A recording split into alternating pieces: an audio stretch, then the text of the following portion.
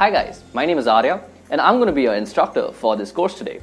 So in this ethical hacking full course video, you'll be learning almost everything that is required for you to get started as an ethical hacker. So come, let's quickly go over the topics that we are going to be covering today. Firstly, we're going to be going through the basics of cybersecurity and cryptography, where we'll be learning the key concepts of confidentiality, integrity and availability, and how the cryptographic concepts also tie into the whole picture. Next, we'll be looking at some cyber threats. We'll be seeing how these cyber threats actually affect our computer, and then we'll also see how we can mitigate them. After which, we'll be looking into the history of ethical hacking. We'll learn how this all began in the Massachusetts Institute of Technology, and then we'll be looking into the fundamentals of networking and ethical hacking. In this, we'll be learning the various tools that are used in ethical hacking and also the network architectures that these tools are used in. After this, we'll be having a look into one of the most famous operating systems that is there, that is Kali Linux. Kali Linux is used by ethical hackers and penetration testers all around the world. We'll be learning how to install this on our local systems, we'll be learning the tools that come along with it and where we should be using them. After that, we'll be learning about penetration testing. And penetration testing is a subset of ethical hacking. So in this, we'll be learning about a tool called Metasploit, and using Metasploit, we'll be learning more about vulnerability analysis and how we can install backdoors in different computer systems and take advantages of these vulnerabilities. Now, Nmap is also another tool that we are going to be discussing in this course. We'll be learning how we can use Nmap to gather information from our networks and how we can use this information to our advantage. After that, we'll be learning deeply about 3 cyber attacks that are there in this industry. First is cross-site scripting, secondly, distributed denial of service, and thirdly, SQL injection attacks. Now, we'll be doing these attacks ourselves on dummy targets and learning more about these attacks and how they're orchestrated. And thus, we'll be learning more about how we can mitigate them if we actually become ethical hackers. Now, we'll also be discussing some very advanced cryptographic methods called steganography, which is basically used for hiding digital code inside images. Last but not the least, we'll be also discussing how you could become an ethical hacker yourself. So we'll be discussing a roadmap, we'll also be discussing the job profiles that are there in the industry, and we'll also be discussing the companies that are hiring for these job profiles along with the salaries that they are trying to offer. Also, we won't be leaving you hanging right there. We'll also be discussing the 50 most common interview questions that come along with these job profiles so that you can snag that job interview. And if you do like our content in the end, please leave us a like. Please leave a comment if you want to, and do hit the subscribe button so that you can join our ever-growing community of learners.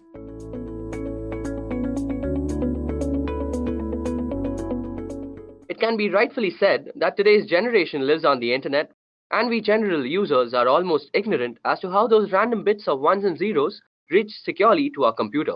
It's not magic, it's work and sweat that makes sure that your packets reach to you unsniffed. Today, I, Arya Paul from Edureka, I'm here to tell you guys about how cybersecurity makes this all possible. Now, before we begin, let me brief you all about the topics that we're going to cover today. So basically, we're going to ask 3 questions that are important to cybersecurity. Firstly, we're going to see why cybersecurity is needed. Next, we're going to see what exactly is cybersecurity. And in the end, I'm going to show you all through a scenario how cybersecurity can save a whole organization from organized cybercrime. Okay, so let's get started. Now, as I just said, we are living in a digital era. Whether it be booking a hotel room, ordering some dinner, or even booking a cab, we're constantly using the internet and inherently constantly generating data. This data is generally stored on the cloud, which is basically a huge data server or data center that you can access online. Also, we use an array of devices to access this data. Now, for a hacker, it's a golden age. With so many access points, public IP addresses, and constant traffic and tons of data to exploit, black hat hackers are having one hell of a time exploiting vulnerabilities and creating malicious software for the same. Above that, cyber attacks are evolving by the day. Hackers are becoming smarter and more creative with their malwares, and how they bypass virus scans and firewalls still baffle many people. Let's go through some of the most common types of cyber attacks now. So as you guys can see, I've listed out 8 cyber attacks that have plagued us since the beginning of the internet. Let's go through them briefly. So first on the list, we have general malwares. Malware is an all-encompassing term for a variety of cyber threats, including trojans, viruses, and worms. Malware is simply defined as code with malicious intent that typically steals data or destroys something on the computer. Next on the list, we have phishing, often posing as a request for data from a trusted third party Phishing attacks are sent via email and ask users to click on a link and enter their personal data. Phishing emails have gotten much more sophisticated in recent years, making it difficult for some people to discern a legitimate request for information from a false one. Phishing emails often fall into the same category as spam, but are more harmful than just a simple ad. Next on the list, we have password attacks. A password attack is exactly what it sounds like: a third party trying to gain access to your system by cracking a user's password. Next up is DDoS, which stands for Distributed Denial of Service. A DOS attack focuses on disrupting the service of a network. Attackers send high volumes of data or traffic through the network that is making a lot of connection requests, until the network becomes overloaded and can no longer function. Next up, we have man-in-the-middle attacks. By impersonating the endpoint in an online information exchange, that is the connection from your smartphone to a website, the MITM attacks can obtain information from the end users and entity he or she is communicating with. For example, if you're banking online, the man in the middle would communicate with you by impersonating your bank and communicate with the bank by impersonating you. The man in the middle would then receive all the information transferred between both parties, which could include sensitive data such as bank accounts and personal information. Next up, we have drive-by downloads. Through malware on a legitimate website, a program is downloaded to a user's system just by visiting the site. It doesn't require any type of action by the user to download it actually. Next up, we have maladvertising, which is a way to compromise your computer with malicious code that is downloaded to your system when you click on an affected ad. Lastly, we have rogue softwares, which are basically malwares that are masquerading as legitimate and necessary security software that will keep your system safe. So as you guys can see now, the internet sure isn't a safe place as we might think it is. This not only applies for us as individuals, but also large organizations. There have been multiple cyber breaches in the past that has compromised the privacy and confidentiality of our data. If we head over to the site called Information is Beautiful, we can see all the major cyber breaches that have been committed. So as you guys can see, even big companies like eBay, AOL, Evernote, Adobe have actually gone through major cyber breaches, even though they have a lot of security measures taken to protect the data that they contain. So it's not only that small individuals are targeted by hackers and other people, but even bigger organizations are constantly being targeted by these guys. So after looking at all sorts of cyber attacks possible, the breaches of the past, and the sheer amount of data available, we must be thinking that there must be some sort of mechanism and protocol to actually protect us from all these sorts of cyber attacks. And indeed, there is a way, and this is called cybersecurity. In a computing context, security comprises of cybersecurity and physical security. Both are used by enterprises to protect against unauthorized access to data centers and other computerized systems. Information security, which is designed to maintain the confidentiality, integrity, and availability of data, is a subset of cybersecurity. The use of cybersecurity can help prevent against cyber attacks, data breaches, identity theft, and can aid in risk management. So when an organization has a strong sense of network security and an effective incident response plan, it is better able to prevent and mitigate these attacks. For example, end-user protection defends information and guards against loss of theft, while also scanning computers for malicious code. Now, when talking about cybersecurity, there are three main activities that we are trying to protect ourselves against, and they are unauthorized modification, unauthorized deletion, and unauthorized access. These three terms are very synonymous to the very commonly known CIA triad, which stands for confidentiality, integrity, and availability. The CIA triad is also commonly referred to as the three pillars of security, and most security policies of bigger organizations and even smaller companies are based on these three principles. So let's go through them one by one. So first on the list, we have confidentiality. Confidentiality is roughly equivalent to privacy. Measures undertaken to ensure confidentiality are designed to prevent sensitive information from reaching the wrong people, while making sure that the right people can in fact get it. Access must be restricted to those authorized to view the data in question.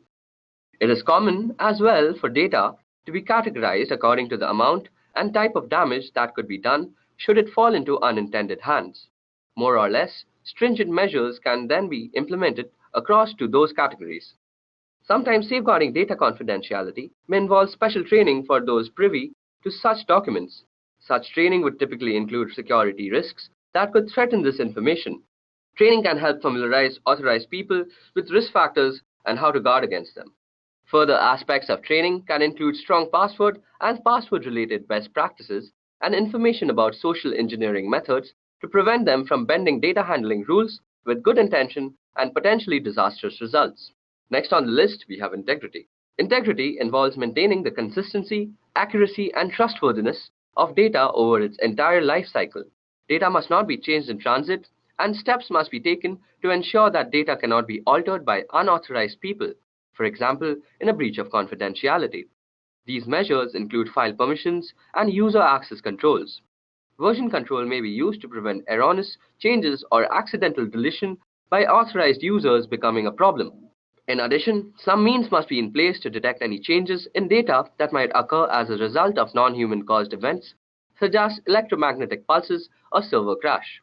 Some data might include checksums, even cryptographic checksums for verification of integrity. Backup or redundancies must be available to restore the affected data to its correct state. Last but not the least is availability. Availability is best ensured by rigorous maintaining of all hardware, performing hardware repairs immediately when needed, and maintaining a correctly functional operating system environment that is free of software conflicts. It's also important to keep current with all necessary system upgrades.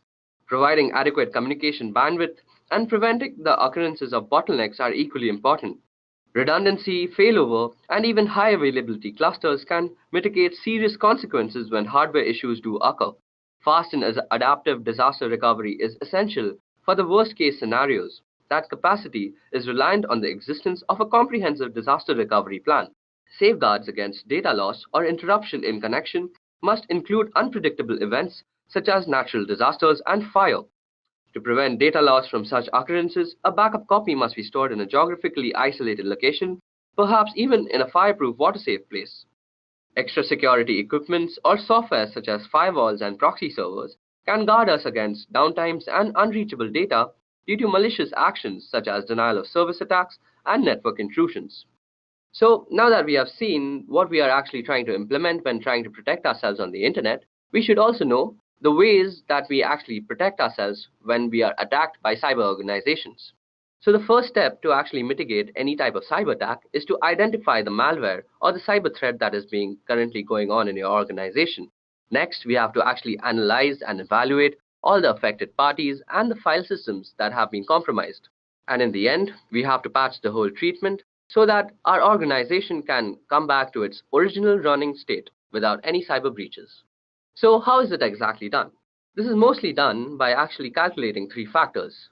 The first factor is vulnerability, the second factor is threat, and the third is risk.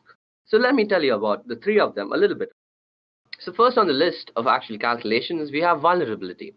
So a vulnerability refers to a known weakness of an asset that can be exploited by one or more attackers. In other words, it is a known issue that allows an attack to be successful. For example, when a team member resigns and you forget to disable their access to external accounts, change logins, or remove their names from the company credit cards, this leaves your business open to both unintentional and intentional threats. However, most vulnerabilities are exploited by automated attackers and not a human typing on the other side of the network. Next, testing for vulnerabilities is critical to ensuring the continued security of your systems by identifying weak points and developing a strategy to respond quickly. Here are some questions that you ask when determining your security vulnerabilities. So you have questions like, is your data backed up and stored in a secure offsite location? Is your data stored in the cloud? If yes, how exactly is it being protected from cloud vulnerabilities? What kind of security do you have to determine who can access, modify, or delete information from within your organization? Next, you could ask questions like, what kind of antivirus protection is in use? What are the license currents? Are the license current? And is it running as often as needed? Also, do you have a data recovery plan in the event of vulnerability being exploited? So these are the normal questions that one asks when actually checking their vulnerability. Next up is threat. A threat refers to a new or newly discovered incident with potential to do harm to a system or your overall organization. There are three main types of threat: natural threats like floods or tornadoes, unintentional threats such as employee mistakenly accessing the wrong information, and intentional threats. There are many examples of intentional threats including spyware, malware, adware companies, or the actions of disgruntled employees.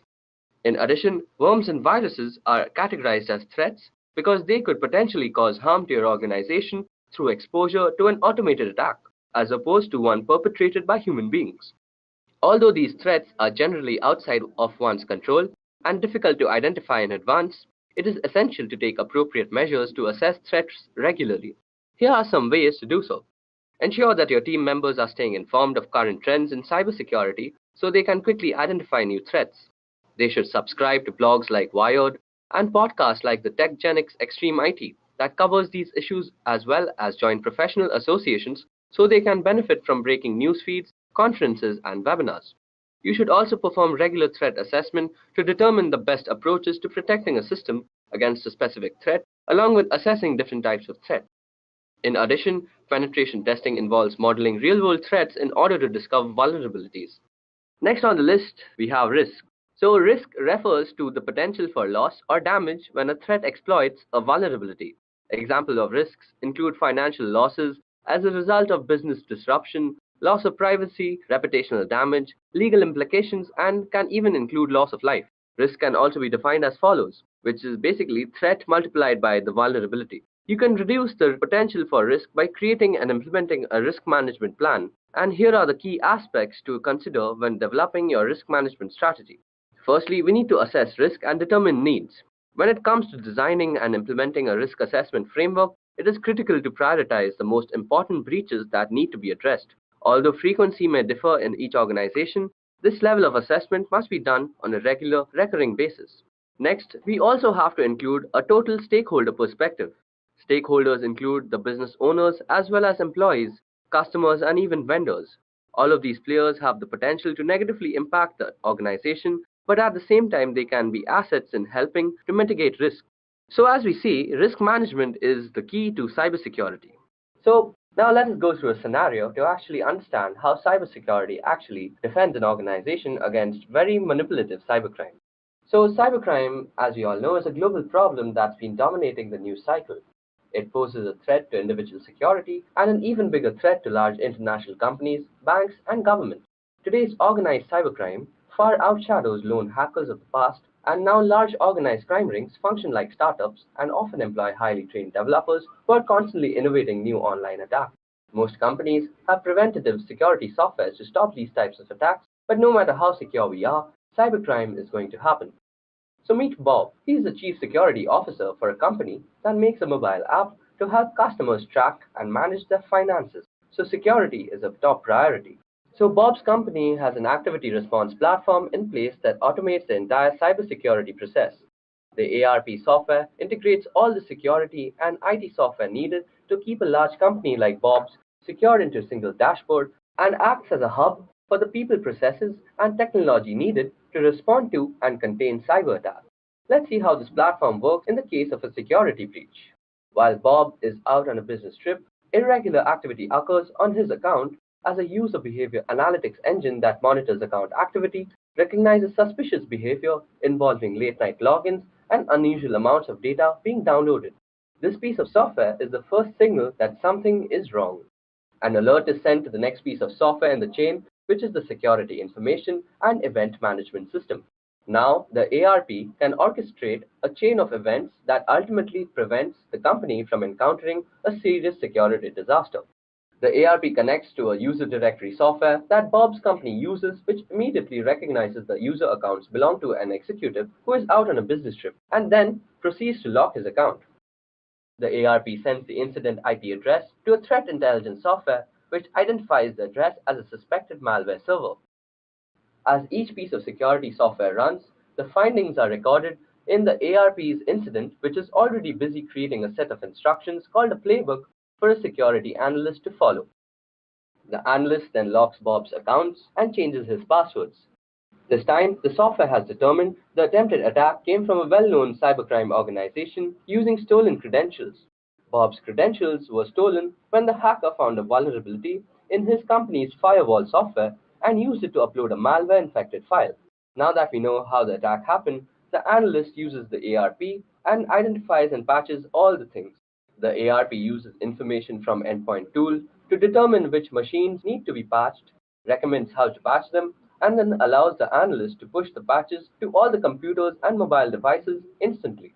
Meanwhile, Bob has to alert the legal departments of the breach, and the ARP instantly notifies the correct person of the situation and the status of the incident after the attack is contained.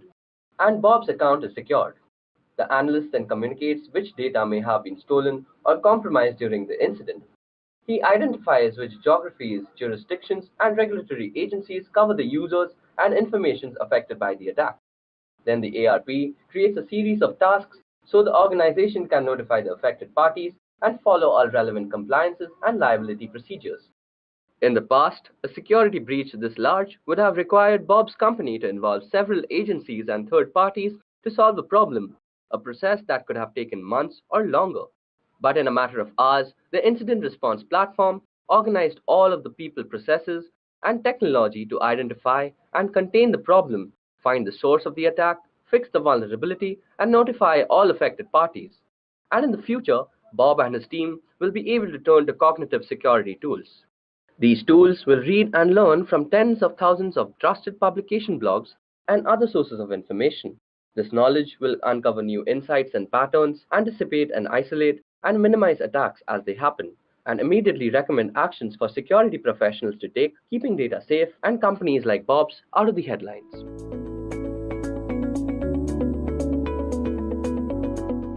Cryptography is essentially important because it allows you to securely protect data that you don't want anyone else to have access to. It is used to protect corporate secrets, secure classified information, and to protect personal information to guard against things like identity theft. And today's video is basically going to be about cryptography. Now, before we actually jump into the session, let me give you guys a brief on the topics that we're going to cover today. So first of all, we're going to cover what is cryptography through the help of a very simplistic scenario. Then we are going to go through the classifications of cryptography and how the different classificative algorithm works. In the end, I'm going to show you guys a nifty demo on how a popular algorithm called RSA actually works. So let's get started. Now I'm going to take the help of an example or a scenario to actually explain what is cryptography. Alright, so let's say we have a person and let's call him Andy. Now suppose Andy sends a message to his friend Sam who is on the other side of the world. Now obviously, he wants this message to be private and nobody else should have access to the message. Now he uses a public forum, for example the internet, for sending this message. The goal is to actually secure this communication, and of course we have to be secure against someone. Now let's say there is a smart guy called Eve who has secretly got access to your communication channel. Since this guy has access to your communication, he can do much more than just eavesdrop. For example, he can try to change the message in itself. Now this is just a small example. What if Eve actually gets access to your private information? Well, that could actually result in a big catastrophe. So how can Andy be sure that nobody in the middle could access the message sent to Sam? The goal here is to make communication secure, and that's where cryptography comes in. So what exactly is cryptography? Well, cryptography is the practice and the study of techniques for securing communication and data in the presence of adversaries. So let me take a moment to explain how that actually happens. Well, first of all, we have a message. This message is firstly converted into a numeric form, and then this numeric form is applied with a key called an encryption key, and this encryption key is used in an encryption algorithm. So once the numeric message and the encryption key has been applied in an encryption algorithm, what we get is called a ciphertext. Now this ciphertext is sent over the network to the other side of the world, where the other person who the message is intended for will actually use a decryption key and use the ciphertext as a parameter of a decryption algorithm, and then he'll get what we actually sent as a message. And if some error had actually occurred, he'd get an error. So let's see how cryptography can help secure the connection between Andy and Sam. So to protect his message, Andy first converts his readable message to an unreadable form. Here he converts the message to some random numbers, and after that he uses a key to encrypt his message. After applying this key to the numerical form of his message, he gets a new value. In cryptography, we call this ciphertext. So now if Andy sends the ciphertext or encrypted message over communication channel, he won't have to worry about somebody in the middle of discovering the private message. Even if somebody manages to discover the message, he won't be able to decrypt the message without having a proper key to unlock this message. So suppose Eve here discovers the message and he somehow manages to tamper with the message and message finally reaches Sam. Sam would need a key to decrypt the message to recover the original plaintext. So using the key, he would convert a ciphertext to numerical value corresponding to the plaintext. Now after using the key for decryption, what will come out is the original plaintext message or an error. Now this error is very important. It is the way Sam knows that message sent by Andy is not the same as the message that he received. So the error in a sense tells us that Eve has tampered with the message. Now the important thing to note here is that in modern cryptography, the security of the system purely relies on keeping the encryption and decryption keys secret. Based on the type of keys and encryption algorithms, cryptography is classified under the following categories. Now cryptography is broadly classified under two categories, namely symmetric key cryptography and asymmetric key cryptography, popularly also known as public key cryptography. Now symmetric key cryptography is further classified as classical cryptography and modern cryptography. Further drilling down, classical cryptography is divided into two, which is transposition cipher and substitution cipher. On the other hand, modern cryptography is divided into stream cipher and block cipher. In the upcoming slides, I'll broadly explain all these types of cryptography. So let's start with symmetric key cryptography first. So symmetric key algorithms are algorithms for cryptography that use the same cryptographic keys for both encryption of plaintext and decryption of ciphertext. The keys may be identical, or there may be some simple transformation to go between the two keys. The keys in practice represent a shared secret between two or more parties that can be used to maintain a private information link. This requirement that both parties have access to the secret key is one of the main drawbacks of symmetric key encryption in comparison to public key encryption, also known as asymmetric key encryption.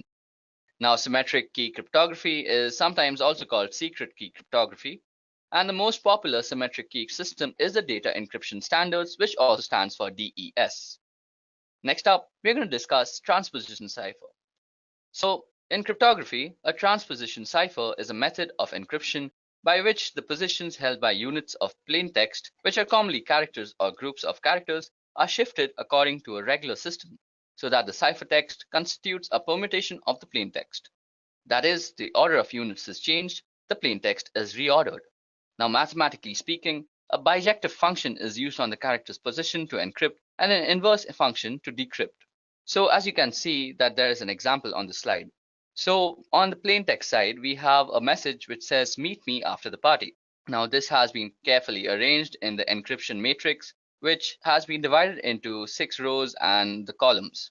So next we have a key, which is basically 421635, and then we rearrange by looking at the plaintext matrix, and then we get the ciphertext, which basically is some unreadable gibberish at this moment. So that's how this whole algorithm works.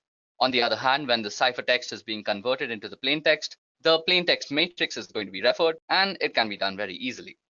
Moving on, we are going to discuss substitution cipher. So substitution of single letters separately, simple substitution can be demonstrated by writing out the alphabets in some order to represent the substitution.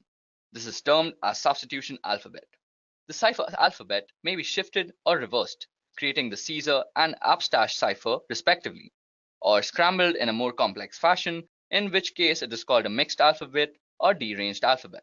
Traditionally, mixed alphabets may be created by first writing out keyword, removing repeated letters in it, then writing all the remaining letters in the alphabet in the usual order. Now consider this example shown on the slide. Using the system we just discussed, the keyword zebras gives us the following alphabets from the plaintext alphabet, which is A to Z. So the ciphertext alphabet is basically zebras, then followed by all the alphabets we have missed out in the zebra word. So as you guys can see, it's zebras followed by S, C, D, F, G, H, and so on. Now suppose we were to actually encrypt a message using this code.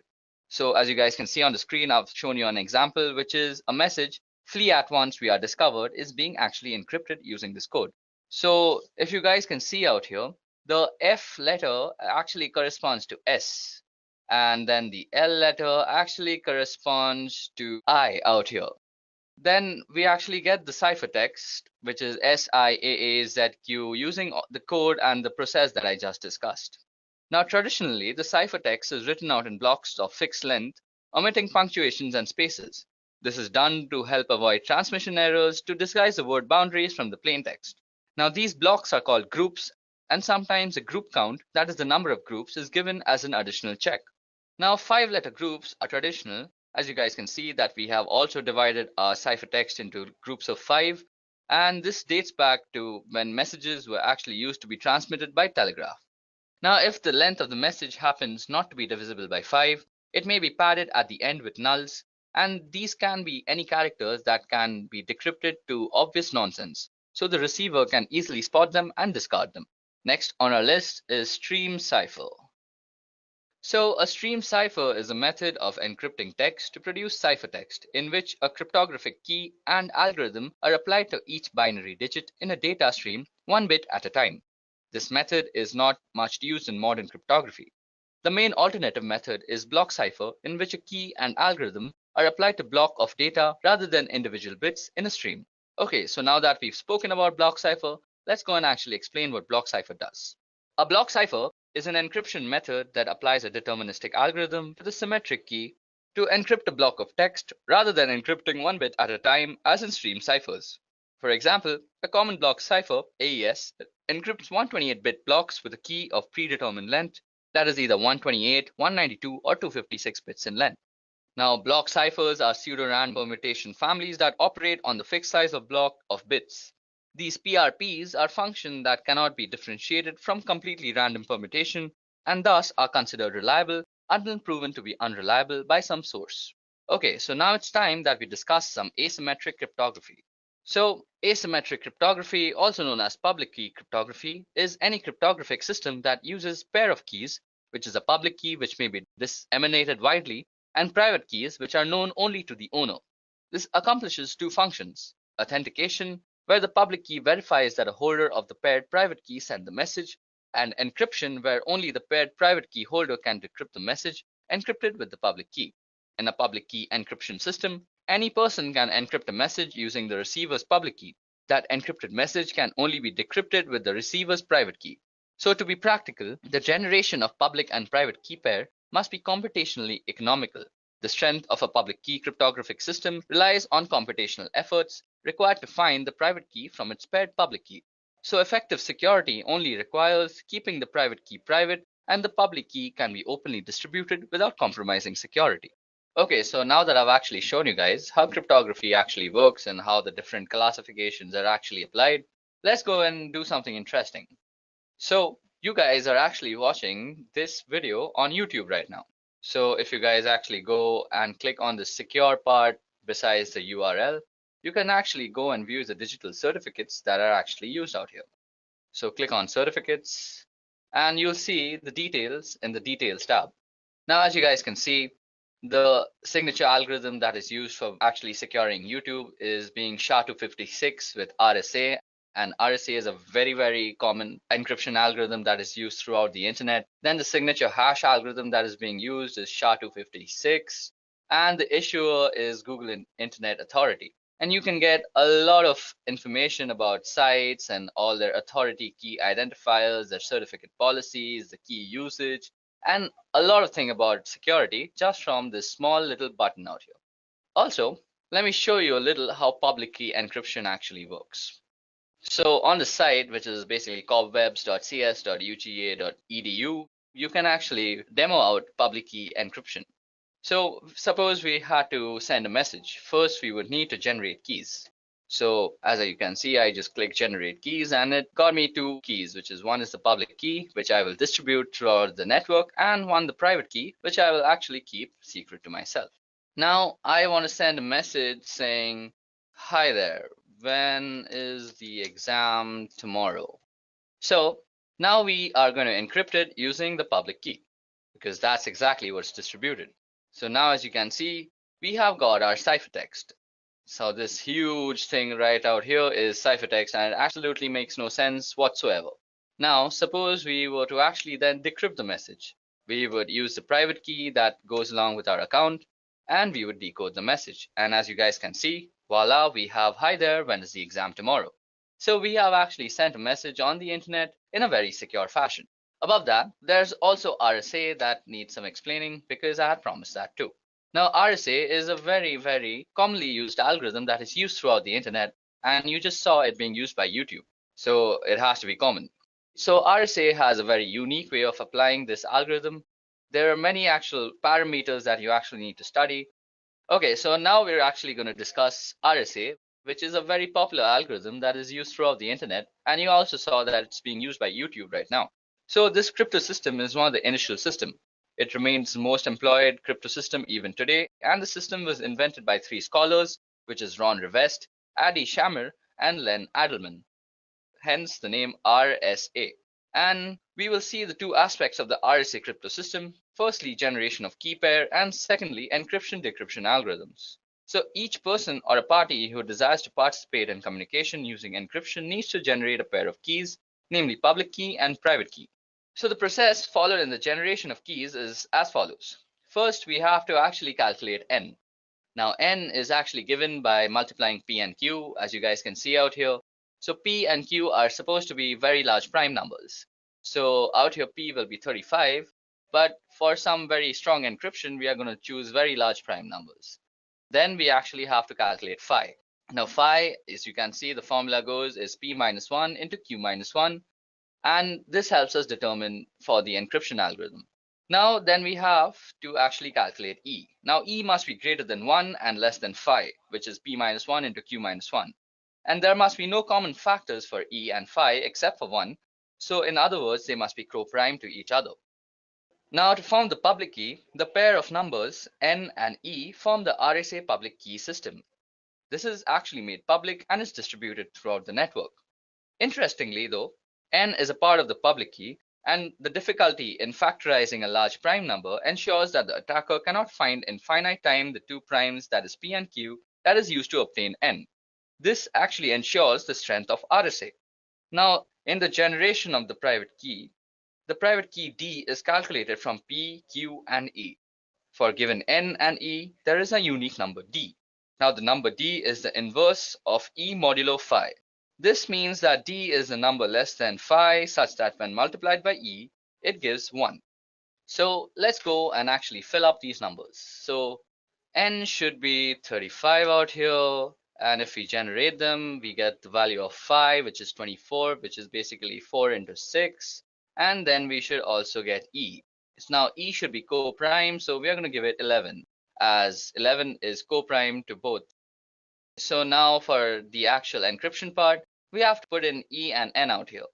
So E out here for us is 11 and N is 35. And then we're going to pick a letter to actually cipher, which is A. And then we're going to encode it as a number.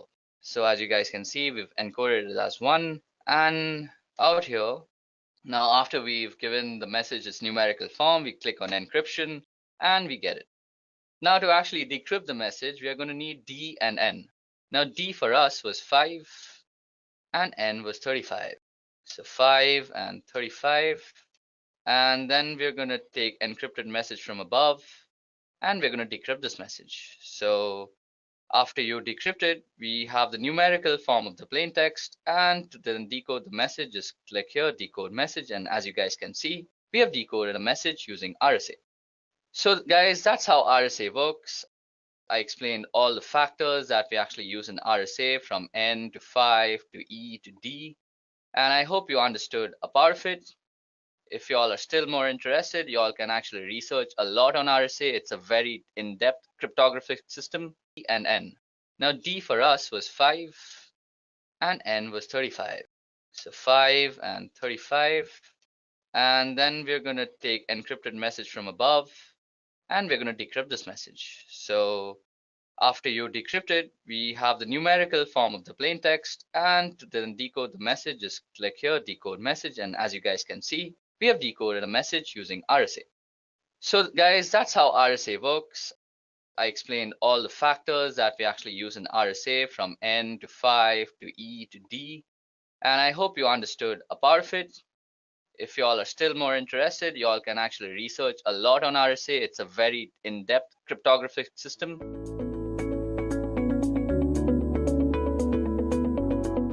Just as pollution was a side effect of the Industrial Revolution, so are the many security vulnerabilities that come with the increased internet connectivity. Cyber attacks are exploitations of those vulnerabilities. For the most part, individuals and businesses have found ways to counter cyber attacks using a variety of security measures and just good old common sense. We're going to examine 8 of the most common cybersecurity threats that your business could face and the ways to avoid them.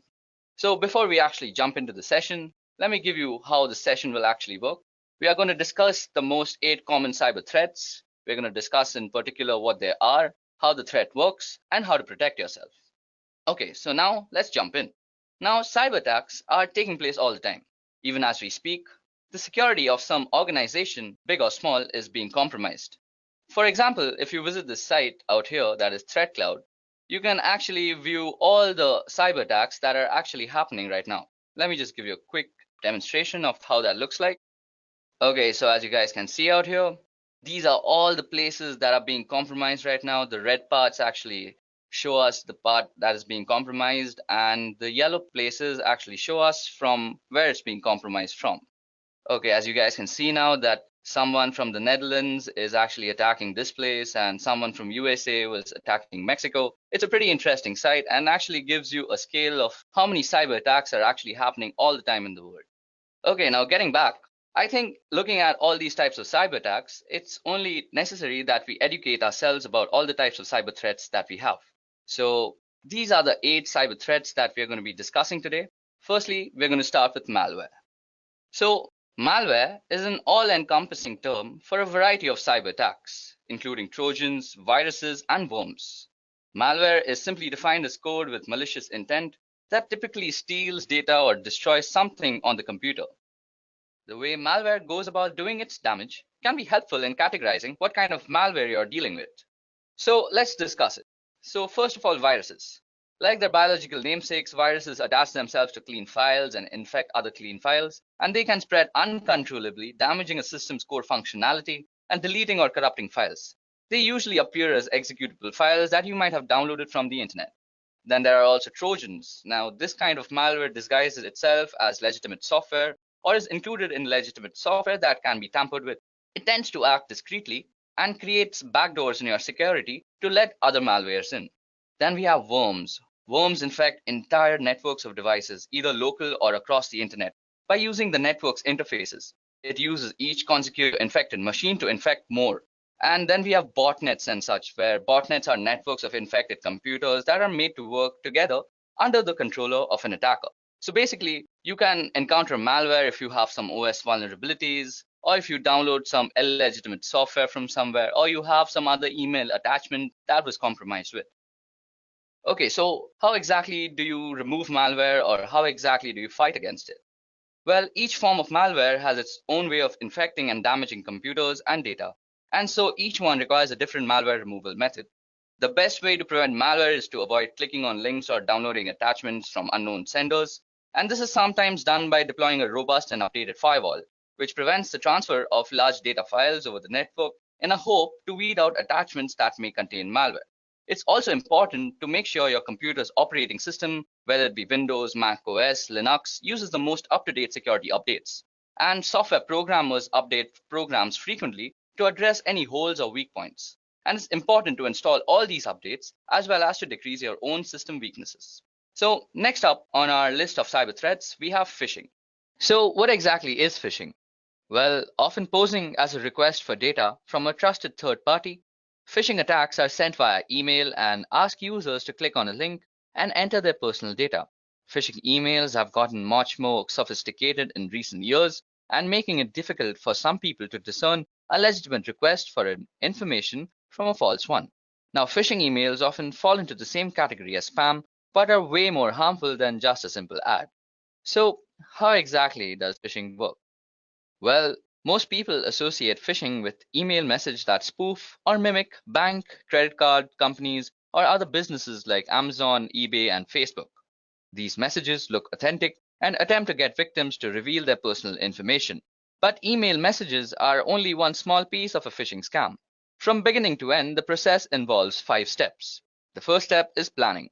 The phisher must decide which business to target and determine how to get email addresses for the customers of that business. Then they must go through the setup phase. Once they know which business to spoof and who their victims are, phishers create methods for delivering the messages and collecting the data. Then they have to execute the attack, and this is the step most people are familiar with. That is, the phisher sends a phony message that appears to be from a reputable source. After that, the phisher records the information the victims enter into the web page or pop-up windows. And in the last step, which is basically identity theft and fraud, the phishers use the information they've gathered to make illegal purchases or otherwise commit fraud. And as many as a fourth of the victims never fully recover. So how exactly can you be actually preventing yourself from getting phished? Well, the only thing that you can do is being aware of how phishing emails actually work.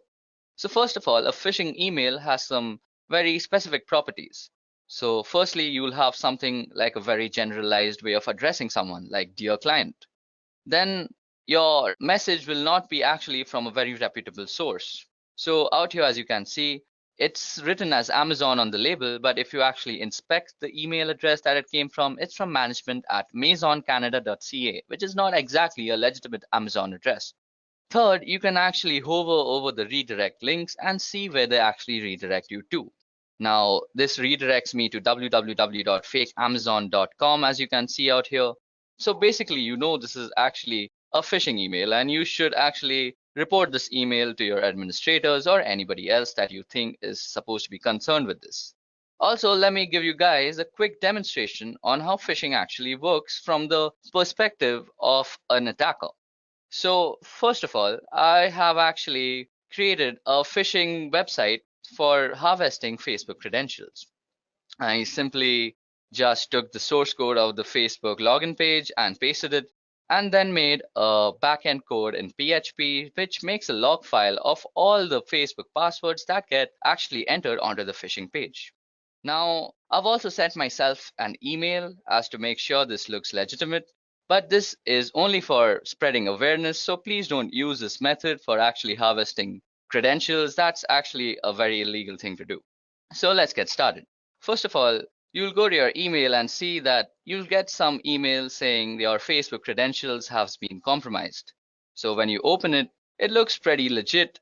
Well, I haven't made it look all that legit. It should look legit, but the point out here is to actually make you aware of how this works. So as you guys can see, it says, "Dear client, we have strong reasons to believe that your credentials may have been compromised and might have been used by someone else. We have locked your Facebook account. Please click here to unlock. Sincerely, Facebook Associate Team." So if we actually click here, we are actually redirected to a nice looking Facebook page, which is exactly how Facebook looks like when you're logging in. Now, suppose I were to actually log into my Facebook account, which I won't. I'll just use some random ID, like this is an email @gmail.com, and let's put password as admin123, and we click login. Now, since my Facebook is actually already logged in, it'll just redirect to facebook.com, and you might just see me logged in. But on a normal computer, it'll just redirect you to www.facebook.com, which should just show this site again. Okay, so once I click login out here, all that the backend code that I've written in PHP out here will do is that it's going to take all the parameters that I've entered into this website, that is my email address and the password, and just generate a log file about it. So let's just hit login and see what happens. So as you guys can see, I've been redirected to the original Facebook page that is not meant for phishing. And on my system out here, I have a log file, and this log file will show exactly, as you can see, I've fished out the email address. This is an email @gmail.com, and it's also showed the password, that is admin123. So this is how exactly phishing works. You enter an email address, and you're entering the email address on a phishing website, and then it just redirects you to the original site. But by this time, you've already compromised your credentials. So always be careful when dealing with such emails. So now jumping back to our session, the next type of cyber attacks we're going to discuss is password attacks. So an attempt to obtain or decrypt a user's password for illegal use is exactly what a password attack is. Hackers can use cracking programs, dictionary attacks, and password sniffers in password attacks. Password cracking refers to various measures used to discover computer passwords. This is usually accomplished by recovering passwords from data stored in or transported from a computer system. Password cracking is done by either repeatedly guessing the password, usually through a computer algorithm in which the computer tries numerous combinations until the password is successfully discovered. Now, password attacks can be done for several reasons. but the most malicious reason is in order to gain unauthorized access to a computer with the computer's owner's awareness not being in place. Now, this results in cybercrime, such as stealing passwords for the purpose of accessing bank information. Now, today, there are three common methods used to break into a password-protected system. The first is a brute force attack. A hacker uses a computer program or script to try to log in with possible password combinations, usually starting with the easiest to guess password. So just think, if a hacker has a company list, he or she can easily guess usernames. If even one of the users has a password 123, he will quickly be able to get in. The next are dictionary attacks. Now, a hacker uses a program or script to try to log in by cycling through the combinations of common words. In contrast with brute force attacks where a large proportion key space is searched systematically, a dictionary attack tries only those possibilities which are most likely to succeed, typically derived from a list of words, for example, a dictionary. Generally, dictionary attacks succeed because most people have a tendency to choose passwords which are short or such as single words found in the dictionaries or simple, easy predicted variations on words such as appending a digit or so. Now, the last kind of password attacks are used by keylogger attacks. A hacker uses a program to track all of the user's keystrokes. So at the end of the day, everything the user has typed, including the login IDs and passwords, have been recorded. A keylogger attack is different than a brute force or dictionary attack in many ways, not the least of which the key logging program used is a malware that must first make it onto the user's device. And the keylogger attacks are also different because stronger passwords don't provide much protection against them, which is one reason that multi-factor authentication is becoming a must-have for all businesses and organizations. Now, the only way to stop yourself from getting killed in the whole password attack conundrum is by actually practicing the best practices that are being discussed in the whole industry about passwords. So basically, you should update your password regularly. You should use alphanumerics in your password. And you should never use words that are actually in the dictionary. It's always advisable to use garbage words that make no sense for passwords, as they just increase your security. So moving on, we're going to discuss DDoS attacks. So what exactly is a DDoS or a DOS attack? Well, first of all, it stands for distributed denial of service, and a DOS attack focuses on disrupting the service to a network, as the name suggests. Attackers send high volume of data of traffic through the network until the network becomes overloaded and can no longer function. So there are a few different ways attackers can achieve DOS attack, but the most common is the distributed denial of service attack. This involves the attacker using multiple computers to send the traffic or data that will overload the system. In many instances, a person may not even realize that his or her computer has been hijacked and is contributing to the DOS attack. Now, disrupting services can have serious consequences relating to security and online access. Many instances of large-scale DOS attacks have been implemented as a single sign of protest towards governments or individuals and have led to severe punishment, including major jail time. So, how can you prevent DOS attacks against yourself? Well, firstly, unless your company is huge, it's rare that you would be even targeted by an outside group or attackers for a DOS attack. Your site or network could still fall victim to one, however, if another organization on your network is targeted. Now, the best way to prevent an additional breach is to keep your system as secure as possible with regular software updates, online security monitoring, and monitoring of your data flow to identify any unusual or threatening spikes in traffic before they become a problem. DOS attacks can also be perpetrated by simply cutting a cable or dislodging a plug that connects your website server to the internet. So due diligence in physically monitoring your connections is recommended as well. Okay, so next up on our list is man-in-the-middle attacks. So by impersonating the endpoints in an online information exchange, the man-in-the-middle attack can obtain information from the end user and the entity he or she is communicating with. For example, if you are banking online, the man in the middle would communicate with you by impersonating your bank and communicate with the bank by impersonating you. The man in the middle would then receive all of the information transferred between both parties, which could include sensitive data such as bank accounts and personal information. So how does it exactly work? Normally, an MITM gains access through a non-encrypted wireless access point, which is basically one that doesn't use WAP, WPA, or any of the other security measures. Then they would have to access all of the information being transferred between both parties by actually spoofing something called address resolution protocol. That is the protocol that is used when you are actually connecting to your gateway from your computer. So how can you exactly prevent MITM attacks from happening against you? So firstly, you have to use an encrypted WAP, that is an encrypted wireless access point. Next, you should always check the security of your connection, because when somebody is actually trying to compromise your security, he will try to actually strip down the HTTPS or HSTS that is being injected in the website, which is basically the security protocols. So if something like this HTTPS is not appearing in your website, you're on an insecure website where your credentials or your information can be compromised. And the last and final measure that you can actually use is by investing in a virtual private network which spoofs your entire IP, and you can just browse the internet with perfect comfort. Next up on our list is drive-by downloads. So gone are the days where you had to click to accept a download or install a software update in order to become infected. Now just opening a compromised web page could allow dangerous code to install on your device. You just need to visit or drive by a web page without stopping, or to click accept any software, and the malicious code can download in the background to your device. A drive-by download refers to the unintentional download of a virus or malicious software onto your computer or mobile device.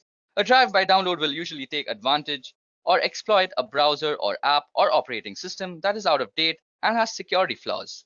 This initial code that is downloaded is often very small, and since its job is often simply to contact another computer where it can pull down the rest of the code onto your smartphone, tablet, or other computers. Often, a web page will contain several different types of malicious code in hopes that one of them will match a weakness on your computer. So how does this exactly work? Well, first you visit the site, and during the three-way handshake connection of the TCP/IP protocol, a backend script is triggered. As soon as a connection is made while the last ACK packet is sent, a download is also triggered and the malware is basically injected into your system. Now, the best advice I can share about avoiding drive-by downloads is to avoid visiting websites that could be considered dangerous or malicious. This includes adult content, file-sharing websites, or anything that offers you a free trip to the Bahamas. Now, some other tips to stay protected include keep your internet browser and operating system up to date, use a safe search protocol that warns you when to navigate to a malicious site, and use comprehensive security software on all your devices like McAfee All Access and keeping it up to date. Okay, so that was it about drive-by downloads. Next up is maladvertising or malvertising. So malvertising is the name we in the security industry give to criminally controlled advertisements which intentionally infect people and businesses. These can be any ad on any site, often ones which you use as a part of your everyday internet usage, and it is a growing problem, as is evident by a recent US Senate report and the establishment of bodies like Trust in Ads. Now, whilst the technology being used in the background is very advanced, the way it presents to the person being infected is simple. To all intents and purposes, the advertisement looks the same as any other, but has been placed by a criminal.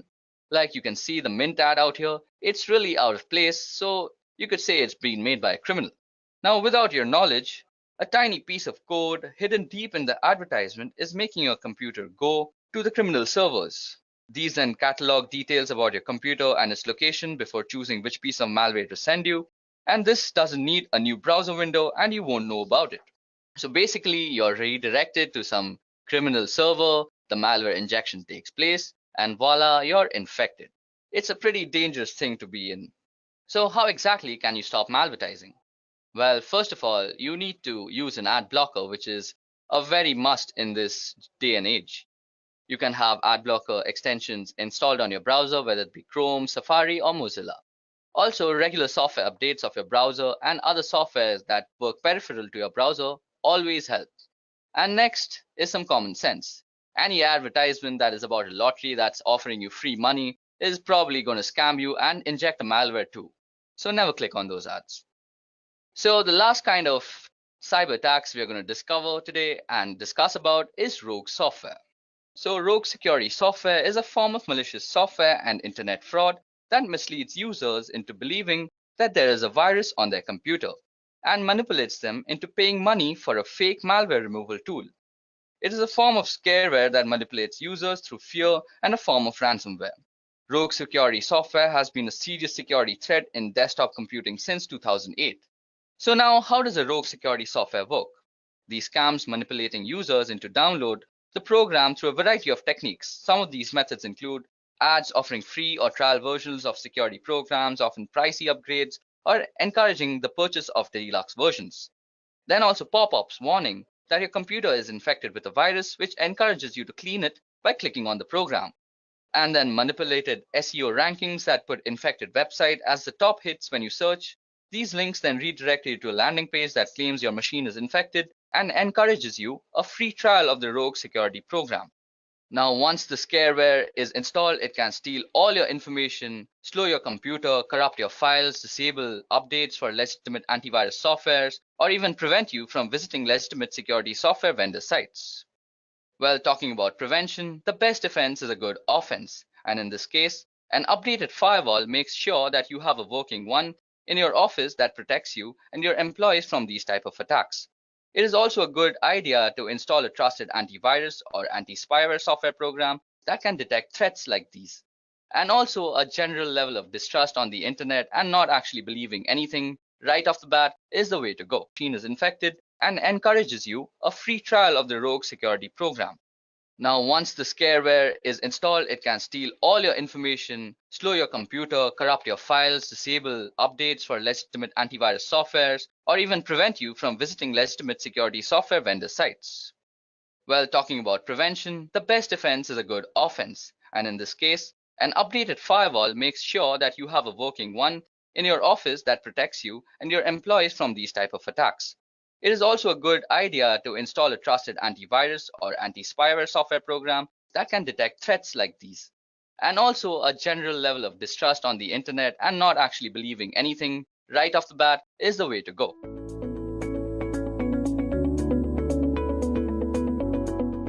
The keyword of this video is ethical hacking course.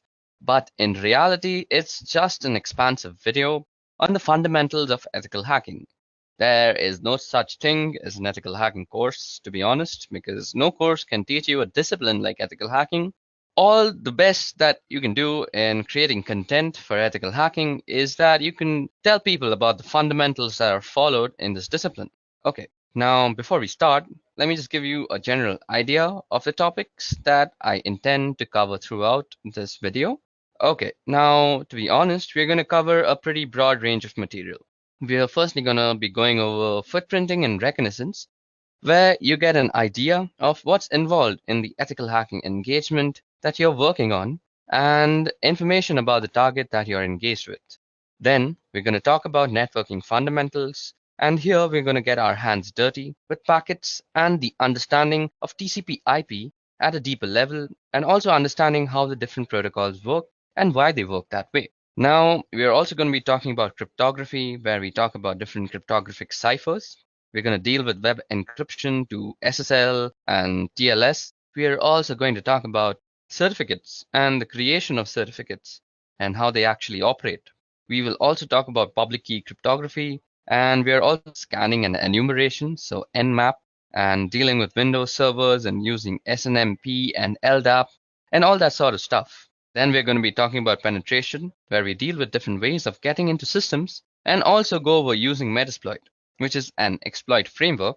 And we're going to talk about how to use Metasploit, and you actually get into systems and make use of the exploits that they have. Then we're going to talk about malwares, viruses, and worms and rootkits and all of that sort of stuff.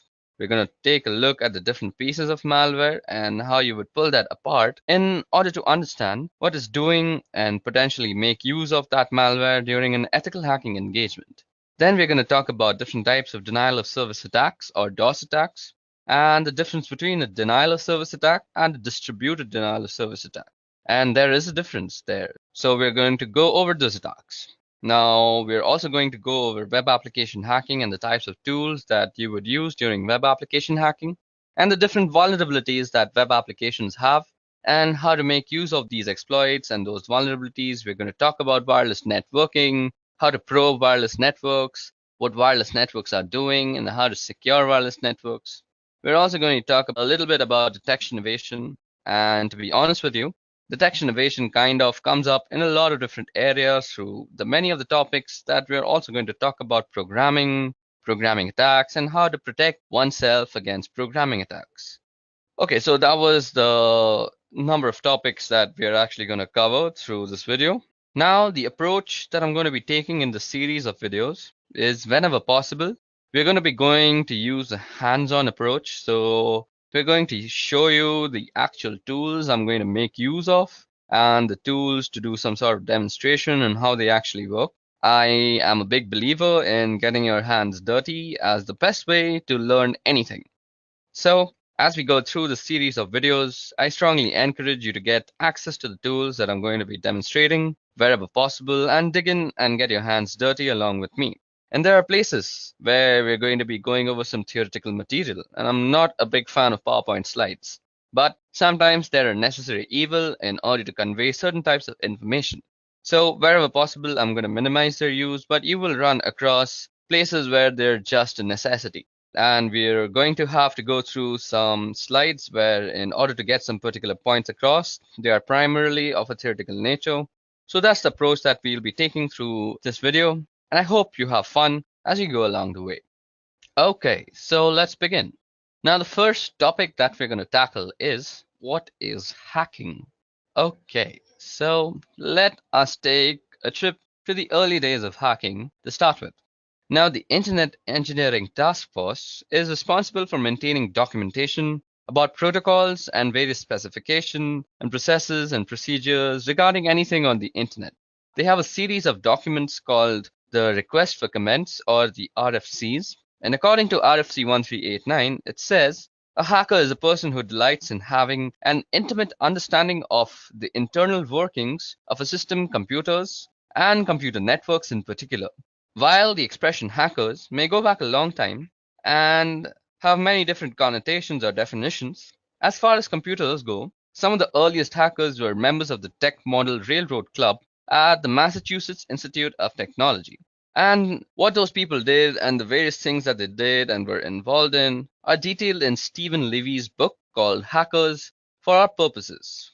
Now, for our purposes, we'll be talking about other types of hackers. Although the spirit of what we do goes back to those early days, now the definition of hacking or hackers has changed, particularly in the 1980s, and in part as a result of a couple of people, namely Robert T. Morris, who was a Cornell graduate, who unleashed a piece of software that was called a worm on what was an early version of the internet worm, went on to cause a lot of damage and create a lot of downtime on systems across the country and across the world.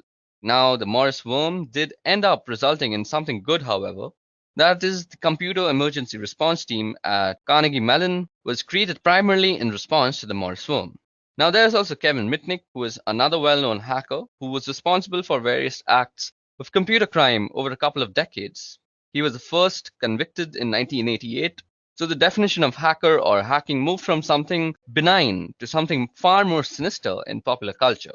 Now, we see hacking or hackers in all sorts of popular culture. We've seen them in hacker movies called war games, also the movie Hackers. Of course, you also see it in the Matrix movies, where you can see, if you look really closely, that they are using a tool called Nmap, which we will get into the use of in great detail later on as we go on. Now, also the movie Sneakers and the movie Swordfish. And on television, in addition to other places, you can see the agents at NCIS regularly doing things like cracking complex cryptography in just a matter of seconds or minutes. So, what is hacking really? Well, hacking is about a deep understanding of something particularly with relation to computers and computing.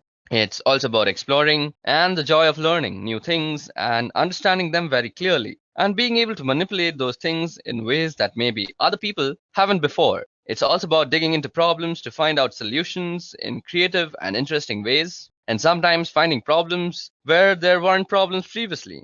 And that's a little bit about what is hacking. Okay, so now that we have talked about what exactly is hacking and how the meaning and connotations of that word has changed over time, how it came into existence, how it was coined, let's go over the reasons that people normally hack. Now, you may want to hack just for fun. As discussed previously, hacking is a tradition that goes back several decades at MIT, even preceding the computer-related definition of hacking. Now, MIT has a long and storied history of hacking, and sometimes of a computer related nature, which in this case happens to be true, and sometimes of a non computer related nature instance. Now, here you can see that MIT's homepage has been hacked, or you might even say defaced, to indicate that Disney is buying MIT. This was an April Fool's Day prank in 1998, and again, this is just the kind of hacking that you would do for fun rather. Now, sometimes you might want to hack just to prove a political point, or any point for that matter. In this case, again, Bill Gates had donated some money to the MIT, which allowed them to have a new building. And he was coming to MIT to visit and give a talk about Microsoft Windows and its systems. And as you can see, the Windows systems that were installed in the entryway at the building were hacked to be running Linux instead. And you can see here that Tux the Penguin is saying, "Welcome to the William H. Gates building." Again, that's some students who decided that they wanted to make a point about Linux and Microsoft and Windows to Bill Gates, and they thought hacking was the best way to go about it. Sometimes you hack just for the challenge. Here's an example again at MIT, where some students turned the facade of a building into a Tetris game board. Now, this was a reasonably difficult hack, and the students went after it just for the challenge of completing it. And it just so they could have some pride of ownership and to be able to say that they were able to pull this off. You know, the things that teenagers do to show off to other teenagers, it just increases with increase in scale.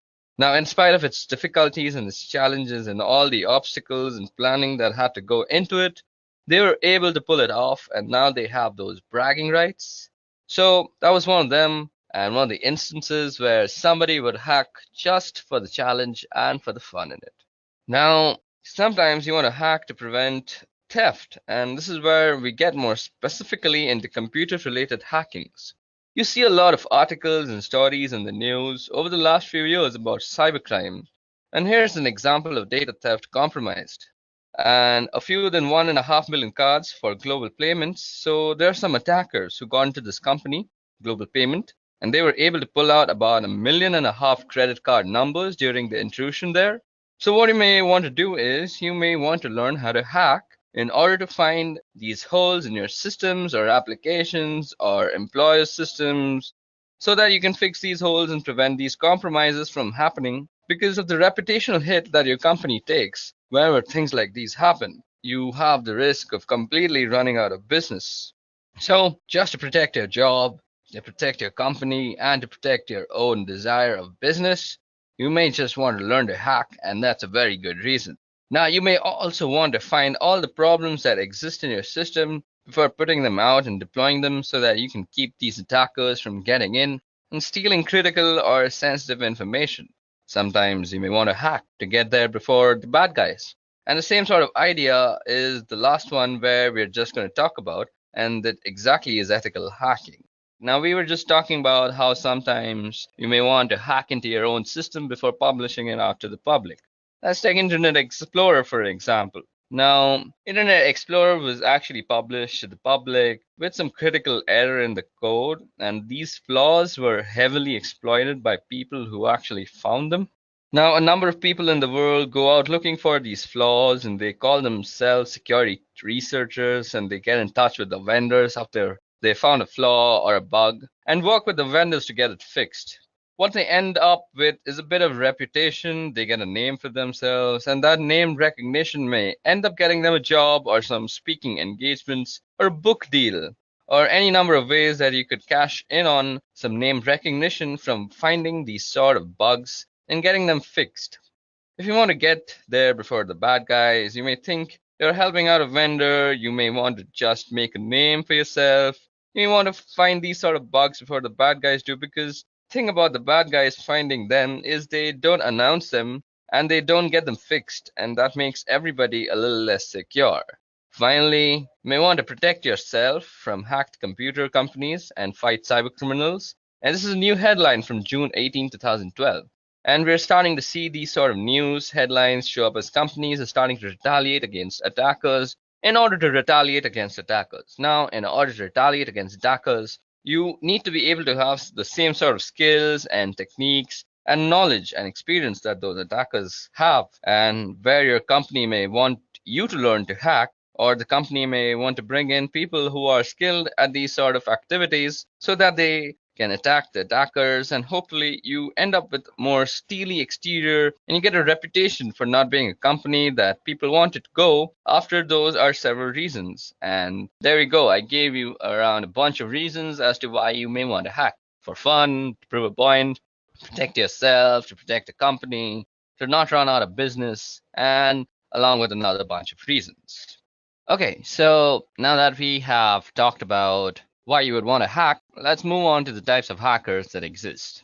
Now, we're going to be talking about the different types of hacking, and the first type of hacking that I want to discuss is ethical hacking and ethical hackers, which is really what we're going to be talking about through the rest of these lessons. Now, an ethical hacker is somebody who thinks like a black hat hacker, or thinks like somebody who's intent on breaking into your systems, but follows a moral compass that's more in line with probably the majority of the population. So, their intent isn't to do bad things. Their intent is to look for bad things and get them fixed so that bad things don't happen. Ethical hackers aren't out to destroy anything, and they're not out to break anything unless it's deemed to be acceptable as a part of the engagement, and also necessary in order to demonstrate a particular vulnerability to the organization that they're working with. So that's an ethical hacker, and there's a certification that's available from the EC Council.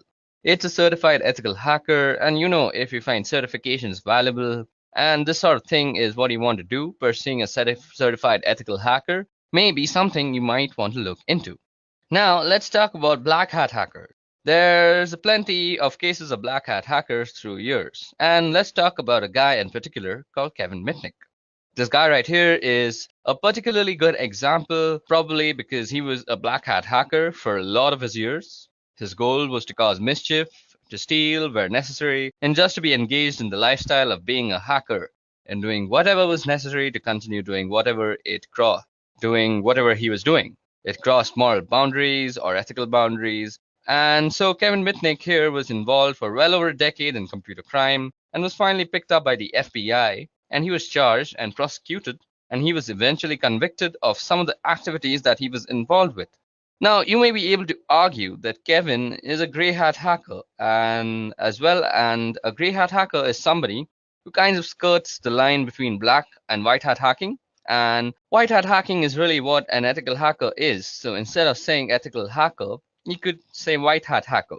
It's the same idea. A white hat hacker is somebody who hacks for good. If you want to think of it like that, if you want to think of it as a good versus evil, and what they're really doing is they're in it for the technical challenge. They're looking to make things better, make things more efficient, improve them in some way. On the other hand, a black hat hacker is out for the money, for the thrill. It's really a criminal activity. And a grey hat hacker is somebody who may employ the tactics and technique of a black hat hacker, but have sort of a white hat focus. In other words, they're going to do things that may be malicious and destructive in nature, but the reason they're doing it is to improve the security posture of an organization that they are working with. So you can see there's actually a book called Grey Hat Hacking. It's a pretty good book, and it details a lot of the tactics and strategies and techniques we'll be going over in subsequent lessons in this video.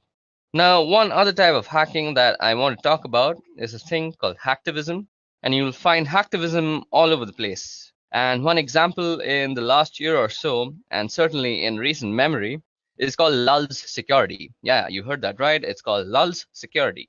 And you can argue that Lulz is actually a response to another type of hacktivism. An organization called Anonymous started hacking companies like Sony to protest their involvement in a lawsuit regarding a PlayStation 3 hacker. Now, Lulz Security was supposedly protesting the treatment of Anonymous, or was hacking in support of this group, Anonymous. So they hacked a number of companies and did things like pulled information, usernames, and passwords from the databases at these companies. And they said that the reason was to shine a light on the security of these companies, and also theoretically to embarrass the companies with their weak or poor security postures. And the problem with that they were doing this through were posting information that they had found online. And that information often included details about customers for these particular corporations. And for an ethical hacker, a white hat hacker, that would cross the boundary of causing harm. So there's no reason for me as an ethical hacker to post information in a public forum about somebody, because I could be doing damage to them. But in this case, Lal Security and Anonymous, specifically Lal Security, were engaged in a form of hacktivism, and what they were doing was not only damaging to the corporation, that certainly was detrimental to those people. So different types of hackers and different types of hacking. We've got ethical or white hat hacking, we've got black hat, gray hat, and then we've finally got hacktivism. It's really the goal and the means that vary from one to the other. Okay, so now that we've discussed the types of hackers, let's also discuss the skills necessary to become one. So, what we're going to discuss in this part are the different skills that are required or will be learned as a part of this video. So, initially, just for basic computing, you need a basic understanding of operating systems and how to work them. There are going to be several fundamental types of tasks that I won't be going into any detail at all, and you'll need to know how to run programs and do things like open up a command prompt without me walking you through and how to do that. So I am going to assume that you have some basic understanding of how to do these sorts of tasks. Also, you need an understanding of the basic system software, and you'll need a basic understanding of how to use command line utilities. There are a number of tools and programs that we're going to be going through this video, and many of them use the command line. Now, whether it's on Windows or Linux, you'll need to be familiar with typing and being able to run programs from the command line and the various command line switches and parameters that those programs or types of programs are going to use. Now, from a networking perspective, you need a basic understanding of some simple networking concepts. You need to know what cables are and switches and hubs and how systems are networked together. You don't really need a deep level of understanding. I'll be going through some protocols at a reasonably deep level because I think it's important as an ethical hacker to understand what's going on at the protocol level so that you can know better what you are doing and how to achieve the goals and tasks that you have before you. So we're going to be going over some protocols. So just understanding what protocols are and how they go together, those sort of things are necessary from a networking perspective. Now, we're going to also be learning a bunch of life skills. Yes, there are some life skills that it's important to have. I think the most important one is the ability to accept failure and persevere. And by that, I mean you're going to be just running across several things that just don't work the first time around. And it's going to take a little bit of time and stick-to-itiveness to plug away and keep going until you get something to work. And the way that you get things to work is having an ability to problem solve. And sometimes solving problems requires being a little creative. Sometimes you need to think out of the box and come at a problem from a different perspective in order to find a solution.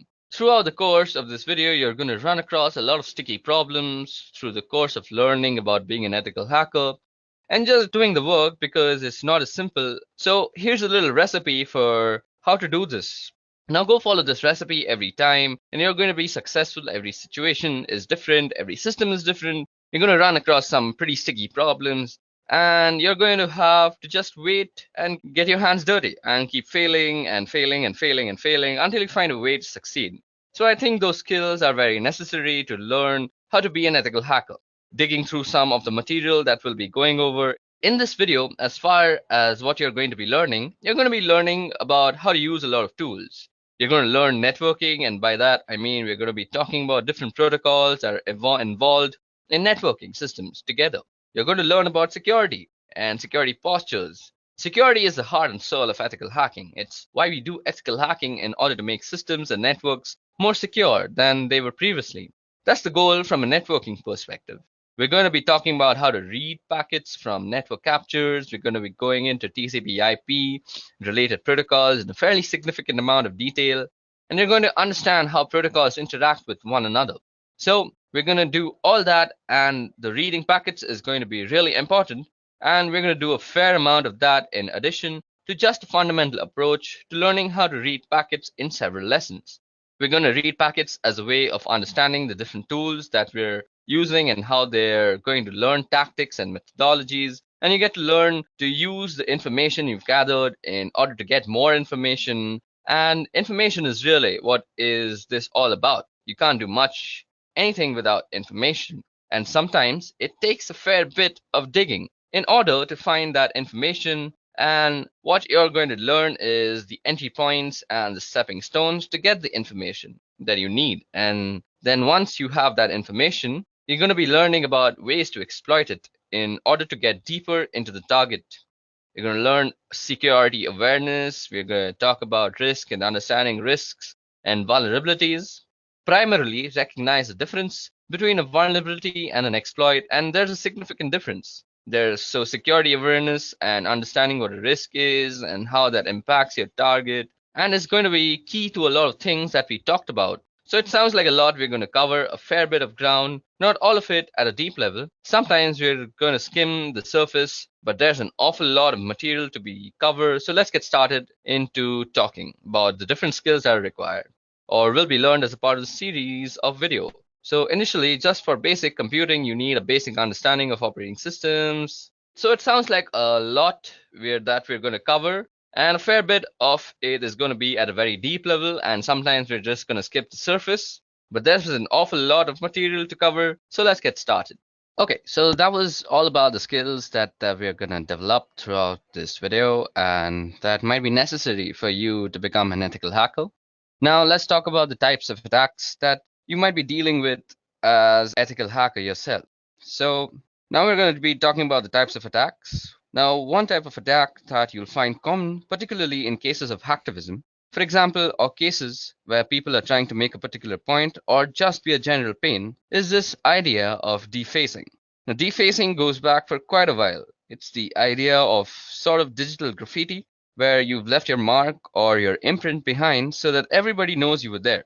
Primarily a website thing, and it's really just making alterations to something that used to be pretty common a long time ago.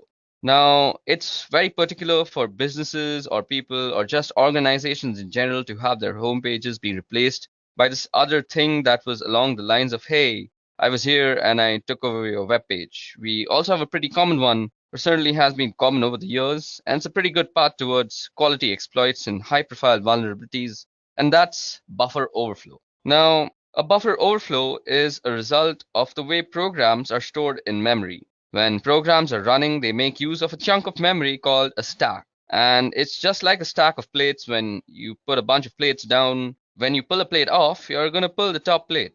You're not going to pull the oldest plate, you're going to pull the one that was on the top. So the same thing with the stack here. We're accessing memory, and this has to do with the way functions are called in memory. When you call a function, a chunk of memory gets thrown on top of the stack, and that's the chunk of memory that gets accessed. And you've got a piece of data in memory within that stack, and that's called a buffer. And when too much data is sent and tried to put into the buffer, it can overflow. Now, the bounds of the configured area for that particular buffer, it can overflow the bounds of the configured area for that particular buffer. Now, the way stacks are put together, we end up with a part of the stack where the return address from the function is stored. So when you overflow the buffer, you have the ability to potentially override that return, at which point you can control the flow of execution of programs. And if you can control the flow of execution of the program, you can insert code into that memory that could be executed. And that's where we get buffer overflow. That turns into exploits that creates the ability to get like a command shell or some other useful thing from the system where the buffer overflow is running. So that's a buffer overflow in short. Sometimes we also have format string attacks, and sometimes these can be precursors to buffer overflow formats. Now, format strings come about because the C programming language makes use of these format strings that determines how data is going to be input or output. So you have a string of characters that define whether the subsequent input or output is going to be an integer, or whether it's going to be a character, or whether it's going to be a string or a floating point, that sort of thing. So you have a format string that defines the input or the output. Now, if a programmer leaves off the format string and just gets lazy and provides only the variable that's going to be output, for example, you have the ability to provide that format string. If you provide that format string, what then happens is the program starts picking the next piece of data off the stack and displays them, because that way we can start looking at data that's on the stack of the running program just by providing a format string. And if I can look at the data, I may be able to find information like a return address or some other useful piece of information. There is also a possibility of being able to inject data into the stack. I may be able to find some information like a return address or some other useful piece of information. There is also a possibility of being able to inject data into the stack. I may be able to find some information like a return address or some other useful piece of information. There is also a possibility of being able to inject data into the stack using this particular type of attack. Now, moving on to our next type of attack is a denial of service. A denial of service This is a pretty common one, and you'll hear about this a lot. This is not to be confused though with the one that I'll be talking about after this, and that is a distributed denial of service. So this one that you see this is a denial of service attack. And a denial of service is any attack or action that prevents a service from being available to its legitimate or authorized users. So you hear about a ping flood or a SYN flood, that is basically a SYN packet being sent to your machine constantly, or a Smurf attack. And the Smurf attack has to do something with ICMP echo requests and responses using broadcast addresses. That one's been pretty well shut down over the last several years. You can also get a denial of service simply from a malformed packet or a piece of data, where a piece of data is malformed and sent into a program. Now, if the program doesn't handle it correctly, if it crashes, suddenly you're not able to use that program anymore. So therefore, you are denied the service of the program, and thus the denial of service. Now, as I said, a denial of service is not to be confused with a distributed denial of service. And I know it's pretty trendy, particularly in the media, to call it any denial of service a DDoS or any denial of service a DDoS. Now, it's important to note that any denial of service is not a DDoS. A DDoS, or as you might know, a distributed denial of service, is a very specific thing. A distributed denial of service is a coordinated denial of service making use of several hosts in several locations. So, if you think about a botnet as an example, a botnet could be used to trigger a distributed denial of service, where I've got a lot of bots that I'm controlling from a remote location, and I'm using all these bots to do something like sending a lot of data to a particular server. When I've got a lot of systems sending even small amounts of data, all of that data can overwhelm the server that I'm sending it to. So the idea behind a distributed denial of service attack is to overwhelm resources on a particular server in order to cause that server not to be able to respond. Now, the first known DDoS attack used a tool called Stockholm-Rot, which is German for barbed wire. Now, Stockholm-Rot came out of some work that a guy by the name of Mixter was doing in 1999. He wrote a proof of concept piece of code called TFN, which was the Tribe Flood Network. Let me just show that for you. So you can see on the Wikipedia page that the Tribe Flood Network, or TFN, is a set of computer programs that is used to conduct various DDoS attacks such as ICMP floods, SYN floods, UDP floods, and Smurf attacks. Now, I know many people don't really consider Wikipedia a really good source of any sort of knowledge, but it's a good place to start off. So if you want to read about all these types of attacks like ICMP floods and what exactly is a SYN flood, you can always do that from Wikipedia. It's not that bad a place. Of course, you shouldn't use Wikipedia as your final Rosetta Stone. Moving on. So this program called OldRod, which was used to attack servers like eBay and Yahoo back in February of 2000. So that attack in February of 2000 was really the first known distributed denial of service attack, which is not to say that there weren't denial of service attacks previously. So to that, there were certainly plenty of them, but they were not distributed. Now, this means there weren't a lot of systems used to coordinate and create a denial of service condition, and therefore we get the distributed denial of service attack. So that's a handful of type of attacks and some pretty common attacks that you're going to see as an ethical hacker when you become an ethical hacker, or if you're trying to become an ethical hacker, you should always know about these types of attacks. Okay, so in this lesson, we're going to be talking about penetration testing and some of the details around how it works and logistics and specifically things like scope. So what exactly is penetration testing? So, well, not surprisingly, it's testing to see if you can penetrate something, which means you're going to check to see whether you can break into a particular thing, whether it's a server or in applications, depending on the type of engagement you've got. You may have the ability to try to break in physically to a location, but primarily what you're going to be doing with penetration testing is you're going to be trying to break into systems and networks and applications, and that's the kind of what it's all about. And this may actually involve social engineering attacks. So it may require you to make a phone call to somebody and get them to give you their username and password, or some other type of social engineering attack, where maybe you send a URL via a crafted email. Sometimes it's just strictly a technical approach where you're running scans and you're running Metasploit and you're gaining access that way, or maybe some other type of technical application sort of connection. Sometimes it's physical access that you need. So in order to get access to a particular system, if you can get physical access, then maybe you can get in. So that's what exactly penetration testing is. It's checking whether you can get into a system, whether it be physically or on a network. So what are the goals of penetration testing? The goals would be to assess weakness in an organization's security postures. You want to figure out what they're vulnerable so that they can go and fix these problems.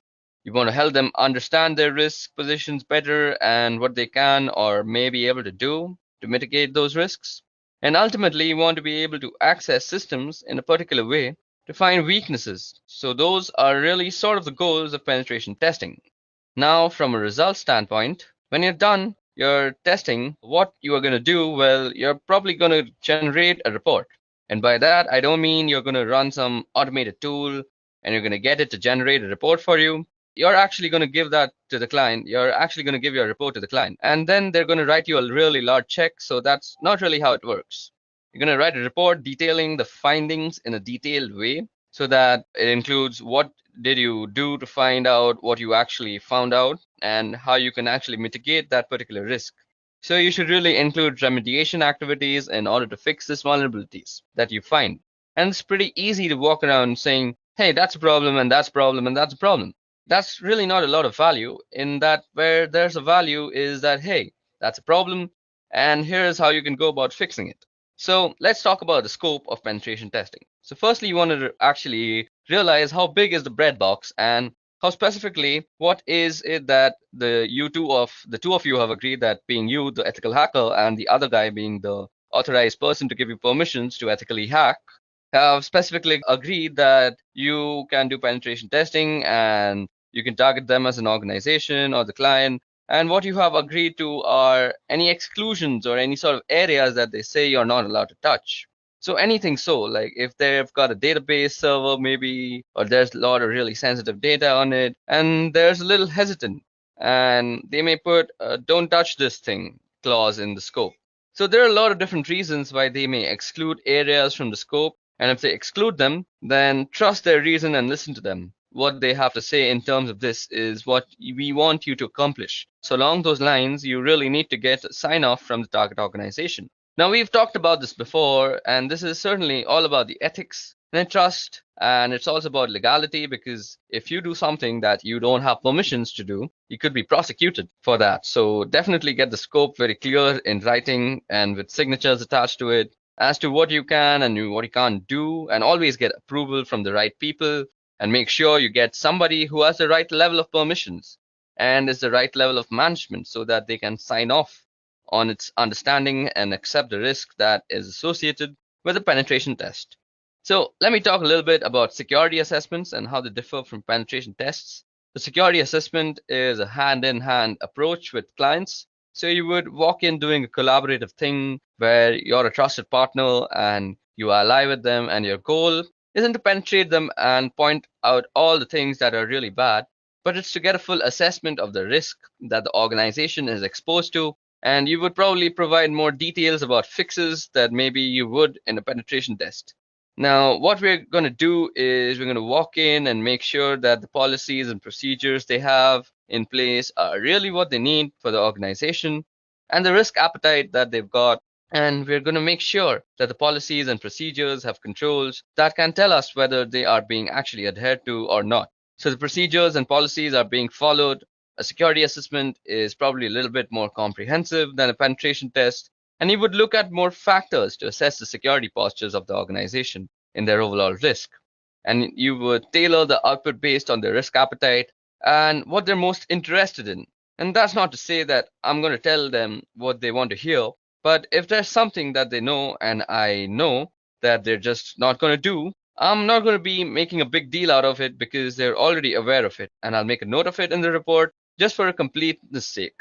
But I'm not going to go out in a lot of detail. So it's really kind of a hand-in-hand collaborative approach where, again, you're not just saying that they want us to say we're providing some real security and risk guidance towards their activities and other things. So it may provide an unrealistic view. So you've got a week, let's say, to do this penetration test against your target. Now you're going to have to go in, you're going to have to get set up, you're also going to have to start doing a bunch of scans and make sure that you're gathering information and screenshots and data for your reports.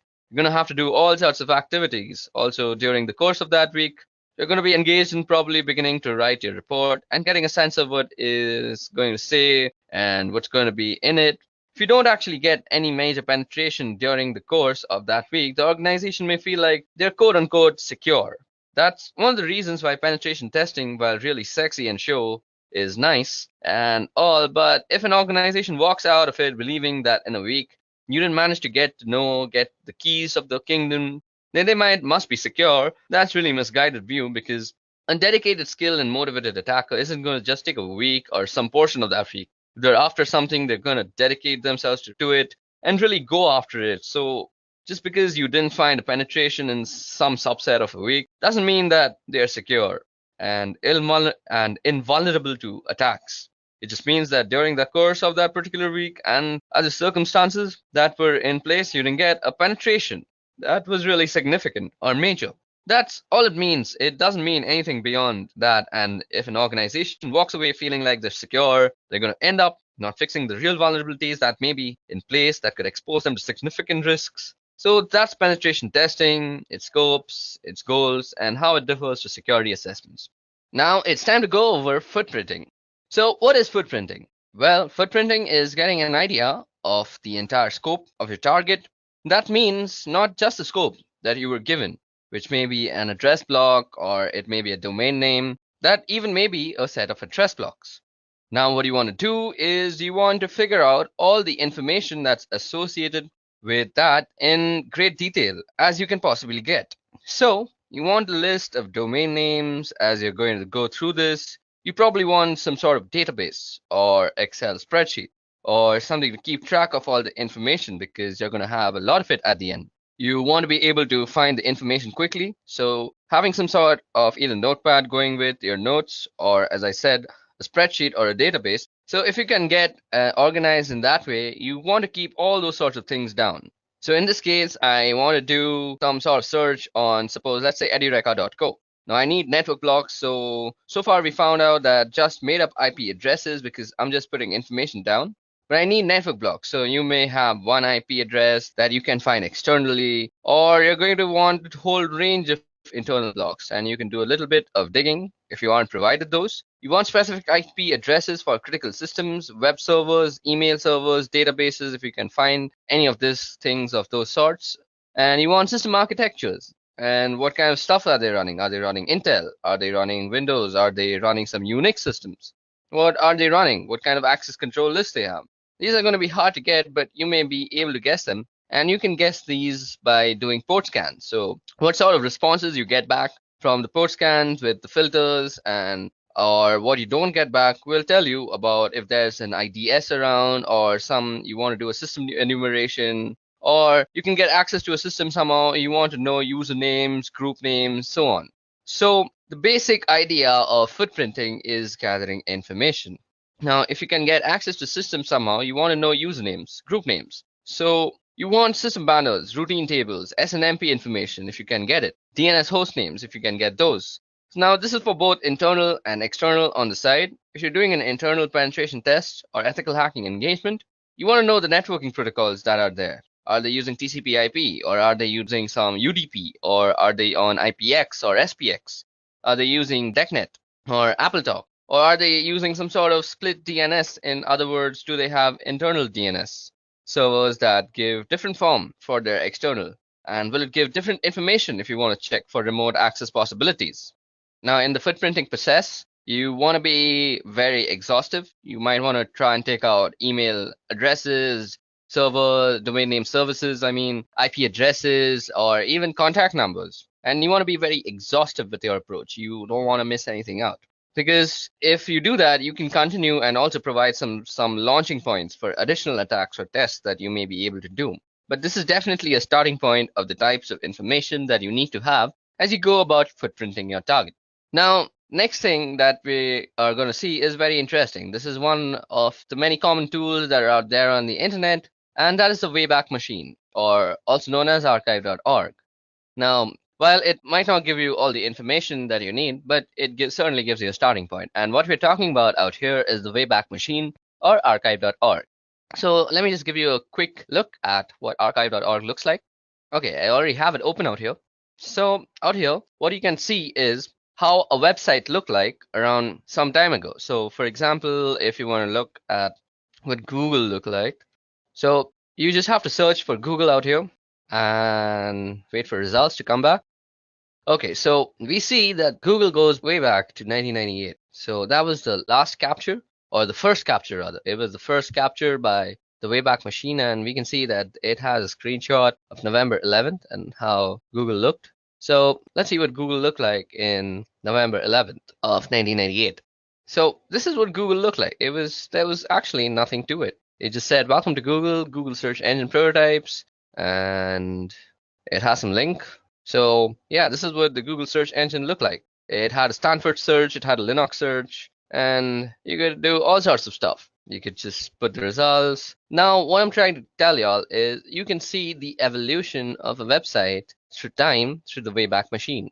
And this gives you rather informative look into how website has actually evolved. Okay, now that we know what footprinting is and how it falls into the whole reconnaissance process, so let's go over a couple of websites to do a little bit of historical digging about companies and the types of infrastructure that they may be using. And this information, of course, is useful so that we can narrow down our focus in terms of what we want to target against them for attacks. Now, over time, we've improved our awareness about what sorts of information we may want to divulge. So several years ago, you may have gone to a company's website and discovered that you could get email addresses and names of people in positions that you may find relevant. And there were all sorts of bits of information that could be used against the company. And over time, we have discovered that those sorts of pieces of information probably don't belong on a website where they can be used against a company, and so they've been pulled off. Now, it used to be also that Google had the ability to pull up information that it had cached so far. For example, if a website was no longer available, or if it was temporarily down and offline, there was a little cache button that you could click when you did, and the Google search, and you could pull up that cached information. So even though the website wasn't available, you could still get information from Google's servers. Now, Google's removed that, so we don't have that ability any longer. However, there is an internet archive that we can use. So this thing is called the Wayback Machine, and I have it open out here. So it's archive.org/web. So archive.org is a website that gives us information about other websites and how they looked like in years ago. And by so, I'm going to go to the Wayback Machine, which you can see is at the archive.org, and I'm going to go and try and search for edureka.co. So now we're going to take a historical look at edureka.co's website, and you can see we've got some years, and they've got information going back up to 2013. So let's look at what this website looked like when it was just 2013. Okay, there don't seem to be any snapshots out here. I wonder what's going on. Okay, so let's go to 2014. And the first snapshot seems to be on the September 12th of 2014. Actually, it's on May 17th too. So let's see what that looked like. Okay, so this is what Edureka looked like back in 2013, or rather 2014, September 12th, 2014 to be actually exact. Now you can see that we have some live classes and all these pictures are there, and they've got this weird picture of this guy out here. I don't know why that was a thing back in 2014. Now we can browse more advanced screenshots, or rather the screenshots that were taken later on, and see how this company has evolved with its infrastructure and the way it actually lays out its content. Okay, so it still hasn't evolved, but I can go a couple of years ahead and see what this has actually evolved into. So if I were to go to December 2016, so this is what it looked like in 2016, and we can see that they've added this weird box out here about browsing courses. They have added a search bar that kind of looks weird, but it's mostly because my internet is slow and it's not loading all the elements. They've also changed how they've actually laid out the courses. We can also see a change in the prices, I guess. So yeah, this tells us about how it evolves as a complete website. Now, this other website that I want to talk about is called Netcraft. Now, Netcraft does internet research, including the types of web servers that companies run. And they have a web server surveys. You can see here as we scroll that Apache Web Services has 64.3% of the internet market, of course, and that's followed by Microsoft with 13%. Interesting information, maybe useful information, but even more useful than that is looking at what different companies run for their websites. And you can see here. Okay, so let's try and search for edureka.co out here. So let's just put in the website URL, and that Netcraft generate the site report. So as you can see that some of the stuff is not available. We know that the NetBlock owner is by Amazon Technologies. The name server is this thing right here. The DNS admin is AWS DNS host master. We also have the IP address. We can go for a look up the IP on VirusTotal. We can do that. There is no IPv6 present, so that's some information that we can see. So we can obviously opt out to not target IPv6 ranges. Then there's also reverse DNS. Then we also have a bunch of hosting history. So this is a history of it. And we know that it's hosted on a Linux system with an Apache web server. And it was last seen, and this was when it was last updated. So this is some very useful information. You can also get information on stuff like Netflix. So if you just type, okay, I just spelled that wrong. So let me just change it from the URL out here. So if you go and type for netflix.com, and you'll see that it'll show you all sorts of information. So as you see that it's on an AWS server, it's an Amazon Data Services Ireland, and this is all the hosting history that it goes along with. It has some sender policy frameworks, domain-based message authentication and reporting confirmations, and there's all sorts of information that you can get about websites and their web servers from Netcraft. So the Wayback Machine along with Netcraft make up for some interesting tools that are available on the internet from which you can do a little bit of your reconnaissance process. Okay, now that we have gone over Netcraft and the Wayback Machine, now it's time to actually get to know how to use the little information that this site actually provides. So what the next topic that we're going to go over is using DNS to get more information. Now we're going to be going over a tool, and this is called Whois, and it is a utility that is used to query the various regional internet registries to store information about domain names and IP addresses.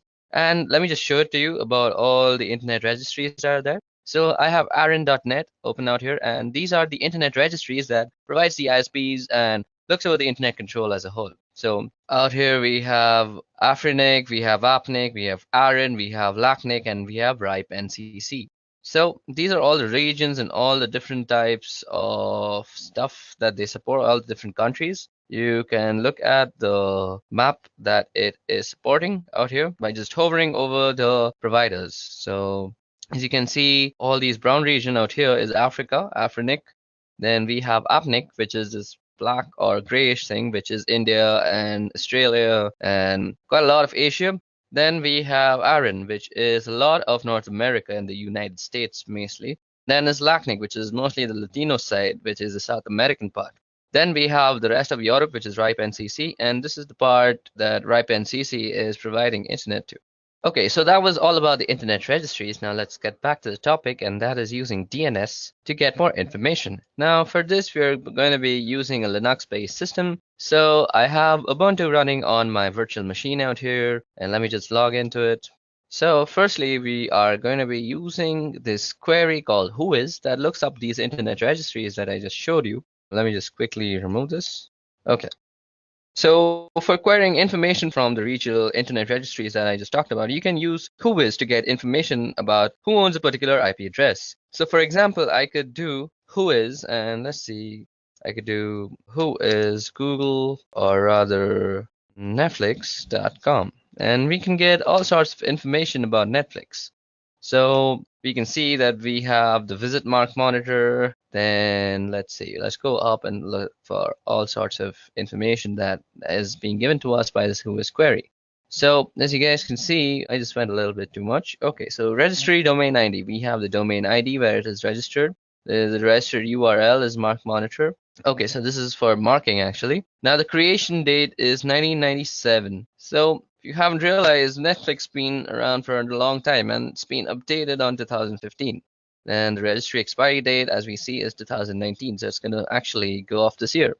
Then this is all useful information. So we can see all sorts of domain status, the name server, the URL, the DNSSEC that it says unsigned. This is very useful information that is being provided by a very simple query. Now, if you want to know who owns a particular IP address, so let's see.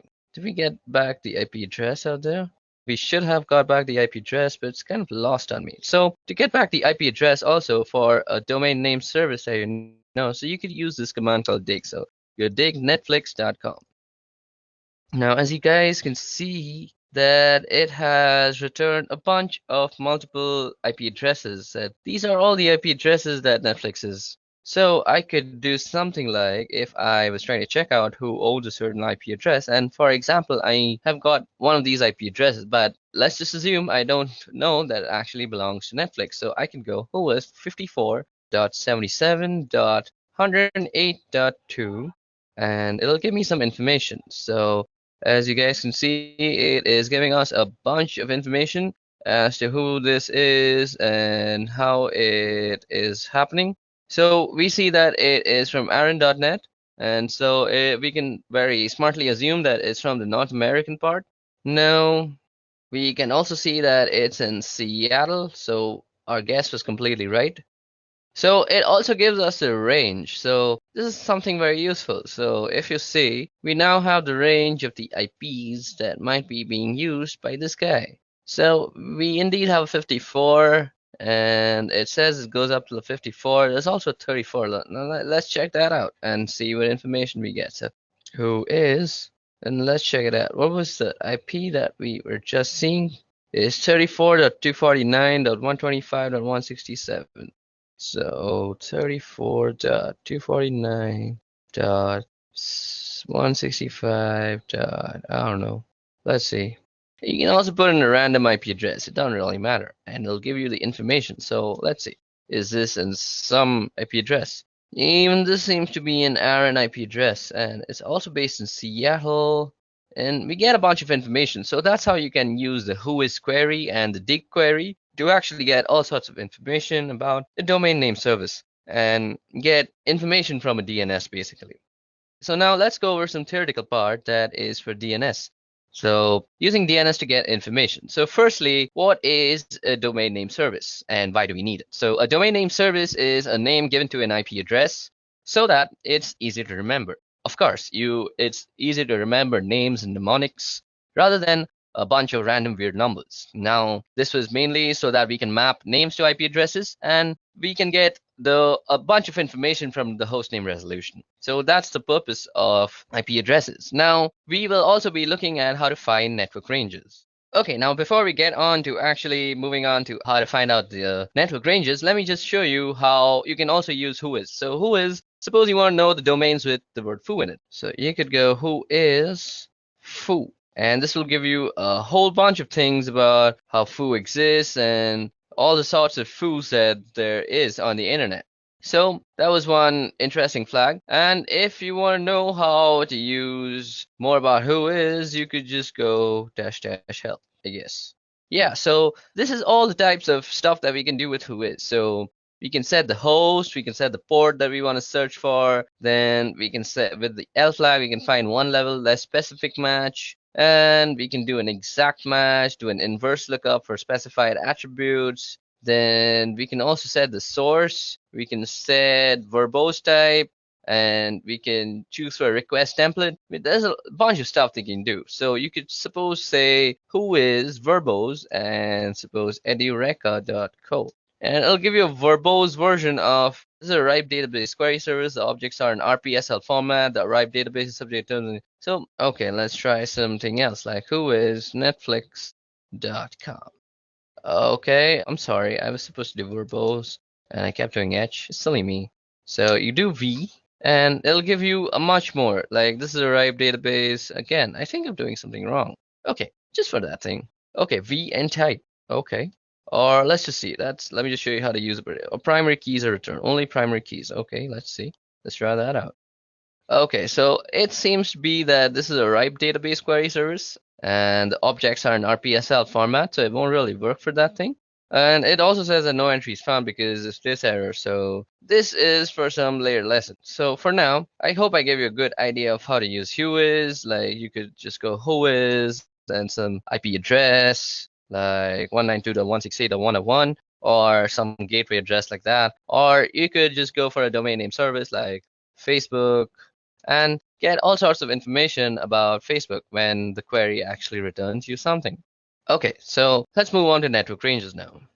Now, in this part of the video, we're going to be going over the utility called Whois, which is used for getting information from the DNS. Now, let me just show you a website out here. So this is the regional internet registries. So the internet registries are used to store information about domain names and IP addresses, and there are 5 regional internet registries. First is ARIN, which is responsible for North America, so that would be the US and Canada. Then we have LACNIC, which is responsible for Latin America and portions of the Caribbean. Then there's RIPE, that's responsible for Europe and Middle East and Central Asia. There's AFRINIC, which is responsible for Africa. And finally, we have APNIC, which is responsible for Asia Pacific Rim. So that's the regional internet registries. And as I said, Whois is responsible for querying information from the various regional internet registries, as you can use Whois to get information about who owns a particular IP address. So for example, let me just open up my Ubuntu system. Let me clear this out first.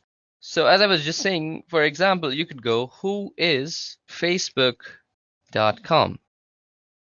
Okay, so as you guys can see, we could find out pretty quickly about who owns a particular IP address. So for example, I could do Whois and just go facebook.com. It tells me about who it belongs to. It also gives you who owns a particular IP address and who's responsible for them. From the information, you can get email addresses that belong to a particular company. This one has an email address for tech contact of ipreg @ so you can get all sorts of email addresses, tech contacts, and all sorts of stuff out there. The registry database contains only .com and .net and all sorts of information.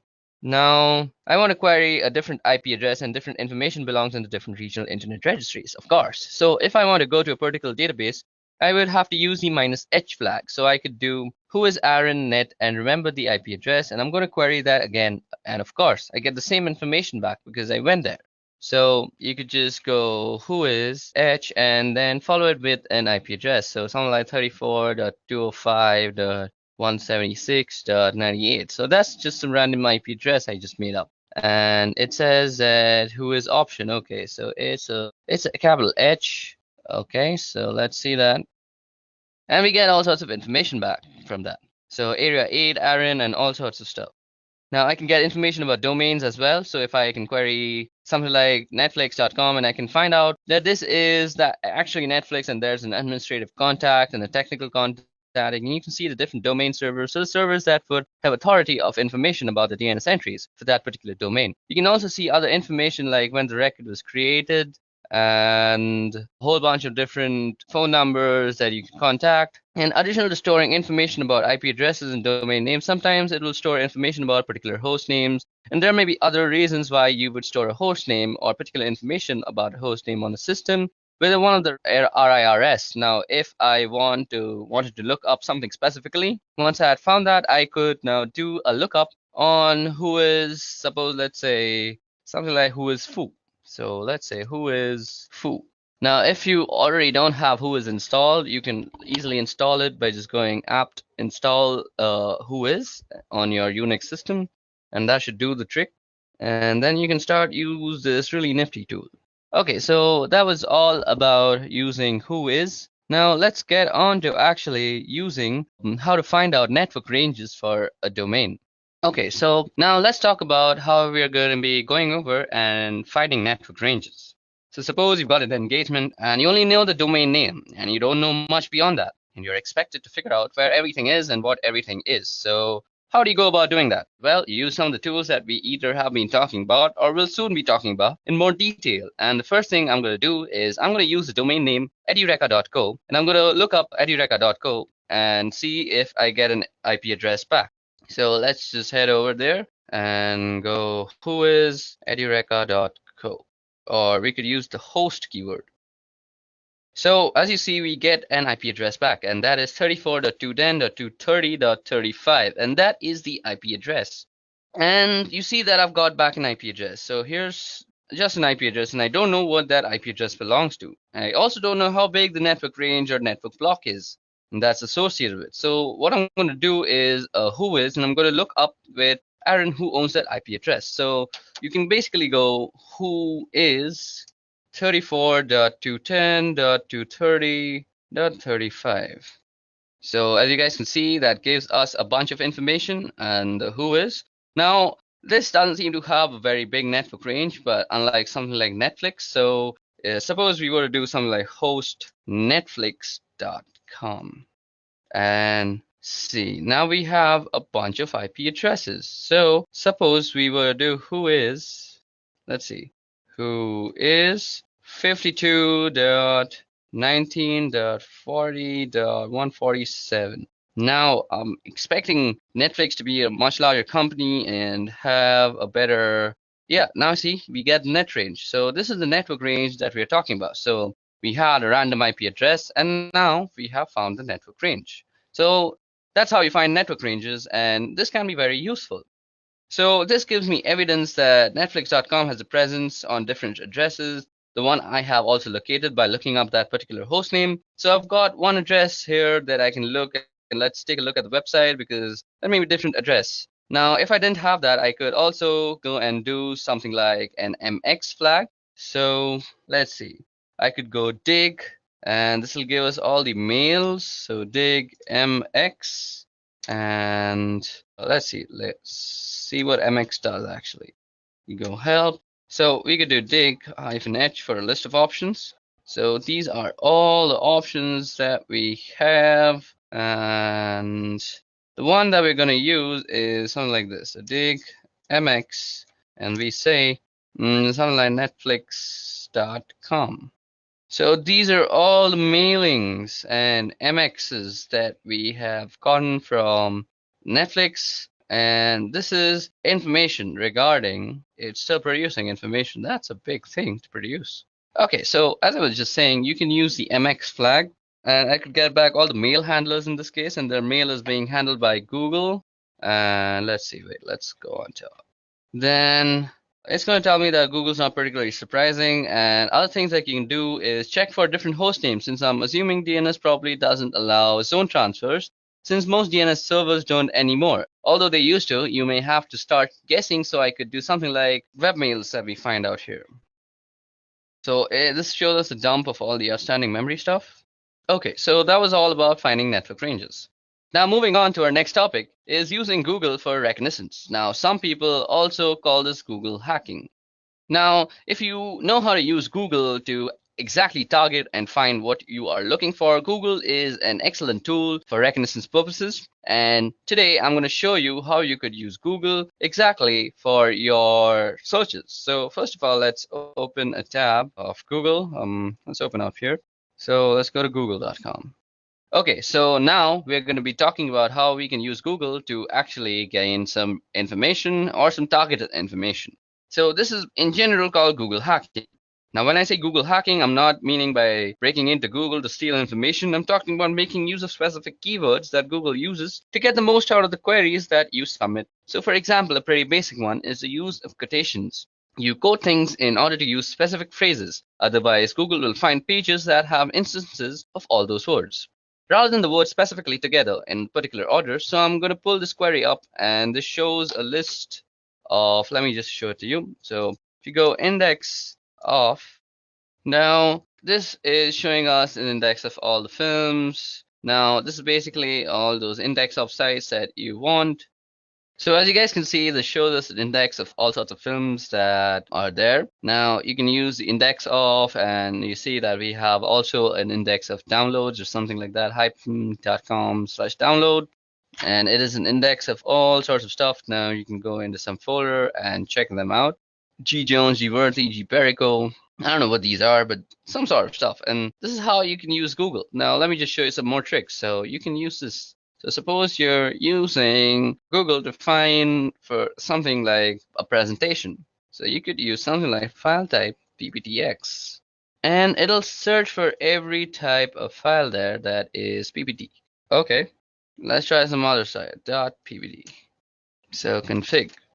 Okay, so this brings up all the types of files that have some configs in them. So this is some gaming configuration, as we see. This is some digital configuration of Liverpool.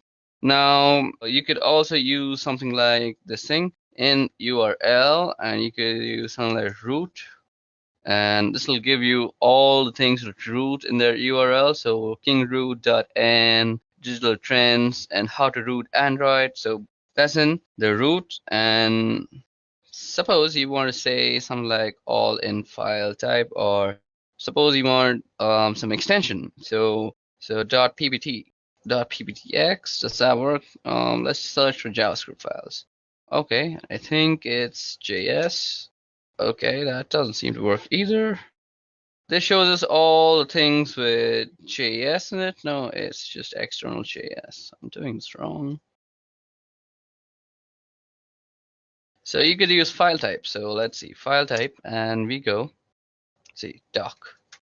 So these are all the documents that you could find with the file type thing. And you could also do JS, I guess. Yep, this will give you all the JavaScript files that are there. So this is how you can use Google to actually narrow down your searches. So suppose you want a particular set of keyword and we want to make sure we get the passwords file from Google. Okay, so now let's go into more details about the various things you can find using Google hacking techniques. Now, while Google hacking techniques are really useful for just general searching in Google, they're also useful for penetration testers or ethical hackers. You can narrow down information that you get from Google. You get a specific list of systems that may be vulnerable. So we can do things like look for error pages that do in the title error. So I'm going to get a whole bunch of information. So suppose like we go in title and we say error. So as that we get all sorts of stuff, and we can do the minus Google part. So if you do a minus Google, it'll not show you the stuff that's from Google. So we get various documentation pages about different vendors and the errors that they support. So here's one doc about Oracle, about Java error. If you know something more specific, we may be able to get errors about all sorts of other stuff. So this is how you could use the Google hacking technique to your own advantage if you're a penetration tester. Now, let's also show you something called the Google Hacking Database. Now, this is very useful for an ethical hacker.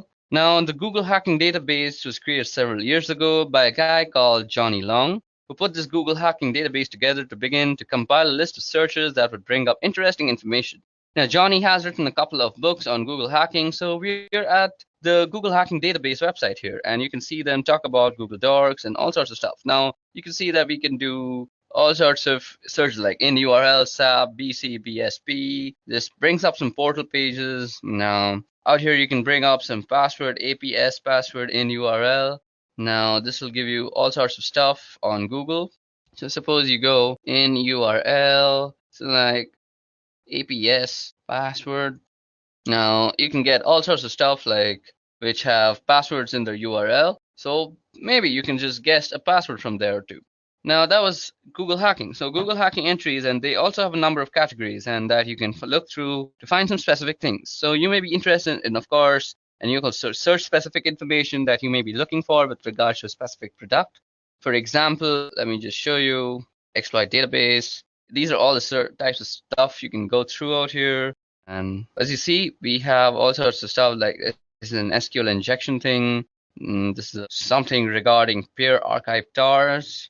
So these let you get a foothold into some password cracking attempts, and you can do some brute force checking. And you can see here if it talks about the type of search it is and what it reveals. You can just click here on Google search, and it will actually bring up Google with a list of responses that Google generates. So let's look at this one here. This type is a log.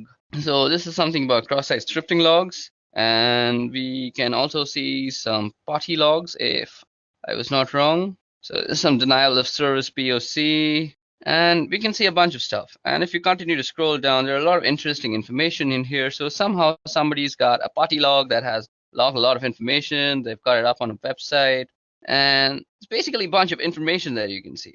You can also get some surveillance videos sometimes, and you can look into them. And this is basically how you could use Google. So it's basically a list of queries that you can go through, and this is a very useful site if you're a penetration tester and looking for some help with your Google hacking terminologies. So that's it for Google hacking. Now let's move on. Okay, so now it's time for some networking fundamentals, and what better place to begin with TCP/IP. Now we're going to be talking about the history of TCP/IP and the network that eventually morphed into the thing that we now call the internet. So this thing began in 1969, and it spun out of this government organization called ARPA, which Advanced Research Projects Agency, and they had an idea to create a computer network that was resilient to a certain type of military attacks. And the idea was to have this network that could survive certain types of war and warlike conditions. So ARPA sent out this request for proposals to BBN, which is Bolt, Baranek, and Newman, and they were previously an acoustical consulting company, and they won the contract to build what was called the ARPANET. The first connection was in 1969, so that's where we get the idea that the internet began in 1969, and the internet as we call it now didn't really begin, but ARPANET did. And ARPANET has a long history that goes through NSF Net in 1980s, and after ARPANET was sort of decommissioned, and a lot of other networks were folded into this thing called NSFNet that then turned into what we now call the internet. And once a lot of other networks were connected into its first protocol on the ARPANET, initially there were 18 to 22 protocols, which was very first protocol defining communication on ARPANET. And it was called 1822 protocol because BBN report 1822, which describes how it worked shortly. And after that, there was this thing called the Network Control Program. And the network control program consisted of ARPANET's host-to-host protocol and an initial control protocol. Now, there's certainly not a direct correlation or an analogy here, but if you want to think about it in particular, where you could say that the ARPANET host-to-host protocol is kind of like UDP, and the initial connection protocol, or ICP, is kind of like TCP. So the host-to-host protocol provided a unidirectional flow control stream between hosts, which sounded a little bit like UDP. And ICP provided a bidirectional pair of streams between two hosts. And again, these aren't perfect analogies, but the host-to-host protocol is a little bit like UDP, and ICP is a little bit like TCP now. Now, the first router was called an interface message processor, and that was developed by BBN. It was actually a ruggedized Honeywell computer that had special interfaces and software. So the first router wasn't a ground-up built piece of hardware, but it was actually an existing piece of hardware that was specially purposed for this particular application. So Honeywell had this computer that they made out, and BBN took that and made some specific hardware interfaces and wrote some special software that allowed it to turn into this interface message processor, which passed messages over ARPANET from one location to another. So where did IP come in here in 1973? So IP came in here as well in 1973, as I just said, and a guy by the name of Vint Cerf and another guy by the name of Robert Kahn took the ideas of NCP and what the ARPANET was doing, and they tried to come up with some concepts that would work for the needs that the ARPANET had. And so by 1974, they had published a paper that was published by the IEEE, and they proposed some new protocols. They originally proposed a central protocol called TCP. Later on, TCP was broken into TCP and IP to get away from the monolithic concept that TCP was originally. So they broke it into more modular protocols, and thus you get TCP and IP. So how do we get to our version 4, which is IPv4, since that's the kind of internet that we're using right now? Version 6 is coming and has been coming for many, many years now, but we're still kind of version 4. So how did we get here between 1977 and 79? And we went through version 0 to 3 by 1979, and 1980 we started using version 4. And that's eventually became the de facto protocol on the internet. In 1983, when NCP was finally shut down, because of all the hosts on the ARPANET were using TCP/IP by that point in 1992, work began on an IP next generation, and for a long time, all of the specifications in the RFCs talked about PNG eventually, and IPNG became known as IPv6. You may be wondering where IPv5 went. Well, it was a specially purposed protocol that had to do something with streaming, and certainly not a widespread thing. One of the differences between IPv4 and IPv6 is that IPv6 has a 128-bit address, which gives us the ability to have some ridiculously large numbers of devices that have their own unique IP address. IPv4, by comparison, has only 32-bit addresses, and as you've probably heard, we're well on our way to exhausting the number of IP addresses that are available, and we've done a lot of things over the years to conserve address space and reuse address space so we can continue to extending to the point till where we completely run off IPv4 addresses. Another thing about IPv6 is it attempts to fix some of the inherent issues in IP, and some of those has to do with security concerns, and there are certainly a number of flaws in IPv4. And when they started working on IP next generation or IPv6, they tried to address some of those concerns in some of those issues. And they may not have done it perfectly, but it was certainly an attempt. And IPv6 attempted to fix some of the issues that were inherently in IP. And so that's the history of TCP/IP till where we've reached today. Okay, so now that we've discussed a brief history on TCP/IP and how it came about to the TCP/IP version 4, let's discuss the model itself. Now we're going to be discussing two models, and those are the OSI model and the TCP/IP model. Now, as I said, we'll be talking about the OSI and TCP models for network protocols and the network stacks. OSI, first of all, is the one that you see out here. It's the one on the left-hand side of the screen. And OSI stands for Open Systems Interconnect.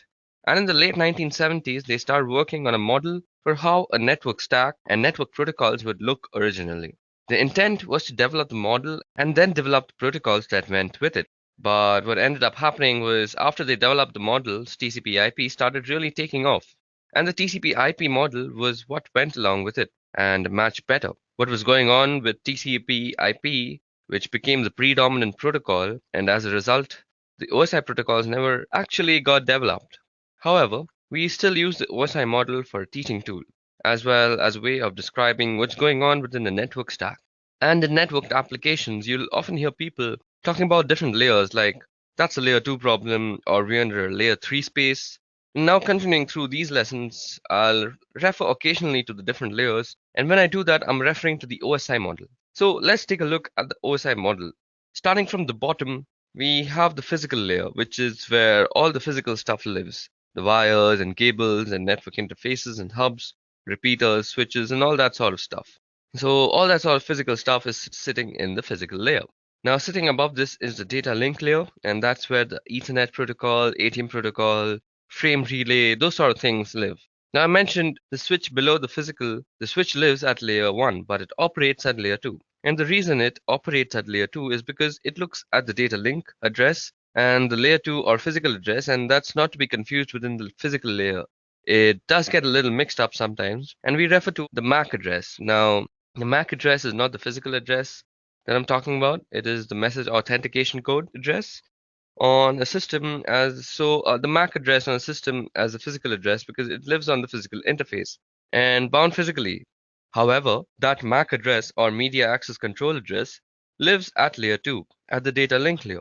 The network layer, which is right above at layer 3, that's where the IP lives, as well as ICMP, IPX, and from IPX, SPX suite of protocols from novel routers operate at layer 3, and at layer 4 above that is the transport layer. That's the TCP, UDP, and SPX again, from the IPX, SPX suite of protocols.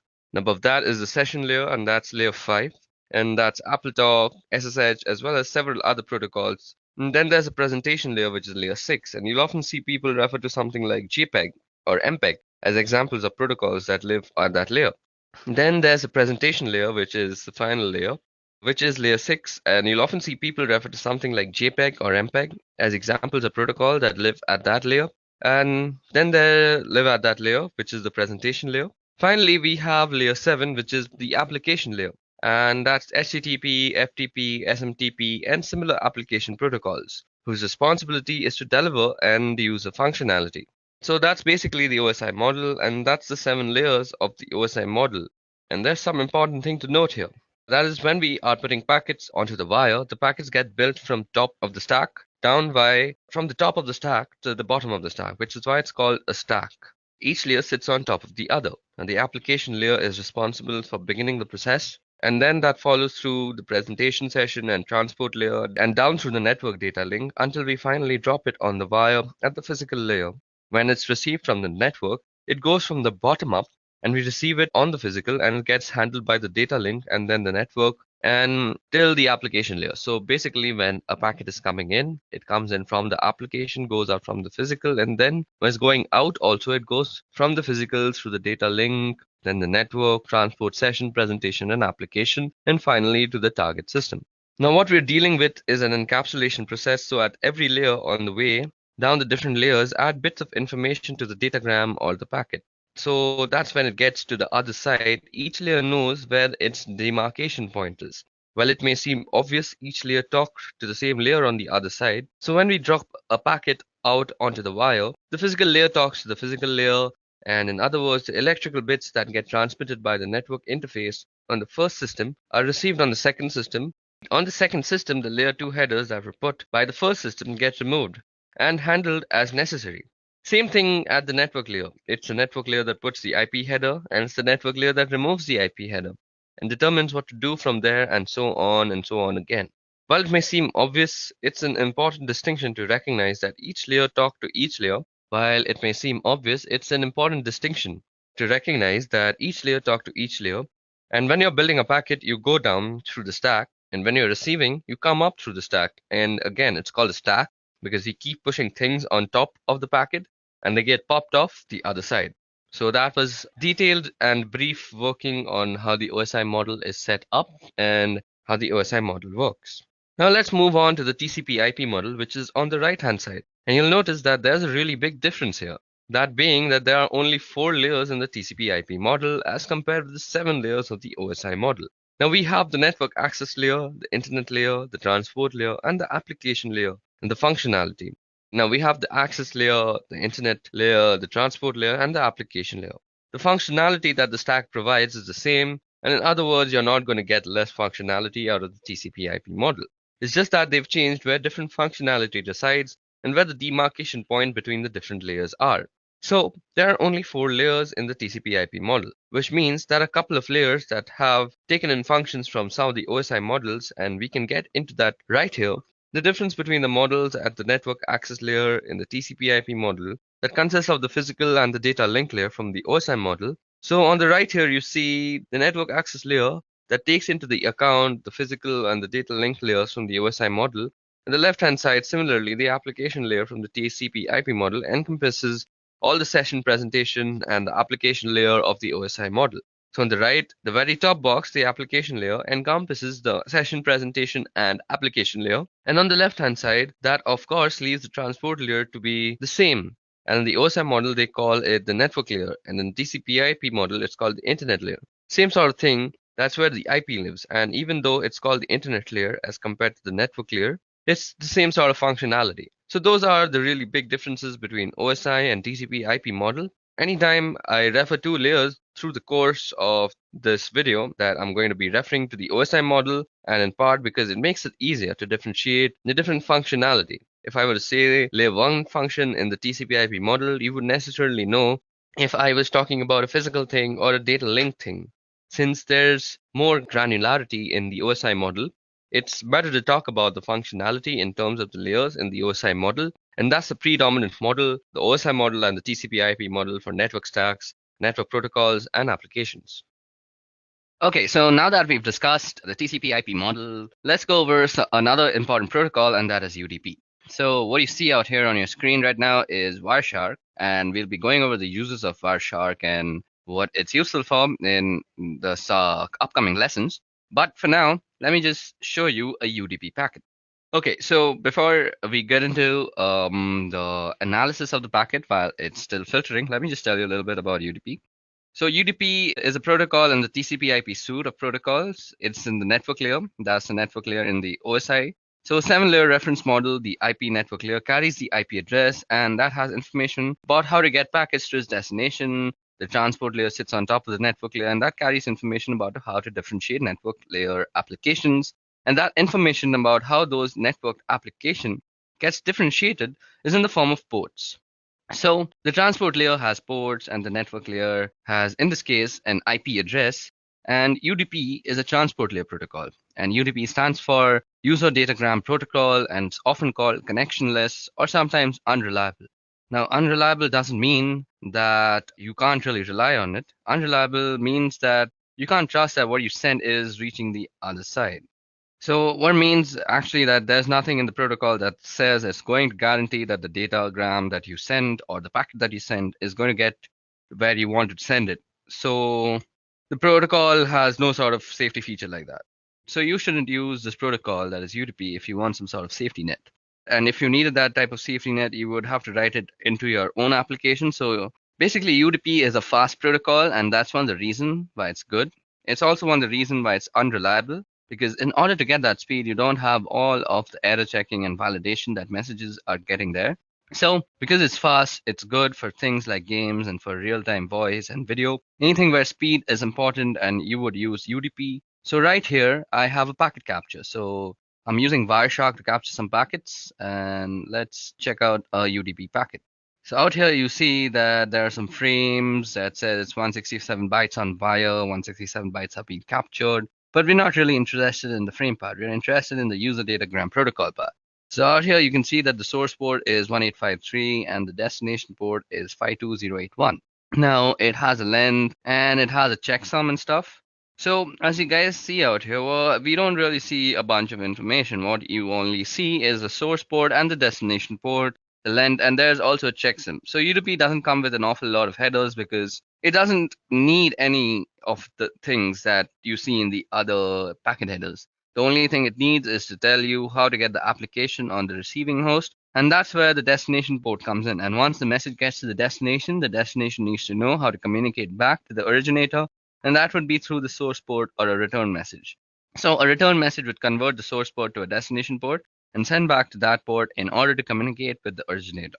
So we have a source port and destination port, and the length is a minimal amount of checking, and to make sure that if the packet that you received is different from the length that's specified in the UDP header, then there may have been something wrong. So you may want to discard the message to check for more messages. So the checksum also makes sure that nothing in the middle was tampered with, although if there's some sort of man-in-the-middle attack or something like that, a checksum is pretty easy to manufacture after you've altered the packet. So you can see here in the message that there's a number of UDP packets. Some of them just say UDP. The one I look at happens to be from some Skype application, I guess. So talking to Skype servers, and we've already got the DNS. Now DNS also needs some fast response times because you don't want to spend a lot of time looking up information about servers that you're going to before, because just to go to them. So DNS servers throw out their queries onto the wire using UDP hopping to get fast sponsors. They don't want to spend a lot of time setting up connections and doing all the negotiating that comes with a protocol like TCP, for example. So here you see that the DNS is using UDP, and what we've got here is another UDP packet with port destination and all sorts of stuff. So you can see it out here. So you can see the checksum, it's unverified checksum status. So you can check out all sorts of stuff using Wireshark. So that was about UDP, or the user datagram protocol. Okay, so now that we're done with the user datagram protocol, let's talk about addressing modes. So addressing modes is how you address a packet to your different destinations. So there are three kinds of addressing modes. The first kind of addressing mode is unicast. This is a pretty simple one to understand. So there is one destination and one source, and the source sends the packet to the destination. And it depends on the protocol that you're using to actually address. So if it's something like TCP/IP, you're probably using a bidirectional stream, so the blue computer can talk to the red computer and the red computer can talk back to the blue computer. But you can also use a UDP stream, which is like one directional stream. So I'm not sure if I'm using the correct word. So it's a stream that's in one direction. I guess I'm driving home the point here. So if it's a UDP, only blue is talking, and when blue stops talking, then red can talk. But if it's TCP/IP, blue and red can talk simultaneously at the same time. Now moving on, there's also broadcast. Now broadcast means that you are sending your packet to everybody on the network. So broadcast messages are very common from mobile network providers. So when you get those advertisements saying something like you have a new postpaid plan from Vodafone or Airtel or something like that, those are broadcast messages. So it's one server that is sending out one single message to all the other systems. Now there's also multicast. Now multicast is like broadcast but selective. Now multicast is used for actually casting your screen to multiple people. So something like screen share, when you're doing it with multiple people, is multicast, because you have the option to not show a particular computer what you are actually sharing. So those are the three modes of addressing: unicast, broadcast, and multicast. Okay, now moving on, let's look into the tool that we just used to understand UDP, that is Wireshark. So what exactly is Wireshark? So this utility called Wireshark is a packet capture utility, meaning that it grabs data that's either going out or coming in of a specific network. And there are a number of reasons why this may be useful or important. One of the reasons why it's really important is what's going on in the network is always accurate. In other words, you can't mess around with things once they're on the network, or you can't lie about something that's actually on the network as compared with applications in their logs, which can be misleading or inaccurate. Or if an attacker gets into an application, they may be able to alter the logging. Now, several other behaviors that make it difficult to see what's really going on. And the network, you can really see what's going on once it hits the wire. It's on the wire, and you can't change that fact. Now, once it hits the wire, so we're going to do here is a quick packet capture. So let me just open up Wireshark for you guys. So As you guys can see, I have already Wireshark open for us. Let me just remove this UDP filter that was there. So Wireshark is recapturing. So let us go over the stuff that you can see on the screen. Some important features of Wireshark so that we can use it later. So what I'm doing here is a quick packet capture, and I'm going to show some of the important features of Wireshark so that we can use it later on. Now, when we're starting to do some more significant work, I select the interface that I'm using primarily, which is my Wi-Fi, and I'm going to go over here and we'll bring up a Google page so that we can see what's happening on the network. So let me just quickly open up a Google page. As you guys can see, it's capturing a bunch of data that's going around here. Now let me just open up a Google page and that's going to send up some data. Let's go back. So it's grabbing a whole bunch of stuff off the network. I'm just going to stop that. I'm going to go back and take a look at some of the messages here. So some of the features of Wireshark, as you can see on the top part of the screen, here there's a window that says number, time, source, destination, protocol, length, and info. And those are all of the packets that have been captured. And they're numbering starting from 1, and the time has to do with being relative to the point that we've started capturing. And you'll see the source and destination addresses and the protocol, the length of the packet in bytes, and some information about the packet. At the bottom of the screen, you'll see detailed information about the packet that has been selected. So suppose I'm still selecting this TCP packet out here. So we can go through the frames. The frame also has some interface IDs, the encapsulation type, and all sorts of information is there about the frame. Then we can look at the source port, the destination port, the sequence number, the flag set, the checksums. We can basically check everything about a packet because this is a packet analyzer and a packet sniffer. Now you'll see some detailed information about the packet that has been selected. So I'm going to select, so as I've selected this TCP IP packet, we see that in the middle frame it says frame 290. It means that it has a 290 A flag packet, and the packet that was captured is 66 bytes. And we grab 66 bytes and it's 528 bits later. So what you see out here was the source and the destination MAC address of the layer to layer address. And then you can see the IP address of both source and destination. And it says it's a TCP packet, gives us a source port, destination port. And we can start drilling down into different bits of the packet. And you can see when I select a particular section of the packet down at the very bottom, you can see what's actually a hex dump of the packet. And on the right hand side is the ASCII. So this is the hex dump, and this is the ASCII that you're looking at.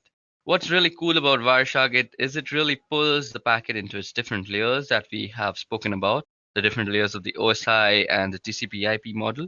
And the packets are put into different layers, and there's a couple of different models that we can talk about with that. What Wireshark does really nicely is it demonstrates those layers for us, as we can see here.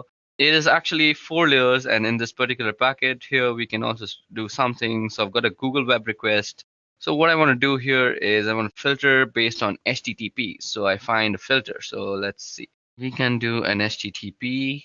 And what I see here is that it gets text input and it's going to get an image. So that's a PNG image. And this is a request to get the icon that's going to be displayed in the address bar.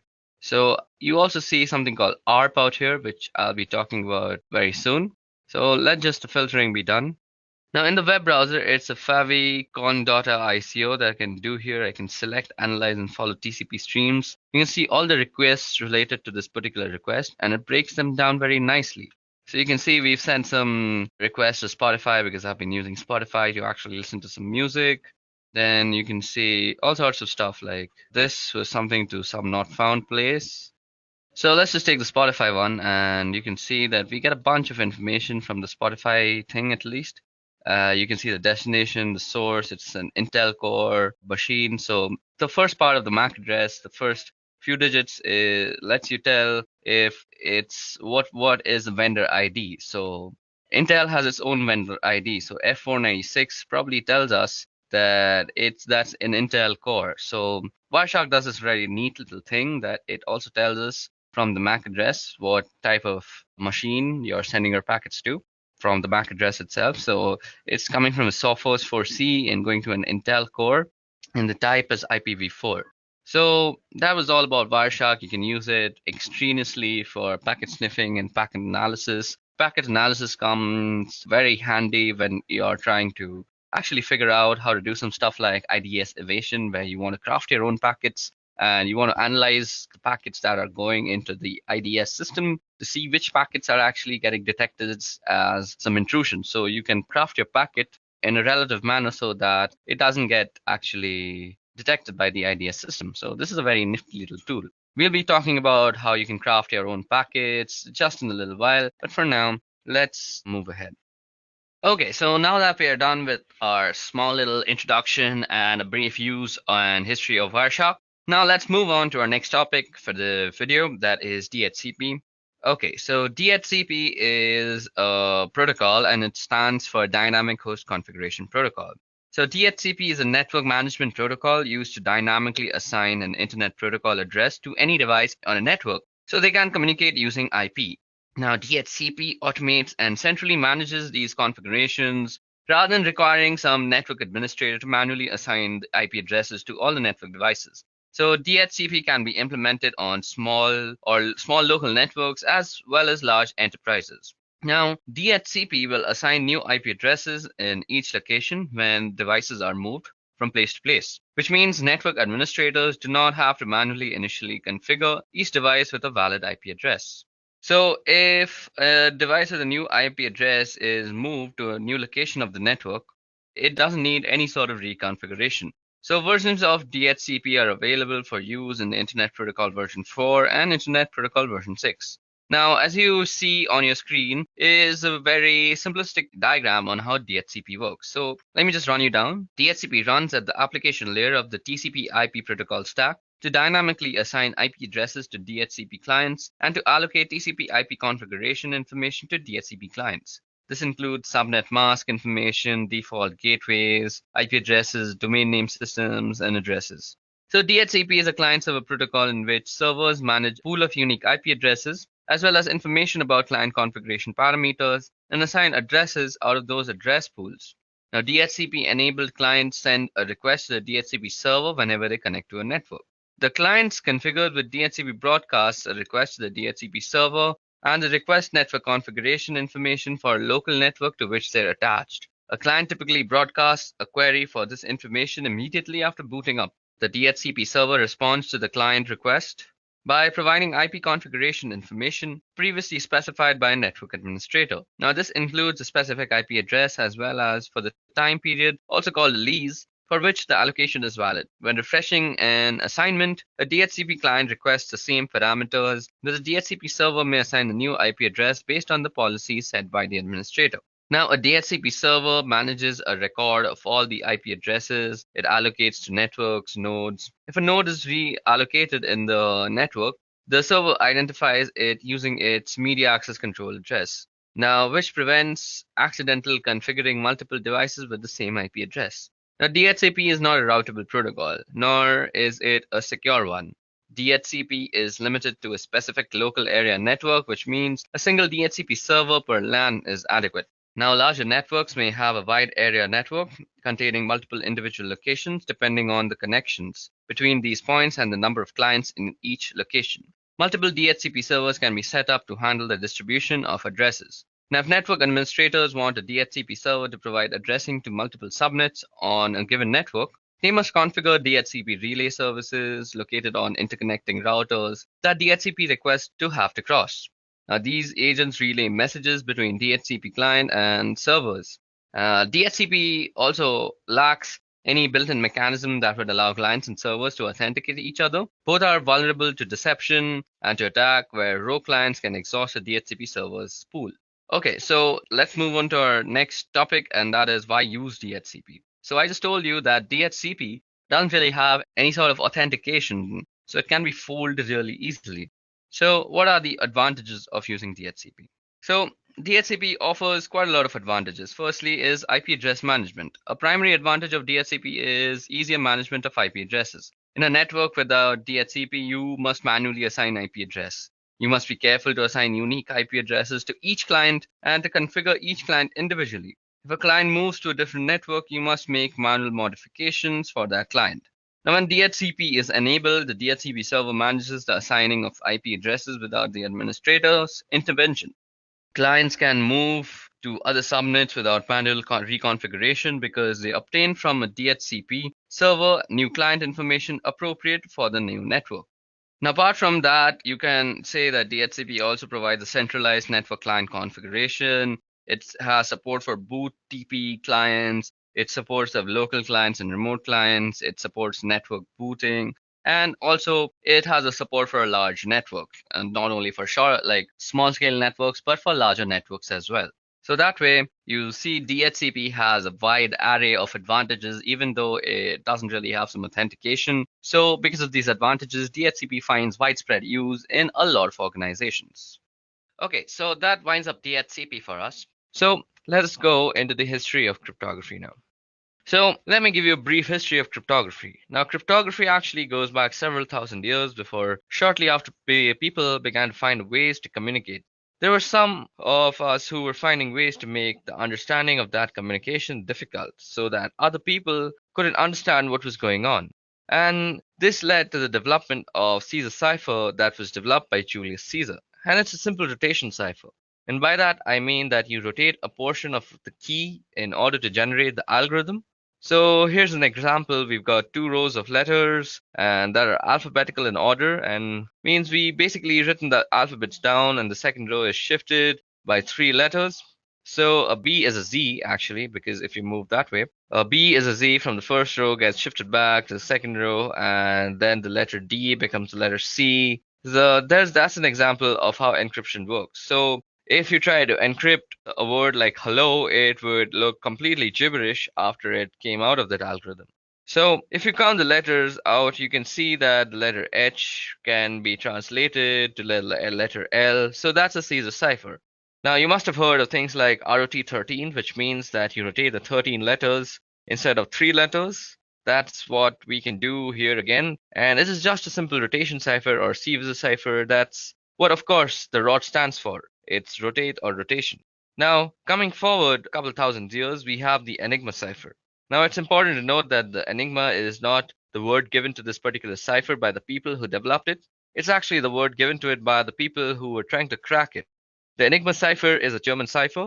They developed this cipher and a machine that was capable of encrypting and decrypting messages so that they could messages to and from different battlefields and war fronts, which is similar to the Caesar cipher. Caesar used it to communicate with his battlefield generals, and the same thing with the Germans. You've got to get messages from headquarters down to where the people are actually fighting, and you don't want it to get intercepted in between by the enemy. So therefore you use encryption. And lots of energy was spent by the Allies, in particular the British, trying to decrypt the messages. One of the first instances that we are aware of where a machine was used to do the actual encryption, and we're going to come ahead a few decades now into the 1970s, where it was felt that there was a need for a digital encryption standard. Now, the National Institute of Standards and Technology is responsible for that sort of thing, so they put out a proposal for this digital encryption standard. And an encryption algorithm, what ended up happening was IBM came up with this encryption algorithm that was based on the Lucifer cipher. That was one their people had been working on a couple of years previously in 1974. And they put this proposal together based on the Lucifer cipher, and in 1977 that proposal for an encryption algorithm was the one that was chosen to be the digital encryption standard, and so that came to be known as DES over time.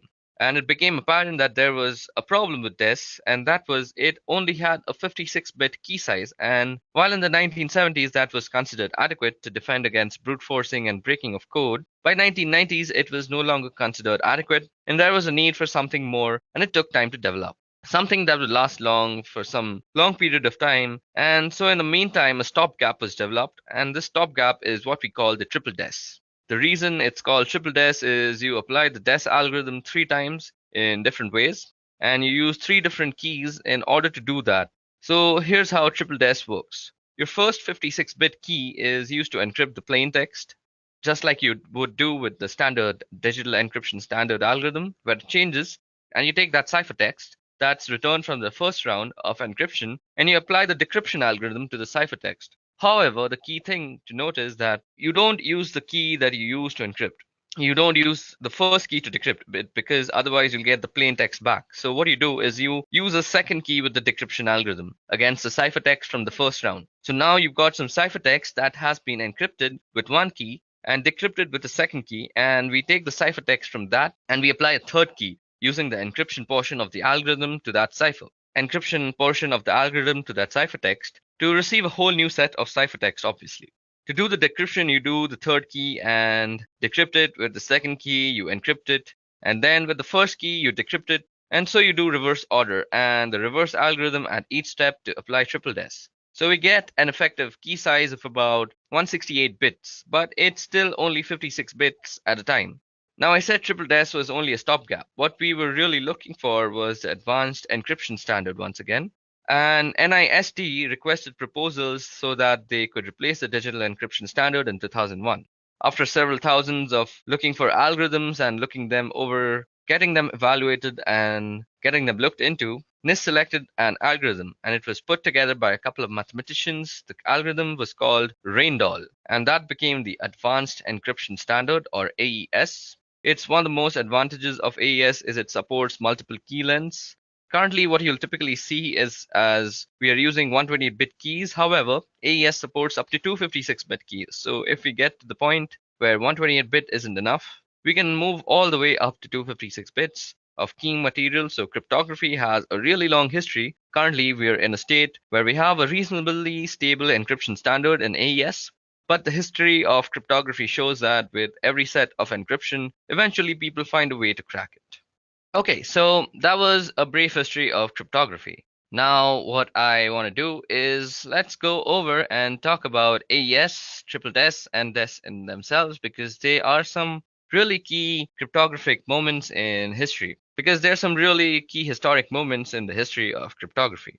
Now, we're going to talk about the different types of cryptographic ciphers, and primarily we're going to be talking about DES, triple DES, and AES. Now, DES is the digital encryption standard. It was developed by IBM in the 1970s, and originally it was cryptographic cipher named Lucifer. And after some modifications, IBM proposed it as the digital encryption standard, and it was selected by the digital encryption standard. Ever since then, it's been known as DES.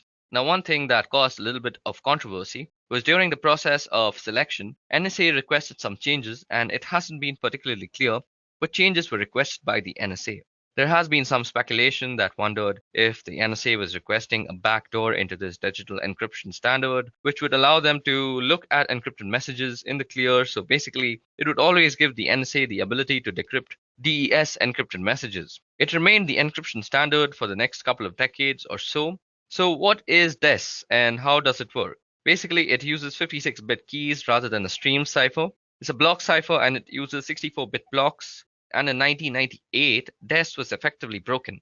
When a DES encrypted message was cracked in 3 days, a year later, a network of 10,000 systems around the world cracked the DES encrypted message in less than a day. And it's just gotten worse since then with modern computing power being what it is. Since DES was actually created, we already had come to the realization that we needed something else. So along came triple DES. Now, triple DES isn't 3 times the strength of DES necessarily. It applies DES just 3 times. And what I mean by that is what we do is we take a plain text message, then let's call that P, and we're going to use a key called K1, and we're going to use that key to encrypt the message. And use a key that we will call K1, and we're going to use that to encrypt the message. And that's going to result in the ciphertext, and we'll call this C1. So C1, the output of the first round of encryption, we're going to apply a second key, and we'll call that K2 with that second key. And we're going to go through a decryption process on C1. Since it's the wrong key, we're not going to get plain text out on the other end. What we're going to get is another round of ciphertext, and we will call this C2. What we do with C2, we are going to apply a third key, and we will call this K3, and we're going to encrypt ciphertext C2, and that's going to result in another round of ciphertext, and we will call that C3. So we have 3 different keys applied in 2 different ways. So with key 1 and key 3, we do a round of encryption, and with key 2, we do a round of decryption. So it's an encrypt, decrypt, encrypt process with separate keys. While that doesn't really yield a full 168-bit key size, the 3 rounds of encryption yields an effective key size of 168 bits because you have to find 356-bit keys. So speaking of that, technical detail for triple DES, we're still using the DES block cipher with 56-bit keys, but since we've got 3 different keys, we get an effective length of around 168 bits. Triple DES was really just a stopgap measure. We knew that if DES could be broken, triple DES could surely be broken with just some more time, I guess. And so the NIST was trying to request a standard that was in 1999, and in 2001, NIST published an algorithm that was called AES. So this algorithm that was originally called RAINDAL was published by NIST as the Advanced Encryption Standard. Some technical specifications about AES is that the original Reendahl algorithm specified variable block sizes and key lengths. And as long as those block sizes and key lengths were multiples of 32 bits, so 32, 64, 96, and so on, you could use those block sizes and key lengths. When AES was published, AES specified a fixed 128-bit block size and key length of 128, 192, and 256. AES with 3 different key lengths, but 1 block size, and that's a little bit of detail about DES, triple DES, and AES. So when AES was published, AES specified a fixed 128-bit block size and a key length of 128, 192, and 256 bits. So we've got with AES 3 different key lengths, but 1 block size. And that was a little bit of detail about DES, triple DES, and AES. We'll use some of these in doing some hands-on work in the subsequent part of this video. Okay, so now that I've given you a brief history of how we have reached the encryption standards that we are following today, that is the Advanced Encryption Standard, let's go ahead and talk a little bit more about DES, triple DES, and AES. So DES is a digital encryption standard. It was developed by IBM in the 1970s, and originally it was a cryptographic cipher named Lucifer. And after some modifications, IBM proposed it as the digital encryption standard. It was selected to be the digital encryption standard, and ever since then, it's been known as DES or DES. One thing that caused a little bit of controversy was during the process of selection, the NSA requested some changes, and it hasn't been particularly clear what changes were requested by the NSA.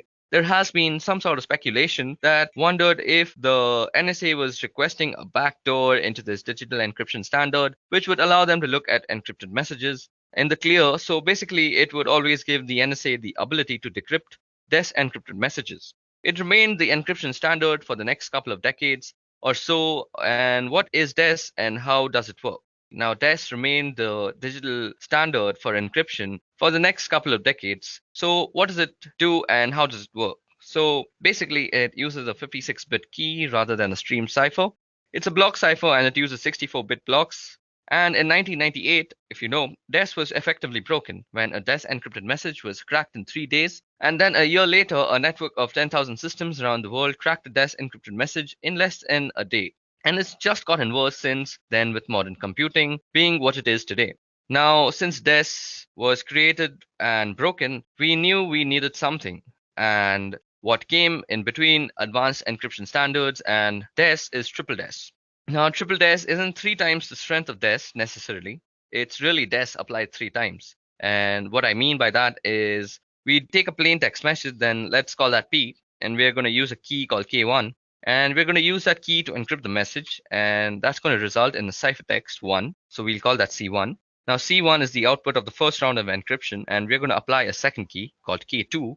And with that second key, we are going to go through a decryption process on C1. Now, since it's the wrong key, we are not going to get the plain text out of the decryption process. On the other end, we are going to get another round of ciphertext, and we're going to call that C2. Now with C2, we are going to apply a third key, and we are going to call that K3, and we're going to encrypt ciphertext C2, and that's going to result in ciphertext C3. So we have 3 different keys applied in 2 different ways. So with key 1, key 3, we do a round of encryption. With key 2, we do a round of decryption. So it's basically an encrypt, decrypt, encrypt process with 3 separate keys.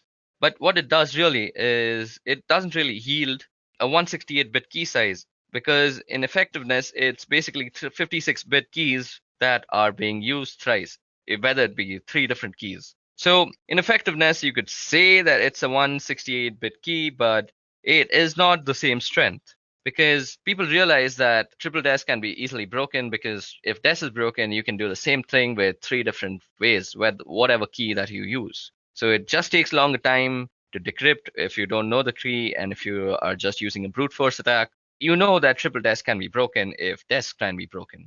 So triple DES was literally a stopgap between DES and AES, because people knew that we needed something more than triple DES. And for this, the NIST, or the National Institute of Standards and Technology, in 2001, they chose AES as the algorithm that is now called the Advanced Encryption Algorithm. So it was originally called the Reendahl algorithm. And the main thing about the Reendahl algorithm and the Advanced Encryption Standard algorithm is that the Reendahl algorithm specifically states in its papers that it has a variable block size and a variable key size as long as they are in multiples of 32. So 32, 64, 96, like that. But what AES does differently is that it gives you one block size, that is 128 bits, and gives you three different key sizes, that is 128, 192, and 256. So with AES, three different key lengths, but one block size. Okay, so that was a little bit more information on AES, DES, and triple DES, and we are going to be using this information in some subsequent lessons. Okay, now moving on. Okay, so now that we've discussed the different history of cryptography and the more important cryptographic algorithms, let's discuss the different types of cryptography. Now, the first type of cryptography I'm going to talk about is symmetric cryptography. And by symmetric cryptography, I mean that the key is the same for encrypting or decrypting. So I use the same key whether I am encrypting the data or decrypting the data. One of the things about symmetric key cryptography is that they use a shorter key length than for asymmetric cryptography, which I'll get into a couple of minutes. It's also faster than asymmetric, and you can use algorithms like DES or AES, as those are both symmetric key cryptography algorithms, and you can use a utility like AES script. Let me just demonstrate how symmetric key cryptography works. So for this, we can use a tool called AES script. So in AES script is actually available for Linux and Windows and Mac, all the systems. So I'm using it on the Windows one, and I'm using the console version. So first of all, I have a text file called text.txt. So let me just show that to you. So as you guys can see, I have this thing called text.txt. Now to do text.txt, let me just show what text.txt contains. So as you guys can see, it has a sentence called "The quick brown fox jumped over the lazy dog." So that's the sentence that has all the alphabets in the English language, rather. So now we are going to try and encrypt it. So we can use something like AES or DES because both of them are symmetric key ciphers, symmetric key algorithms, rather. So we are using AES in this case. So what we're going to do is say AES script. We're going to encrypt it, and we're going to use a password of, let's say, Pokemon. So we're going to call it Pokemon, and we're going to do text.txt. We're going to encrypt that file. So now we have encrypted that file. Now let's go see. We must be having a new file. So this is called text.txt.aes. So that is our encrypted file, and this is what we would generally send over the network if we are sending it to anybody. So let's assume the person who's received it also knows our encryption algorithm. I mean encryption algorithm and the key that goes along with it. So let's try to decrypt it now. Now before I decrypt it, let me just show you what an encrypted message looks like. So this is what the ciphertext looks like. Type text.txt.aes. So yeah, as you guys can see, the Windows console can't really read everything, but if I were to go here, if I were to just go into the file and just edit with Notepad++, you'll see that it's a bunch of crap. You really can't make out anything. What is being made here, we can't really decipher much. So that's the point of using encryption. Now, if you were to decrypt it, all we have to do is AES script. We're trying to decrypt. We're trying to give the password is going to be, what was the password? Pokemon. Okay, so, and we're going to try and decrypt text.txt.aes. Let's dir that again. Okay, so that just decrypts our message for us. So this is how you would use AES script for encryption and decryption. So that just decrypts it, and that's how you would use symmetric key encryption to encrypt a file for this example. Symmetric key uses either a stream cipher or a block cipher, and the differences between stream or block ciphers is that block takes a block of bits at a time, and it's a fixed length. So for example, 64 bits, if I were to use a block cipher with 64 bits, I would need to take in 64 bits before I could start encrypting. Now, if I didn't have 64 bits to encrypt, I would have to fill it with padding in order to get up to 64 bits a stream cipher. On the other hand, it will encrypt a bit at a time, so it doesn't matter how many bits you've got. You don't need to have some multiple of the block length in order to encrypt without padding. And another type of cryptography is asymmetric. Now, asymmetric, as you would expect, uses two different keys, and that's where we have public key and private key. Asymmetric key cryptography uses a longer key length, and it also has more computation, and the encryption process is slower with a symmetric key encryption. And the encryption process is slower than with the symmetric key encryption. One of the uses for symmetric key is for signing documents or emails, for example, where I would have the private key sign something, and the public key would be used to verify a signature. And another reason for using asymmetric key encryption is to ensure that you got it from who actually sent it. Since you've got two keys, you always know who the other end of the equation is. Where with symmetric key, since it's just one key, if you can intercept the key, you can decrypt and also encrypt messages. And so if somebody can figure out the key, you can break into a communication stream using symmetric key encryption. So asymmetric gives you the advantage of ensuring that the other end is who the other end says, and they are, since they're the only ones who should have the private key. And in this particular instance, in practice, however, hybrid encryption models tend to be used, and that's where you would use asymmetric encryption to encrypt asymmetric session keys. So basically, you encrypt the message that you are sending using symmetric key encryption, and then when you're exchanging the key with somebody else, you use asymmetric key encryption. So this is going to be a slower process. You probably won't want to use it for smaller files in order to do that. Fortunately, the file example that I have is a smaller one. So I'm going to try and generate a key right now. So for this, we have to head over to our Ubuntu system. So let's see. Let me show you how public key encryption actually works. And we are going to first create a key. So let me just clear this out for you. So first of all, let's create a file and let's call that text.txt. Now, if you see, we are going to edit text.txt to have some file. So have some text in it. So there seems to be a warning with the GTK. I'll just use echo instead. So now let's see if that is in our file. Okay, so let me just show you how asymmetric key encryption or public key cryptography works. So first of all, we need a text file. So let me see. Do we have a text file? So there seems to be a text.txt. So let's see what this text.txt says. So it says that this is a random text file. Now what we want to do is we want to create a public key first. So I'm going to use OpenSSL for doing this. So we go OpenSSL and we are going to use it with RSA. So we're trying to generate a key, so gen RSA, and we're going to use des3 to use this, and we're going to output it into a file called private.key. So we are also going to be using a 4096 bit. So this is going to be our private key. So this will create a private key using RSA algorithm. So let it work its way out.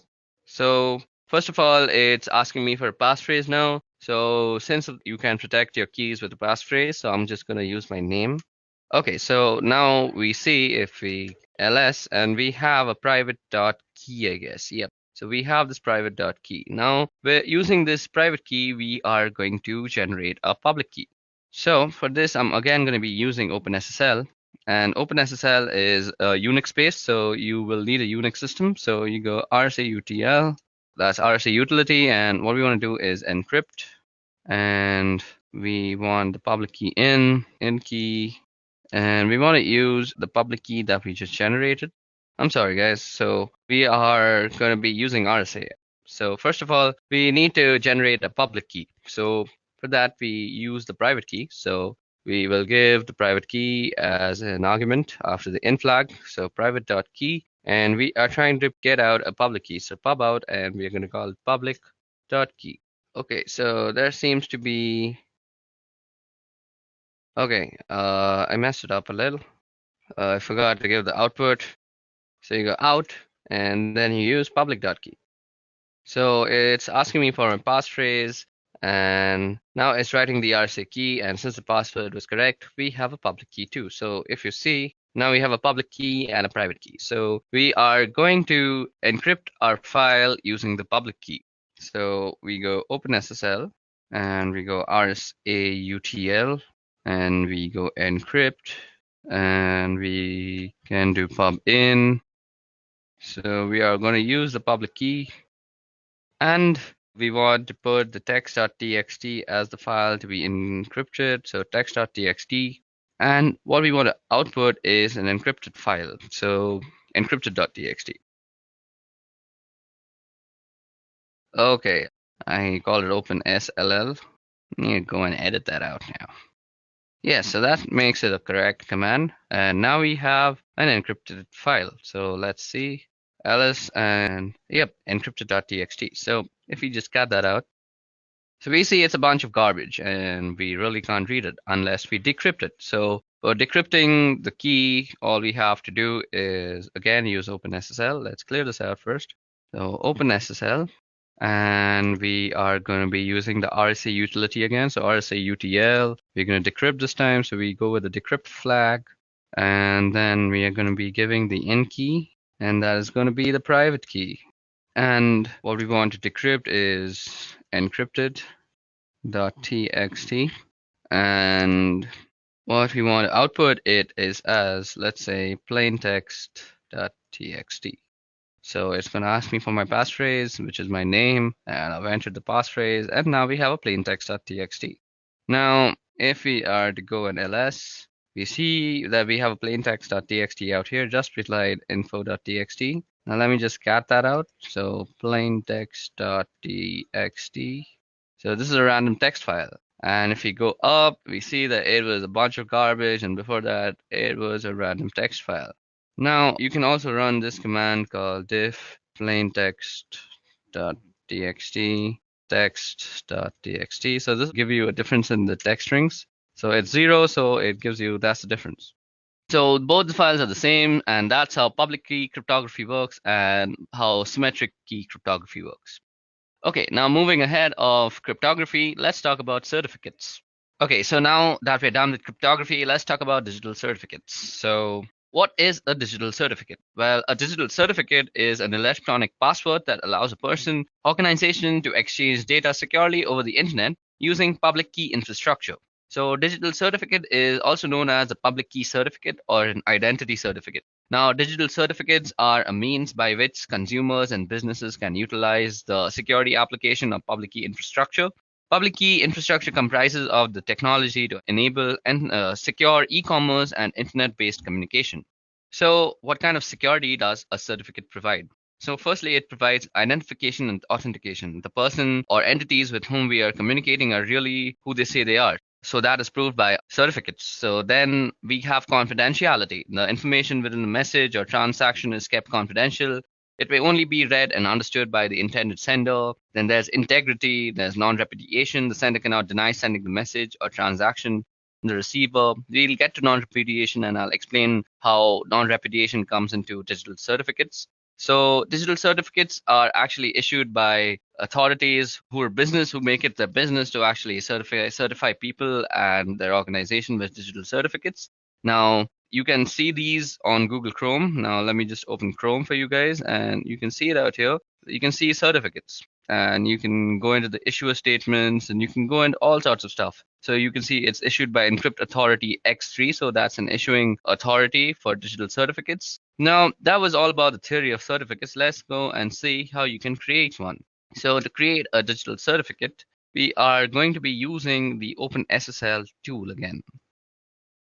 So first of all, let me show you how to create a certificate. So we are going to be using the OpenSSL tool for that. So first of all, let me clear the screen out. So in this case, I'm going to generate a certificate authority certificate. So I'm doing an RSA key here to use inside the certificate. So first of all, I need to generate a private key. So to do that, as I had just showed you guys, we can use the OpenSSL tool. You go OpenSSL and gen RSA, and we're going to use DES3. Then we're going to out it, and let's call it ca.key. And we're going to use 4096 bits. So I'm doing an RSA key here to use inside the certificate. So I'm generating a private key, and the private key is used as a part of the certificate. And there's a public key associated with the certificate. So you've got public and private key, and data gets encrypted with the public key and then gets decrypted with the private key. So they are mathematically linked at the public and private key, because you need one for the end of the communication and the other for the other end of the communication. And they have to be linked so that the data that gets encrypted with one key gets to be decrypted with other key. So this is asking for a passphrase, and so I'm going to be giving my name as a passphrase. So that has generated the key for us. So now I'm going to generate the certificate itself. So I'm going to be using the OpenSSL utility. So first of all, you say OpenSSL, and you say request. So it'll be a new request, and it's going to be an X509 request. It's going to be valid for 365 days, and let's see, the key is going to be ca.key, and we're going to output it into ca, or let's call it edureka.key. CRT. So this is a certificate that I'm producing in the name of the company that I'm working for. So that is Edureka. So it says it's unable to load the private key. Let me just see, is the private key existing? I had a previous private key, so let me just remove that. Does it have a CA.key?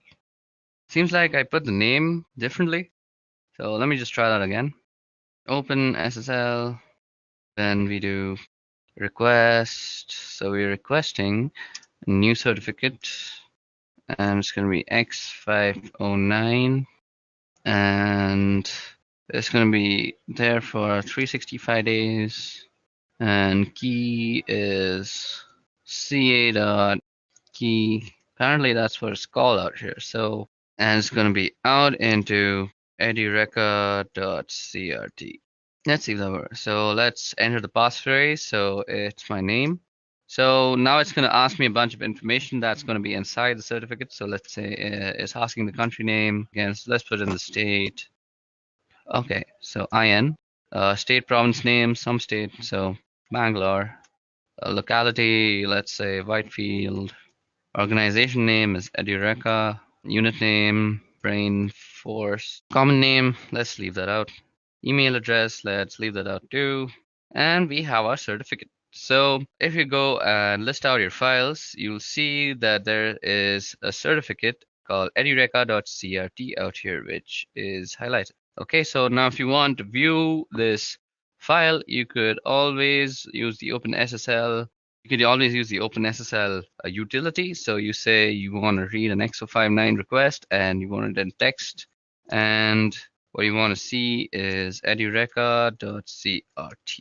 Okay, so that is the certificate. So you see that it has all the signature, it has signature algorithm, it has all the information about the certificate, and it says signature issuer is CIN in state Bangalore, in location Whitefield, Edureka Brainforce, validity. It has all sorts of information. So that was all about digital certificates, who issues digital certificates, where are they useful. So this is basically non-repudiation. So nobody can say with this certificate that if this certificate is included in some sort of a website and that website tends to be suppose malicious and there's a complaint. Now the website can't go to a court of law and say they didn't know about this because the certificate that was included had their private key and the private key was only supposed to be known to the company. So that is non-repudiation. You just can't deny that you didn't do it. Okay, so that was all about certificates. Now moving on. Okay, so moving on, we are going to be talking about cryptographic hashing. Now, while the word cryptographic is in the term cryptographic hashing, and it does lead you to believe that there is encryption involved, there is no encryption involved in a cryptographic hash. There is a significant difference between hashing and any sort of encryption, and that is primarily that encryption is a two-way process. When I encrypt a piece of data or a file or anything else, what I'm doing is putting it into a state where I expect it to be able to get it back out again. In other words, when I encrypt a file, I expect it to be able to decrypt the file and get the original contents. Hashing is a one-way function on the other hand. Once I've hashed a piece of data or a file, there is no expectation and ability to get the original piece of data back. Hashing generates a fixed length value and different types of hashing will generate different length values. For example, MD5 will generate a different length value than SHA-1. And they're both hashing algorithms, but they generate different length values. And the resulting value from a hash function should be in no relation at all to the original piece of data. As a matter of fact, if two inputs generate the same hash value, it's called a collision. And if you can generate collisions, you may be able to get a point where you can generate a piece of data that are going to generate the same hash values, and that leads you to the potential ability to break the particular hashing algorithm that you're using. So what we can use hash is for, well, one thing we can use hash is for file integrity. We can run a hash on a file and get a value back, and later we can check that the value to make sure if it's the same. If it's the same, I can be sure that the same file was hashed in both instances. So let me just show you an example of what I just said, that if we hash a file, we'll get the same hash every time.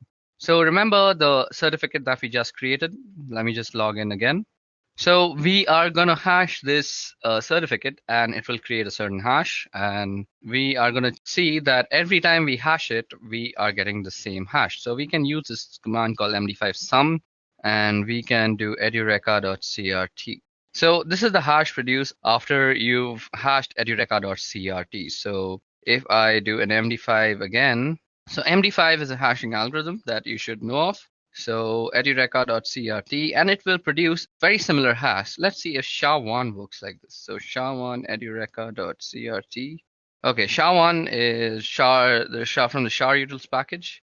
Okay, so I've proved my point that with MD5, which is a cryptographic hashing algorithm, we are getting the same hash back. So if you are able to produce the same hash, that means you have broken the algorithm in itself.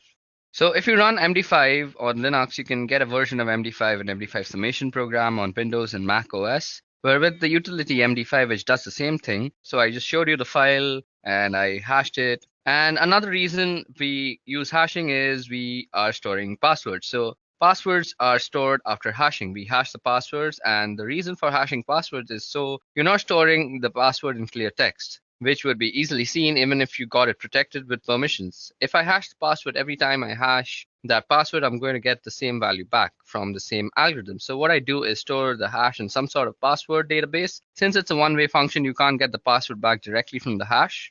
Now, what you can do with most password cracking programs, do some variation of this, and you just generate hashes against a list of words until you get a hash value that matches the one in the password. Once you get the hash that matches the one in the password, you know what password is there and here. And we come back to the idea of collisions. If I can take two different strings of characters and get the same values back, then it's easier to crack the password because I may not necessarily get the password, but if the hash that I get back from a particular string of data is the same as that I get from the original password, then it doesn't matter whether I know the password because the string of data that I put in is going to generate the same hash value that you're going to compare when you log in. And this hash value will just give you that it's valid and you'll be able to log in. So suppose the password that you chose while making your account is dog, and the dog word produces this hash value. And if I were to like hash cat with the same algorithm, and if the algorithm was prone to collisions, it might produce the same hash value as dog. So with the password cat, I could open up your password.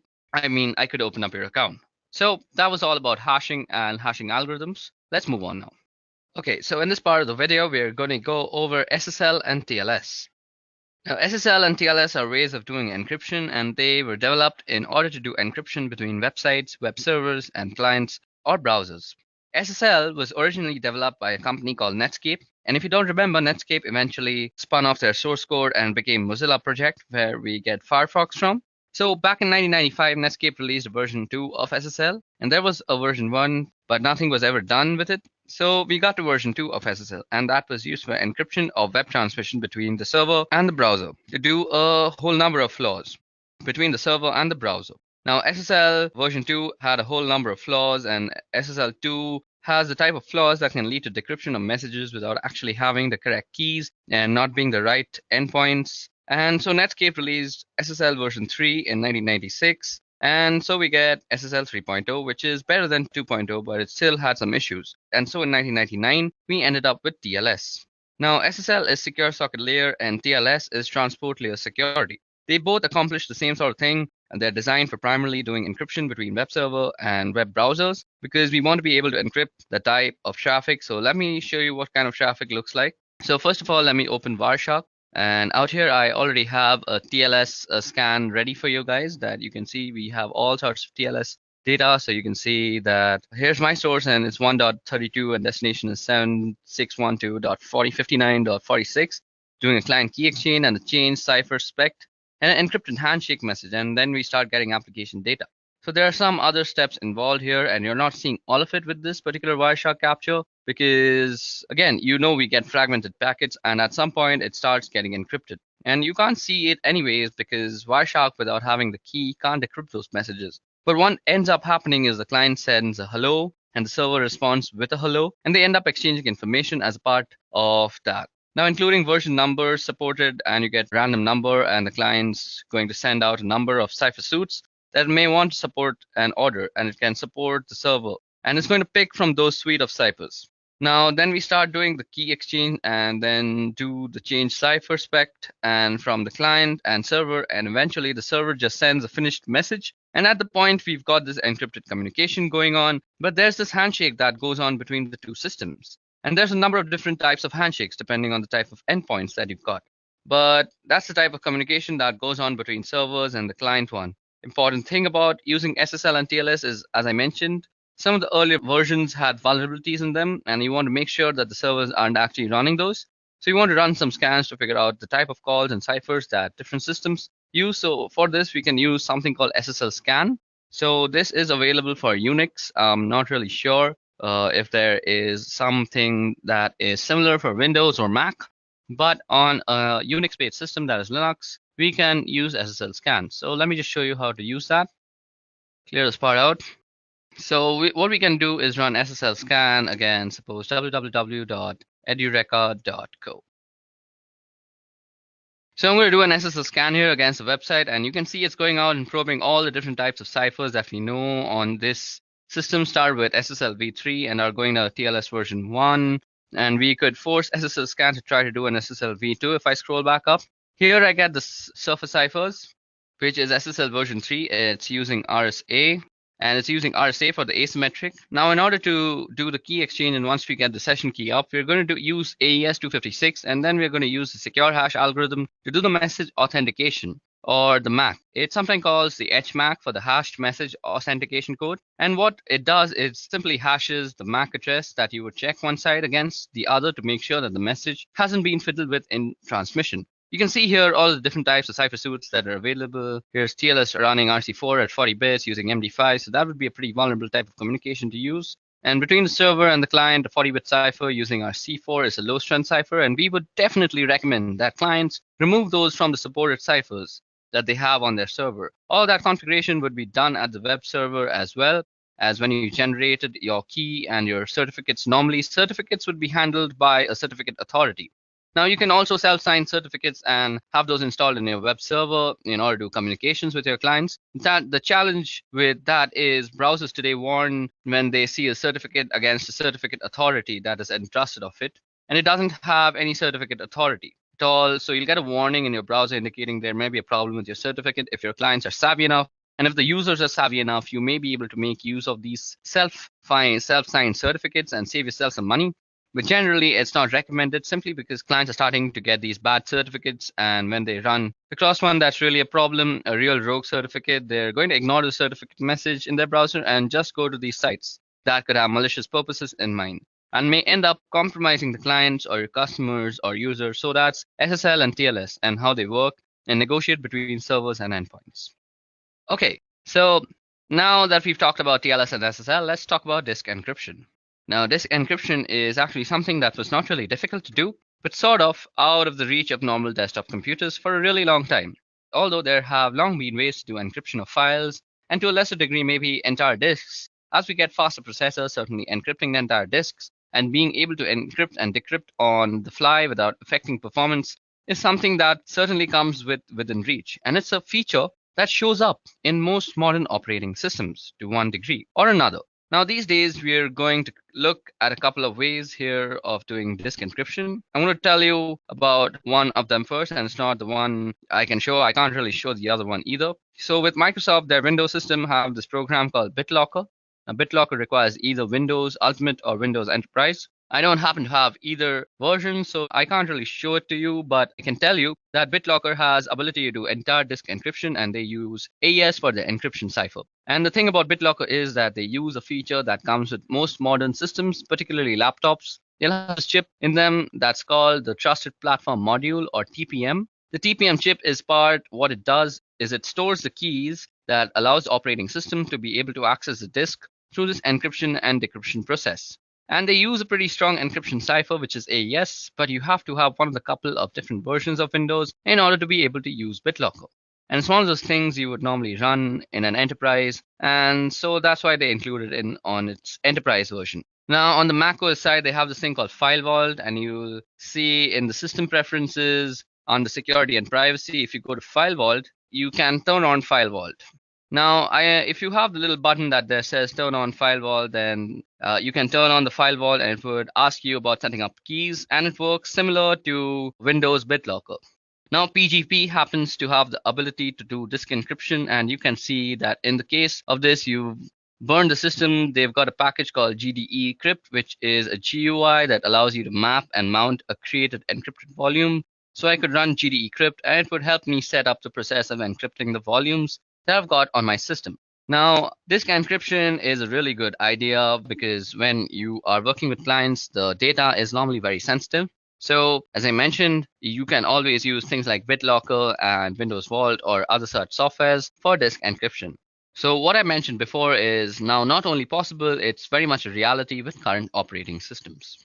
Now, let's talk about scanning. Now, scanning refers to the use of computer networks to gather information regarding computer systems. And network scanning is mainly used for security assessment, system maintenance, and also for performing attacks by hackers. Now, the purpose of network scanning is as follows. It allows you to recognize available UDP and TCP network services running on a targeted host. It allows you to recognize filtering systems between the users and the targeted hosts. It allows you to determine the operating systems in use by assessing the IP responses. Then it also allows you to evaluate the target host TCP sequence numbers and predictability to determine the sequence prediction attacks and the TCP spoofing.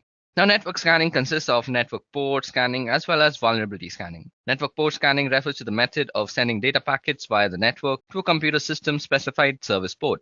This is to identify the available network services on that particular system. This procedure is effective for troubleshooting systems issues or for tightening the system security. Vulnerability scanning is a method used to discover known vulnerabilities of computing systems available on a network. It helps to detect a specific weak spot in an application software or the operating system, which could be used to crash the system or compromise it for undesired purposes. Now, network port scanning as well as vulnerability scanning is an information gathering technique, but when carried out by anonymous individuals, they are viewed as a prelude to an attack. Network scanning processes like port scans and ping swipes and return details about which IP address map to active live host and the type of service they provide. Another network scanning method known as inverse mapping gathers details about IP addresses that do not map to live hosts, which helps an attacker to focus on feasible addresses. Network scanning is one of the three important methods used by an attacker to gather information during the footprint stage, and the attacker makes a profile of the target organization. This includes data such as organization's domain name systems and email servers, in addition to its IP address range. And during the scanning stage, the attacker discovers details about the specified IP addresses that could be accessed online, their system architecture, their operating systems and services running on every computer. Now, during the enumeration stage, the attacker collects data, including routing tables, network user, and group names, simple network management protocol data, and so on. So now let's talk about intrusion detection evasion. So before we get into IDS evasion, let's talk about what exactly is an IDS. Now, an intrusion detection system, or IDS, is a system that monitors network traffic for suspicious activity and issues alerts when such activity is discovered. While anomaly detection and reporting is primary function, some intrusion detection systems are capable of taking actions when malicious activity or anomalous traffic is detected, including blocking traffic sent from suspicious IP addresses. Although intrusion detection systems monitor network for potentially malicious activity, they are also prone to false alarms or false positives. Consequently, organizations need to fine-tune their IDS product when they first install them. That means properly configuring their intrusion detection system to recognize what normal traffic on their network looks like compared to potentially malicious activity. An intrusion prevention system also monitors network packets for potentially damaging network traffic, but where an intrusion detection system responds to potentially malicious traffic by logging the traffic and issuing warning notification, intrusion prevention systems respond to such traffic by rejecting the potentially malicious packets. So there are different types of intrusion detection systems. So intrusion detection systems come in different flavors and detect suspicious activities using different methods. So kind of intrusion detection is a network intrusion detection system. So that is NIDS is deployed at a strategic point or points within the network where it can monitor inbound and outbound traffic to and from all the devices on the network. Then there is host intrusion detection system, that is HIDS, which runs on all computers or devices in the network with direct access to both the internet and the enterprise internal network. HIDS have an advantage over NIDS in that they may be able to detect anomalous network packets that originate from inside the organizations or malicious traffic that NIDS has failed to detect. HIDS may also be able to identify malicious traffic that originates from the host itself, as when the host has been infected with malware and is attempting to spread to other systems. Signature-based intrusion detection system monitors all packets traversing the network and compares them against a database of signatures or attributes of known malicious threats, much like antivirus softwares. So now let's talk about into IDS evasion. Okay, so now let's talk about IDS evasion. Now, IDS is an intrusion detection system, as we just spoke about, and is there to detect exactly the types of activities that we are engaged in sometimes. And sometimes you may be called in to work on a target where your activities are known and should be known by the operators or the operations people involved in monitoring and managing the network. And the idea being not only do they want to assess the technical controls that are in place, but they also want to assess the operational procedures and ensure that the systems and processes are working the way that they are supposed to be working. Now, when you are engaged with a target that you are in full cooperation with, you don't need to do these types of evasion tactics. All these techniques may be actually avoided. But if you're asked to perform an assessment or a penetration on a target where they are not supposed to see your activities, then you need to know some different techniques to evade detection from an IDS. So we're going to talk about a couple of different things that you can do. So one thing that you can do is manipulate packets to look a particular way.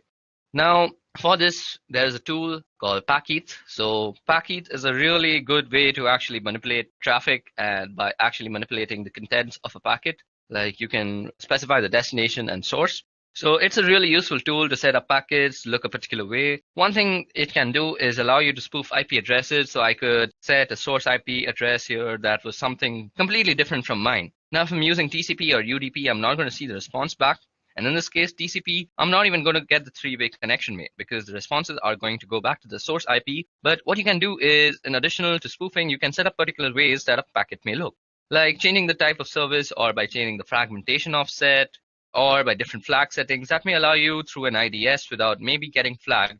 And it may also allow you through a firewall. Now, it's a slim possibility, but it's a possibility. Now, another thing you can do is use Packeth to generate a lot of really bogus data. And what you might do is hide in the noise generated by Packeth. So you could create some really bogus packets that are sure to set off IDS alarms, and then you can run some legitimate scans underneath and hopefully be able to get some responses different from mine. Now, if I'm using TCP or UDP, I'm not going to see the response back. And in this case, TCP, I'm not even going to get the three-way connection made because the responses are going to go back to the source IP. But what you can do is, in addition to spoofing, you can set up particular ways that a packet may look, like changing the type of service or by changing the fragmentation offset or by different flag settings that may allow you through an IDS without maybe getting flagged. And it may also allow you through a firewall. Now, it's a slim possibility, but it's a possibility. Now, another thing you can do is use Packeth to generate a lot of really bogus data. And what you might do is hide in the noise generated by Packeth. So you could create some really bogus packets that are sure to set off IDS alarms, and then you can run some legitimate scans underneath and hopefully be able to get some responses.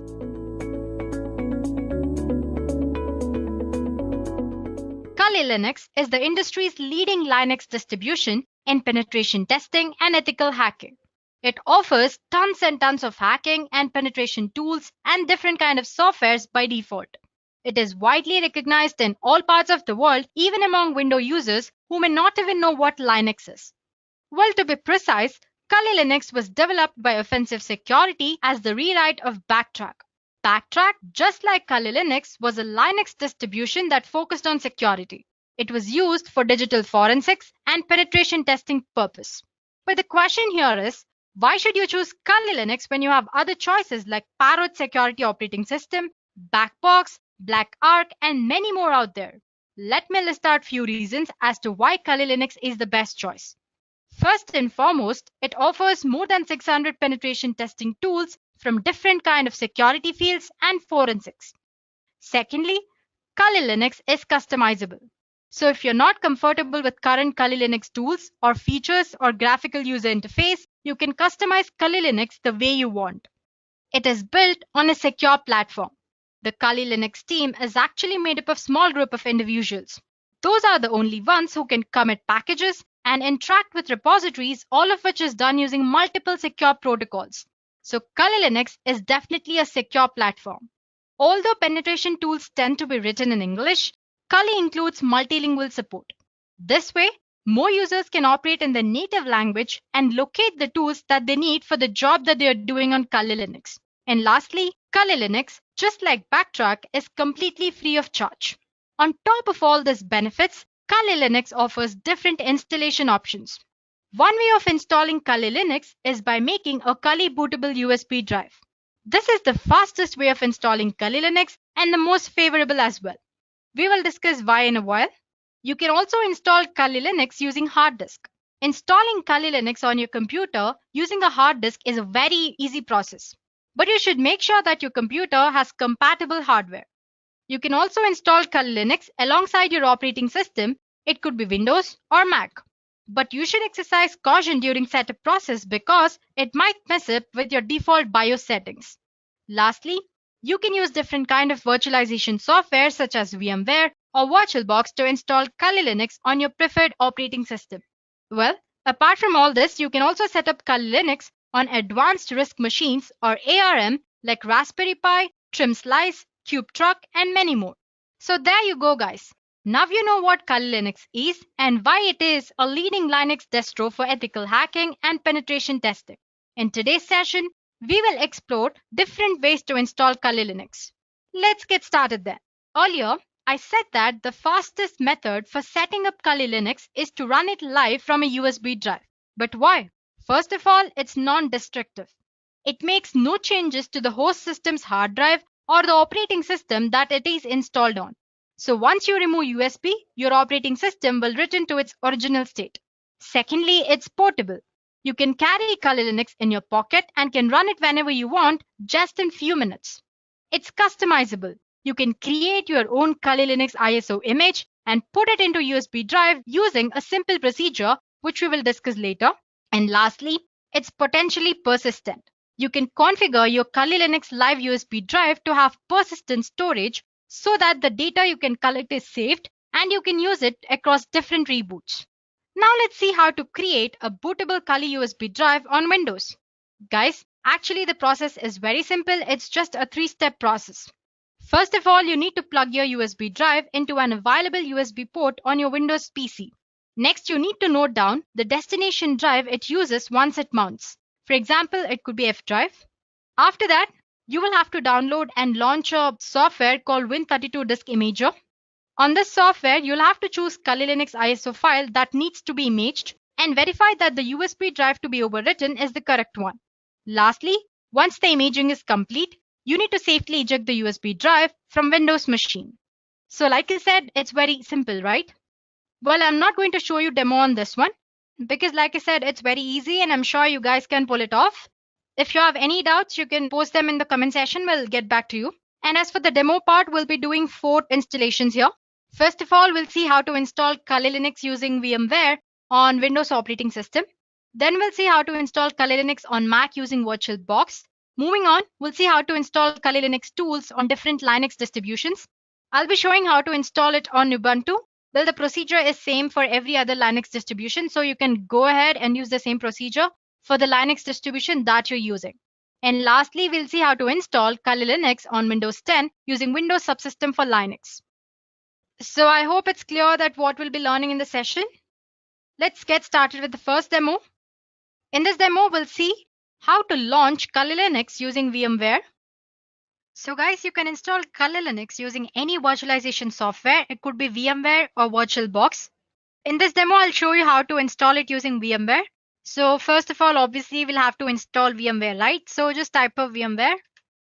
And it's the first link that you find. You can go ahead and download VMware Workstation Pro. You have it in the downloads. Here you can download Workstation Player as well. Or you can download VMware Workstation Pro. Now, once that is downloaded, you'll have to download a Kali Linux ISO image. For that, you'll have to go for official Kali Linux website. Just type for Kali Linux and it's the first link. You can see downloads option here. Click on download. And yeah, you can see different download options here. You have Kali Linux Lite for 64-bit as well as 32-bit. And then there is Kali Linux 64-bit and 32. And you have separate images for VMware and VirtualBox as well.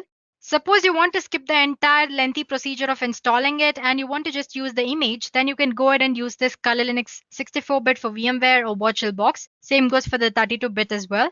But since we are focusing on installing right now, let's just go ahead and download our ISO file and install it from the beginning until last step. I've already downloaded it, so I have an ISO file downloaded on my computer.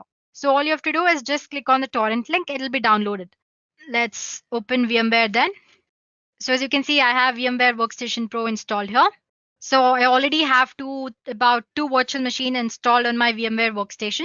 As you can see on the home page, 3 different options. It says create a new virtual machine or open a virtual machine and connect to remote server. So if you want to create a Kali Linux or any other virtual machine from step 1, you can use this create a new virtual machine option. Well, if you have an image of a virtual machine already, and if you want to just use it and avoid installation procedure, then you can go ahead and use this open a virtual machine option. Well, just click on this create a new virtual machine and click on next. As you can see here, you have an option which says installer disk image file ISO file you'll have to attach here. So click on browse. Let's see where I've stored my Kali Linux. As you can see, I already have it here. And there's one file here. Let me click on that and open. So yeah, don't bother about this error. It usually shows that. And then click on next here. So it's asking which operating system will be installed on this virtual machine. I want it to be Linux. So make sure you select Linux 64-bit and click on next. You have an option to name your virtual machine. Let's say Kali Linux. And where do I want to store it? In my documents under virtual machines, Kali Linux. Sure. And click on next. It says it already exists. Let me try this one then. Let's say Kali Linux 1 and next. Yeah. So basically your Kali Linux will need about a 20 GB. Let's assign some 40 GB here. That's the maximum disk size that you can allot. Well, you can allot more than that as well, but minimum it needs about 20 GB. And you have an option which says store virtual disk as a single file or multiple files. Let's just select store virtual disk as a single file to avoid complications and click on next here. So as you can see, you can review your virtual machine settings here. You have an option to make changes to the settings. You can make changes right now or you can do it later as well. Let's just go ahead and make changes now. Click on this customize hardware option here. Well, as for the memory for this virtual machine, it totally depends on what you're using virtual machine for. If you're not using it for heavy works, then you can assign least amount of memory. Let's say I want to assign about 2 GB. There we go. And as for the processors, number of processors 1. And the number of core processors, you can choose as many as you want. Let's say 2. This will increase the performance of your virtual machine. So, and again, it totally depends on whatever you want to choose. And yeah, we have already attached the image. Network adapter, you can set for NAT. USB controller and sound card, you can retain the default settings. And as for the display, click on accelerated 3D graphics since Kali Linux has a graphical user interface. And it says 768 MB is the recommended amount of memory that you can use for graphics. So let's go ahead and select that and click on close. Well, you can actually make all the settings after installing Kali Linux as well. No problem there. Once you've done that, click on finish here. As you can see, my Kali Linux image is ready for installation. You have two options to power up. As you can see, you have this option here. You can click on that to power on this virtual machine, or you can go ahead and click on this. Let me click on this. So once you click on that, you should be greeted with this Kali boot screen. As you can see, there are a lot of options here. We did discuss live option earlier, right? So if you don't want any trace of Kali Linux on your operating system, you can go ahead and use live option here. You have live USB persistence mode and live USB encrypted persistence as well. Suppose you want to store some data and save it for a later reboots, you can use live persistent option here. And most of the time people get confused with this install and graphical install. Just don't go ahead and click on install option. Do it only if you're well versed with command line interface. So basically that install option is for command line interface. So you'll be greeted with Kali Linux command line interface. Since if you're using Kali Linux for the first time, go ahead with graphical install. Select the graphical install and click enter. So as you can see, it will start mounting storage devices. Whole installation process might take about 10 minutes. So it's prompting you to select a language. So select your preferred language, then your country location. Let's say English and click on enter. And it's asking you for the country location. Just give United States and enter. And I want the keyboard to be configured with American English. You can choose any native language. Like I said earlier, it supports multilingual or it supports multiple languages. So go ahead and choose it. But it might complicate the way you use Kali Linux later. So you can always go ahead and stick ahead with English only. Well, it doesn't matter. So as you can see, it's configuring the network. So it'll detect the ISO file and load installation component and then prompt you to enter a host name for your system. Well, in this installation, let's just enter Kali and click on enter. You can give the name you want. And next it's asking you for the domain name. Suppose you have a set of virtual machines and if you want to give all of them a domain name, you can assign a domain name as well, but it's optional. Let's not give any domain name here and click on enter. The next thing it does is it'll prompt you for the password that you'll have to enter every time you launch your Kali Linux. So just give some password of your choice and click on continue. The best thing about Kali Linux is you can set up date and time as well. You can make it later as well, but you can choose it here. So just click on Eastern or whichever choice you like and click on enter. So the installer will now probe your disk and offers you 4 different choices. As you can see, it says guided use entire disk. Guided use entire disk and set up LVM, which is logical volume manager. Same thing, which is encrypted, and manual. So if you're an expert, if you've already used this Kali Linux before, you can go ahead and select any of these 3 options from the bottom. That's LVM or manual or encrypted LVM. Otherwise, you can always go ahead and choose guided use entire disk option here if you're a beginner and click on enter. So this is the disk partition where all the data will be stored and click on continue. It's asking if you want to store all files in one partition or if you want to make partitions. So depending on your needs, you can go ahead and choose to keep all your files in single partition, which is default, or you have separate partition for one or more of the top level directories. Let's just choose the first option and click on enter. So once you've done that, you'll have one last chance to review your disk configuration. Once you're sure that you've given correct details, click on enter here. It's asking if the changes that you make to Kali Linux should be written to the disk or not. So say yes. So it will start partition and install the virtual machine. It took a while, but as you can see, installation is almost done. It's asking me to configure the package manager. Well, if you select no in this session, you will not be able to install packages from Kali repositories later. And click on continue. So suppose if you want to install other repositories or updates later on, you can always go and click on yes. Otherwise you can go for no as well. Now it's going to configure the package manager. It'll install package manager and configure it. Then it'll install grub bootloader.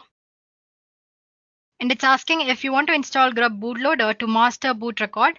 Definitely yes. So select yes and click on continue. So it's asking to select the device manually. You can click this, select the device. So yeah guys, we're done here. So you can finally click on continue option to reboot your new Kali installation. So as you can see, the entire process took about 10 to 11 minutes. So yeah, let's go ahead and click on continue here. It's going to finish the installation.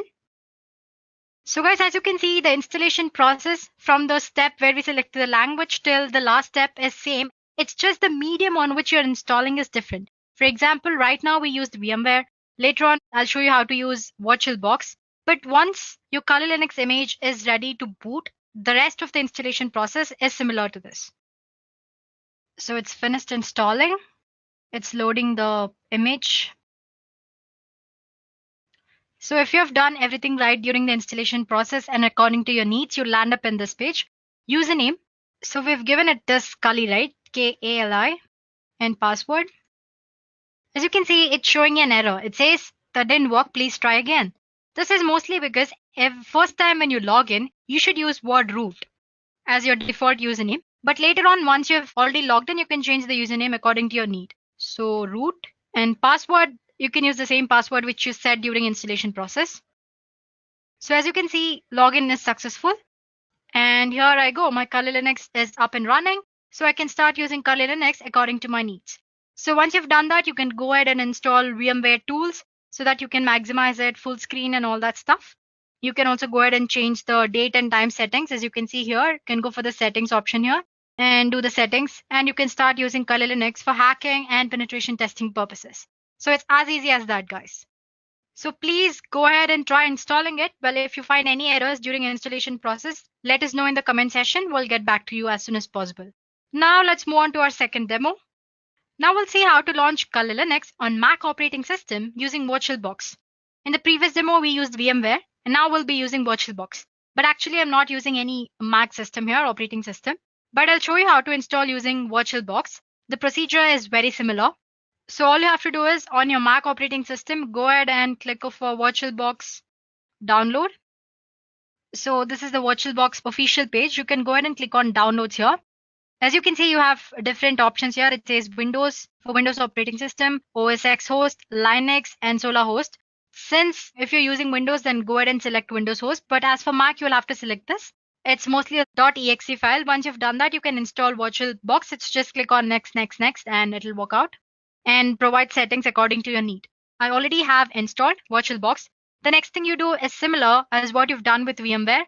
Go ahead and download official Kali Linux image. Make sure you don't download any duplicate versions of ISO file from other websites. Make sure you download it from original website.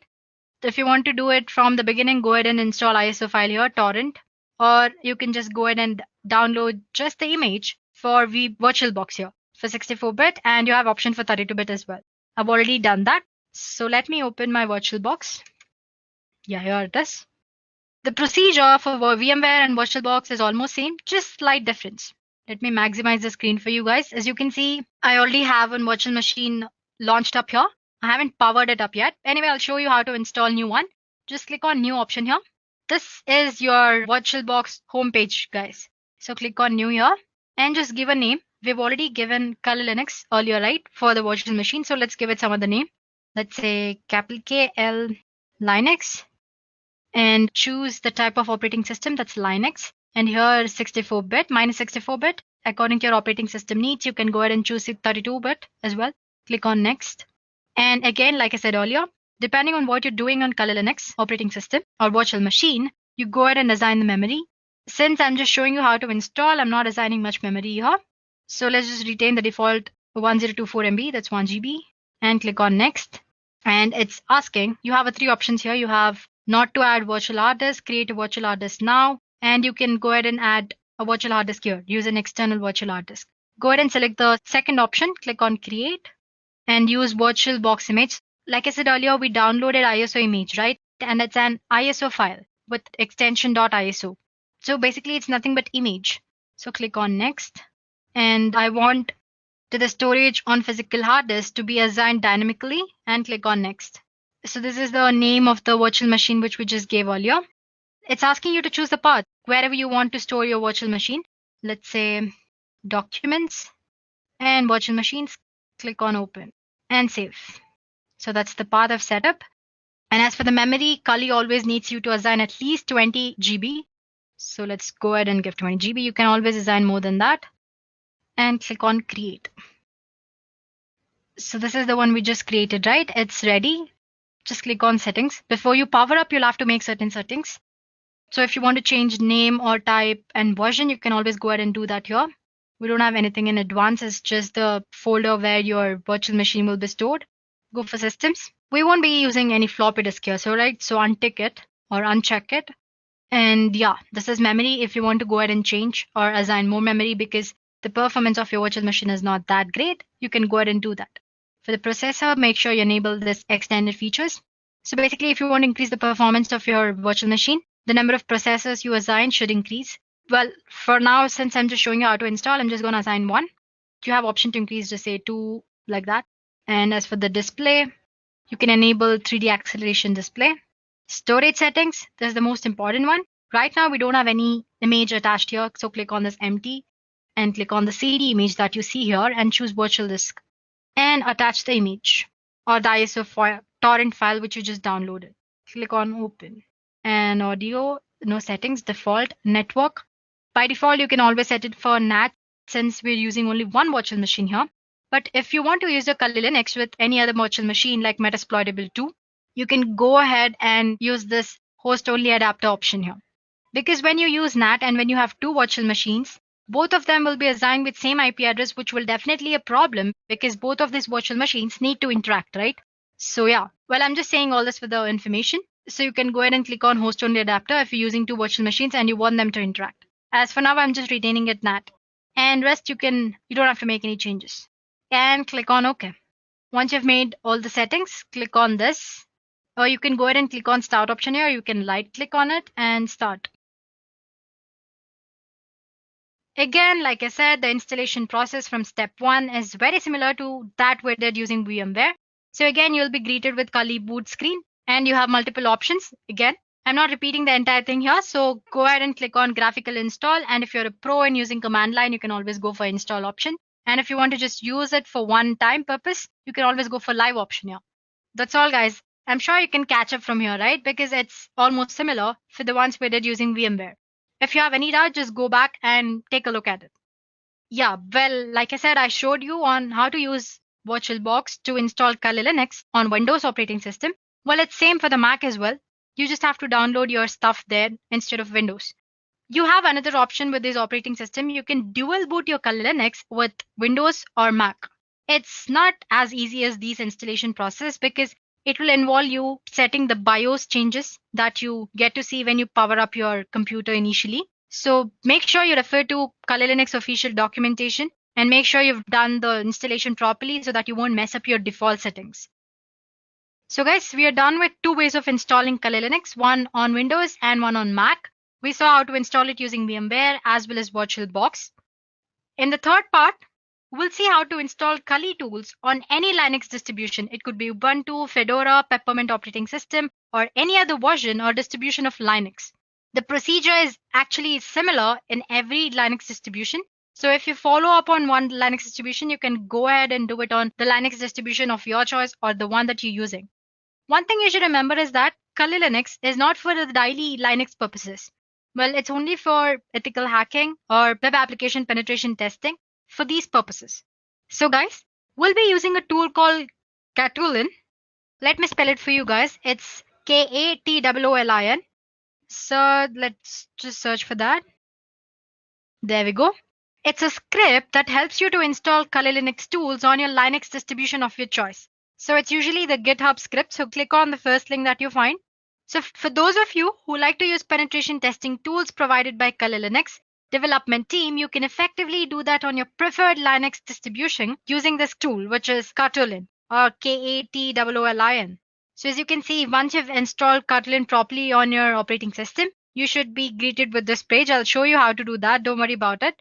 So the purpose of asking you to see this page is to take a look at prerequisites. So first thing, you need to have a Python of version 2.7 or above installed in your operating system. And you need a Linux distribution system. It could be Ubuntu or it could be Fedora or Peppermint, any other Linux distribution. I have Ubuntu here. I'll be using VMware Workstation Pro. It's already open, but let me just go back. All you have to do is search for Ubuntu and click on the first link. So as you can see, there are a lot of options to install Ubuntu.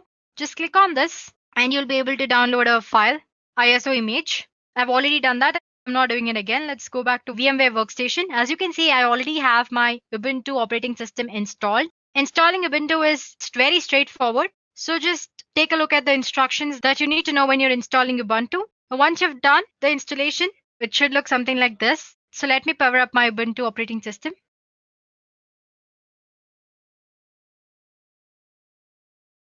So as you can see, once you install, you'll land up on this page and it's asking for the password.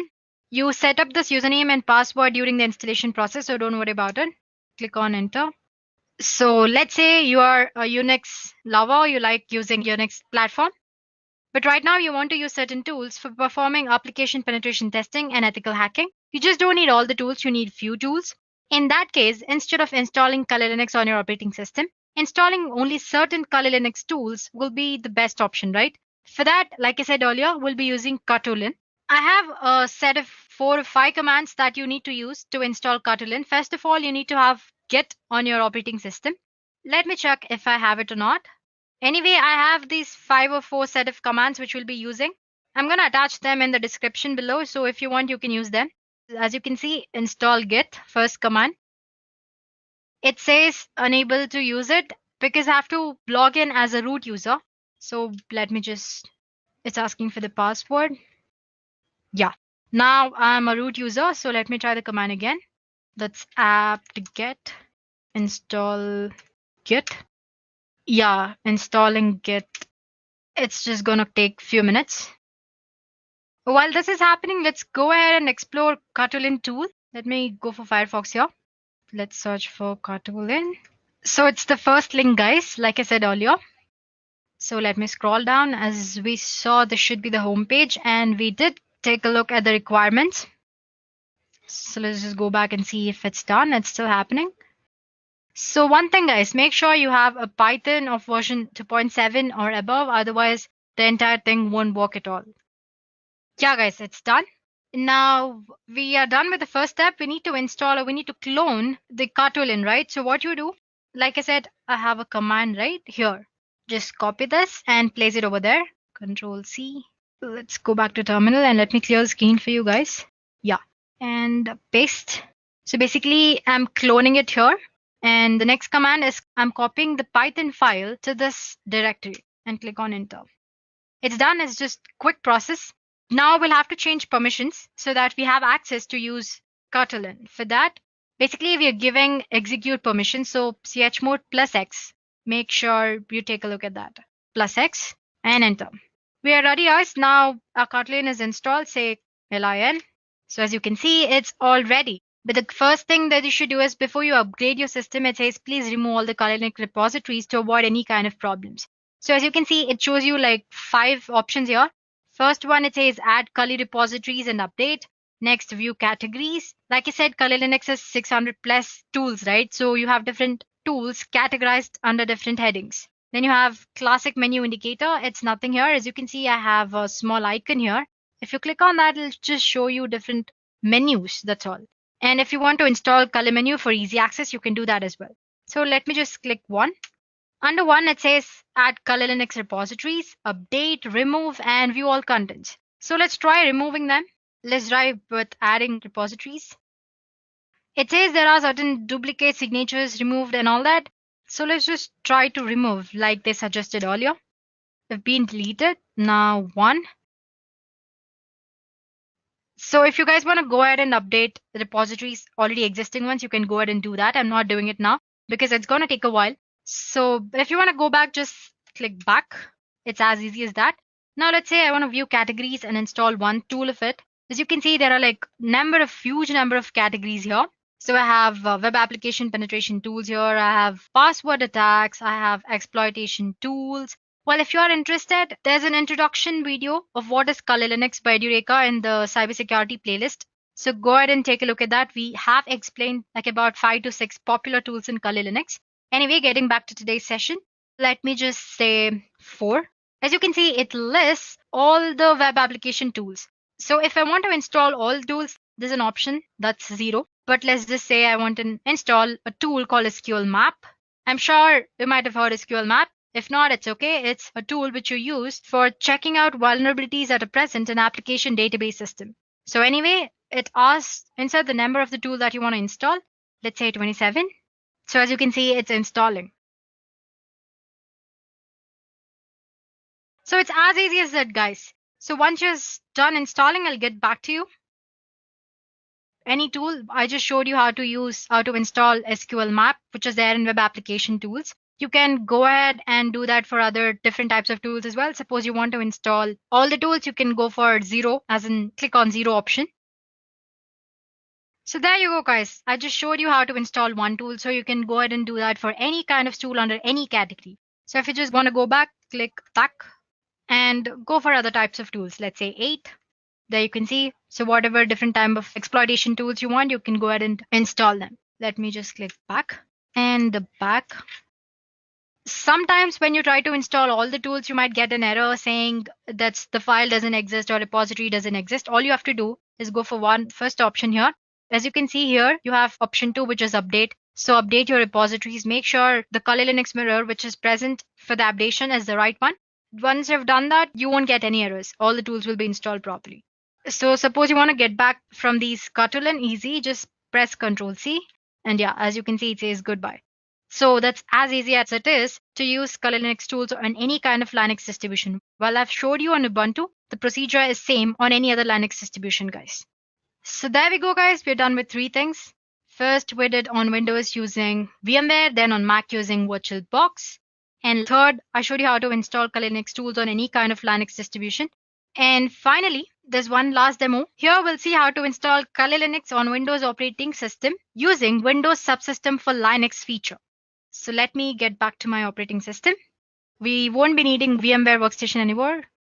So guys, we'll be using a feature called Windows Subsystem for Linux, which is by default present in all the current versions of Windows 10. This is actually for those who prefer using Kali Linux command line interface. So make sure to listen to me properly. Or use this option only if you are a pro in using command line interface or if you have any experience using command line interface. Otherwise, just go ahead and use VMware or VirtualBox and install Kali Linux graphical user interface option. So yeah, this Windows Subsystem for Linux allows you to run Linux distributions as subsystem on your Windows operating system. This feature is really a new feature. It exists only in Windows 10. So you need to use latest version of Windows 10 to perform this demo or use this option. And in addition to that, we also have other prerequisites, especially we need to have Git installed, or you can go ahead and zip the file, which is Windows Subsystem for Linux files normally, but having Git is also a nice thing. Secondly, you need to have Python of version 3 or above. Make sure you've installed Python and set up the path. To check if your Python is installed properly or not, just say cmd, go for your command prompt, and just type for Python version. It should show you version properly, only then you can be sure that your Python is properly installed. As you can see, for me it's showing 3.6.7, which is definitely above 3, and it's properly installed and the path is set. The first thing you need to do is enable WSL or Windows Subsystem for Linux. Just go for the control panel and there click on Programs and turn Windows features on or off. Make sure not to touch any other features. It might mess up your operating system. So scroll down, it's usually at the bottom. By default, it's never enabled. If you're using it for the first time, you need to enable it. So first thing you do is enable it. As you can see here, it says Windows Subsystem for Linux. Make sure you enable it, check mark it, and click on OK. Once you have done that, run your command prompt or terminal as an administrator. All you have to do is right click on it and click on Run as Administrator. And yes. Now we'll be enabling base distribution. That is, like I said, Windows Subsystem for Linux allows you to run a Linux distribution as subsystem, right? But for that, we need to enable this base distribution. For that, you need to install the base distribution or any kind of Linux distribution that you need. So just use lxrun and install. So once you type that, this is the output which you get. It says it's the legacy Windows system for Linux distribution. So you can go ahead and install other Linux distribution which are available in Microsoft Store. But unfortunately, Kali Linux is not available, but it doesn't matter, right? We are anyway installing it using the procedure. Just click on Y here, saying yes. I've already installed, so it's showing legacy Windows system for Linux distribution is already installed on my system. For you, it might take a while. After installing, the most important thing is it'll ask for you to set up a password and username. Don't skip that step, wait for a while, and make sure you set up the password and username properly. Only then the entire thing will work out. Once you've done that, we are done here. You can close the command prompt. The next thing you need to do is install Git. I already have it installed. It's very easy. Install.exe file and click on the installation process. It's very straightforward. And open Git bash. Yeah. Before that, let me go ahead and create a folder called text here. And as you can see, it's stored on my desktop. Right now it's empty. Anyway, let me go back to Git here and cd desktop test. Earlier we enabled Windows Subsystem for Linux, but now we have to download the script, right? For that, search for Windows Subsystem for Linux switcher. And the first link is the GitHub link. Click on that. There you go, guys. It says Windows Subsystem for Linux distribution switcher.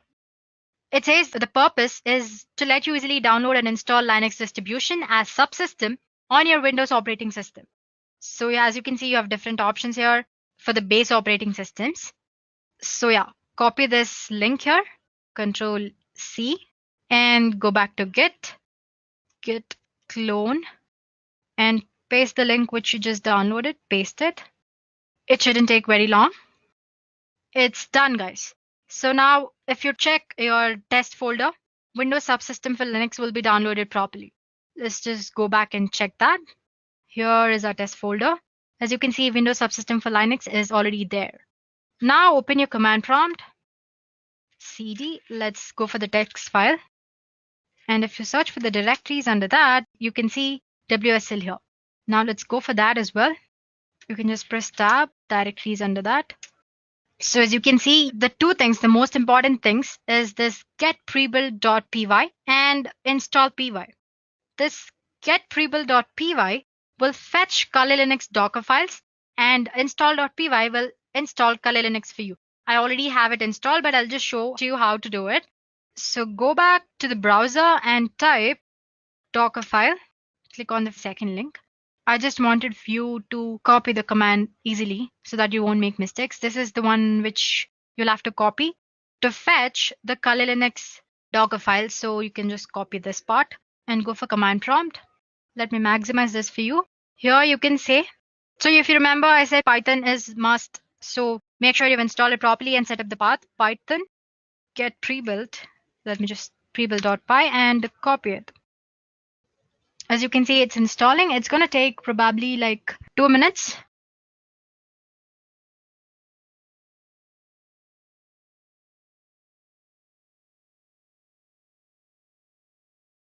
So it says it's done. It says it's saved to this file in the text folder.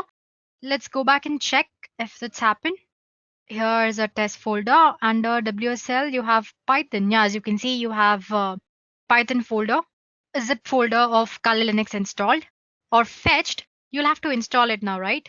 So let me now just type Python. This is the command that you want to use. That's install.py. Install.py. And copy this, or just type and enter tab, root fs tab, and click enter.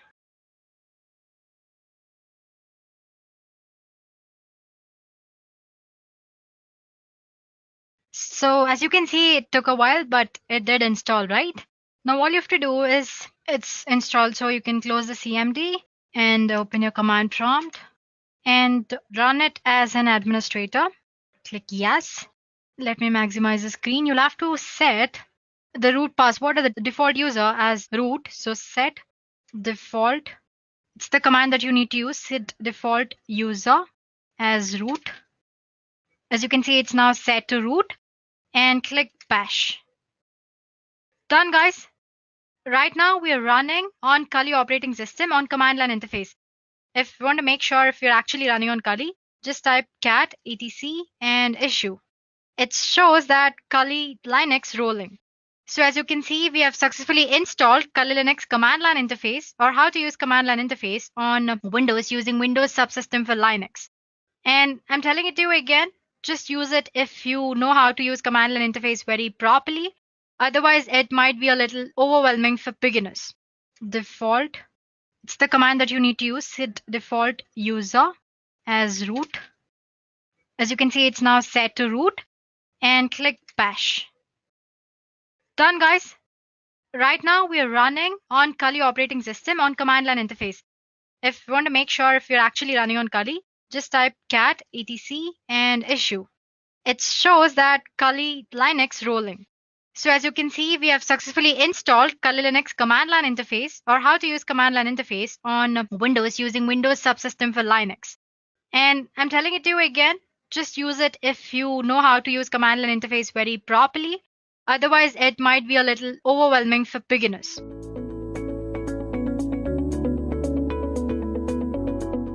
So now it's time that we go through the command line basics of any Linux terminal. Now the Linux terminal is a very powerful tool. It allows you to move around the whole operating system through the files and folders. It allows you to create files, change their permissions, change how they behave, and a bunch of other things. You can do filtering, you can grab stuff, the specific stuff from a specific file, and there's a bunch of interesting things that you can do. And as an ethical hacker, you will be working with a Linux distribution most of the time, whether it may be Kali Linux or some other thing like Parrot OS. But you will be working on Linux most of the time because it's a powerful tool for networking analysis and scanning and all sorts of stuff that you want to do as an ethical hacker. So the first essential step is to actually know how to use the tool that is available to you. And that is out here, which is the terminal. Now, as I'm running this on a virtual machine, you might find it that my execution times are much slower. And that is because I have a very, very slow laptop because my virtual machine is actually eating up a lot of my RAM. And I have a bunch of other processes that are also rendering. I do this on my free time. So let's go ahead and go through the commands that we are going to actually go through. Now, let me actually make a list of commands that I want to teach you guys. So let me see if LeafPad is available. Firstly, LeafPad is basically a text editor. So the first command that we are going to start off with is cd. Now, cd stands for change directory. Now, at this moment, we are in the root directory, as you guys can see. We can print the current working directory with this thing called pwd, and that is a current working directory. As you see, it's called root. And suppose we want to change our directory to the home directory. So all we have to do is cd, which stands for change directory, as I just said, and specify the path. Now cd/home. Okay, so once we're in home, I want to make a list of commands that are used on the CLI that I want to teach to you guys. So what would I do? I would firstly see if any files are available that I can edit. Okay, so these files are available, but let's create a new file for ourselves. So firstly, let's do nano list.txt. Now what nano does is Nano will open up a small command line text editor. Now, command line text editors are very much used by ethical hackers because they save a bunch of time. If you're always switching between GUI and command line because you'll be doing a bunch of stuff on the command line, and suppose you want to write something, you're always switching to GUI, it's a waste of time. And you want to save time as an ethical hacker. So you can use this thing called a command line editor, and it can basically do most of the stuff a GUI editor would do. Now you say nano and the name of this file. So Nano basically has created this file now, and it has opened up this new fresh window, which overrides the command line that we were in, the bash. And this is a place where you can actually edit what goes into the file. Now, let's see the list of commands that I'm going to teach you. I'm going to teach you ls. ls will be the list of files. We did cd. We saw a pwd. So that was the print working directory. We'll be looking at how you can copy stuff with the cp command. Then we'll be looking at mv, which is basically move. Then we'll be looking at cat, and that's an interesting one. And also less, which is another interesting thing. Then we'll be looking at grep, which is actually used for grepping or grabbing things from files that you might want to see. You'll see what I mean in a short while. We'll see echo, which probably does what you think if you have any experience with Linux. Then we'll be doing touch. And we'll be doing make dir, which is make directory, and then we'll do in chown, chmod, then one of the most dangerous commands that is rm, and then you can do man plus help.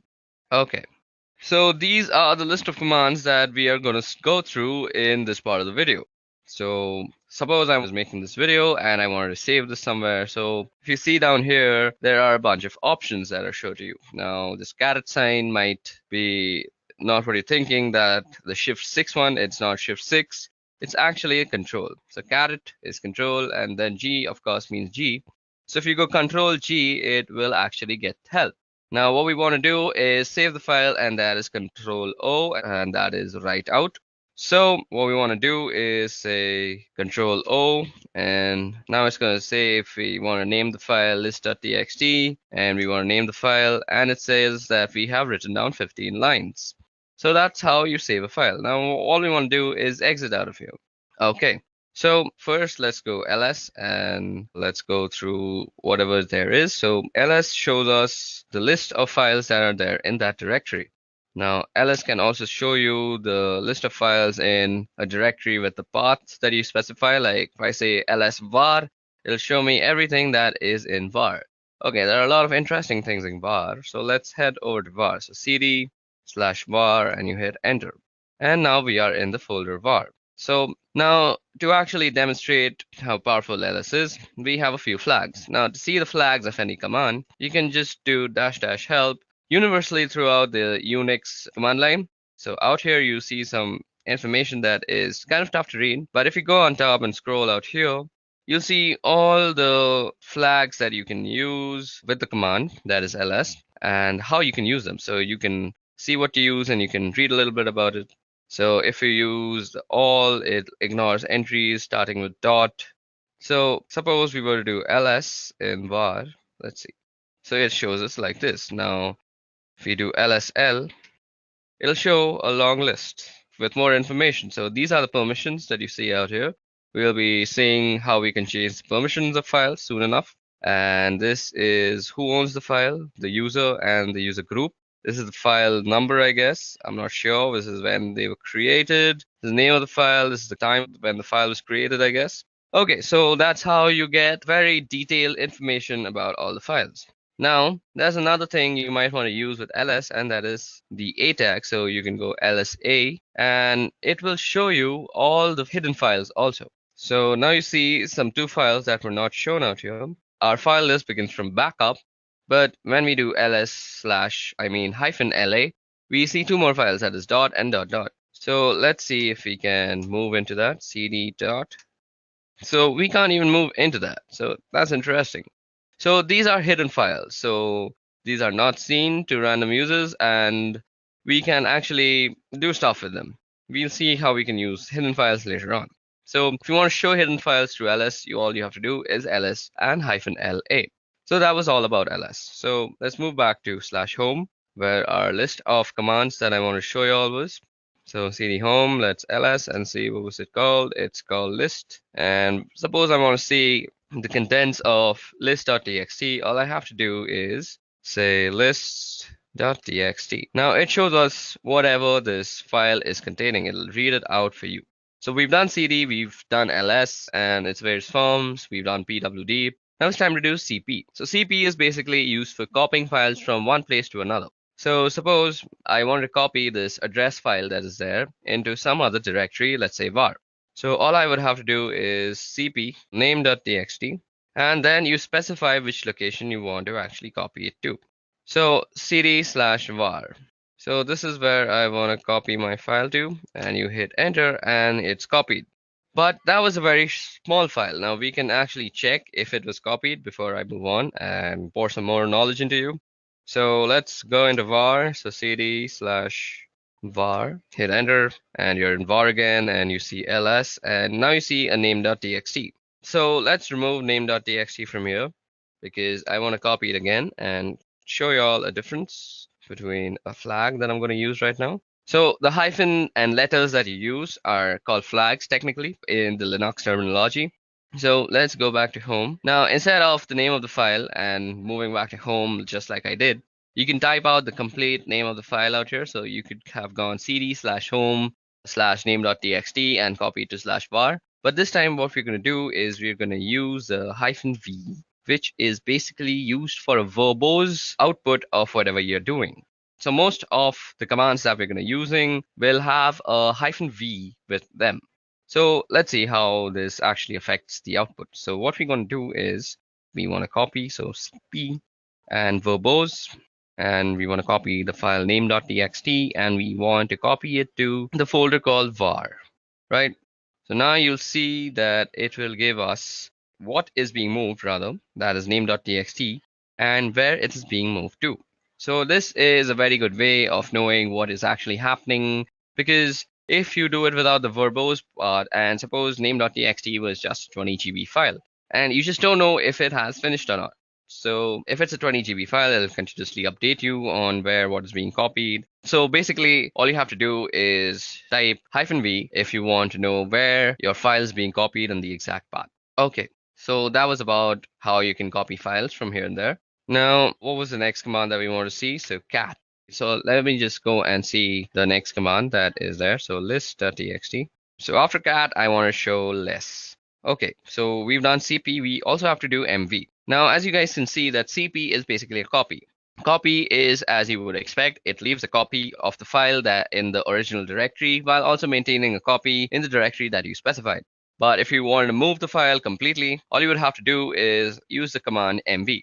So mv is for moving the file. Now let's see what all goes with mv. So you can type help, and as I said, you get the verbose option and you get suffixes. You can force things to happen. So suppose you don't have the permission, do not prompt before overwriting. So it'll give you a prompt and you can completely overlook the prompt with the F thing. So let me just show you how that looks like. We'll be doing a verbose and we will be copying the address.txt file. And okay, so every time I've been actually typing, so you can do address.txt by just pressing tab and it'll autocomplete. So address.txt to /var. Now it'll show you that it is actually renamed address.txt to var address.txt. Now, if you go and do ls out here, you will see that address.txt is not actually here, but if we were to move to var, so cd/var. Okay, I've also been typing out commands that I've been previously using, and you can simply toggle through all the commands that you've used by the up and down keys. So ls, mv, mvv help, cat list. I did cd home, and now I have to go through all this just to prove a point. So cd var, we want to change there. Now we're in the variable folder, and we also want to see what we have out here. So address should be out here, and ls. And as you guys can see, address.txt is the first file that has come up. And it is basically the same file, and I can prove that to you by just catting the file, and there's address.txt. And you see that is some random address for some random person. Okay, now let's quickly clear out our file, our window. You can do that with the Control L, or you can just type out clear. Now, what we want to do is move back to home. So yeah, cd home. Okay, so now that we're back in home again, let's cat out our next file. So list.txt, and after move, I wanted to go through cat. Now cat, as you guys can see, is printing out the contents of a file, and there's also less, which does something very similar to cat. So let's see what it does. So if you go less and do list.txt, you actually see the contents of the file in a completely new window, which overlays on the previous window. And this is a very neat way to actually see the contents of a file, which is through less if you want to keep your main command line interface not so cluttered, which cat clutters it completely. So if you want to get out of this place, this less place, and all you have to do is press Q, and Q gets you back. And as you see, nothing was printed out on our main interface. So this is a very cool way to actually keep your command line interface neat and tidy when you're doing work. Okay, so grep. So grep is used for actually filtering out stuff from a file. So suppose we want to see whether a command has some verbose option to it or not. So now I know that mv has a verbose command, but suppose I didn't know that. So mv -- help, then you use the pipe sign. So what the pipe sign means is you have to take this command, the first command, and then you pipeline it through the second command. And you want to see grep-v if that exists. Okay, so let's see grep verbose. Yep, so a verbose exists, and that is -v, and that's -- verbose. So explaining what is being done. So what happened out here is basically we took this first command and then we filter it, and filtering is done through the piping. So basically think about you're taking some information and pipelining it through something else, which funnels it out of this command, which is grep. So you can use mv/help in conjunction with a bunch of other commands, just not grep. And I'll leave the creativity up to you. So grep is basically used for getting what you want from a file. And grep is used very, very much throughout this course of this video, through this Kali Linux tutorial that you're going to be watching. So that is a very easy way to see if you have a particular option, or let me do something else also. So cd/var. Now we're in the var folder, and let's ls. We actually have name.txt. Now let's also go into backup. So cd b and tab, and that brings us the backup folder, and we're now in the backup folder. Let's do an ls out here. Okay, so we have a bunch of files. Okay, we have some password.back. Now see, if you have cat and you go password.back, you can see the entire thing. Now, what if you didn't want this entirety of it, or if you wanted something in particular? You want to be very neat. So you can do that same command. You can pipeline it, and you can say grep, and you want everything with no login. So we can see that there are a bunch of things that say no login, and we only want those. And these are all the things that say no login in them. And it's a much lesser list, and it gives us a very particular list that you are looking for. So that is how you use grep. So now let's head back to home. Okay, I typed that wrong. And again, let's see what the next command is. So now let's start txt. So we've done grep. We now have to do echo. Echo and then touch. Okay, let's go back. Q. We press Q and we get out of there. So what did I have to teach again? I'm such a dummy. We have to do echo. Okay, so what is echo used for? So suppose you were to say echo and open quote hello world. It would basically do what command says, and that is echo whatever you say. Now it'll say echo hello world, and that will basically echo whatever you typed out in the quotations, that is hello world, spelled very wrong. Okay, now suppose you want to actually put this into a file. So you could do echo hello world, let's spell it properly this time, and you want to insert it into a file. We had a phone number, I guess, phone number.txt, yep, and we can echo it into that thing. Now that was done. Now let's see what is in phone number.txt. Phone number.txt, and it says hello world. So you can basically input text into a certain file with the echo command, and that's how you do it. Okay, now let's also see how you can make directories, and that is with the make directory command. So, okay, we also had to do touch before that. I forgot. Now, touch is used for quickly creating files. So, touch, you could say touch and then the file name. So, we can create a name file again, name.txt. Or that will create a name.txt. Let me just show it to you, lsl. And we have a name.txt. We can also create multiple files with touch. And we could say file 1, file 2, and file 3. So like this, you can create multiple files. And let me just ls that out and show it to you, lsl.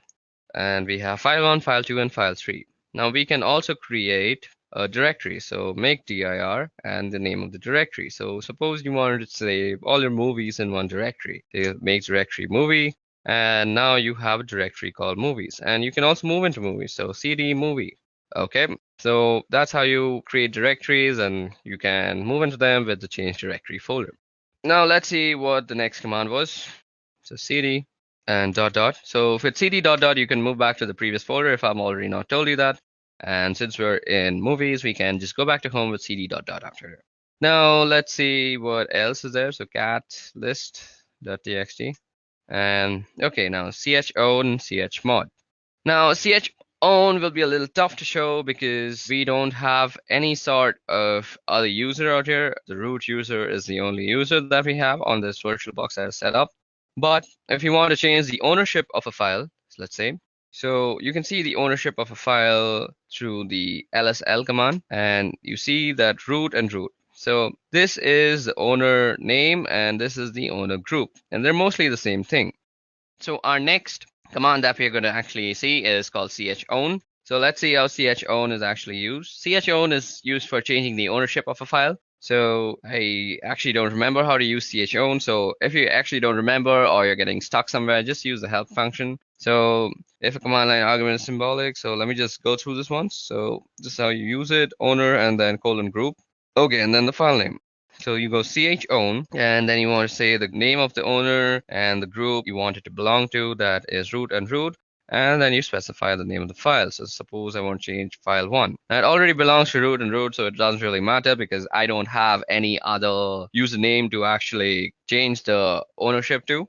So this is how you would normally change ownership. So let me just show you where you can see the ownership, and that is ls-l. And out here, the root and root you see on file 1 is basically this is the owner and this is the owner group. They're normally the same thing and the same name, but if you had some different owner like a guest, you could change it by actually using the chown method, the command. Methods are different things. I always get confused because of the programming. Okay, now the next command that is left is called chmod.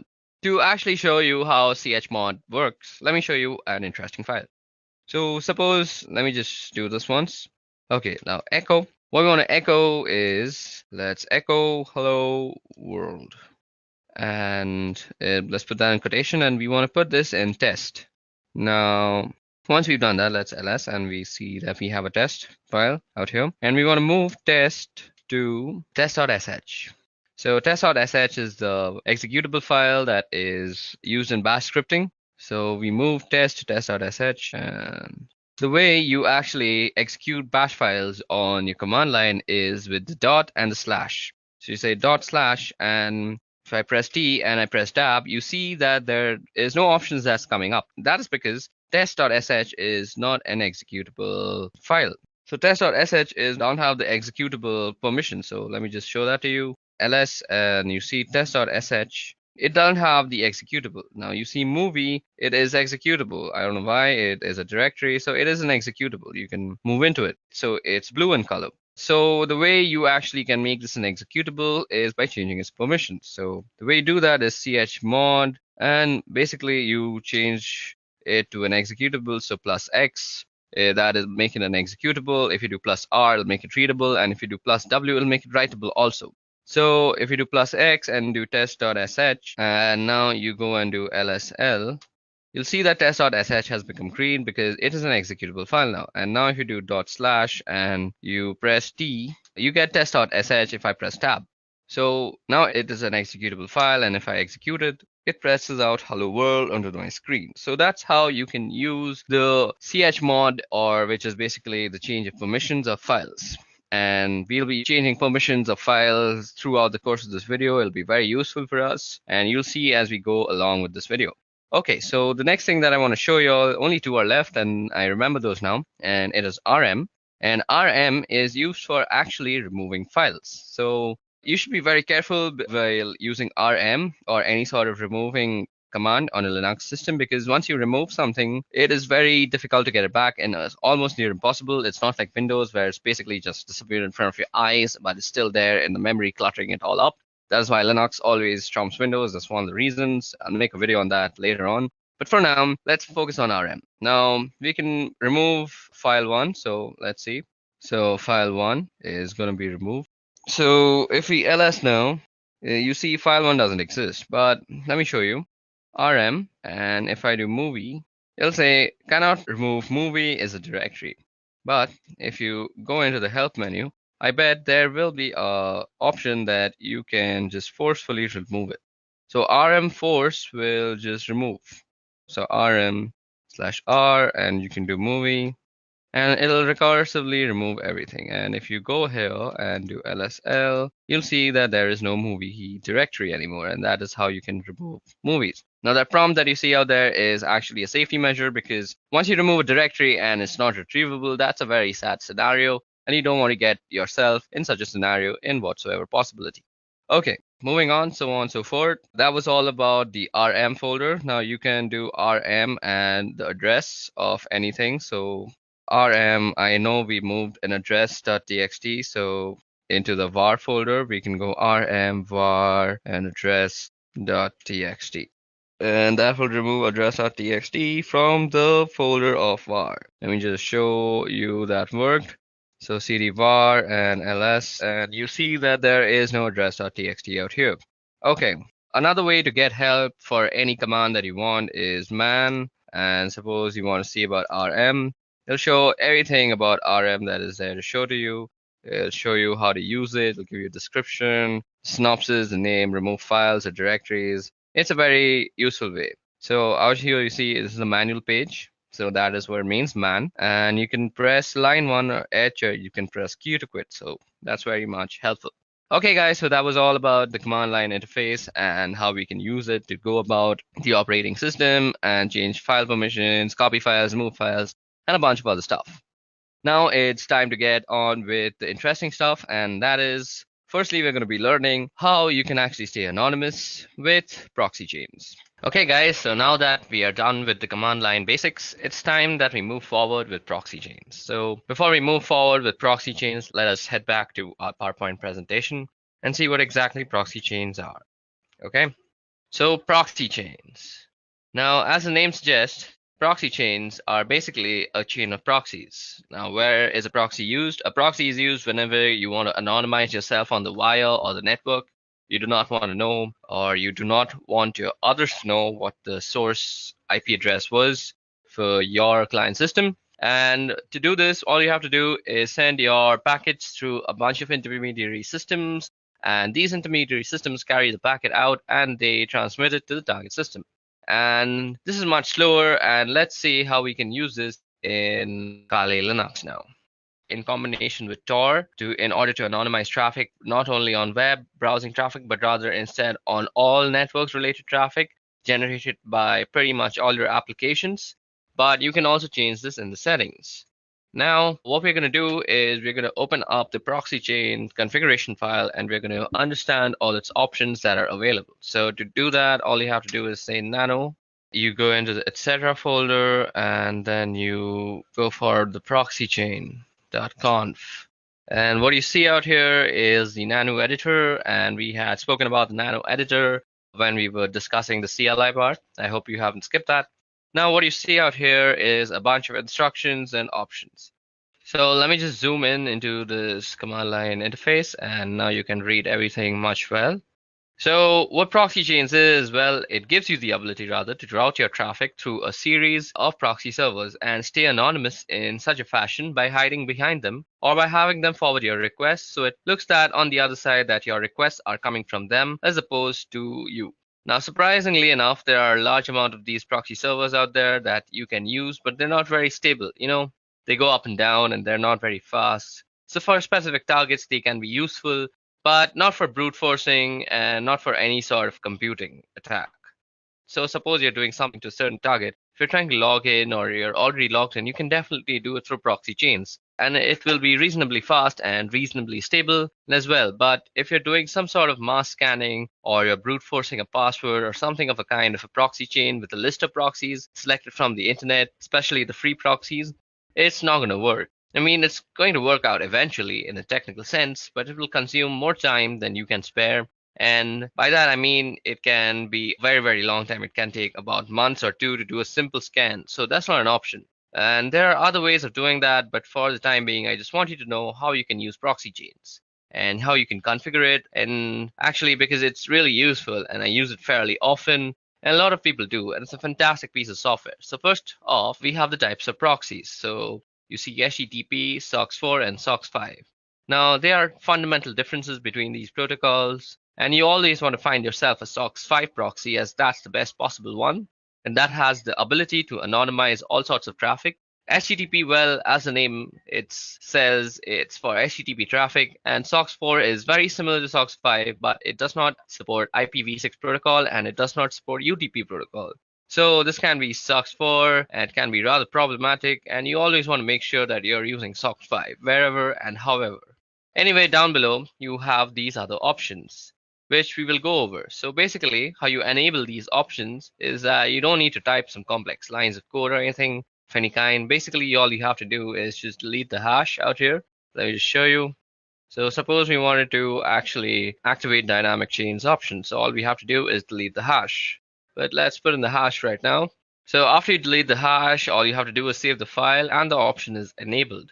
This hash presents a commented outline, meaning that the system reading this will ignore if there is a hash, and if there isn't a hash, it will take it into consideration and interpret it accordingly. Anyway, what we have here are statements which allow us to specify how we want our traffic to be routed. So first off, we have dynamic chain. Now, dynamic chain is a sum and is an option which you will find people using the most. It is most commonly used option and a preferable one too at that. And honestly, I think it's the best one out there, primarily because it's the most stable one. And here's why. Now, suppose you have ABCD proxies. So those are some servers with IP addresses, with open ports. And if you have a strict chain policy, which is enabled on this computer right now, as you see, if you have a strict chain policy, we can only be able to access any site on the internet in general by going through ABCD. So you have to go through all of them, and you have to go through them in that specific order, that is ABCD. And that's not always a good thing. I mean, if you're paying for 5 proxies, that's not a problem because they will always be operational and they will always be up. And why not? That's not a bad idea or an option. But there are, however, people who use proxies for free and they don't tend to pay for them. Why would you pay for like 5 proxies for a simple scan or something of that kind? They're not free and they cost money and they're rather expensive also. But still, I mean, the act of paying itself identifies you and kind of diminishes the amount of anonymity you have on the internet. So some complex payment methods can still be used to actually anonymize yourself, but it's fairly simpler to just use a dynamic chain. So firstly, we're going to go ahead and uncomment the dynamic chain option, and we're going to comment out the strict chain option. So strict chain will no longer be used, and I will be using dynamic chains. And one more thing to note here is that if you want to use proxy chains in combination with Tor, if you want to route all your traffic through the Tor network, not just web traffic, you must be enabling dynamic chains. I mean, there is a chance that it will work with strict chains, but due to the instant instability of Tor nodes, it is highly unlikely you will need dynamic chains, and that is why I'm using them. Anyway, if you're using dynamic chains, just give you the ability to go from ABCD to your desired destination by not having to adhere to any order. So let's say C is down and you would go a B, D, and it would work with no problems. Even if B was down, you would go to a D and you would go and still reach the destination. So as long as one single proxy is functional, it's going to work and you don't require any specific order to do it down below. Now down below you have some other options too. So first is random chains. Now random chains in effect are basically the same thing as resetting your service. I mean, if you're resetting your Tor, you will be now assigned a new IP address. Tor assigns you a new IP address every 10 minutes or so. Anyway, with the random chain, you can specify a list of IPs, and then you can tell your computer, okay, I want you to try, and I want you to connect to this point. And every time you connect, every time you transmit a packet, I want you to use a different proxy. And we can do that as well. And that's one of the options definitely. And you can say, okay, use this phone 5 times and then change to another one or some kind of like that. There are a lot of options to specify there, primarily the chain length. Anyway, down below there's quiet mode. And you don't really need that. Then that's proxy DNS request no leak from DNS data. This is very important. You cannot have any DNS leak. And let me explain to you what DNS leaks are. And even though somebody cannot get your particular IP address, they can get the IP address of the DNS server that you are using. And that DNS servers do is resolve the main domain to the IP address and vice versa. So for example, if you typed in youtube.com, the DNS server of your local ISP provider will resolve that into some sort of IP address that YouTube has, and it will make a request. No problem. And you do not want that happening because your local DNS server will be discovered, and that is information that can be used in order to figure out your personal IP address. And when that is done, your physical location is pretty much compromised, and that's a no-go. And you definitely need proxy DNS here. It might slow you down a bit, but without that, you're practically not anonymous, and it's just a matter of time before somebody finds you. Now, if you go down below, we have some other options here, but we're not really interested in them at the moment. What we here are for the formats for entering proxies, and I'm going to leave it at that. So what you see out here is first the type of the proxy, that is SOCKS5, then the IP address, then the port number, and then 2 words, that is Llama secret and then juice to hidden. Okay, so now what you see out here, as I just said, is how you would actually write down your proxy chains. And now, as I had already also said, you always want to be using SOCKS5 and you don't want to be using HTTP because they're not really that safe. And SOCKS5 doesn't support a lot of options anyway. And this is the IP address of the proxy server that we will enter a few of them manually later on. And this here is the port number that you see on which the proxy server is listening. And that port is open over here. These 2 words now, what some proxy servers, especially paid ones, will always have a username and password. So you can just type them here in plain text. Unfortunately, it is assumed that only you and you alone have access to this computer besides this file. And besides, this file is not everybody can read this file. Anyway, so if you can just type in the username here and password here, you will gain access to a certain proxy that you have chosen or that you have paid for. Anyway, these are just some examples, and we won't actually be using these proxies or anything of a kind. We need to go down below here. Out here you see. And at the end of the file, so if I just press enter a couple of times, there we go. So here is only one proxy active at the moment, and it says SOCKS4, and all traffic being routed here through Tor by default. So let's set to Tor now, and Tor default listens on this port. So this 9050 port is where Tor listens on. Now, what we want to do is we want to add a SOCKS5 proxy address. So what you want to do is just type in SOCKS5 and the same IP address, SOCKS5, and you want to be keeping the spacing correct, just use tab. So 127.0.0.1, and then you want to specify the port number also, so 9050. So what you see out here, the 127.0.0.1, this is the loopback address of your computer. So this is for inter-device communication, and if you ping this address, if you're pinging yourself basically, and usually people ping this address in order to make sure that the IP protocol is set up correctly, even though they don't have internet connectivity. So let's just type in 1.27.0.0.1 and the same port number and 9050. So now we have to press Control O to save our file, and we're going to save under the same name, and we wrote 65 lines of codes down, and that's written. And now you have to press Control X and you exit out. So let's press Control L and clear out our screen. Now we just edited our proxy chains configuration in a very neat environment. So to go ahead and type in our service door status, so we want to check the status of our Tor service. So service Tor status. So Tor service could not be found. So do we have the Tor service installed? Okay, so Tor service is not installed. Just give me a little moment. I'll quickly install it. Okay, so now that we have set up our proxy chains configuration file and we have put in a SOCK5 proxy chain, giving it the Tor service. Now what we need to do first is start up our Tor service. Now to actually check if Tor is running or not, or if the Tor service is running or not, let me just clear that out. We need to go service Tor status. And you see it says it's inactive. So what you have to do is say service Tor start, and that will start the Tor service. It might take some time depending on the system that you're using, and voila, there it has started it for me. Now, what you have to do to actually use proxy chains before you go to any website. So all you have to do is say proxy chains. Then you specify the browser that you're using. So we're going to be using Firefox, and you could say something like www.duckduck.com. So now here you will see how your thing is being transmitted to DuckDuckGo.com. When I say thing, I mean your packets and your requests. I'm sorry for my vocabulary. So now your packets are going to be directed through a bunch of IP addresses, but we haven't actually put a bunch. We just have put the loopback for the Tor network. So we will let Tor do the rest of the things for us. Okay, so depending on your system, this might take a little bit of time to actually open up. Okay, so let's go ahead and see what's actually happening on the terminal while this thing is loading up. Okay, as you can see, it's going through a bunch of proxies out here, and some are denying it, and some are saying it's okay. So as you guys can see, most of the time you might get denied, and it'll be a lesser number of okays, and that is exactly what we're looking for.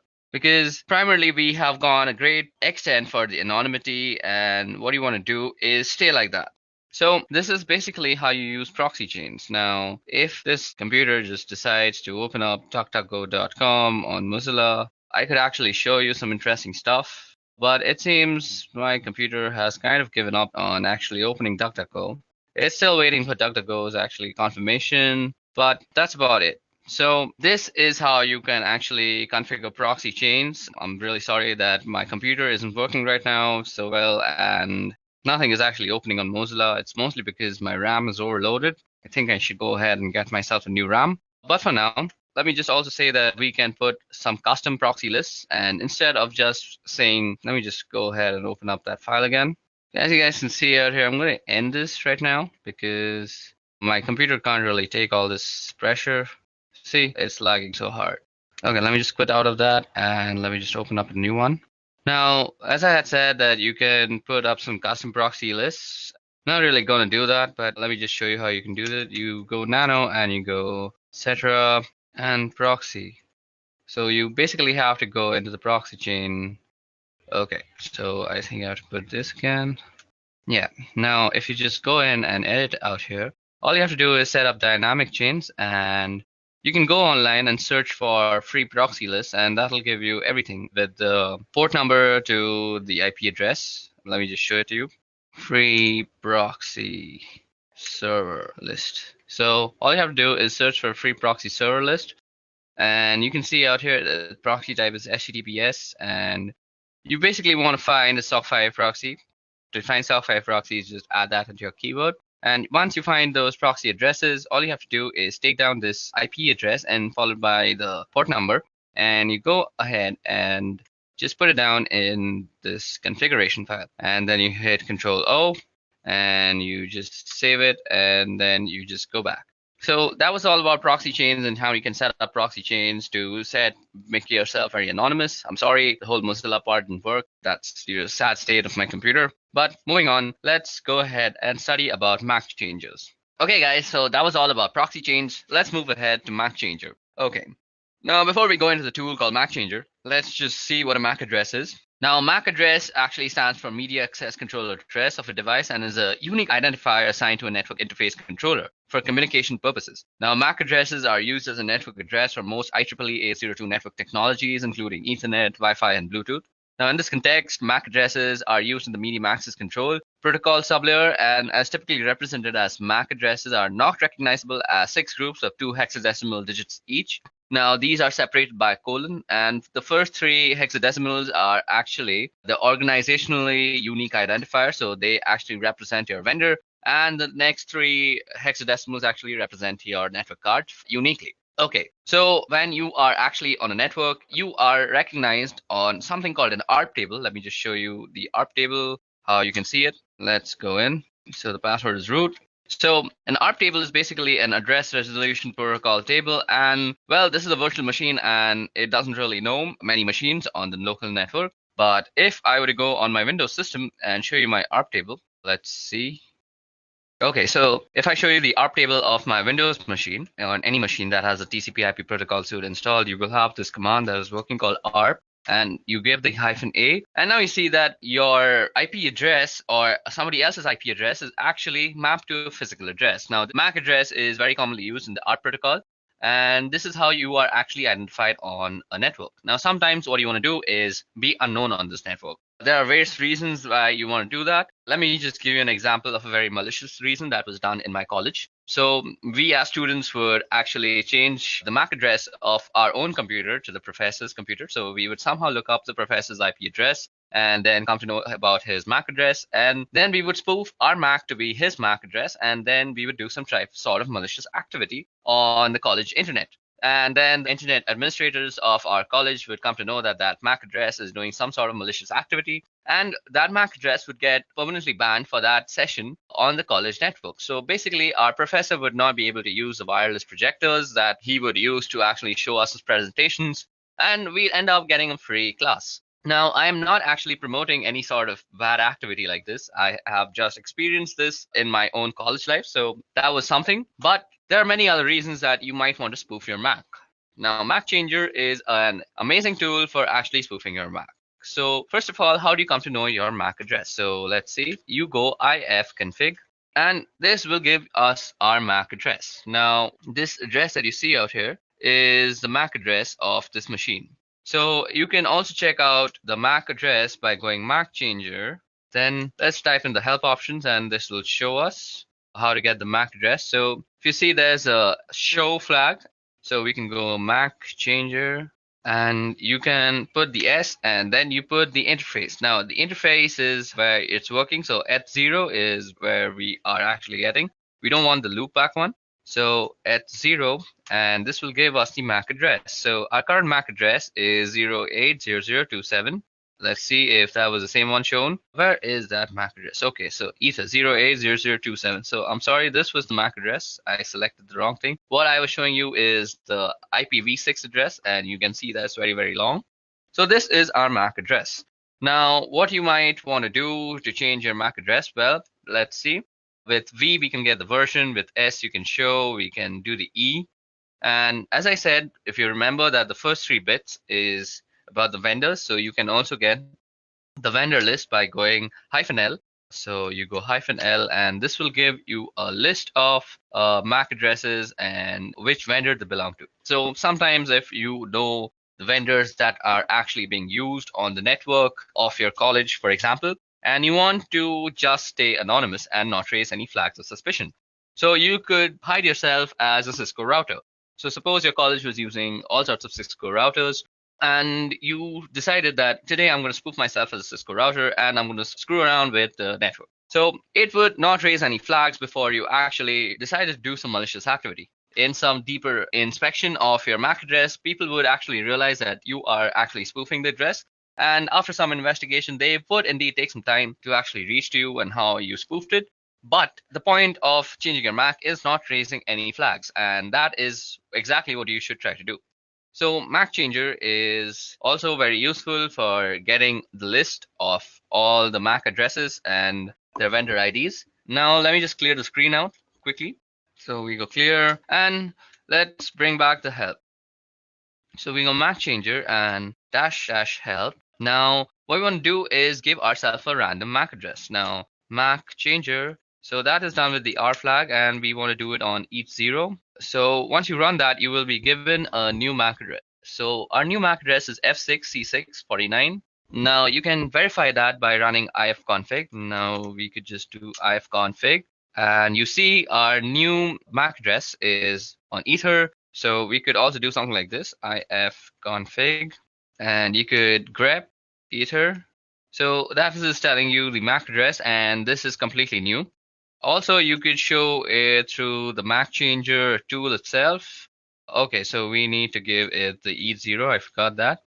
Now you see that this is our current MAC address and this is our permanent MAC address, and they two are completely different. Sometimes you also might want to actually change your MAC when your laptop is or your system is booting up, because you might want to stay anonymous all the time. Who knows? And sometimes you might think, I'll actually change it when I want to change it. But let's face it, we are forgetful as human beings, and we tend to forget things that we are supposed to do. So what else is better than to actually automate the whole process yourself and forget about remembering all these stupid nitty-gritty stuff? So you can tell Linux or Kali Linux to actually change your MAC address on boot up is use this tool called crontab. Now crontab is actually used for scheduling tasks on Linux. So let me show you how to do that. Firstly, let's clear our screen and go crontab and go help. Now you see it's a pretty small menu. So first we start with the U flag, which user this file is going to work for. Then we got the E flag, which is for editing crontab users, the users crontab list. And you can see the list of users crontab. And let's see, so do we have any crontab lists?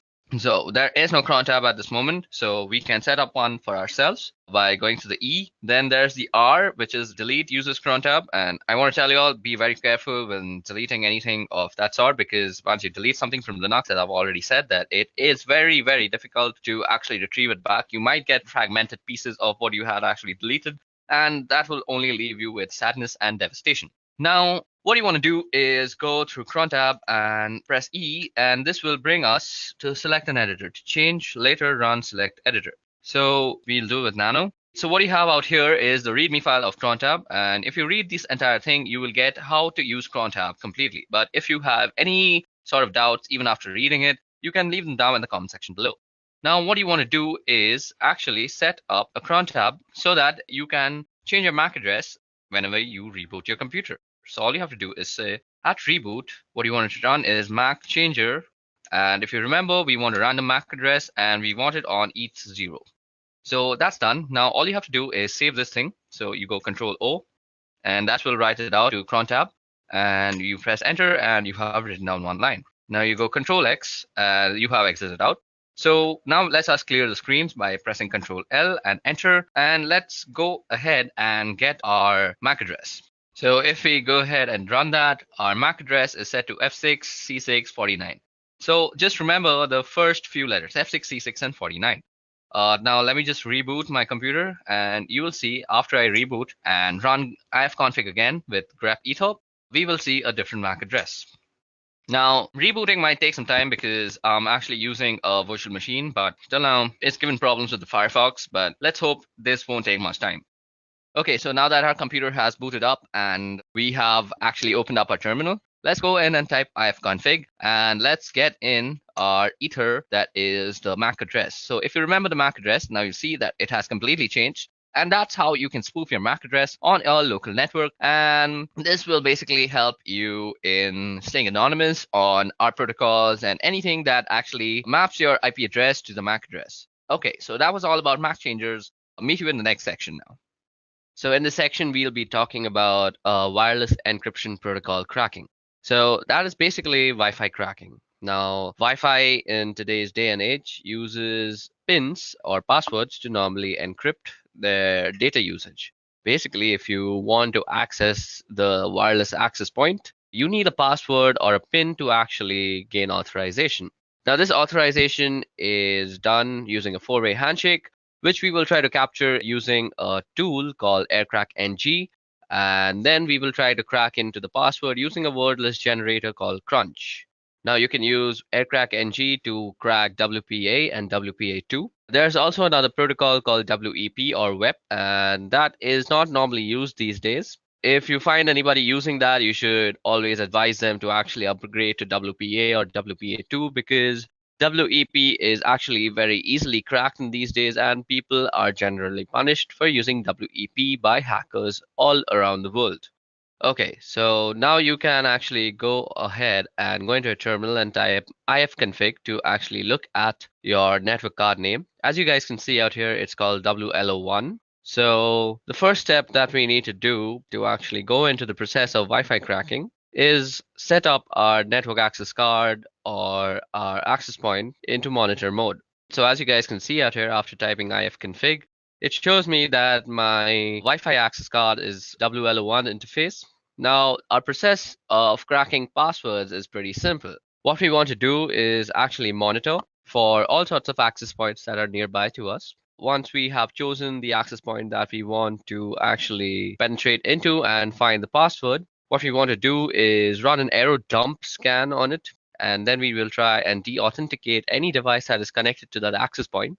Now, one assumption out here is that the password is saved in that device and it will automatically try to re-authenticate itself with the access point. And we want to catch and log this re-authentication process, which will actually have a four-way handshake between your device and the access point.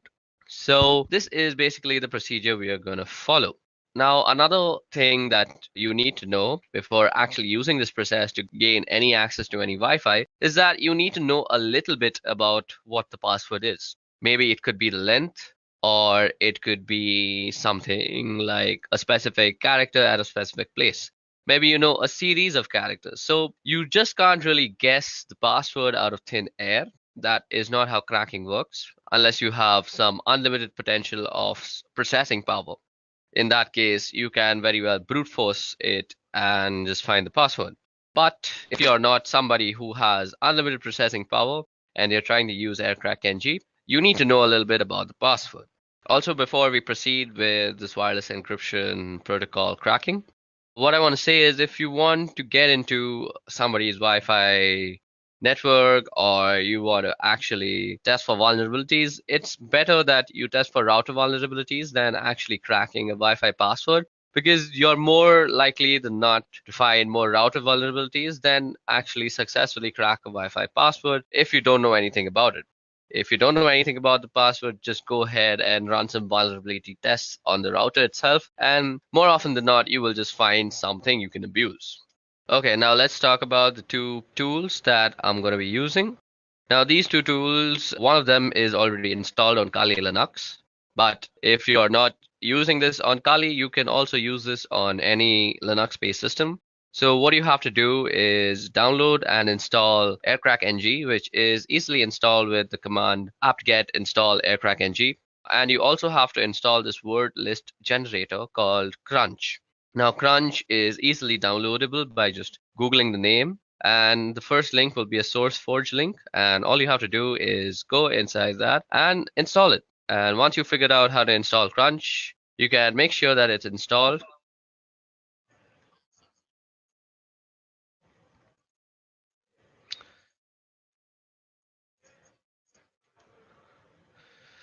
Now, once you have installed both the softwares, you can check out if the manual pages are opening up.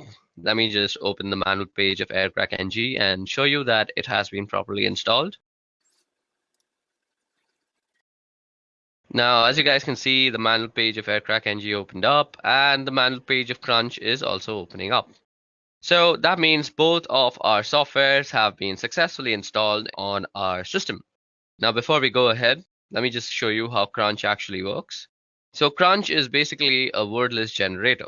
What you would do is you try and generate a word list with given characters. So what you can see out here is I've typed in Crunch 35. So that means the minimum length is 3 and the maximum length is 5. And I've given it a series of numbers. So it will use these numbers and generate all the words that are possible from length 3 to length 5. So the way we are going to use Crunch in conjunction with AirCrack is that we are going to use Crunch to generate the word list. And then we're going to pipe the word list through AirCrackNG when we are actually trying to capture and crack what we will capture in a certain log file. Now, what you want to do first is actually put your network interface card on a monitor mode.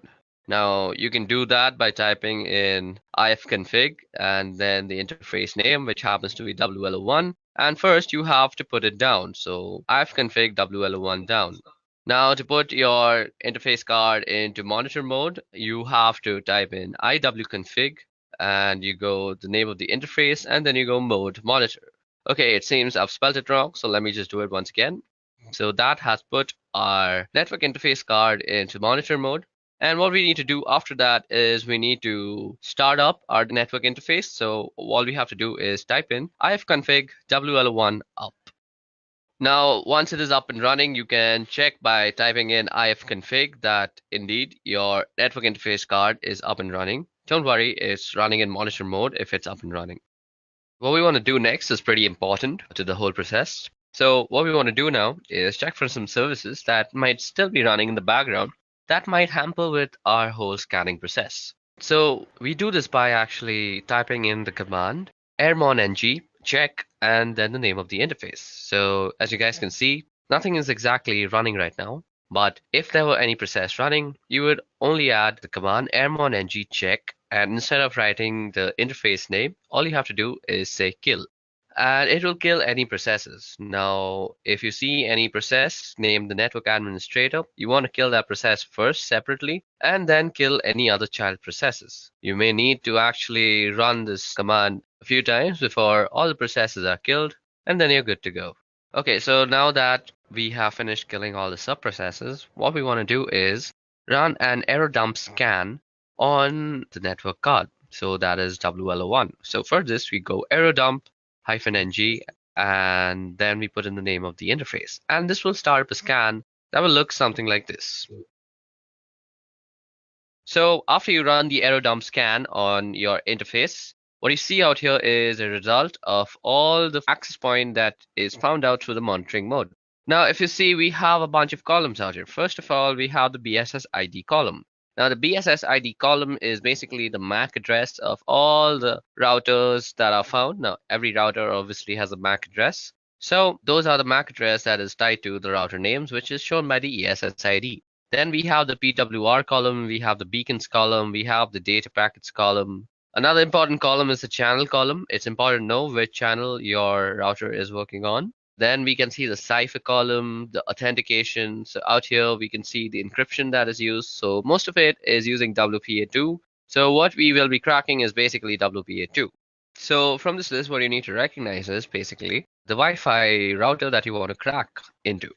Now, I'm performing this particular test in my office, and I don't really have the permission to actually go in and test them for these vulnerabilities. I'm not the security analyst of here. So I don't really have the permissions to penetrate into them. So what I have done is I have run a similar test at home using my own Wi-Fi, and I will show you the results for that. But for this working example, you will see the scans that I'm running in this office.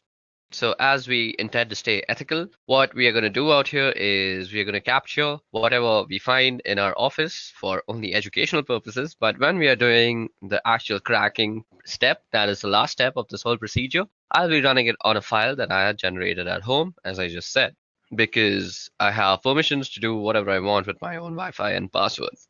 Okay, so for this example, I'm going to pick this Wi-Fi that is called Edureka Wi-Fi, and it's running on channel number 6. So what we want to pick from here is the BSS ID and the channel number. We need to remember these two things. First, the BSS ID, and second, the channel number. Now, what you want to do after that is open up a new window on your terminal and log in as root. Now, what we want to do here is run a separate error dump scan on this specific BSS ID and check for all the devices that are actually connected to this access point. Now, we do this by running the command error dump ng. And while we're doing this, we also want to capture all the scan outputs that we actually get into a certain file. So we'll be actually storing it in a file called capture. And then we just have to pass in the BSS ID and the interface. We also have to specify the channel. So let's see what the channel is one. So the channel is channel 6. So that's what we want to do. And we specify the channel with the -C flag.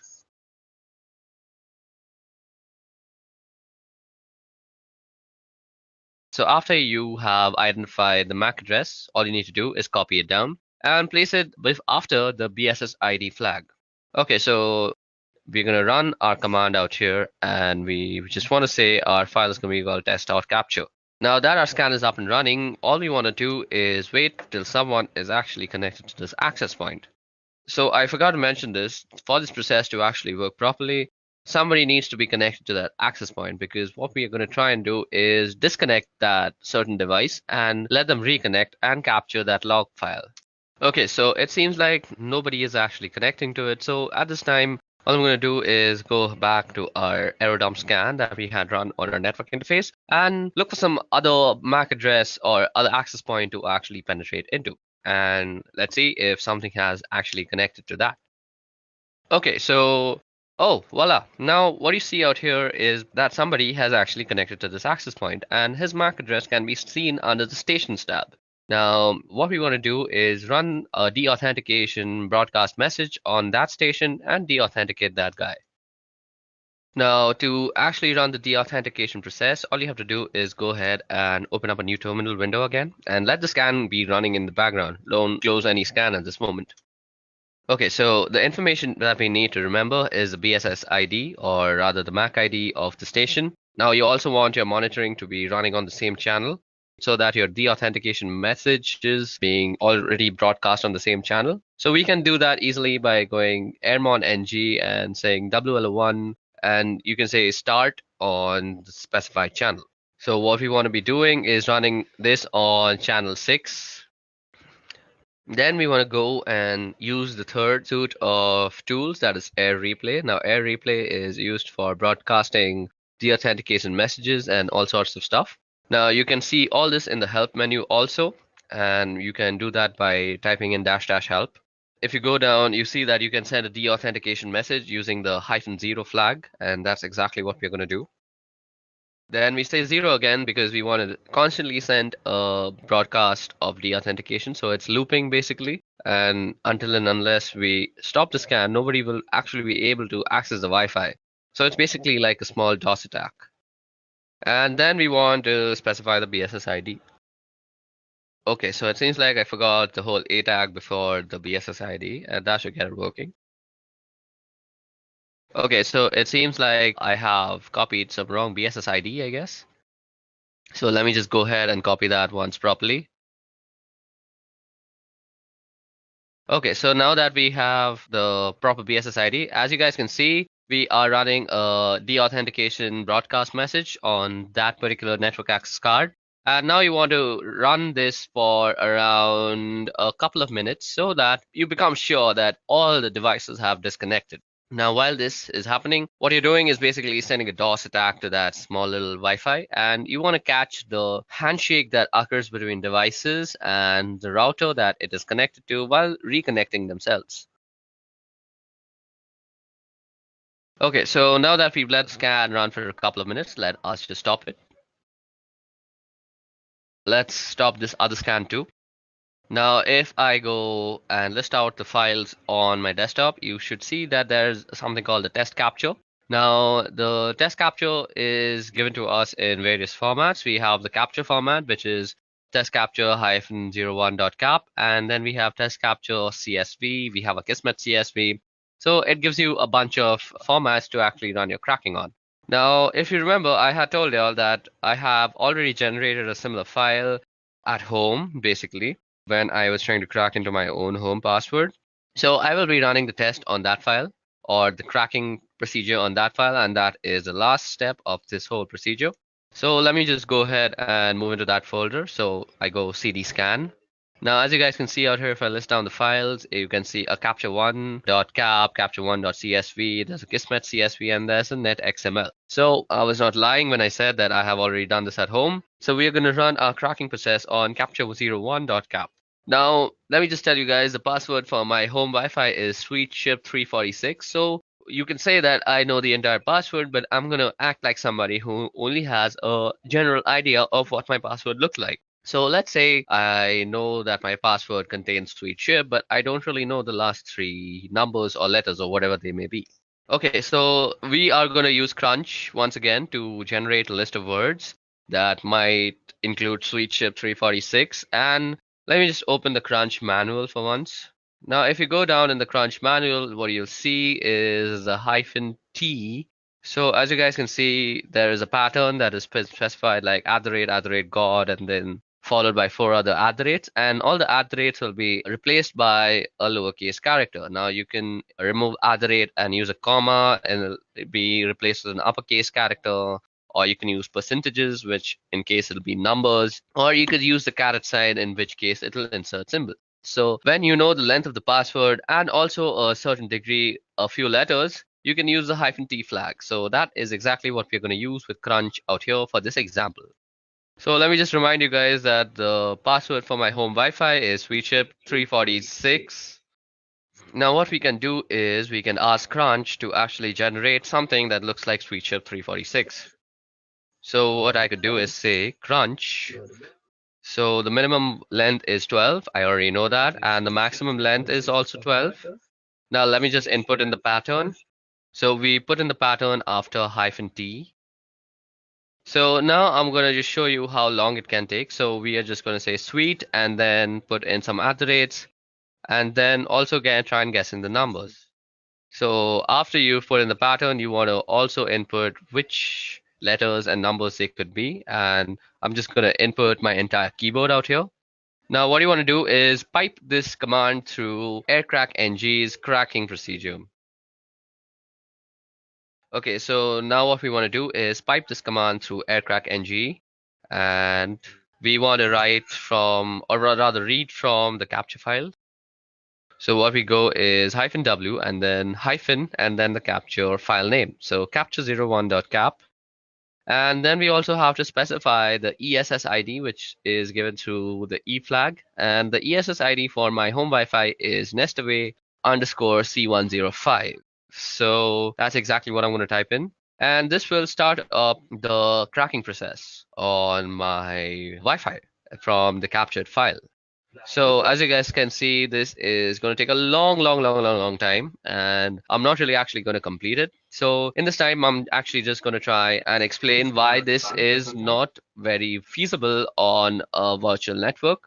So basically, this is not feasible because at this moment, my computer is using all 4 of its cores and all the memory that is possible. So what this means is, on a virtual box, this is not really possible. Your virtual box doesn't really have that much power. If you're using a 4-core processor computer, only 2 of its maximum cores can be actually allotted to your VirtualBox machine. Above that, you can't really give it the entire memory because that will make your computer crash. So if you want to do something like this, it's better that you install Kali Linux as a dual boot or as your own daily driver, and then you can do this. So this is why I have not done this on a virtual machine and instead done this on Deepin Linux, which is my daily driver operating system. Now, as you guys can see, it is constantly trying to actually guess the password by actually going through all the permutations and combinations. That is basically, it's taking in all the words generated from Crunch, piping it into the current command, that is the aircrackng command, and it's comparing everything. So what I'm going to do is I'm actually going to end this because this will take a very long time. And what we're going to do is we're going to actually try and shorten the command of the amount of guessing that we're trying to do. So let me just try and do that. So as you guys can see out here, I have reduced the number of alphabets that might be actually tested. But even in this case, this will take a humongous amount of time. And let me just show that to you. So as you guys can see, the test is running, and there's not really much you can do. You can just let this run, go out for a cup of coffee, and then come back. And you might still see that running. It really depends on what the password is and how much time it takes to crack it. And how much processing power you have directly affects how much time this will take. So let me just show you guys that this is taking a bunch of time.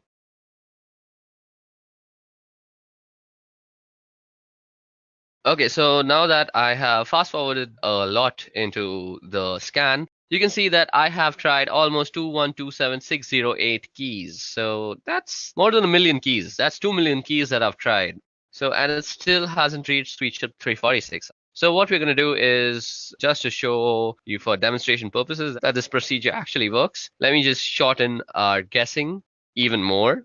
So what we want to do is, this time we want to just guess the numbers. So we will modify our command accordingly. So we just put in SweetShip and let the algorithm just guess the 346 part. So we're going to remove the alphabets from the guessing scope also. And as you guys can see, the password is almost immediately guessed because only 456 keys were tested. And as you guys can see, it shows that the key was found and it's SweetShip 346. Now, let me also show you that it works with the guessing of letters, just because I don't think I've justified that letters are also guessed and not just numbers. So let me make it just guess the P part. That is sweet she, and then it should guess P and then 346. So let me just show you that. And as you guys can see, it guesses it almost immediately after just going through 15,000 keys. Okay, so that brings us to the end of this Wi-Fi cracking tutorial and also to the end of this video, which was regarding ethical hacking using Kali Linux. I hope you guys had a bunch of fun learning about MAC changes, proxy chains, and a bunch of stuff that we did, like Wi-Fi password cracking. I hope you practice these procedures and methodologies that I've taught you only for your own educational purposes and not use it to harm anybody or do anything harmful with it, because let me just tell you very seriously that you can be prosecuted by the law. So let's end this video on a good note by saying please practice this for only educational purposes. Let me just show you that. And as you guys can see, it guesses it almost immediately after just going through 15,000 keys. Okay, so that brings us to the end of this Wi-Fi cracking tutorial and also to the end of this video, which was regarding ethical hacking using Kali Linux. I hope you guys had a bunch of fun learning about MAC changes, proxy chains, and a bunch of stuff that we did like Wi-Fi password cracking. I hope you practice these procedures and methodologies that I've taught you only for your own educational purposes and not use it to harm anybody or do anything harmful with it, because let me just tell you very seriously that you can be prosecuted by the law. So let's end this video on a good note by saying please practice this for only educational purposes.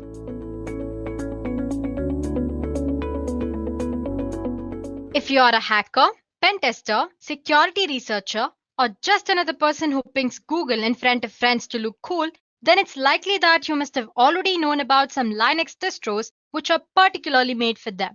Today, we are going to explore one such Linux distro, Parrot Security OS, one of the leading Linux distribution in penetration testing and ethical hacking. So let's quickly go through today's agenda first. We will begin by discussing how Linux distributions are suitable for ethical hacking and different type of Linux distros that are available for ethical hacking and penetration testing. Then, we will begin with our today's topic, which is Parrot Security OS. We will discuss its features, its history, if or not Parrot Security OS is suitable for you. Moving on, we will see how Parrot Security OS is different from Kali Linux. And then I'll show you how to install Parrot Security OS using VMware software. And finally, we'll end this session by taking a look at few popular Parrot Security OS tools. So I hope agenda was clear to you guys. Let's get started then. A security-focused operating system is a hacker's best friend, as it helps a hacker to detect the weaknesses in computer systems or computer networks. Whether you want to pursue a career in information security, or you are already working as a security professional, or if you are just interested in this specific field for fun, a decent Linux distro that suits your purpose is always a must. Now, if you're wondering what a Linux distro is, it is a Linux distribution that has been curated to perform security-related tasks.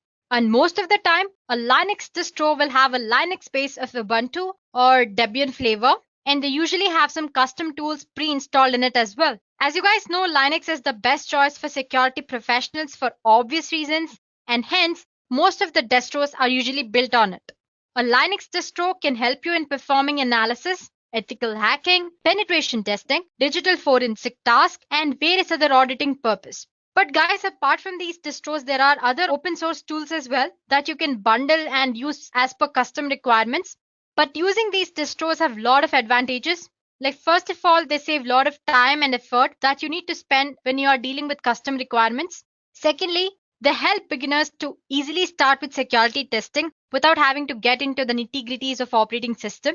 And lastly, the most popular reason is you have great pool of distros that you can choose from. Most of the time, Kali Linux is the obvious first choice of operating system for every new hacker.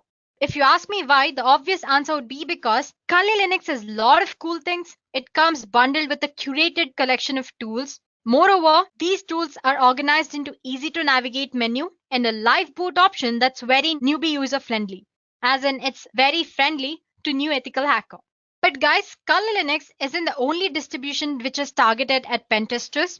There are many exciting alternatives that may better fit your use case. Anyway, let's begin our discussion with Kali Linux. It was developed by Offensive Security as a rewrite of Backtrack. Kali Linux distros tops the list of best operating system for ethical hacking purposes. And then there is Parrot Security OS, which is our today's discussion. It is a mixture of frozen box operating system and Kali Linux. It's the second most popular operating system for ethical hacking and penetration testing as well. And then you have Backbox Linux. It's a Ubuntu-based operating system with its focus mainly on security assessment and penetration testing. Then you have Pen2, an excellent hacking operating system with wide variety of tools that you can choose from. Apart from these, you have Deft Linux, Blackout Linux, Cyborg, Bucktrack, and many others. But as for today's session, we will be discussing about Parrot operating system. Parrot OS is the second most popular Linux distro for ethical hacking after Kali Linux.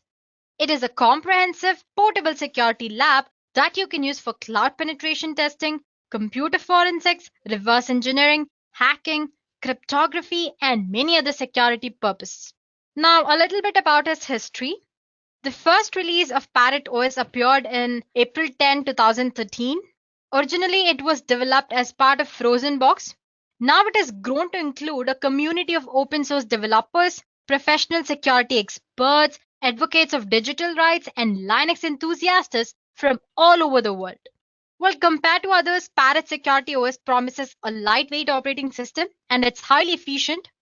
Along with its plethora of legally recognized tools, you also get the opportunity to work and surf anonymously, which is like a granted wish to an ethical hacker or any penetration tester.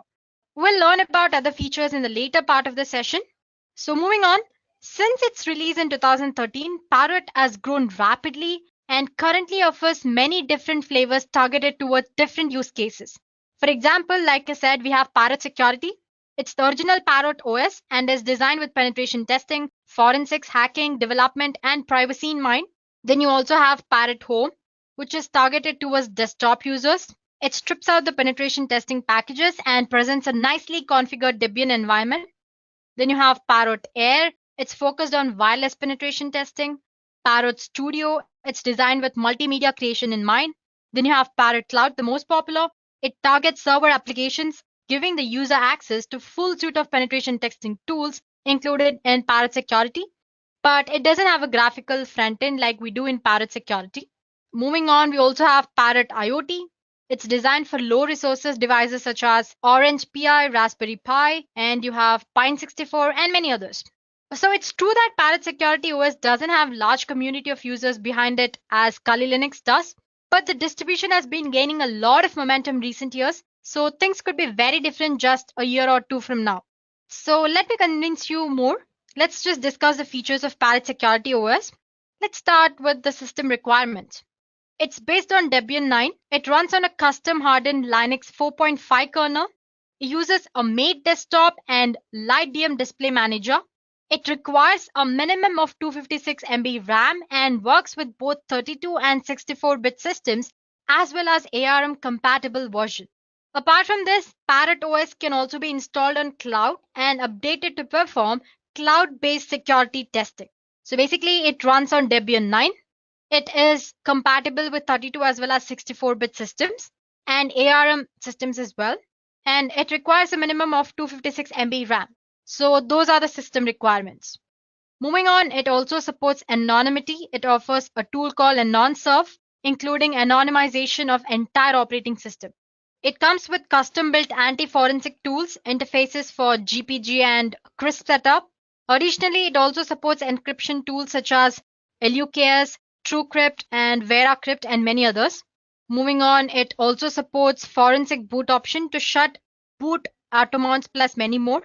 It braces Falcon programming language, multiple compilers, debuggers, and beyond. It also provides full support for developing frameworks for embedding systems and many other amazing features. So guys, these are few features of Parrot OS. So basically, Parrot operating system supports anonymity. It offers different kind of cryptography tools. It also supports forensic mode. And it also provides opportunity to develop frameworks for embedded systems and many other amazing features. Moving on, before you go ahead and use Parrot OS, there are some important considerations that you need to take a look at. First of all, Parrot OS provides general purpose features like any other normal operating system. But guys, before you go ahead and use Parrot OS, there are some important considerations that you need to take a look at. First of all, it provides general purpose features like any other normal operating system does.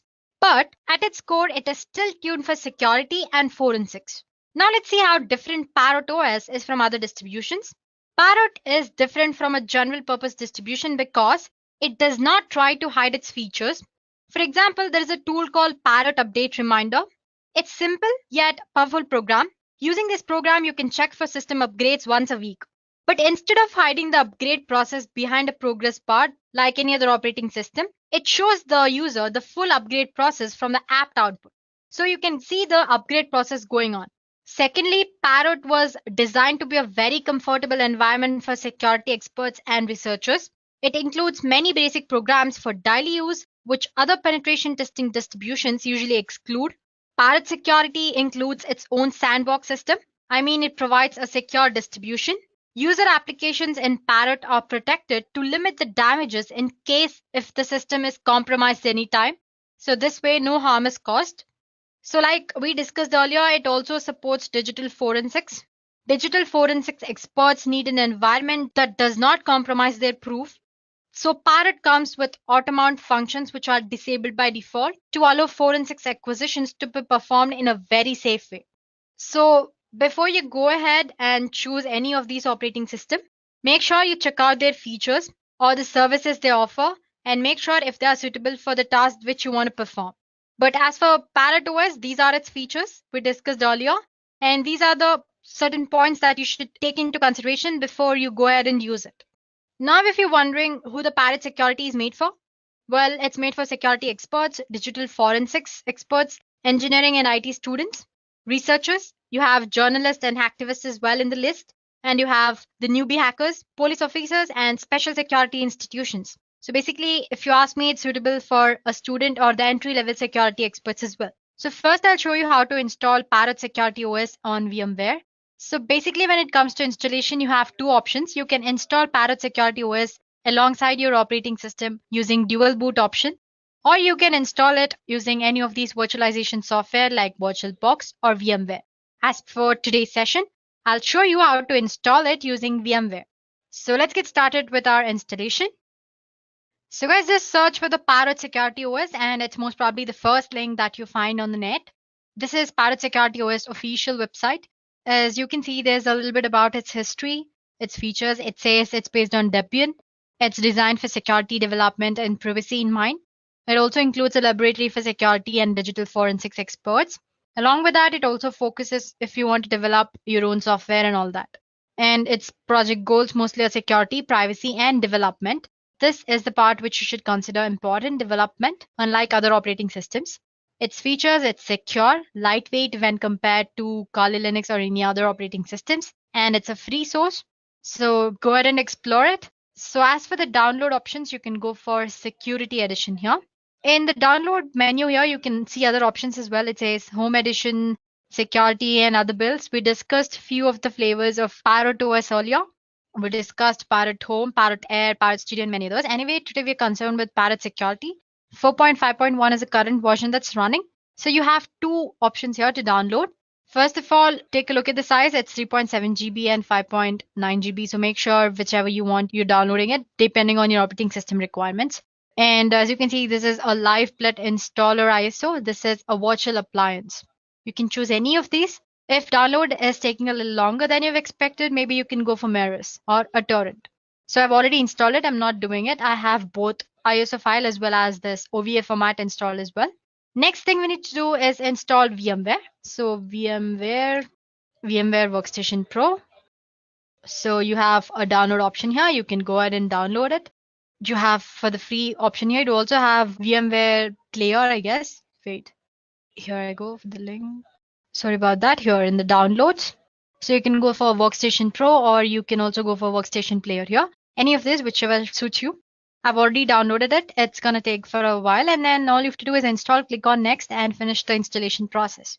So before you start your virtual machine, make sure you have your Parrot OS image, ISO file or OVA format, whichever is of your choice. And then here we go, VMware Workstation homepage. Yeah, as you can see, I already have a Parrot OS operating system installed here, a virtual machine installed here. I've installed it using ISO file. It's very easy. I'll show you how to do it. But if you have OVA format, all you have to do is click on this file menu here, open. And as you can see, I have a Parrot Security OVA here and click and import it. That's all. Click, select it and click on open. So I'm not going to show you how to do that. So it's very straightforward process. That's it. This is my ISO file. Let me show you to again how to install it anyway. Click on file or you can just go for create a new virtual machine here. Click on next and attach the ISO file. Browse. I have it in my local disk D. Here I have Parrot Security and open. Next. It's a Linux, a Debian, the latest version, which is 64-bit, and click on next. Give any suitable name for your virtual machine. Let's say Parrot Security. Okay. OS. And click on next. Let's assign about 40 GB. It again depends on what you want to do. If you're doing heavy tasks, maybe you can assign more disk. So as it asks, store virtual disk as a single file or split into multiple files. I'm going to choose single file. Click on next. And you can always go ahead and make this customize hardware settings later. But you can do it now as well. Customize hardware. I have NAT connection as for network adapter, memory 512. Let's just say 2 GB. And NAT, yeah, we set processors. I'm just assigning one for now. Cool. And close. As you can see, the changes which you have made are displayed here. Once you're satisfied with your settings that you made, click on finish. You're good to go. Your security system has been displaying here. So like I said, you can always make settings later on. You have this edit virtual machine setting options here. Just click on this. Let me maximize the screen for you guys. So as you can see, the Parrot Security ISO is very flexible. There are quite a few options. You have live mode, you have terminal mode, you have RAM mode. So basically live mode is just a standard live USB boot option, just like you can see while you're installing Kali Linux. Suppose if you don't know how to install Kali Linux, there's a video on how to install it as well by Dureka. You can refer to that in the ethical hacking playlist. Okay, so coming back, sorry about that. You have persistence mode, encrypted persistence, forensics mode, and all that. Terminal mode, as you can see, is another live boot option, but without graphical user interface. But the most popular one among new hackers, or if you're the first time user, is install option with a graphical user interface. So it's almost familiar with Kali Linux users. If you want to get a feel of Parrot Security, and all its features, maybe you can go for live mode. But if you want to get just started, then you can always go for install mode. I'm going to click on that and click on standard installer. So it's mounting all the installation tools and all that. So once the machine is booted up, you'll be asked to select your preferred language. In the grub menu, select the graphical installer options and click on, let's say, English and United States, American English. So then the loader will automatically install some additional components and configure your network related settings. It might take a while. So basically then the installer should prompt you for a host name and the root password. Let's give some root password. Give the password of your choice. Re-enter the password for verification. And now it's going to ask you to set up a user apart from the root user. So let's just say test user. Continue. I'm going to keep it as test. Continue and choose a password for the new user, which is different from the root user password that you'll have to remember. So just give this new user a password. Continue. Re-enter the password. Okay, let me just go back and my mistake. Let me try it again. Select your time zone. So basically, after you've set your password, it's asking you for the time zone. Let's say Central, Eastern. So now the installer will provide you 4 choices about the partition of the disk. The easiest option for you is to use guided use entire disk option, which is the first option here. Experienced users can always go for manual partitioning method for more granular configuration options. So yeah, guided partitioning, I'm going to select it. Guide use entire disk. This is the disk where I want to store. So it's asking if you want to store all files in one partition or different. Let's just say all files in one partition and hit on continue. So now we'll have to confirm all the changes to be made to the disk on the host machine. Be aware that continuing will erase the data on the disk. So after that, you can just click on finish partitioning and writing disk thing. It's asking if you want to write the changes to the disk. Obviously, yes. So click yes. So once on confirming the partition changes, the installer will run through the process of installing the files. Let it install the system automatically. This may take a while. So I'm going to meet you guys once the installation is done.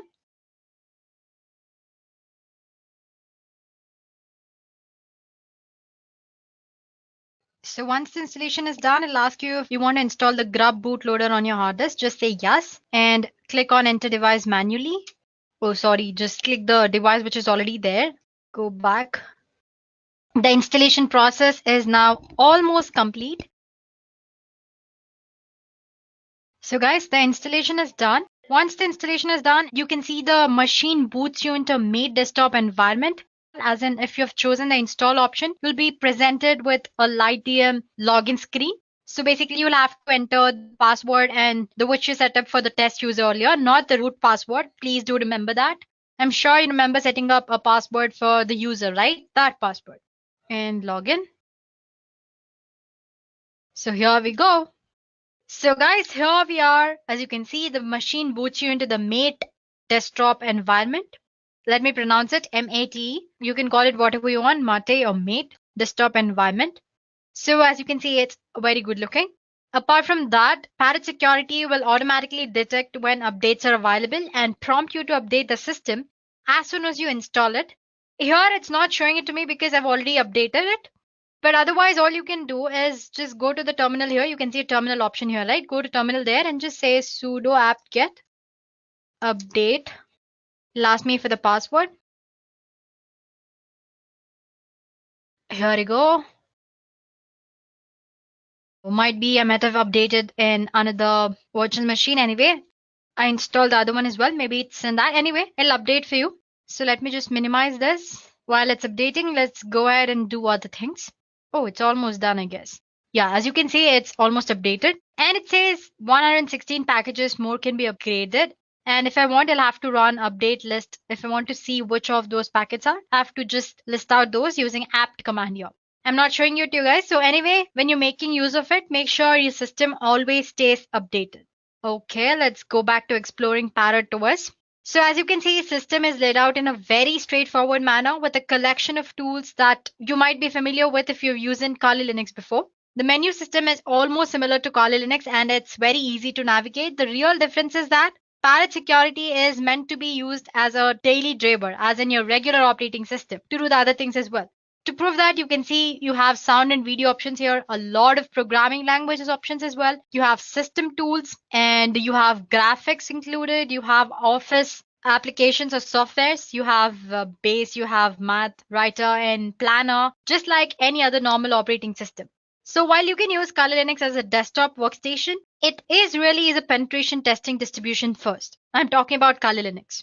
So with Kali, you need to build the system towards being a daily use system. As in, you start using Kali Linux, you need to modify or you need to customize it in such a way that you make it more plausible or easy for you to use for the daily purposes. But that's not the case with Parrot Security OS. Its interface and everything is so good, it almost appears like a normal operating system, and it is like a very normal operating system. So you have your penetration testings, which are there. And along with that, you have your day-to-day applications are also there in this. Now talking about the system requirements, the default Parrot Security install uses about 313 MB of RAM. So as you can see here, you can see this quite little bar. It's like a task manager, which you can find it in your Windows. You can click on that, it'll show you all the progress that's going on. First of all, it says the Parrot GNU Linux system and the release and the kernel, all the information about your ISO file. And you have Mate desktop environment here. And the hardware, which is this, and the processor it's based on, available space and all that.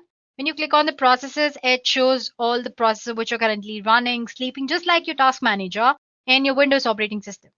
So yeah, like I said, it requires about 313 MB of RAM, approximately around that. But of course, this is only system-related process running.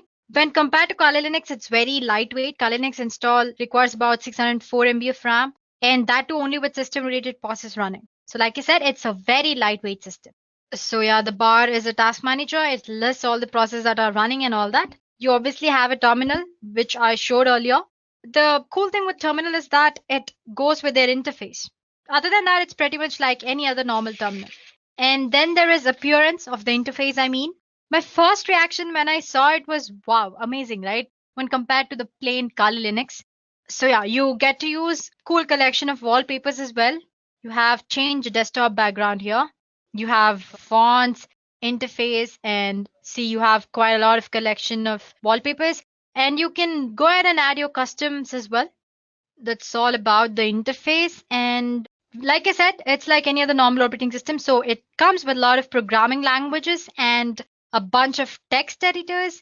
You also have IDEs as well. It uses Pluma as your default text editor. So that's it when talking about the normal operating system. Now talking about the performance, almost all of us know that Kali Linux is a bit laggy, and when you run it on a low-end system, sometimes it's like a nightmare when you have brute force attack going on in the background or you're doing something else. It's gonna, what do you say, stuck or it's very slow. But in Parrot OS, it's very lightweight and doesn't lag much. As you can see, it's smooth.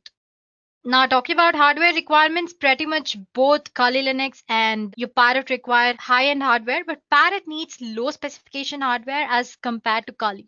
So, if I have to conclude in one word, Parrot is a good-looking distro. It's very lightweight. It's resource friendly, and if you want to know how much resources it's consuming and all that, you can always go ahead, click on the little bar which is available there, click on the resources.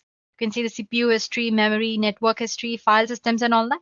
So basically, it's a good looking distro, lightweight, resource friendly. All these features apart, Parrot Security OS has pretty good collection of features as well, which we discussed earlier. It comes like with hell lot of tools, but if you see the sections, there are a lot of other things which are not in Kali Linux. So the most pointed tool here is that in Kali Linux, suppose if you want to say private when you're doing hacking or any other stuff, you have to install AnonSurf, Tor, and then enable them, or proxy chain. You also have option of proxy chains to stay yourself anonymous on the system while you're doing hacking or pen testing or anything. But with Parrot OS, you already have AnonSurf pre-installed. All you have to do is click on that start button. So let me show you how to stay anonymous. So this is one of the best feature in Parrot Security OS. It has proxy chains as well as AnonSurf to make yourself anonymous. So you can go for this AnonSurf and click on Anon Start here. Before that, you can check your IP of your system. So it says 106.51.73. Just remember it. You don't have to note it down anywhere. 106.51.73. Now, if I go and enable this, first of all, it'll ask you for the administration password. Give that. Okay. So basically, once you enter the password, it'll ask you if you want the AnonSurf to kill the dangerous process, which that can be de-anonymize your clear cache files or modify your IP table rules and all that. It'll ask you if you want to do that. Just say yes. So basically, as soon as you click on S, as you can see the notifications here, the tool will attempt to kill dangerous processes that can de-anonymize you anytime. It'll clear your cache files. It'll modify your IP tables, modify your resolve config file, disable your IPv6, and only allow you the outbound traffic through Tor. As you can see, it says Tor is running, started it for you. Imagine doing all this stuff by yourself if you don't have AnonSurf, like in Kali Linux. This would be quite a bit of effort manually, but with the script already present here, it's just a click away. So Parrot Security also includes a similar script for I2P as well. Apart from that, once you've enabled, you can also check, like I said, your IP address now.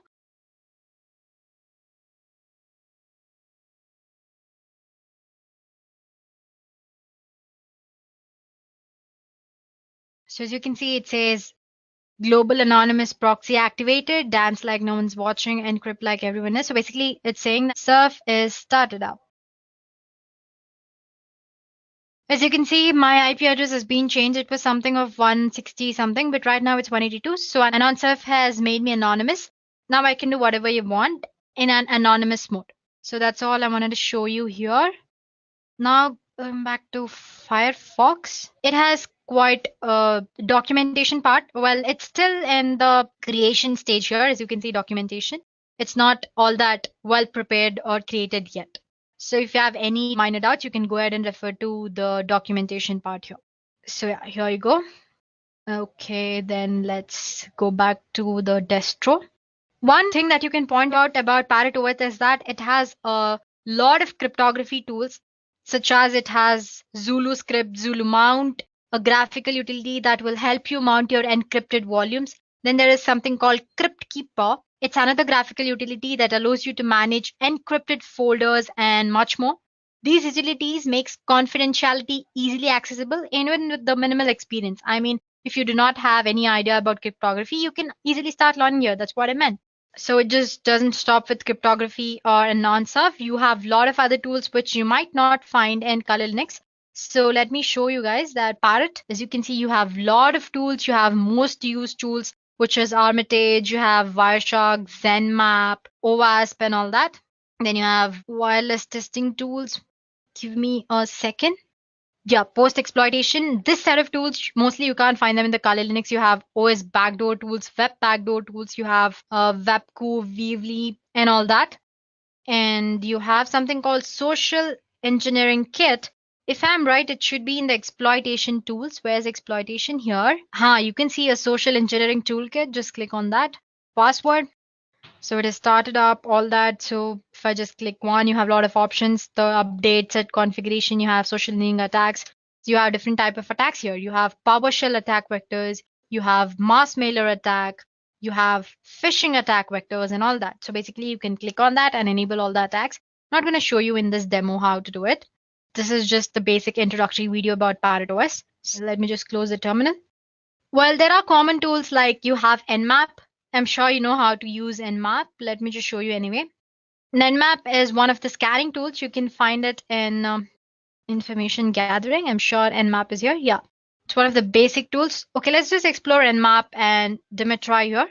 Let me just show you how to use Nmap first. Just click Nmap. You have all the help or the Nmap configuration options are displayed in front of you. If you don't know how to use, just go through them. It's pretty easy. A simple example, I'm already using the one which is already there. Just say scanme.nmap.org. Okay, here I go, making spelling mistake again. Sorry about that. It's gonna take a little while, that's all. While it's scanning, let me just show you another tool, which is Dimitri. It's a deep magic information gathering tool. It has ability. So here it is. It should be in the information gathering only. You have, yeah, here it goes. So basically, like I said, it has ability to gather as much information as possible about a host subdomains, its email information, TCP port scan, who's lookup, and all that. Let's just check out if the Nmap scanning is done. Here is the terminal. Yeah, it's going to take a little while. So once the scanning is done, it's going to show you how many seconds it took, what are the ports which are open, and the closed ports and all that. Now about Dimitri, you can enable it from your terminal, but you can also do it from here, information gathering, and click on Dimitri. Password. So let's say, here we go. So let me maximize. All you have to do is you have a lot of options here. You have W, which performs a who's lookup. You can do it online as in using Firefox. As well, you have a lot of websites where you can gather all the information once you have your IP address and all that. And you have retrieve ncraft.com information on a host, perform search for possible subdomains, email address, and all that. So basically, you can give all these options in one go. Let's say try -o option saves the output to your host.txt or to the file specified by -o. So I just press click 0. Let me just give sudo. Let me just check if I have given any file here. I do have a file called test.txt. Okay. So like I said, in the -o option, it'll save your output to the .txt file or to the file specified by -o option. So basically just specify the file name where you want to store all the scan info and the website where you want to, website of whose information you want to scan. So let's say www.pinterest.co. Here you go. It started a scanning. Let me just scroll up. The host name and the host IP address it's showing. Once you have IP address, as you know, you can gather almost all the information. It's also showing the places where it's originated, it's created, lost, modified. You have sources, you have address here, and then, yeah, last modified, created, source, and all that. So basically, it's showing a lot of information here. Similarly, you can, using Dimitri or a deep magic information gathering tool, you can actually gather information about any other website you want to know. Let's just check out if Nmap is done scanning. So see, as you can see, it's done. So I've given a website name here. Instead of that, you can go ahead and give the IP address, which is this one, and it'll show you the same results. As you can see, there are a lot of ports. Usually Nmap scans about more than 1,000 ports. As you can see, it says 992 are the closed ports and these are the open ports. And suppose you want to know information about each port, because basically if you're an hacker, if you try to hack something, you don't need information about all the ports. It's basically the one port which you want to. So to know that, there are a lot of options which are provided by Nmap. If you want to know more about by Nmap, there's a video in the Edureka playlist all about Nmap. It's under network security. So you make sure to take a look at that. So while you are taking a look at Parrot Security OS, make sure you go ahead and watch a video on Kali Linux as well. So you will know how different Parrot OS and Kali Linux are, though they are similar in few parts. So yeah, that's it about system as in Parrot OS. So like I said, it's one good looking distro, which is lightweight when compared to Kali Linux, and lot of tools, lot of unique tools as well when compared to Kali Linux. And it's very smoother, way smoother. Apart from all these good things, there are few things that are problematic with Parrot OS. First of all, like you don't find a search bar here. That's not a problem, but that's one demerit you can say. And it's also a little problematic when it comes to launching your application. The process is a little slow, unlike Kali Linux. So guys, this is your Parrot OS. So basically, this was a crisp video on what Parrot OS is, its review, its features, and all that. And make sure to watch a video on Parrot OS versus Kali Linux.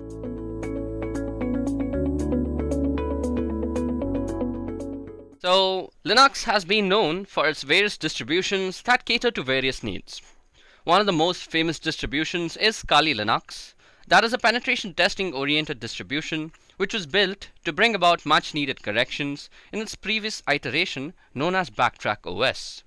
Now, since the release of Kali Linux, it has gone under various iterations in the form of updates, while other penetration testing and security related distributions were also being developed all around the world. So in this session we will compare Kali to one such distribution that has come under the spotlight, and that is Parrot OS. So today in this video I will first be giving you guys a brief introduction to what exactly is Kali Linux, and then I will also give a brief introduction to what Parrot OS is. Then we will be comparing Kali versus Parrot according to various parameters. So let's move ahead. Now let me give you guys a brief introduction to what Kali Linux is. So Kali Linux is a penetration testing and security focused operating system. As the name suggests, Kali has a Linux kernel at its core. Above that, the creators of Kali, Matti Aharoni and Devon Kearns, also added the latest injection packages to help pen testers save some time. Kali Linux is developed according to the Debian development standards, and it was developed as a refined penetration testing distribution that would be served as a replacement for Backtrack OS. Currently, the development of Kali is being handled by Offensive Security, which is the organization that provides prestigious certifications like OSCP, OSCE, and OSWP. Over the years, Kali has developed its own cult following, with people who would swear by the word and by the power provided by Kali. While I may not be such a staunch believer in Kali Linux, there are plenty of reasons for one to use Kali. For one, it's absolutely free. Secondly, it comes pre-installed with tons and tons of penetration testing tools and security related tools.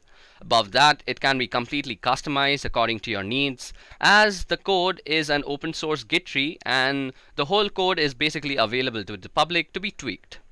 Also, the kernel that runs Kali Linux comes with the latest injection packages, and it also comes with GPG signed packages and repositories.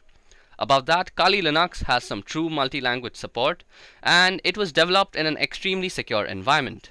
Also, Kali supports a wide range of wireless devices. Now, at this moment, Kali may seem like a very useful operating system. But as you guys might remember the great quote from Spider-Man, great power comes with heavy resource utilization. According to the official documentation of Kali, the system requirements are quite heavy. On the low end, Kali Linux needs a basic of at least 128 MB of RAM and a 2 GB hard disk space to set up a simple SSH server that will not even have the GUI of the desktop. On the higher end, if you opt to install the default GNOME desktop and the Kali Linux full meta package, you should really aim for at least around 2 gigs of RAM and around 20 GB of free hard disk space. Now, besides the RAM and hard disk requirement, your computer needs to have CPU supported by at least one of the following architectures, them being AMD 64, i386, and ARML and ARMHF, and also ARM 64. Now, even though the official documentation says 2 GB of RAM is enough, I have personally faced numerous lag and stutter issues when running Kali on a virtual machine with 6 GB of allocated RAM, which in my opinion is a definite bummer. Now, let's take a moment to discuss about Parrot OS. So Parrot, much like Kali, is also a Debian based distribution of Linux. When I say Debian based, it means that the code repositories adhere to the Debian development standards. Parrot OS 2 comes with its own arsenal of penetration testing and security related tools. Most of these tools are also available on Kali. Now, Parrot was first released in 2013 and was developed by a team of security experts, Linux enthusiasts, open source developers, and advocates of digital rights.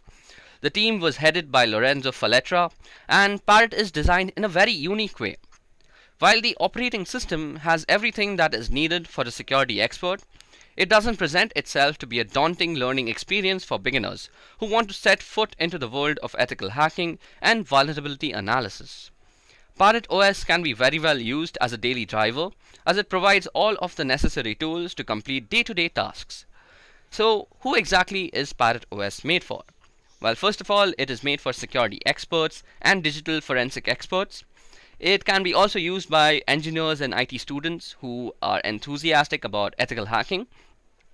Then Parrot OS can be also used by researchers, journalists, and hacktivists. And last but not the least, Parrot OS is also meant for police officers and special security institutions. Okay, so now let's take a moment to actually discuss the system requirements that one might need to run Parrot OS. So the system requirements for Parrot is much more forgiving than Kali Linux. On the CPU side, you need an x86 architecture with at least 700 MHz of frequency. And architecture-wise, you need i386, AMD 64, or AMD 486, which is basically the legacy x86 architecture, or ARML and ARMHF, which are basically IoT devices like Raspberry Pi. On the side of RAM, you need at least 256 MB on an i386 architecture, 320 MB on an AMD 64 architecture, and as a general documentation, 512 MB of RAM is generally recommended by the ParrotSec OS people. On the GPU side, Parrot OS is very surprising as it needs no graphic acceleration. That means you can run this without a graphic card. On the side of hard disk space, Parrot OS needs at least 16 GB of free hard disk space for its full installation. That is 4 gigabytes left, 4 gigabytes lesser than Kali Linux. And for booting options, both Kali Linux and Parrot OS have the legacy BIOS preferred. Now, comparing two operating systems when it comes to Parrot OS and Kali Linux, that are both operating systems meant for similar purposes, that is penetration testing in this case, it becomes really tough. Most of the factors in such cases boil down to a matter of personal taste rather than an objective comparison. Now, before we move ahead with the comparison, let me list out a few similarities that you might have noticed between the two operating systems. So first of all, both operating systems are tuned for operating penetration testing and network related tools. And both operating systems are based on Debian development standards. Both of the operating systems support 32 and 64-bit architecture, and both operating systems also support Cloud VPS along with IoT devices. And of course, both of them come pre-installed with their own arsenal of hacking tools. Now, let's get down with the differences.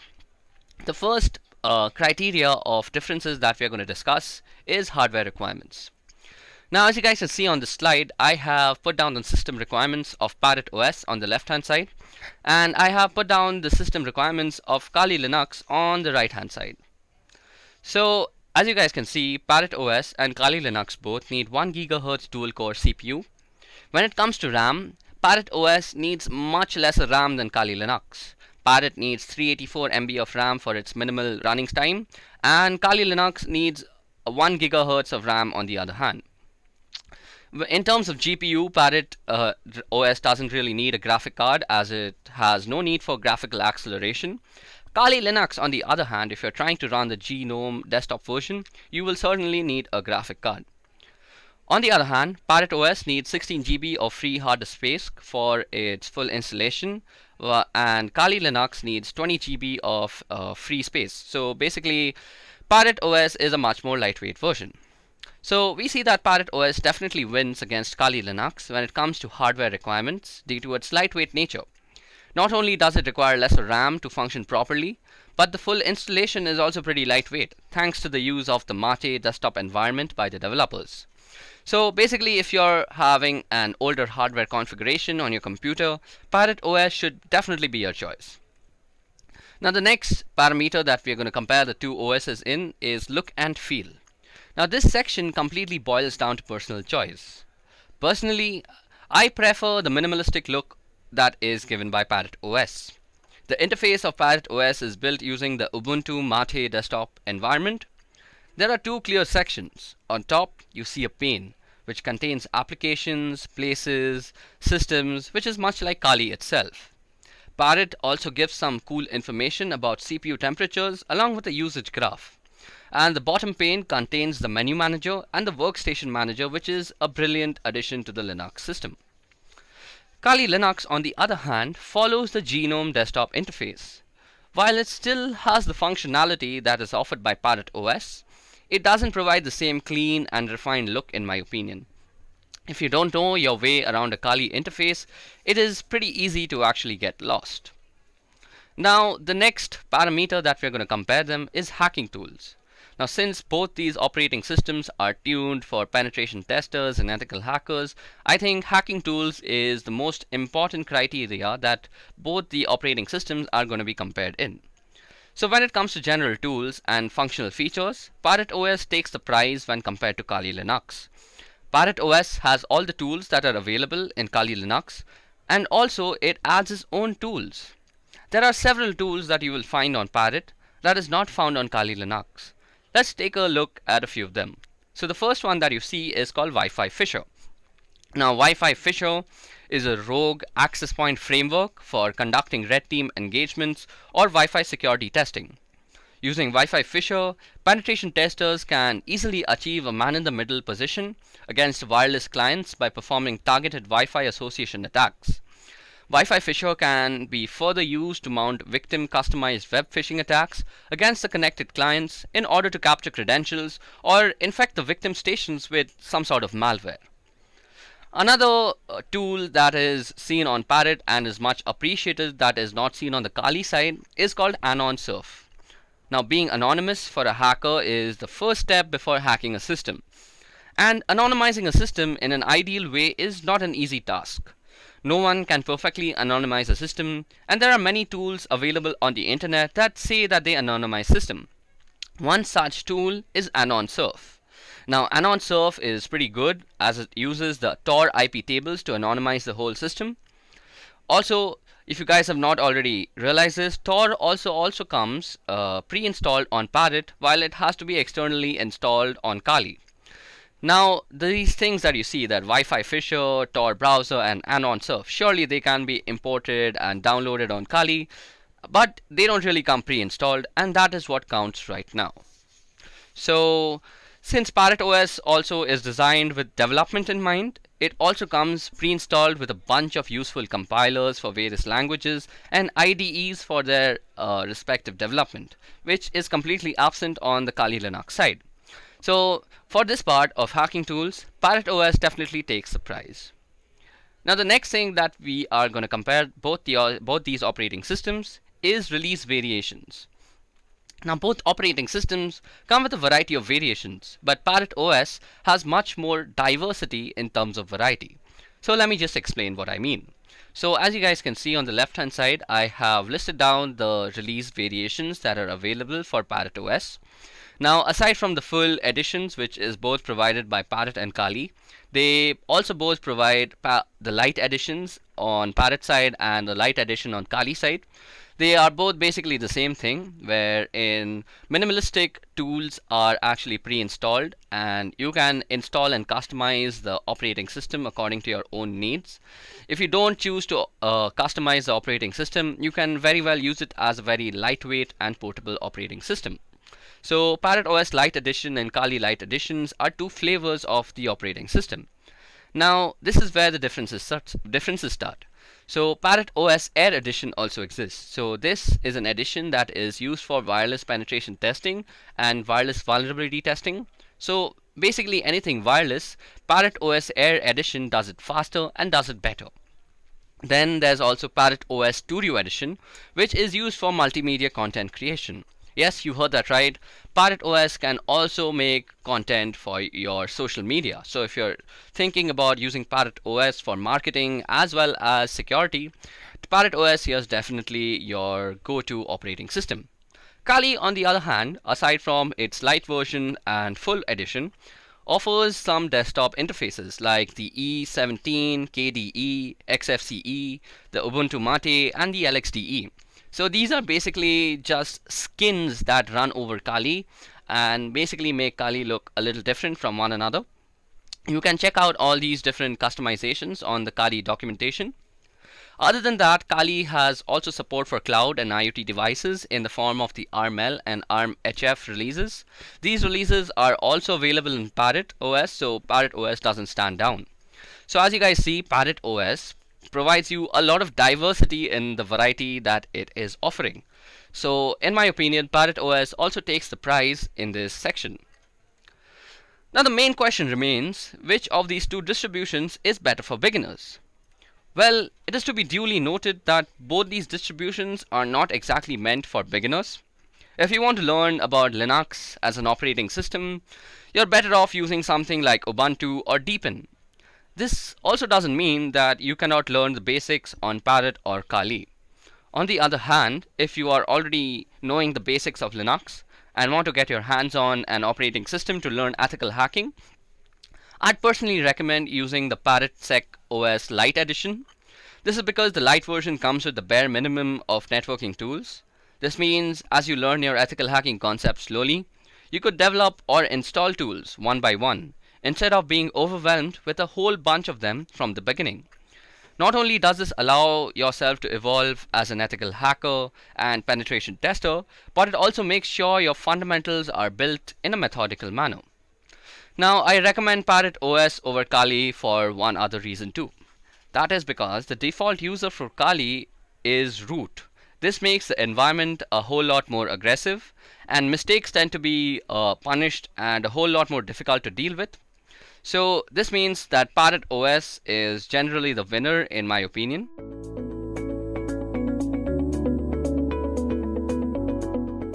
When you get hired as a penetration tester or a security analyst, one of your main roles is vulnerability assessment. So what exactly is vulnerability assessment? Well, a vulnerability assessment is the process of defining, identifying, classifying, and prioritizing vulnerabilities in a computer system, application, and network infrastructures, and providing organization doing the assessment with the necessary knowledge, awareness, and risk background to understand the threats to its environment and react appropriately to them. So vulnerability is a situation that can be taken advantage of by a hacker or a penetration tester for their own misuse or actually for fixing the issue. So vulnerability assessment has 3 steps. So the first step is actually identifying the assets and the vulnerabilities of the system. The second step is actually quantifying the assessment. And the third is reporting the results. Now, vulnerability assessment is only a small part, and pen testing is an extended process of vulnerability assessment. Pen testing or penetration testing includes processes like scanning, vulnerability assessment in itself, exploitation research, and reporting whatever the results are. So in the industry, one of the most widely used frameworks when penetration testing is Metasploit. So Metasploit is widely used in penetration testing, as I just said, and also used for exploitation research. So some of you might ask, what exactly is an exploit research?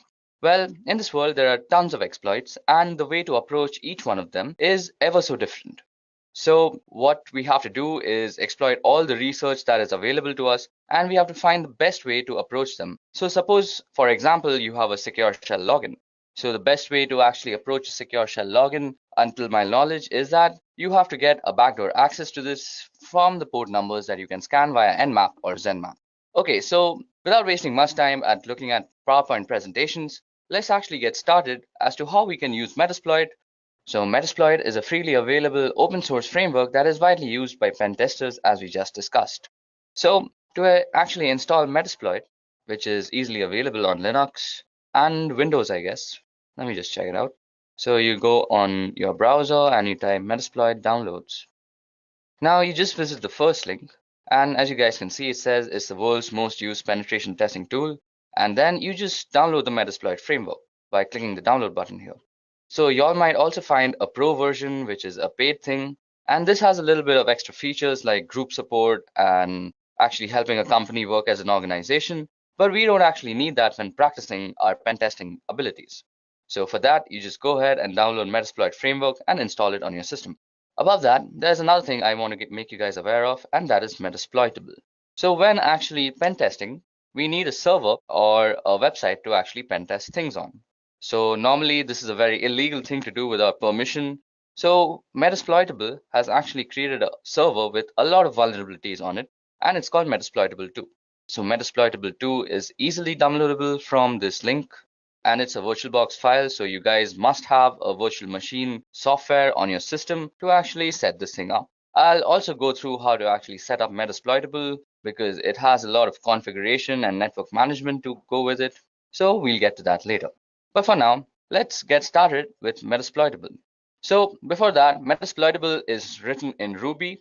And if you all know Ruby coding and you all know how to make exploits, you all can also always contribute to the Metasploit community. So Metasploit is one of the most widely used pen testing tools in the industry. So what exactly is Metasploit? Well, it's a framework, and what a framework is it's actually a collection of tools. So these tools are majorly used for penetration testing and exploitation research. Now one might ask, what exactly is exploit research? Well, there are tons of exploits out there, and there are tons of ways to actually approach them. And this only comes to us from thorough research as to how we can approach each and every exploit in their best way. So talking about Metasploit, well, it's open source and it's free, and it's also written in Ruby. So if you guys know Ruby coding and know how to make exploits, y'all can always contribute to the Metasploit framework. Now talking about the download part, well, y'all can easily download Metasploit from its download page, which is www.metasploit.com/download. I'll be leaving the download link in the description. And once you're on the download page, you'll see two versions. One is the free version, which is the original Metasploit framework, and it's the core framework that everybody works on. And then there's Metasploit Pro, which comes with a 14-day free trial. So Metasploit Pro actually has a few extra features, which is great for an organization. Like, it helps you work as a team. But if you're a guy who's just practicing pen testing like me, Metasploit framework, the free version, is the absolute way to go. Now also, when pen testing, y'all will also need Metasploitable. Now Metasploitable is an intentionally vulnerable target machine for actually practicing your Metasploit skills on. So we'll go over the installation of Metasploitable later, but for now, let's go over Metasploitable. So once you guys have actually downloaded the link, y'all can actually install it on your systems. And Metasploit actually has three interfaces. So we are going to be using the command line interface, or the MSF console in other words, but y'all can also use the GUI interface, which is called Armitage if I'm not wrong. So let's get started. So first of all, I've already actually downloaded Metasploit and installed it on my computer. And y'all can just do the same by pressing the download button, as you guys can see. So to start up Metasploit, all you have to do is go on your terminal. And so to start a Metasploit, all you have to do is go on your terminal on Linux. Well, we're starting a PostgreSQL server because, first of all, the PostgreSQL server is the basis of all the Metasploit exploits that are stored, and starting it will just make it run faster. So we go service PostgreSQL and start. So that should start up a service, and indeed it has. So next thing you want to do is go in and type MSF console. And that's going to take a little bit of time because I have a very slow computer, and it's going to start up our Metasploit frame. So as you guys can see, we got a big banner out here which says Metasploit Cyber Missile, and the banner changes every time. Don't get worried if you have a different banner. And the main thing is that you should see this MSF thing out here. So this means we are in the MSF shell right now, which is the Metasploit framework shell. So let's get started by actually clearing our screen. So first things first, the first command that you might want to run on Metasploit is the help command. So help will tell us everything that we can do with this framework. So as you guys can see, there are a bunch of commands and their descriptions to go along with it. Y'all can give it a quick read and find the things that are interesting to you. So as you guys can see, banner is display an awesome Metasploit banner. Y'all can change the banner. As you guys can see, there are a lot of juicy commands, like there's a banner command, which I just had used. So if you go and type banner, it'll give you a nice cool banner about Metasploit. And there are other commands which work very similar to Linux, like cd, which changes the current directory. You can change the color by toggling colors, and then you can connect with a host and all sorts of stuff. So Metasploit has a bunch of exploits. So before we go further, I want to make you guys aware of 3 important terms regarding Metasploit. So the first is a vulnerability. And we had already discussed this, that a vulnerability is a situation which can be taken advantage of by a system or a person who access. So the second part is an exploit. So what exactly is an exploit? Well, an exploit is a module which is a bunch of code written in Ruby on Metasploit that is used to target different vulnerabilities. And the third thing is a payload. So a payload is the action that you do once you actually have access to somebody's system. So basically, suppose you've hacked somebody and you've gained access to their system. Now the activities you do after gaining access is defined as the payload. So we just spoke about exploits, and I told you guys that Metasploit has a bunch of exploits. So how do we see all the exploits that are there? So you go show exploits.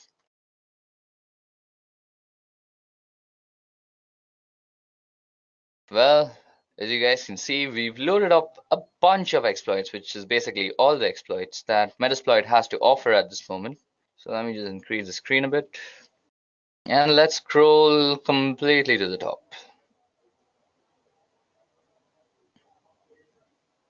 Yep. So as you guys can see, show exploits gave us a bunch of exploits, and it shows their name, a description, a disclosure date, and a rank. So the name and description is, as it says, it's the name of the exploit and it's a short description about it.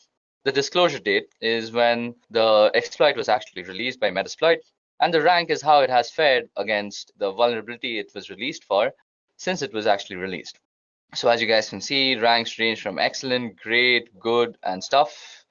And we have a bunch of exploits. So as you guys can see, there's an Android exploit, there's a Samsung Galaxy Knox Android exploit, there are a bunch of Windows exploit, Adobe Flash exploits, FTP exploits, MySQL exploits, ASP.NET exploits, and a bunch of other stuff.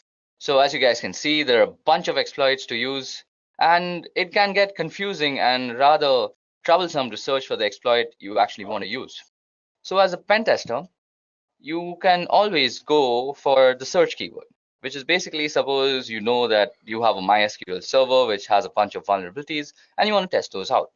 So you simply go search MySQL. Now I'll search the database for all the exploits that are related to MySQL and present them to you.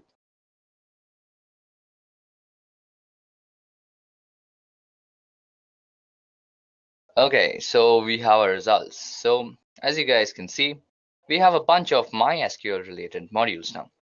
Now this makes it way easier if you're a pen tester and you're looking for MySQL exploits. Now suppose you choose your exploit, and let's see. Let's choose, which one do we want to use today? We're going to just use this MySQL hash dump. So to actually use this, we have to copy the name. So double click on it and it'll just select it, and then you go Control-Shift-C in your terminal. So that copies it. And so if you want some more information about it, you can always go info and then just paste in the name of the exploit. So this gives us a bunch of information, actually gives us all the information you need about the exploit. So it gives you the name, that it's a MySQL password hash dump. Its module name is auxiliary scanner and all this stuff. It's licensed by Metasploit framework in itself, and it has a normal rank. And these are all the options that you might need to set when actually using the exploit. And this also gives you a small description. So it says this module extracts the usernames and encrypted password hashes from a MySQL server and stores them for later cracking. So seems like pretty cool stuff you can do with MySQL server and its password database. So if you actually want to use this, so you have to use the use keyword. So we go use and Control-Shift-V. So as you guys can see, it's denoted in red out here that we are indeed in the exploit that we want to use. Now, the first thing you want to do when you're using an exploit is you want to go and say show options. Now, as you guys can see, these are the options that we actually need to set before using the exploit. Now, The options can be necessary or they can be optional. So there's a password field out here, which is not really necessary, but will help your exploit if you actually provide it. But you need to provide the R hosts, which is the targeting host machine, and the port and the threads is already set. Now, suppose you want to set the R hosts, so you can just go set R hosts and you can set it to whatever IP address you want. Like suppose you want to address 192.168.2.56, something like that. So that will set the R hosts. You can also set the number of threads. Now threads are actually what the threads mean in parallel processing. That means how many parallel threads you're going to run so that you have faster computation. So this means you need GPU power if you have multiple threads running. So let's set threads to 30 for now. So we've set the threads to 30, and then you can go show options again and see that you have indeed actually set your options. So we've set the threads to 30 and our host has also been set. So that was all about how you can get into a module, get some information about a module, and how you can also use the module. So once you're done using the module, or once you're done setting up the options rather, you can go ahead and run the command run or even exploit. And this will start actually running the exploit on the system that you want to. Now I've put in a very arbitrary IP address, and that does not have MySQL port running, so our exploit failed. Now, once you have tested out your exploit and you want to go back to the main MSF Unix shell, just go ahead and type back. It's as simple as that. So that brings us back to the MSF command line. So let's go ahead and clear our screen now. Okay, so it's time we do something interesting. So to do that, first of all, we need to go ahead and actually download Metasploitable 2. So to download Metasploitable 2, you have to go on this link. I'll leave the link in the description. So, or rather, you can just go on your browser and type in Metasploitable 2 download.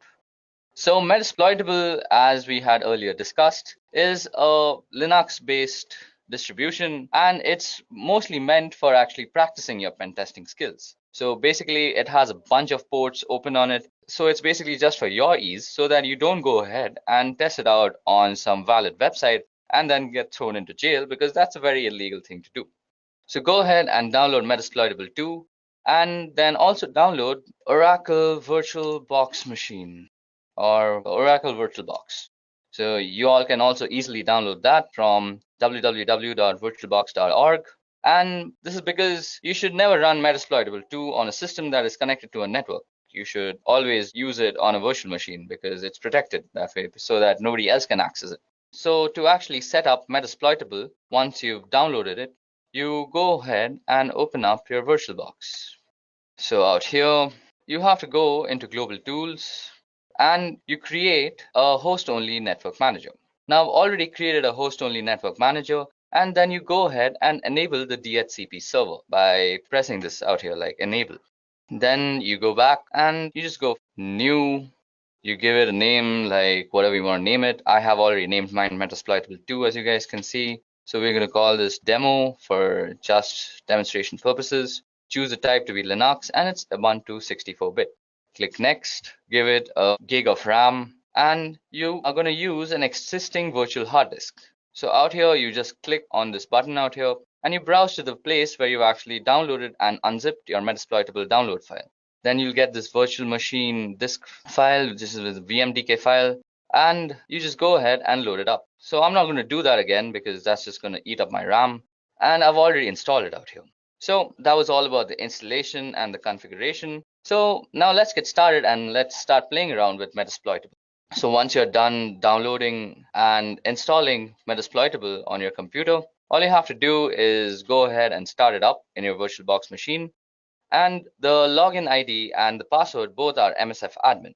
So first of all, we need the IP address of our Metasploitable server. So we go ifconfig, and this gives us the address. So as we can see out here, our address is 192.168.56.101.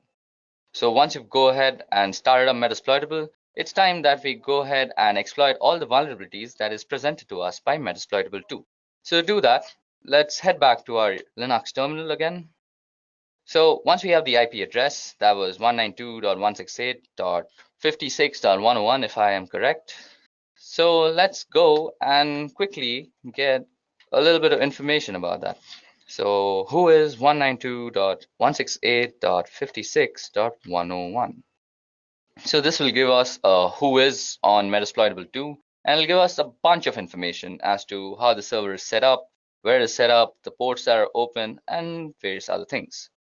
So as you guys can see, this gave us a complete who is.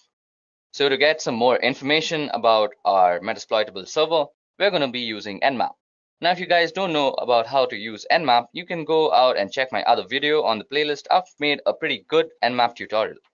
So we go Nmap -f -s and v, which is steel version, and we give it the name or the domain name server, 92.168.56.101. So we've got a juicy result out here, and we can see that there's a bunch of stuff open. So as you guys can see, there's the FTP port open, which has a version of VSFTPD 2.3.4. There's also OpenSSH, which is 4.7 P1 Debian. There's also Telnet, which is almost miserable to have Telnet running on your computer. Then there's SMTP, there's HTTP, and there's a bunch of ports open, as you guys can just see on your screen. So it's time we actually use Metasploit like a pen tester to go ahead and test out these vulnerabilities. So let's choose these FTP things. So we have this FTP out here. So from the version number, which is given to us by the steel version flag on Nmap, we know that it's using VSFTPD 2.3.4. So we can easily search for an exploit of the same version. So as a pen tester, you would go search VSFTPD 2.3.4. So this should give us all the exploits that are available for this particular vulnerability. So as you guys can see, after a long search from the search VSFTPD, we found a vulnerability or an exploit that can take advantage of the vulnerability. So it's time we actually use this. So first of all, let's get some info about this. So info, let's copy down this thing, and then let's get some info about this. So as this module description says, this module exploits a malicious backdoor that was added to VSFTPD download archive. This backdoor was introduced in the VSFTPD 2.3.4 tar.gz archive between June 30th and Walla Walla. So we have the options of setting an R host. It has an available target. It's provided by these guys, and it's a pretty good exploit in my opinion. So let's go ahead and use it. So we go use and the name of the exploit. So it's visible to us that we've again entered the exploit module, which is Unix/FTP/VSFTPD 234 backdoor. So what we're going to do is we are going to actually gain a backdoor access to our Metasploitable system. So to actually make this more believable, so if you guys go into your Metasploitable system, so you guys can see that you're in the root directory. So you can gain some root access by going sudo su and going msf admin. So we're now a root user in the msf admin, or rather the Metasploitable console. So if we go ls, we can see the various files.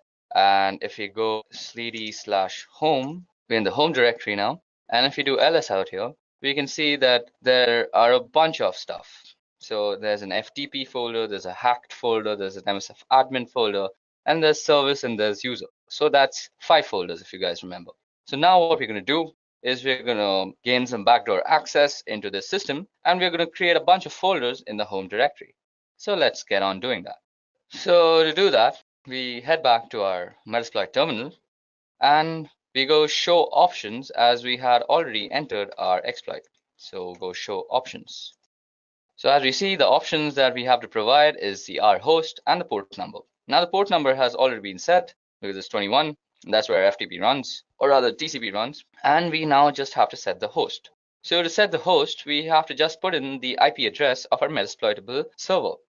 So if I remember correctly, it's set our hosts to 192.168.56.101.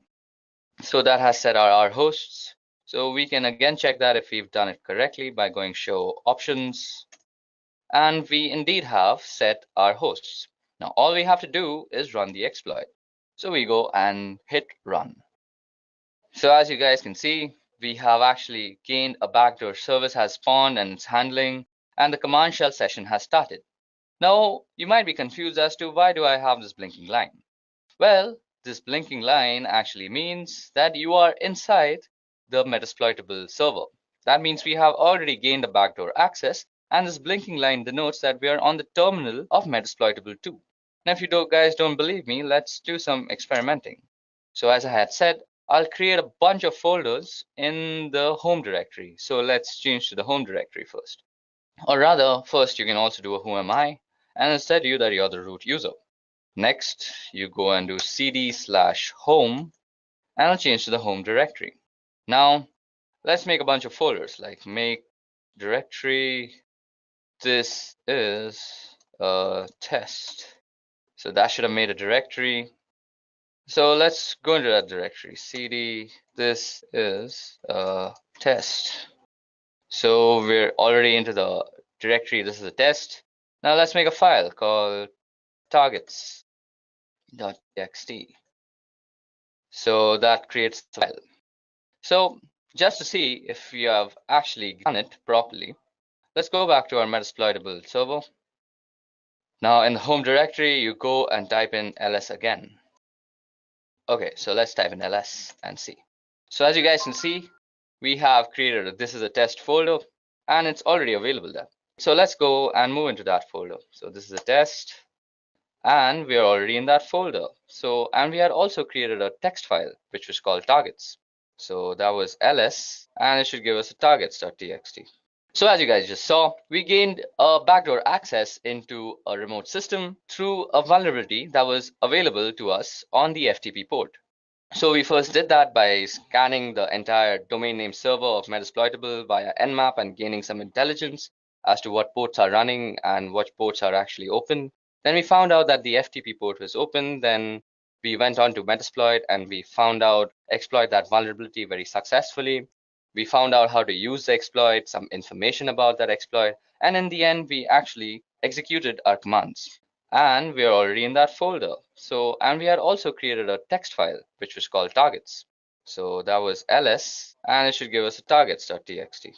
So as you guys just saw, we gained a backdoor access into a remote system through a vulnerability that was available to us on the FTP port.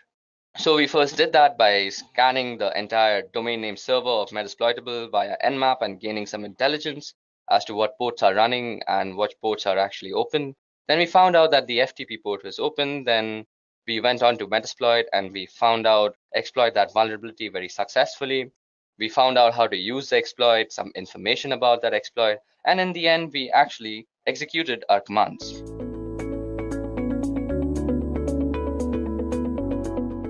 Now, you guys must be wondering what exactly is Nmap and why should I learn it? Well, Nmap is a network scanner that is widely used by ethical hackers to scan networks, as the name suggests. Now, you might wonder, why do I need a network scanner? Well, let me give you an example. So, suppose you have a Wi-Fi that has been set up in your new house, and you realize that your data is being actually consumed at a faster rate than you are using it. Now, you have suspected that it's your pesky neighbor who keeps on connecting to your Wi-Fi and eating up all your data. So to actually confirm all your doubts, what you want to do is a network scan. And Nmap is a pretty wonderful tool to do that. Now, Nmap runs on Linux, Mac OS and Windows, and I'm mostly going to be running this on Linux because that's what I do most of my penetration testing and network testing on. So let's go ahead and get on with the installation of Nmap on your computer. So what you do is go apt-get install Nmap.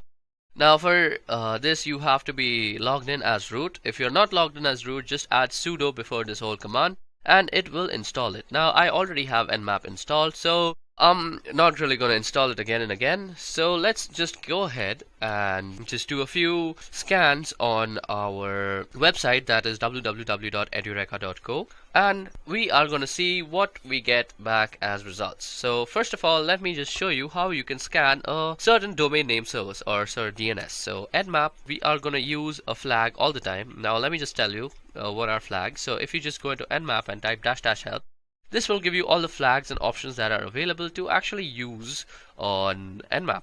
So if you are actually stuck and you can't remember stuff, just go in and type nmap-help and it will give you all the stuff. Now, network scans generally take a long time, so I'm going to be using the fast mode most of the time. So for fast mode, all you have to do is type in edureka.co and sit and wait for this scan to get over. Now when the scan gets over, you will see a bunch of information, and let me just wait till that information pops up and then we'll talk about the information together.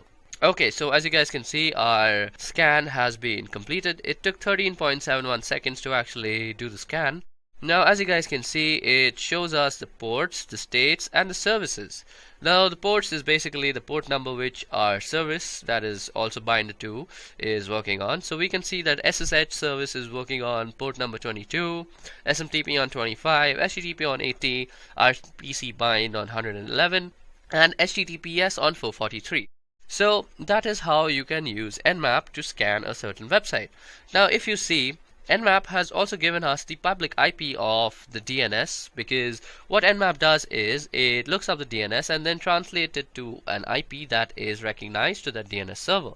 So Nmap also returns the public IP. So what we can do also is nmap-f and 34.210.230 and .35. Okay, so as you guys can see that our command also works when we put in the IP address and it produces the same results. Now we can also scan for multiple hosts.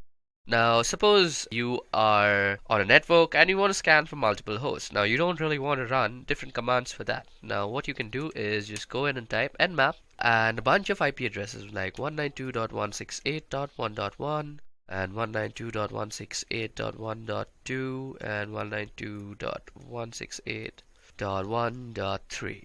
And what this will do is it will run an Nmap scan on these three different IP addresses, and you did this in just one command. So that's a way that you can do this. Now you can also know about how much of your scan is left by just pressing the up button. So that will tell you and give you a constant update on how your scan is going. Like mine is 32.4% done and 34.7 now, and also show you kind of the time remaining.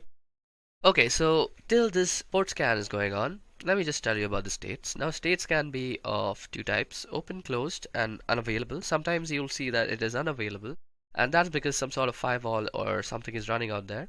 States can also be closed. In that case, mostly Nmap will not return you any result unless you're explicitly finding something of the closed state. So that was a little trivia on states and how they work. Let's see how much our scan is done. So our scan is done 81% and it takes around another 20 seconds. It should be done soon. Now this scan could be significantly made faster with just the F tag, but I really want to give you all a good look into how this works. 97, 98, 99. Okay, so as you guys can see, this is our result. It gives us a bunch of ports and services. Now, as I just said, this thing can be also closed and also unavailable. So open and closed, we see both the examples. Okay, so that was about how you can scan multiple ports. So you can also scan multiple ports with this command, as I will show you. So 192.168.1.1 to 30. Now what this will do is basically scan everything from 192.168.1.1 to 192.168.1.2 up till 30, like that. So this is a very useful way of actually scanning multiple IP addresses, and let me just show you how that works. Since we have used the F flag, this is going to work considerably faster. Now as you guys can see out here, this had taken around 119 seconds, so that's around 2 minutes. Now this will take a considerably lesser time. So let's see, this was done in 29.91 seconds and we did 30 IP addresses. So we see that -F surely speedens the whole scanning process. Now you can also give Nmap a target list. Now let me make a target list. So targets.txt. Let me just cat it out for you. So there's nothing in it. Now all I want to do is edit this file. So let me just edit that file and put in 192.168.1.1, 192.168.1.2, 192.168.1.3, 192.168.1.4, 192.168.1.5, or 15. Boom, roasted. Now all we have to do is save it. So that saves it, and Control X to actually exit it. Now you can go ahead and view what is in targets.txt. So as you guys can see, this is what is in targets.txt. And now you can just pass it to Nmap with the IL flag, and you could say that Nmap is going to actually scan all the IP addresses that are in this file. So let that just run. So this will take a little bit of time because it's 5 IP addresses and it's not really running on the fast mode. 83% of our work is done. Okay, so as we see, our scan has been completed. Now what you see out here is the scan results for whatever we had provided in the targets.txt list. So that's how you can also provide Nmap input file, and it will give you the results for all the targets that were specified in the file. Now let's go ahead and talk about a little bit on port scanning. So Nmap is also a brilliant tool for scanning ports, and if you have a server or a website, you know that there are around 65,535 ports out there on every server, and almost 99% are unused. So sometimes scanning ports is really a necessity. Now you can scan ports by just using the P flag and specifying the port number, and this is how you would do it, and you would just specify the IP address after that. So I'm going to use www.edureka.go, and what you can also do is this will scan only the port number 20, but you can also scan from port number 20 to 25. You can also put in commas and tell Nmap you also want to scan all these other port 80 as HTTP and 443 as HTTPS. So you can surely do that. So let me just go ahead and run this. Okay, so that gives us an information on the ports that is there. Now something about ports also, you suppose you know you want to scan for some HTTP ports, so you can just say Nmap, and with the -p you can just say that I want to scan the HTTP port on www.edureka.go. So that will just go ahead and do that, and as you guys can see, that gave us a result. And you can also add in stuff like MySQL, FTP, and stuff like that. So let me just see and show you how that runs. Okay, HTTP is not a port, HTTP. Okay, so as you guys can see, these are the ports that are running, and it gave us according to the name. Now if you want to scan all the ports, you can use -p and then the IP address at www.edureka.go. Now this generally takes a lot of time because you're basically doing 65,000 scans, so I'm not really going to do that. I'm going to quit this out. Another thing that I wanted to show you all that generally takes a lot of time to actually execute is called something like an aggressive scan. So as you guys can see out here, I have done an aggressive scan on Edureka. So to do that, all you have to do is nmap-a and then you go edureka.go. So let us see how much time did this take to actually execute. This took 459 seconds. That's a long time for a scan. But it gives us a bunch of other information. For example, it gives us the trace route. So what is a trace route, first of all? So trace route is the route taken by a packet to actually reach the clients and the target server. So as you guys can see, our packet had 22 hops. First it went to the first hop was to the gateway router, that is 192.168.1.1. Then it went to the Airtel lease line, then it went to this IP address, then it went to the BSNL VSNL.net, and it went to London, New York, then Chicago, and it went all the way up to wherever this thing is hosted. That was some information, and then there is some other information given to us like the TCP open, TCP wrap, program versions, port types, port states, and all sorts of other information is given about in an aggressive scan. Another scan that I have previously also done and kept for y'all is because it takes a lot of time, and I have done something called the service version. So nmap-s and v with v capital will give you the service version. So it tries to actually guess the version of the service that is running. So for example, on the TCP port it tells us it is postfix SMTPD. On the Apache it's Apache HTTPD, and you can see all sorts of versions that are here. Another thing Nmap is generally brilliant is for guessing the operating system that is running. Now, I have already done this scan previously because this takes a humongous amount of time that I don't really have, and that is 386.34 seconds. And this scan together basically took me more than 10 minutes, and I don't really have that kind of time for explaining all this stuff. So, as you guys can see out here, the OS is kind of, OS detail is Fortinet, FortiGate. It kind of tries to guess the OS upon the time to live that is in the response from the packets that it sends. So, -SV, -O, and -A are some really cool stuff that you might want to know. Another thing that you can do is traceroute, as I had just told y'all, and y'all can do traceroute separately. So you go --traceroute, and then you say the name of any sort of website. So suppose I want to know how I reach netflix.com. So I go netflix.com, and this will give me a traceroute that shows me how my packet actually reaches netflix.com. Okay, so this is basically it was a direct one hop. Okay, so that was surprising. On the other hand, if I were to do this on edureka.co, it would take a bunch of hops to actually reach there. Okay, this might just take some time to run. Okay, so it's 94% done. I'm just waiting for it to get completed.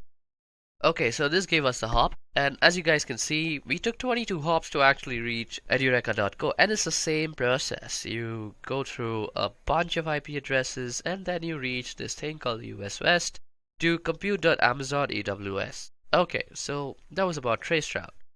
Now, just to end this tutorial, let me just tell you guys that you all can also save a file to Nmap, and that is basically save all whatever you found from a search into a file, and let me just show you how to do that. Now, sometimes when you are working as a security analyst, you will have to perform network scans on a wide area network that is huge. It's basically huge.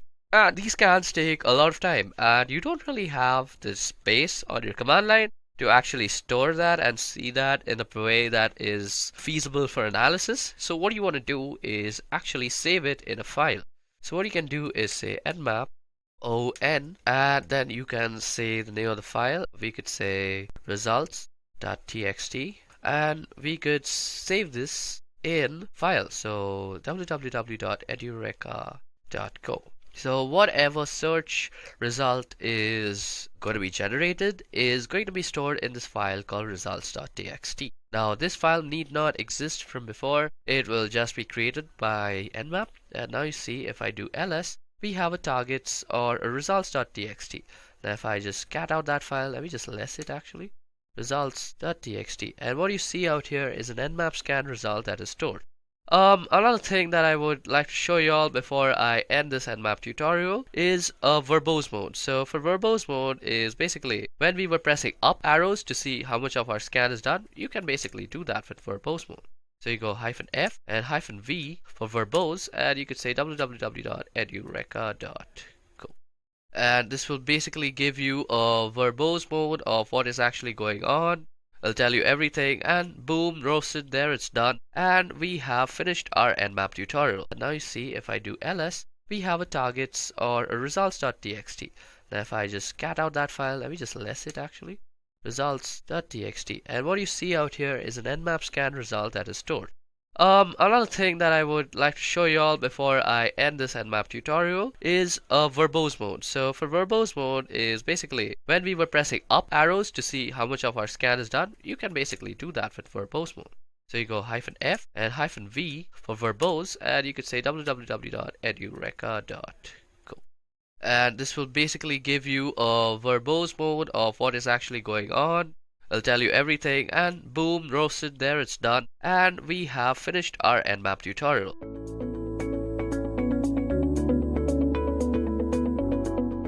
So first of all, what exactly is cross-site scripting?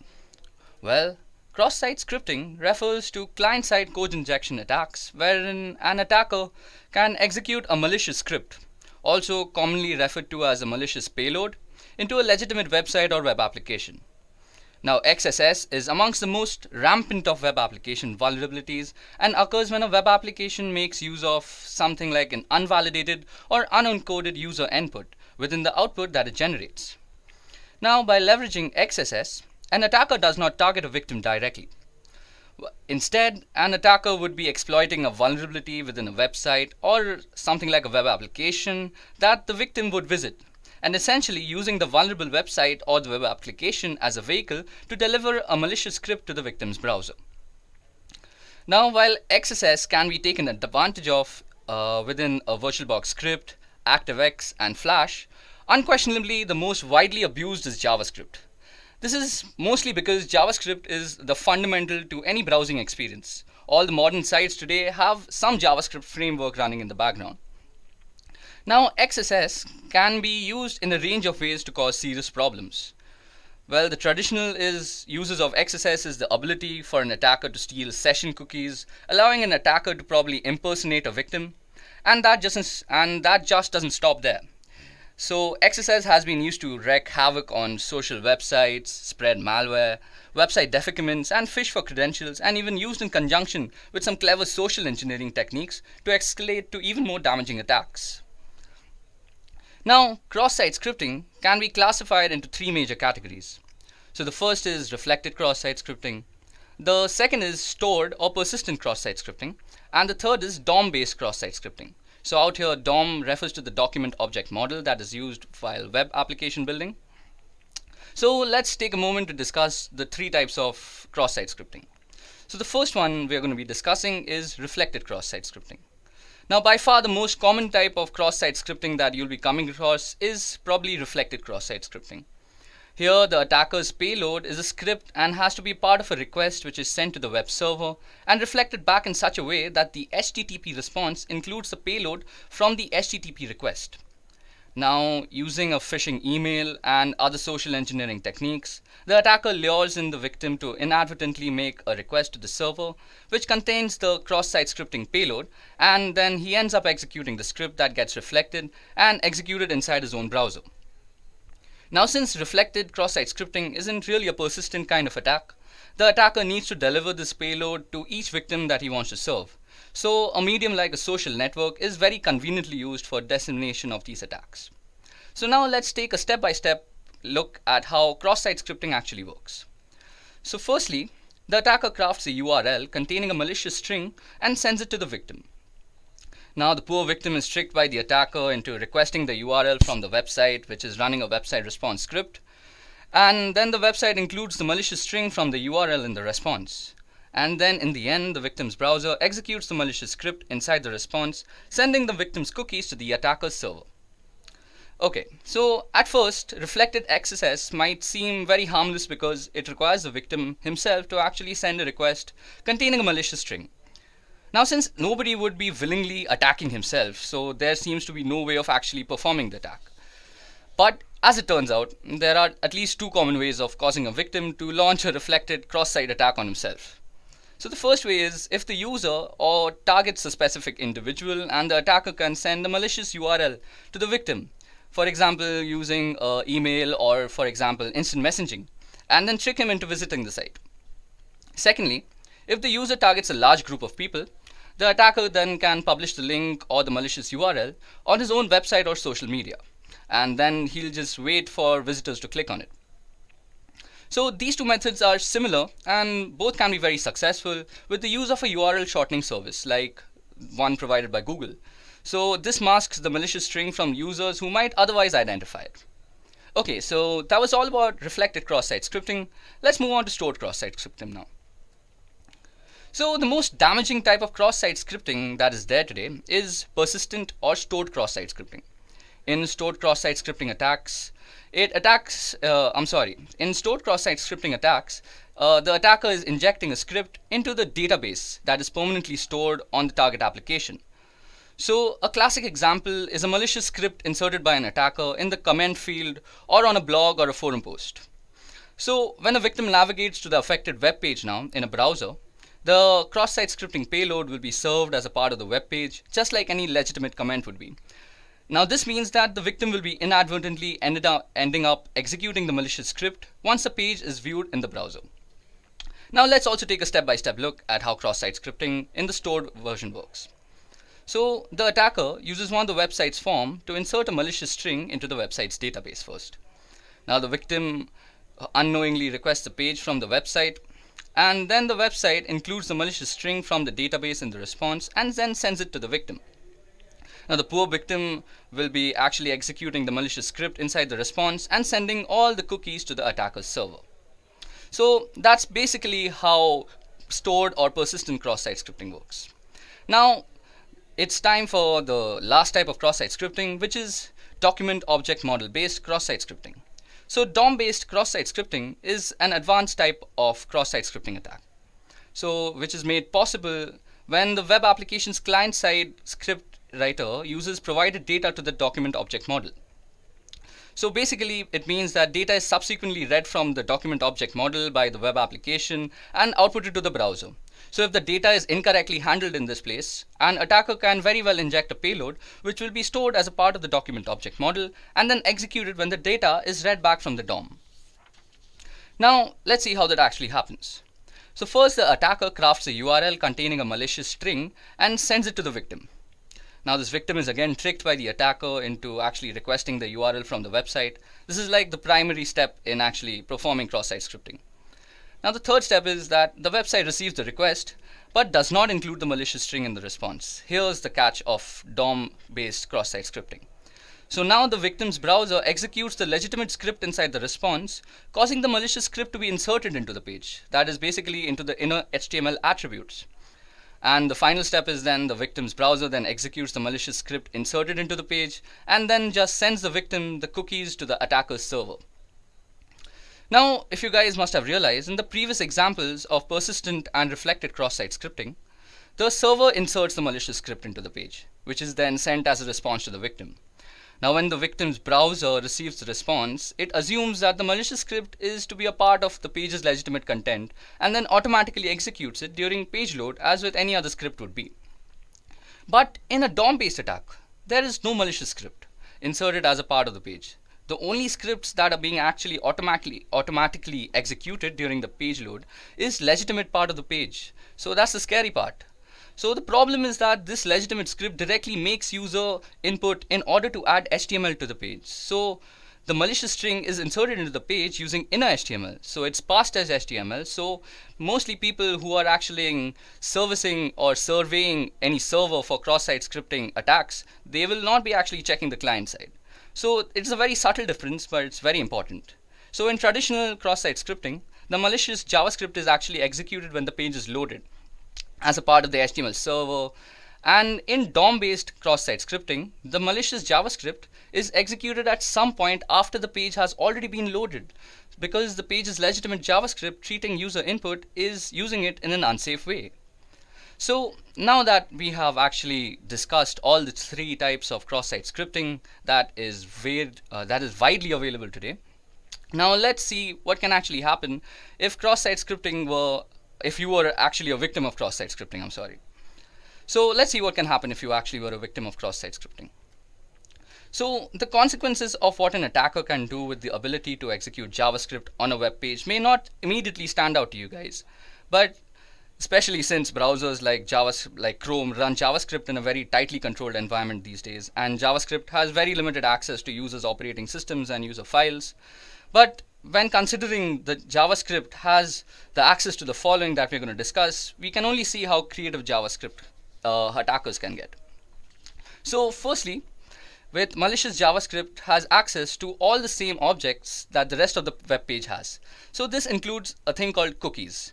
Now cookies are often used to store session tokens, and if an attacker can obtain a user session cookie, they can impersonate that user anywhere on the internet. Secondly, JavaScript can read and make arbitrary modifications to the browser's document object model. So your page will just be incorporated with all sorts of scripts and viruses without you even knowing from the server side. Now, JavaScript can be used with the XML HTTP request to send HTTP requests with arbitrary content to arbitrary destinations. And the most scary part is that JavaScript in modern browsers can leverage HTML5 APIs, such as accessing a user's geolocation, webcam, microphone, and whatnot, and even specific files from the user's file system. Now, while most of these APIs require the users to opt in, cross-site scripting in conjunction with some very clever social engineering can bring an attacker a very long way. Now, the above in combination with social engineering, as I just said, allows an attacker to pull off advanced attacks including cookie theft, key logging, phishing, and identity theft too. Now, critically, cross-site scripting vulnerabilities provide the perfect ground for attackers to escalate attacks to more serious ones. So now that we understand what cross-site scripting attacks are and how damaging they can be to your application, let's dive into the best known practices that are actually followed to prevent them in the first place. So the first mechanism that is used is called escaping. So escaping data means that taking data an application has received and ensuring that it's secure before actually rendering it for the end user. Now, by escaping user input, key characters in the data received by a web page will be prevented from being interpreted in any malicious sort of way. Now, in essence, you're censoring the data your web page receives in a way that will disallow characters, especially those brackets that begin the HTML attributes, like in HTML and IMG. So these will be stopped from being rendered, which would otherwise cause harm to your application and users and database. But if your page doesn't allow users to add their own code to the page, a good rule of thumb is normally to escape any and all HTML, URL, and JavaScript entities. However, if you are running a forum and you do allow users to add rich text to your content, you have a few choices. So firstly, you'll need to carefully choose which HTML entities you will escape and which you won't, or by replacement format for raw HTML such as Markdown, which will in turn allow you to continue escaping all the sorts of HTML characters. Now, the second method that is normally used is called validating input. So validating input is the process of ensuring an application is rendering the correct data and preventing malicious data from doing harm to the site, the database, and the users. So while whitelisting and input validation are more commonly associated with stuff like SQL injection, they can also be used as an additional method of prevention for cross-site scripting attacks. So input validation is especially helpful and good at preventing cross-site scripting in forms, as it prevents a user from adding special characters into the fields instead of refusing the request completely. But input validation is not the primary method of prevention for vulnerabilities, such as cross-site scripting and even SQL injection for that example, but instead they help to reduce the effects should an attacker actually discover such a vulnerability in your system. Now, the third way to prevent cross-site scripting attack is to sanitize user input. So sanitizing data is a strong defense, but should not be used alone to battle cross-site scripting attacks. It's totally possible that you find the need to use all three methods of prevention in working towards a more secure application. Now, as you guys might notice, that sanitizing user inputs is especially helpful on sites that allow HTML markup to ensure data received can do no harm to users, as well as your database by scrubbing the data clean of potentially harmful markup and changing the unacceptable user input into an acceptable format. Okay guys, so that was all the theory about cross-site scripting. It's time for the demo right now.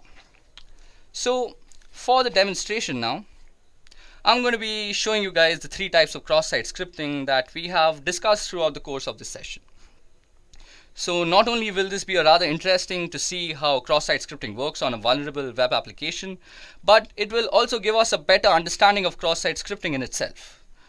Now, to perform cross-site scripting is a very big crime, so we really can't target any random website or web application for that matter.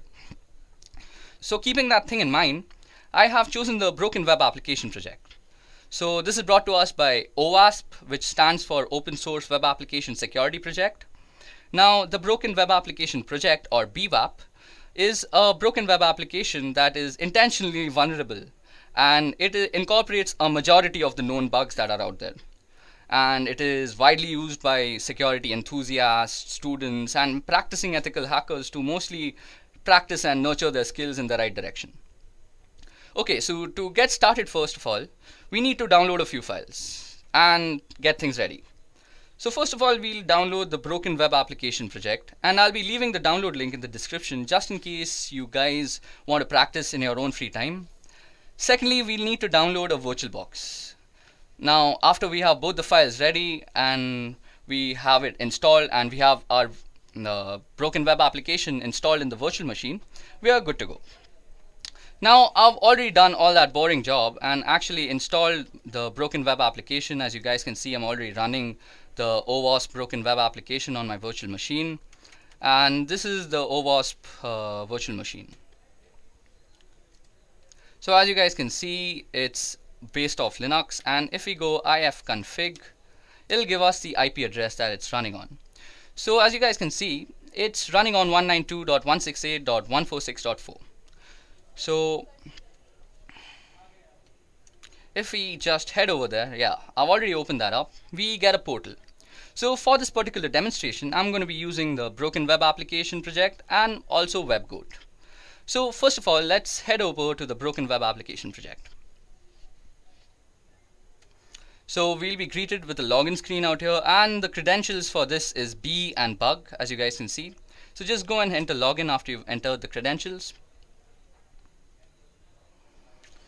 Okay, so you all will be welcome with a place where you can choose your bug, and you can also choose the amount of security that you want to practice with.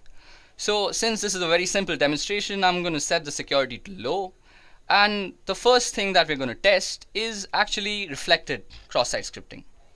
So reflected cross-site scripting mostly has things to do with the GET request when we are actually coding on the back end. So let's see. So first of all, we go ahead and choose reflected cross-site scripting for the GET method, and we go and press hack. Now we'll be presented with a form. Now form is a very good way of actually showing reflected cross-site scripting, because normally when an attacker will be trying to attack you, he'll be trying to send you a form or any way you can actually input something into his server. So interestingly, if we go and just input nothing into these two fields and just go, we'll see the URL change out here.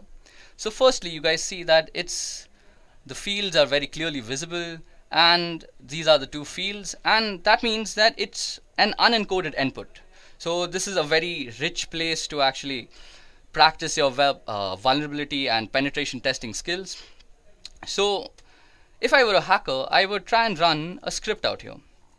So if I were to go script, and I've already practiced a few out here, as you guys can see. So if we go script alert, this is an example of reflected XSS. Yeah, and if we go and just end the script out here, this is going to actually render the JavaScript input as a part of the page, and we are going to get an output because of this. So that's how reflected cross-site script is actually working. So as you guys can see, what am I saying? As you guys can see, the web application has actually rendered our JavaScript, and now we can see that reflected cross-site scripting is actually working out here. So now you guys must have realized that in a practical scenario, this form must be sent to the victim and must be tricked into filling the form for the attack to be successful. Also, in more practical scenarios where sites are also having forms, they're going to be putting filters to the content of the input parameters such that you cannot run JavaScript in them, and you cannot also input any unencoded inputs into them. So that was all about reflected reflected cross-site scripting. So now let's move on to stored cross-site scripting, which is the most dangerous form of cross-site scripting.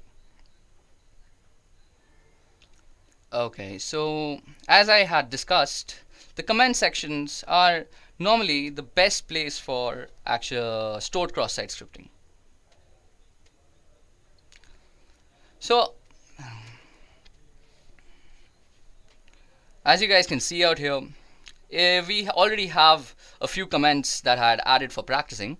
Now in stored cross-site scripting, the attacker is normally attacking the data that is stored. So basically we are going to inject the script into the database, into the server.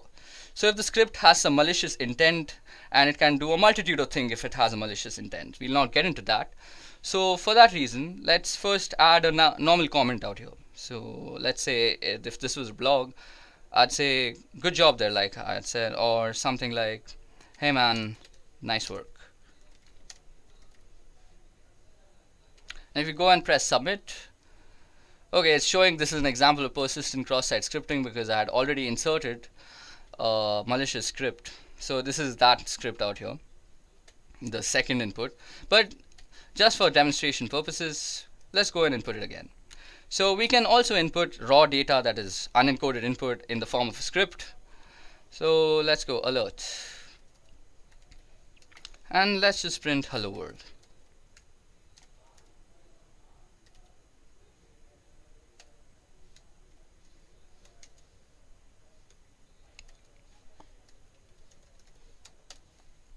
So if we go and press submit, so it first runs that other cross-site script, and then it'll say that this page isn't working. So this is also a very good example. Now we have two scripts actually running on this page. So the first one is actually, this is an example of cross-site scripting, persistent. So that was the second one. And then comes the hello world. So that's actually two scripts running back to back. So anybody, if I were to actually come back to this site any other day and these comments existed, it would just get automatically executed from the database because we are referring to it. Okay, so time for DOM-based cross-site scripting, and I was using this application for the first time yesterday, and I realized that there is actually no way that we can actually test DOM-based cross-site scripting here. So to actually test DOM-based cross-site scripting, we are going to be using this thing called WebGoat. Now the login credentials to WebGoat is guest for the username and guest for the password. I had already logged in, so it didn't ask me. So now if you go out here and go under cross-site scripting in XSS, you will also see that there is no options available for actually DOM-based cross-site scripting. This is because it's under AJAX security, or AJAX if you might pronounce it that way. So this is under AJAX security because if you guys remember, we had just discussed that DOM-based cross-site scripting is a client-side cross-site scripting. So things like a normal script would normally be checked on the server side.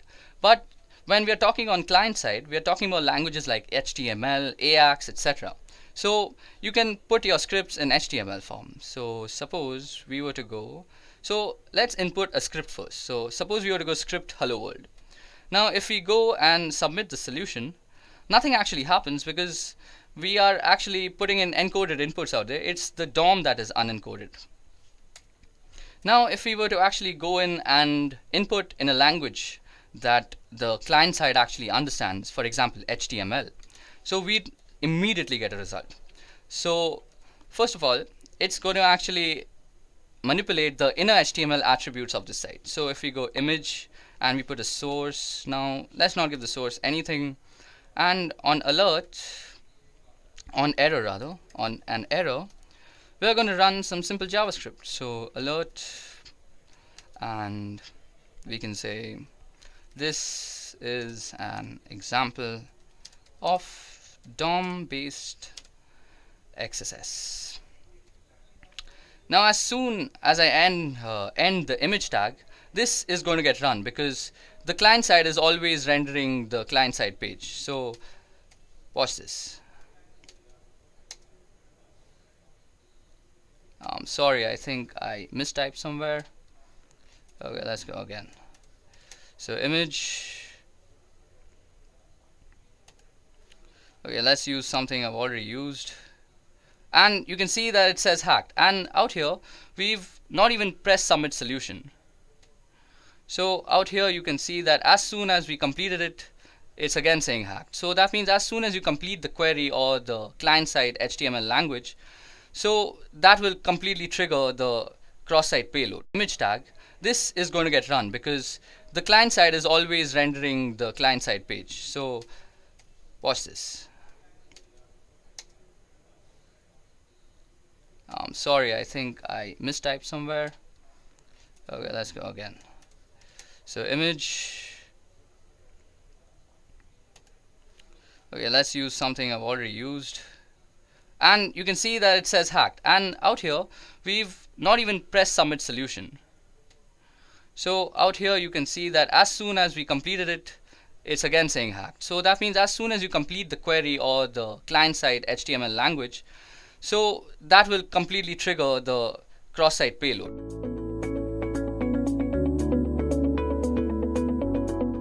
Firstly, let's go over what DOS and DDoS means. Now, to understand a DDoS attack, it is essential to understand the fundamentals of a DOS attack. DOS simply stands for denial of service. This service could be of any kind. For example, imagine your mother confiscates your cell phone when you are preparing for your exams to help you study, without any sort of distraction. While the intentions of your mother is truly out of care and concern, you are being denied the service of calling and any other service offered by your cell phone. Now, with respect to a computer and computer networks, a denial of service could be in the form of hijacking web servers, overloading ports with requests, rendering them unusable, denying wireless authentication, and denying any sort of service that is provided on the internet. Attacks of such intent can be performed from a single machine. While single machine attacks are much easier to execute and monitor, they are also easy to detect and mitigate. To solve this issue, the attack could be executed from multiple devices spread across a wide area. Not only does this make it difficult to stop the attack, but it also becomes near impossible to point out the main culprit. Such attacks are called distributed denial of service or DDoS attacks. Now let's see how they work. The main idea of a DDoS attack, as explained, is making a certain service unavailable. Since everything that is attacked is in reality running on a machine, the service can be made unavailable if the performance of the machine can be brought down. This is the fundamental behind DOS and DDoS attacks. Now, some DOS attacks are executed by flooding servers with connection requests until the server is overloaded and is deemed useless. Others are executed by sending unfragmented packets to a server which they are unable to handle. These methods, when executed by a botnet, exponentially increase the amount of damage that they are doing, and their difficulty to mitigate increases in leaps and bounds. To understand more about how these attacks work, let us look at the different types of attacks. Now, while there are plenty of ways to perform a DDoS attack, I'll be listing down the more famous ones. These methodologies have become famous due to their success rate and the damage they have caused over time. It is important to note that with the advancement in technology, the more creative minds have devised more devious ways to perform DOS attacks. Now, the first type of methodology that we're going to discuss is called ping of death. Now, according to the TCP/IP protocol, the maximum size of a packet can be 65,535 bytes. The ping of death attack exploits this particular fact. In this type of attack, the attacker sends packets that are more than the max packet size when the packet fragments are added up. Computers generally do not know what to do with such packets and end up freezing or sometimes crashing entirely. Then we come to reflected attacks. This particular attack is more often than not used with the help of a botnet. The attacker sends a host of innocent computers a connection request using a botnet, which are also called reflectors. Now, this connection that comes from the botnet looks like it comes from the victim, and this is done by spoofing the source part in the packet header. This makes the host of computers send an acknowledgement to the victim computer. Since there are multiple such requests from the different computers to the same machine, this overloads the computer and crashes it. This type of attack is also known as a Smurf attack. Another type of attack is called mail bomb. Now, mail bomb attacks generally attack email servers. In this type of attack, instead of packets, oversized emails filled with random garbage values are sent to the targeted email server. This generally crashes the email server due to a sudden spike in load and renders them useless until fixed. Last but not the least, we have the teardrop attack. So in this type of attack, the fragmentation offset field of a packet is abused. One of the fields in an IP header is the fragment offset field, indicating the starting position or offset of the data contained in a fragmented packet relative to the data in the original packet. If the sum of the offset and the size of one fragmented packet differs from that of the next fragmented packet, the packets overlap. Now, when this happens, a server vulnerable to teardrop attacks is unable to reassemble the packets, resulting in a denial of service condition. Okay, so that was all the theoretical portion of this video. Now it's time to actually perform our very own DDoS attack. Okay, so now that we finished the theoretical part of how DDoS actually works and what it actually is with its different types, let me just give you guys a quick demonstration on how you could apply a denial of service attack on a wireless network anywhere around you. Like this could be somewhere like Starbucks where you're sitting, or this could be a library also, or your college institution. No matter where you're sitting, this procedure will work. So the first thing we want to do is actually open up a terminal, because we will be doing most of our work on a command line basis. Now for this particular demonstration, we will be actually using two tools. First is AirCrack-NG, which is a suite of tools which contains AirCrack-NG, AirMon-NG, AirReplay-NG, and AeroDump-NG. So these are the four tools that come along with it. And the second one that we'll be using is called MacChanger. Okay, so let me just put my terminal on maximum so you guys can see what I'm actually writing out. So first thing we want to do is actually log in as a root. So let me just do that quickly. So because we need to log in as root because most of the stuff that we're going to do right now will need administrator access.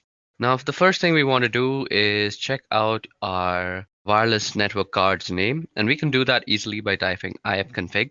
Now you can see that my wireless card is called WLO1, and we get the MAC address and we also get the IPv6 address. So that's my wireless network card, and we'll be actually setting that up in monitor mode.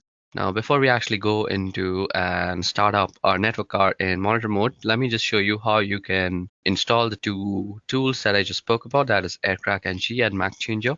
So to install AirCrack-NG, you can just go apt-get install AirCrack-NG, hit enter, and this should do it for you. I already have it installed, so it's not going to do much. To install MacChanger, you could just go the same command, that is apt-get install MacChanger, and you can check if both the tools have been installed properly by opening the manual pages by typing man AirCrack-NG, and this will open up the manual page for you. And let's also do the same for MacChanger. So what we're going to do first is set up our network interface card into monitor mode. So to do that, all we have to do is type ifconfig, and we need to put our network interface card down. So we go WLO1 down, and with the command iwconfig, we go mode monitor. Don't forget to specify the interface that you're working on. So iwconfig WLO1 mode monitor. And all we have to do now is put it back up. So what we are going to type is ifconfig WLO1 up. You can check the mode. It'll say managed if it's in monitoring mode. So as you guys can see, it says mode managed. So that's how we're going to go ahead.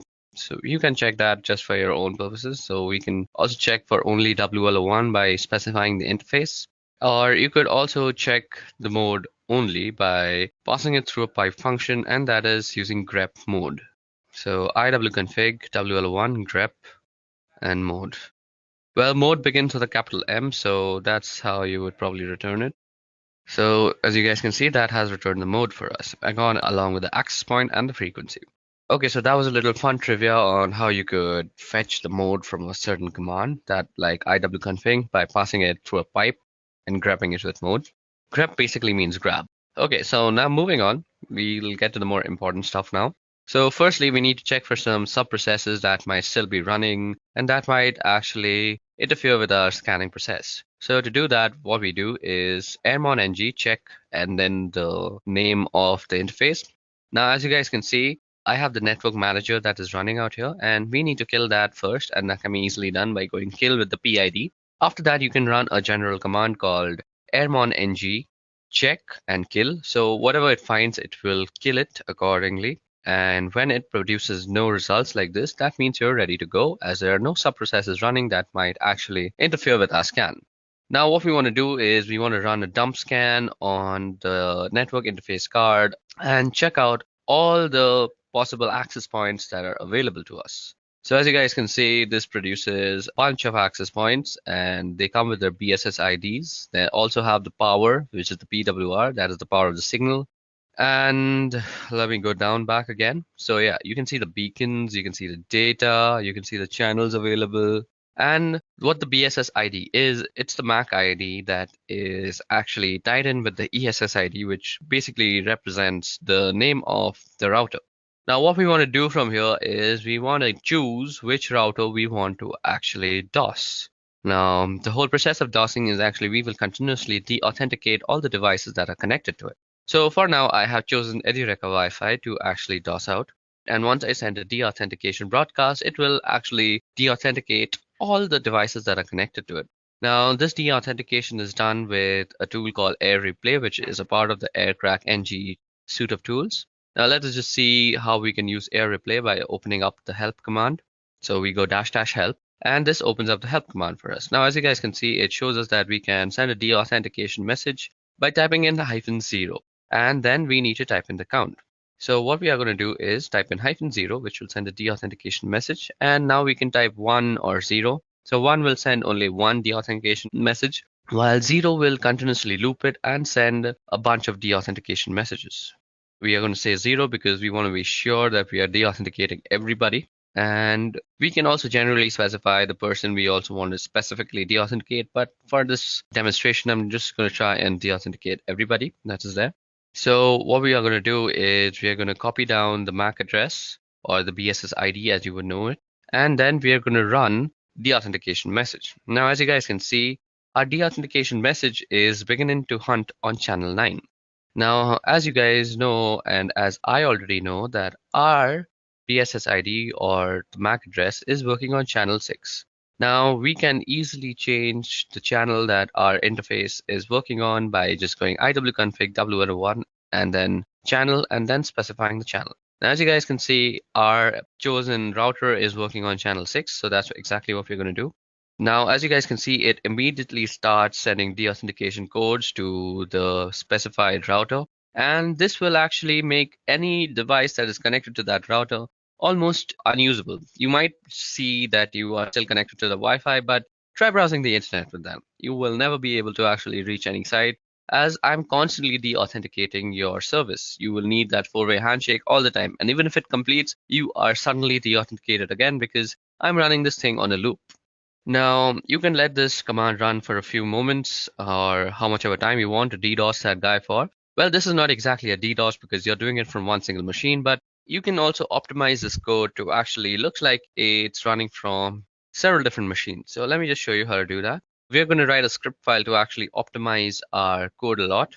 So this script file will actually automate most of the things that we just did and also optimize a little by changing our MAC address every single time. So we become hard to actually point out. So the first thing that we want to do is we want to put our wireless network card down. And maybe that's not the first thing that I want to do. Just give me a moment to think about this. I haven't actually thought this through, and I'm doing this on the fly.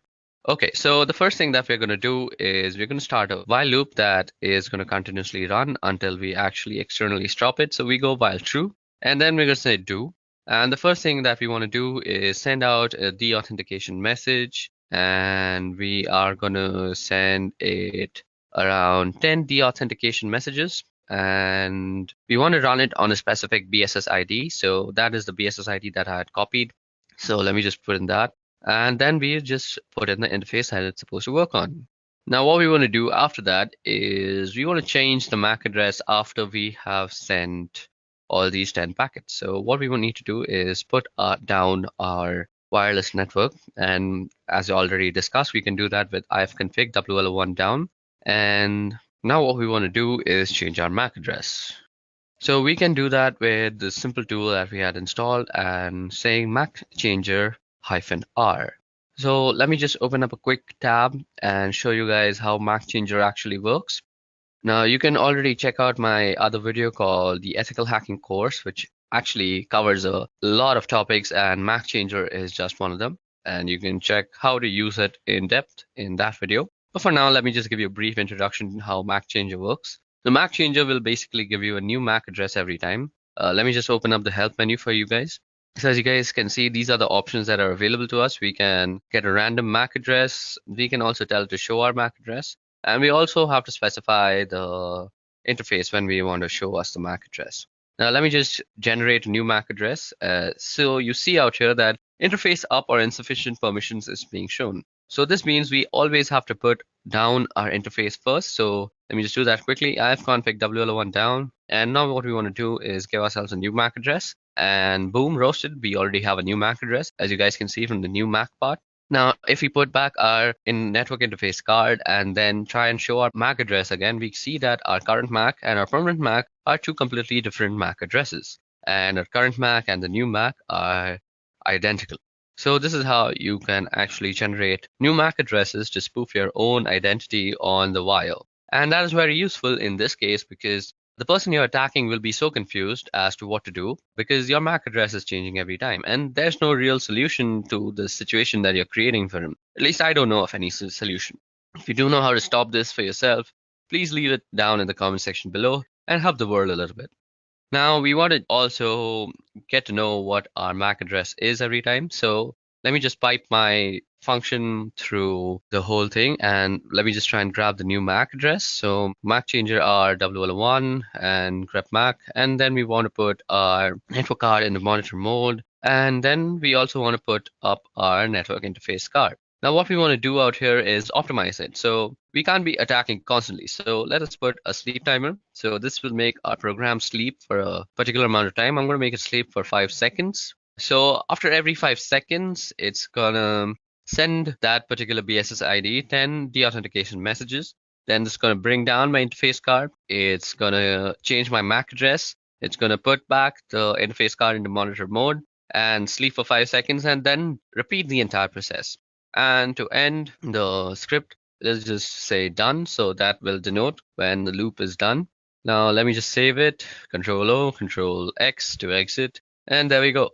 Okay, so first of all, to actually run this, need to give it some more permissions. So as you guys can see, we already have it. Let me just put it in a much more readable format. Okay, so as you guys can see, our DOS.sh doesn't really have executability. So we can do that with the command chmod.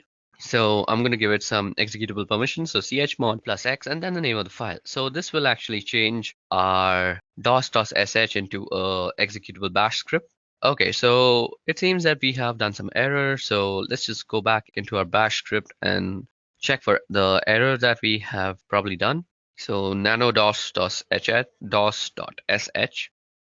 Okay, so the thing that I am missing is that I forgot the -a that I'm supposed to put before putting the BSS ID in the air replay ng part of the code. So let me just go ahead and quickly do that. Okay, so now that that is done, let me just save it and quickly exit and see if this thing is working. Okay, so now we are trying to work out our script. Now, you guys should know that this Edureka Wi-Fi is my company's Wi-Fi, and I have complete permission to go ahead and do this to them. Also, my company's Wi-Fi is kind of secure, so every time it senses that a deauthentication message is being sent like that, it kind of changes the channel that it is working on. So these guys are really smarter than me most of the time. And this time, I'm just going to try and force them to work on channel 6. So let me just go ahead and run my script once. Okay, so let me just check that they're still working on channel 6. Yep, they're still working on channel 6. Let me just check my script once if it's correctly done, if I have the perfect MAC ID. Let me just copy in the MAC ID just to be sure once again. So there you go, we've copied it. Let's go into the script and let's paste it out. Okay, so now that that is done and we have the MAC IDs and everything set up properly, let me just show you how to run the script. So you go dot and // and then you said dos.sh. Now you see that our thing is working on channel 8. So this will definitely not work and will say that BSS ID is not there. So what we need to do, as I had showed to you guys earlier, we can go iwconfig WL1 and change the channel to channel 6. Oops, I changed it to channel 8 again. This will not work. I'm sorry, that was my bad. So now that we have changed it to channel 6, you can see that it is sending everything immediately. Okay, so that is actually running our script very well. And as you guys can see, the security measures that are taken by my company, it will not always work on channel 6. It'll keep rotating now until it finds a safe channel. So it really can't find a safe channel. I will always be DOSing on channel 6, and it will run sometimes and it won't run sometimes, but mostly with unsecure Wi-Fi that is running at your home mostly, this will work 100% times. So let me just stop this because my company will go mad on me if I just keep on DOSing them. So this brings us to the end of our demonstration. This is how you can always DOS your neighbors if they're annoying you. But remember, if you're caught, you could be prosecuted. So this was about how DDoS works, what DDoS actually is, and the different types, and how you can do one on your own with your own system. And by my company, it will not always work on channel 6.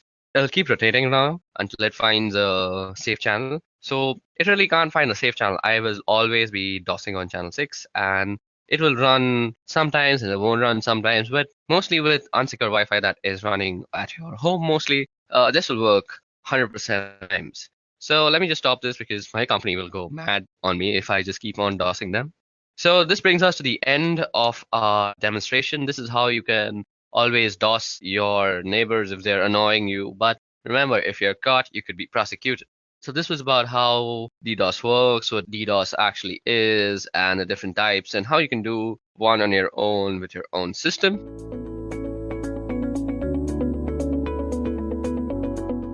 In early days of internet, building websites was straightforward. There was no JavaScript, no backend, no CSS, and very few images. But as web gained popularity, the need for more advanced technology and dynamic websites grew. This led to development of Common Gateway Interface, or CGI as we call it, and server-side scripting languages like ASP, JavaScript, PHP, and many others. Websites changed and started storing user input and site content in databases. Each and every data field of a website is like a gate to database. For example, in login form, the user enters the login data. In search field, the user enters a search text, and in data saving form, the user enters the data to be saved. All this indicate data goes to database. So instead of correct data, if any malicious code is entered, then there are possibilities for some serious damage to happen to the database and sometimes to the entire system. And this is what SQL injection is all about. I'm sure you've heard of SQL. SQL Query Language, or SQL, is a language which is designed to manipulate and manage data in a database.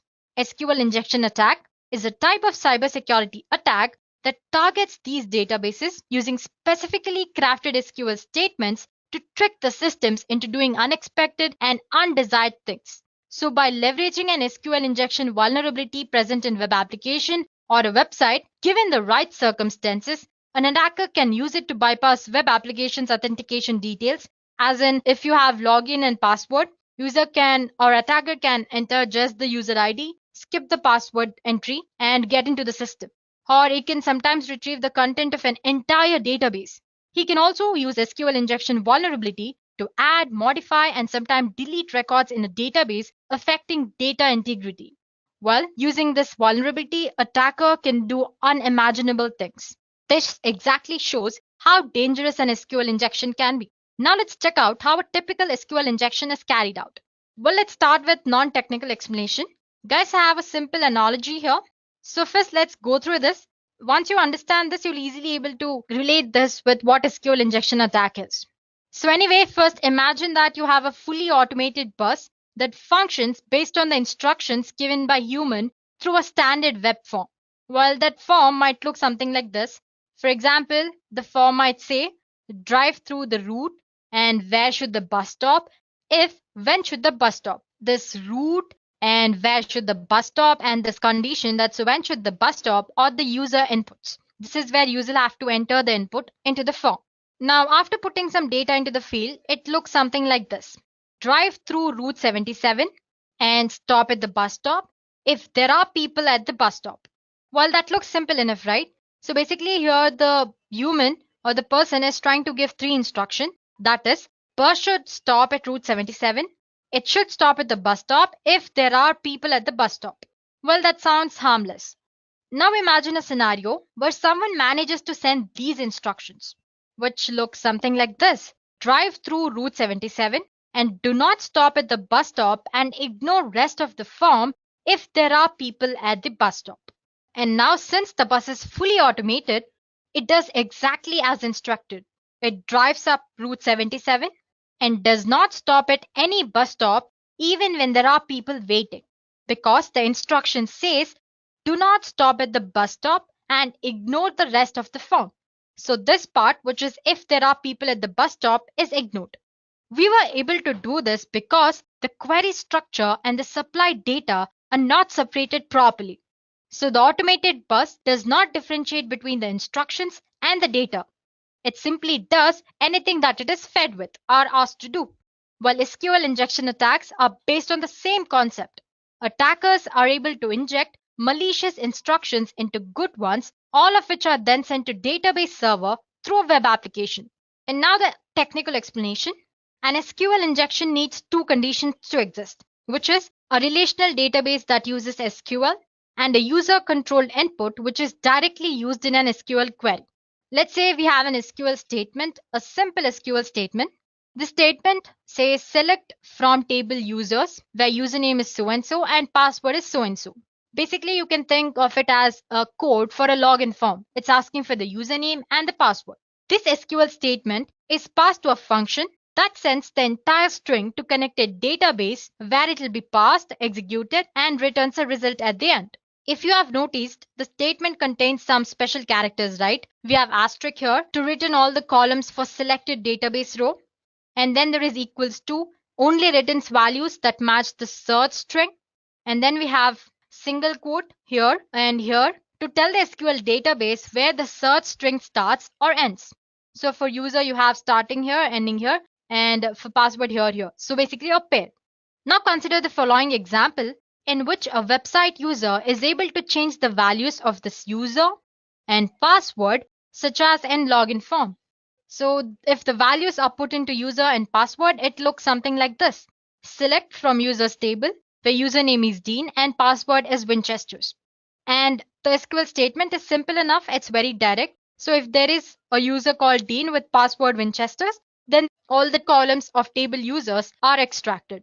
Now suppose if the input is not properly sanitized by the web application, the attacker can easily insert some malicious SQL statement like this. The username might be Dean or 1 is equal to 1, and then you have double hyphen followed by password is equal to Winchesters. So basically, along with the data, the user or the attacker has tried to enter a malicious SQL statement disguising it as a data here. So guys, you need to notice two things here. First one, we have or 1 is equal to 1. It's a condition that will always be true. Therefore, it is accepted as a valid input by application. For example, if Dean is not a valid user or if there is no user called Dean in the database, application would consider the next value because there is or in between. Our next value is 1 is equal to 1, which always returns true. So basically, our input will be something like this, Dean or true. And if there is no user called Dean, the next input will be true and it will be taken as an input value and the values will be displayed. So the next part, which is double hyphen. I'm sure you know what double hyphen represents, right? Basically, it's commenting the next part of the SQL query. So it instructs the SQL parser that the rest of the line is a comment and should not be executed. So the part, that's password part, will be ignored. So basically what we're trying to do is we're trying to bypass the password authentication here. So once the query executes, the SQL injection effectively removes the password verification, resulting in an authentication bypass. By using double hyphen, we're commenting rest of the comment. And before that, using 1 is equal to 1, which is translated to true, we are trying to enter the database without even giving an valid value.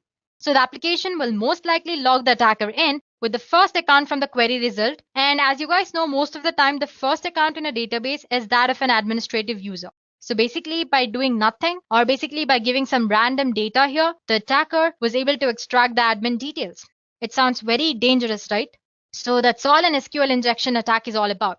Basically, you're trying to manipulate the valid or the correct SQL statement as a malicious code and trying to extract data from the database.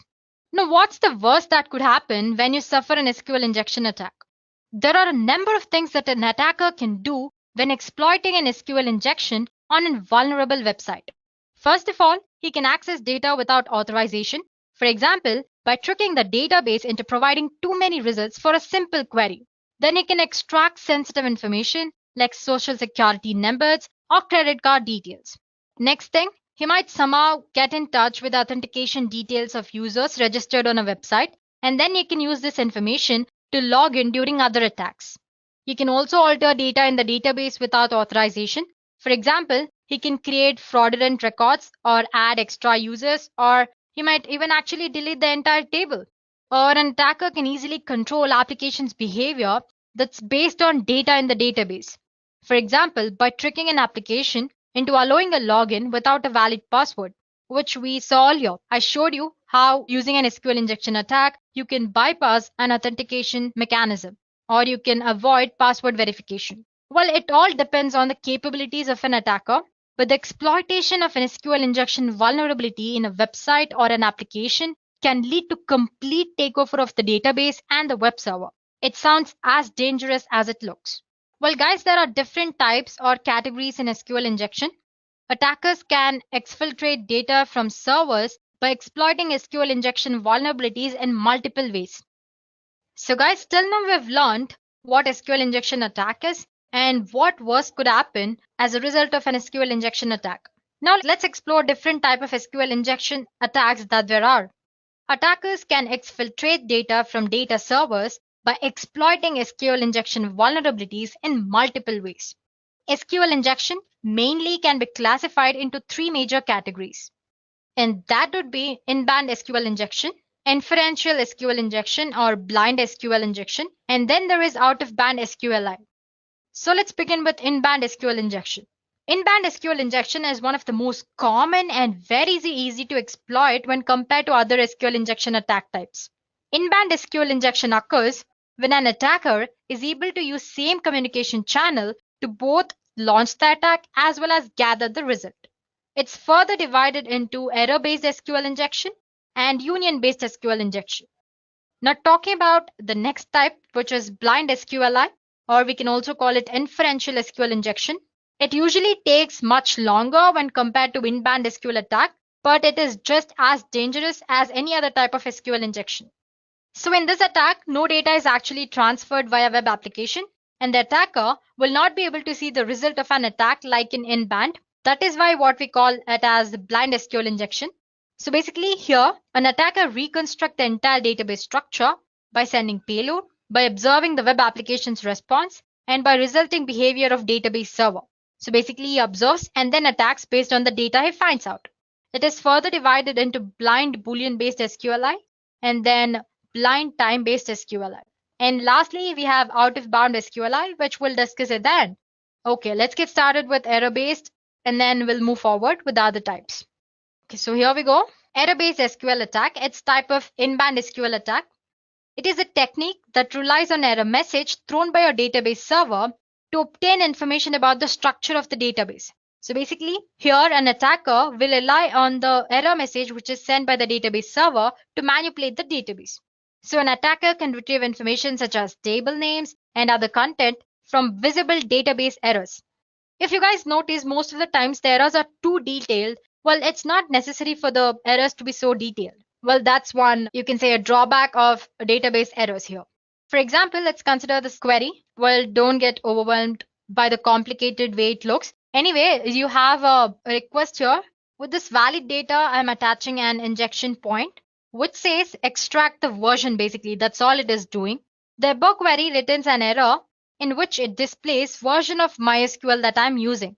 So guys, as you can see, basically I'm using version parameter here, and this is my entire injection point. And using this version parameter, the query will result an error. In the error, it will display version of MySQL that I'm using. Similarly, I can fetch existing database, tables in the database, and finally the content which is present in the table. So the best way or the way to avoid here is you can avoid displaying database error messages in very detailed format, which in turn prevents hackers from fetching the information. So basically make errors as little informative as possible, up to the point.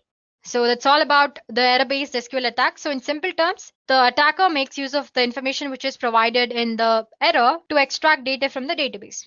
Next type of attack is union-based.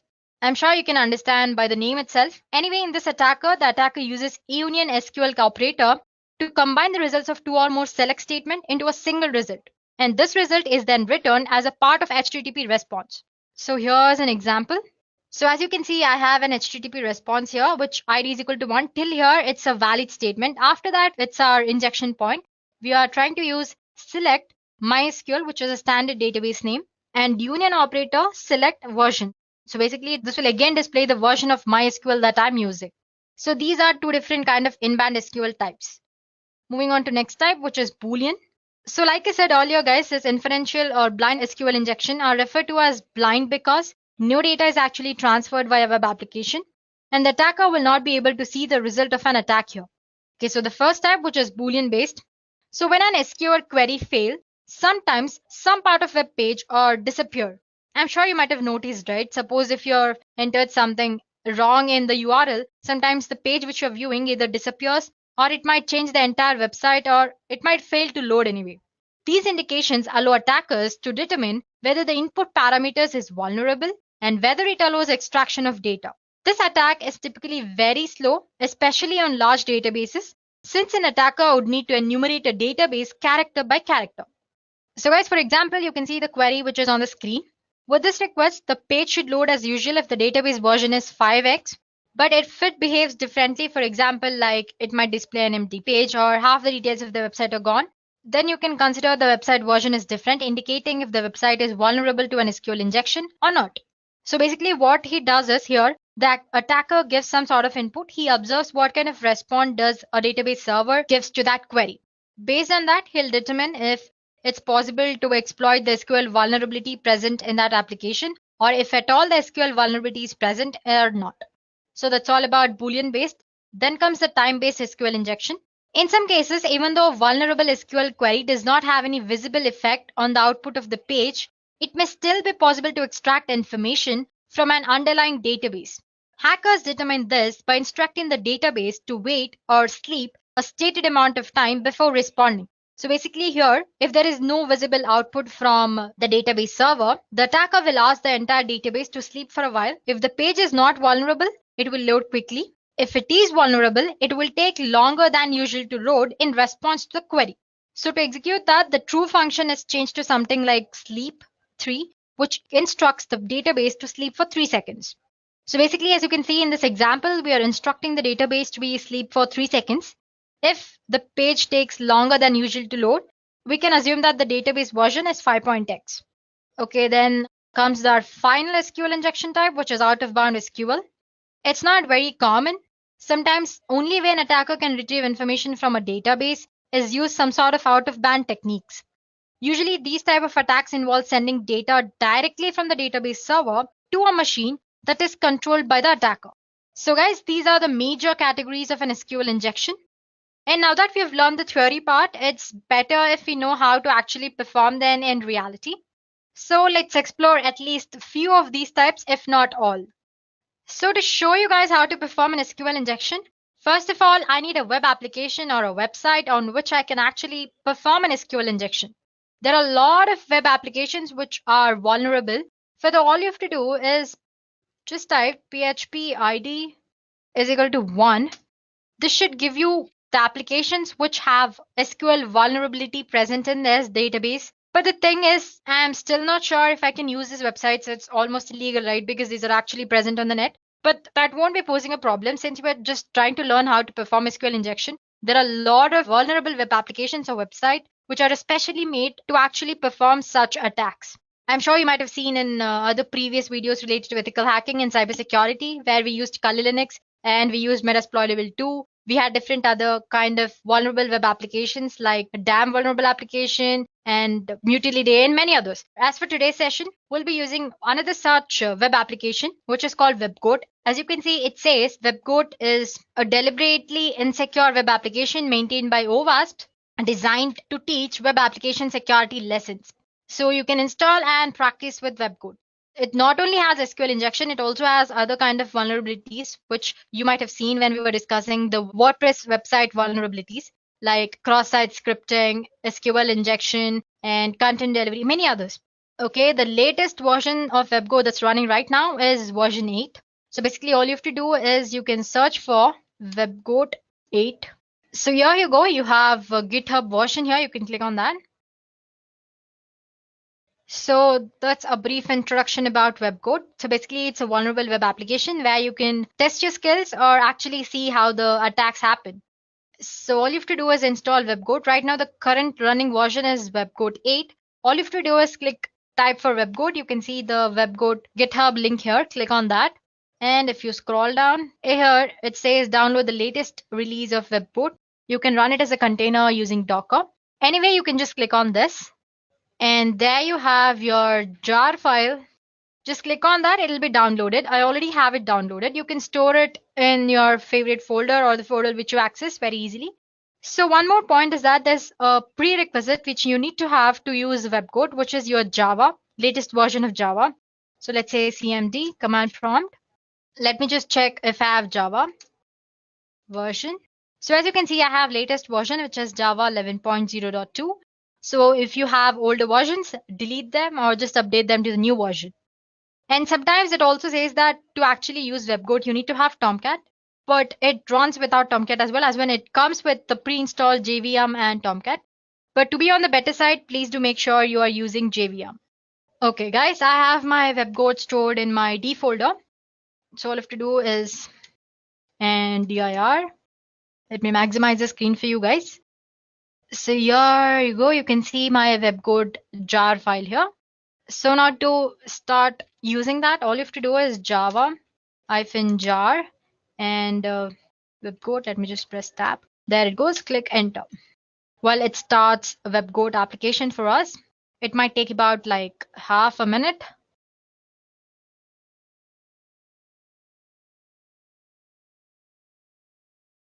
So guys, it has started. It says Tomcat started at port 8080 and it says started WebGoat in so many seconds. As in it says it took so many seconds to actually install at the start the WebGoat application. Now we go back to a browser. Here I type for localhost. Okay, that's WebGoat login page. So guys, here we go. We are into the application. Well, if you haven't registered, if you're using it for the first time, all you have to do is click on this register new user and create a username and password. Okay, let's create a username. Let's say Deepthi, password, some password, and agree. It's as easy as that, and click on sign up. It says it must be between 6 and 10.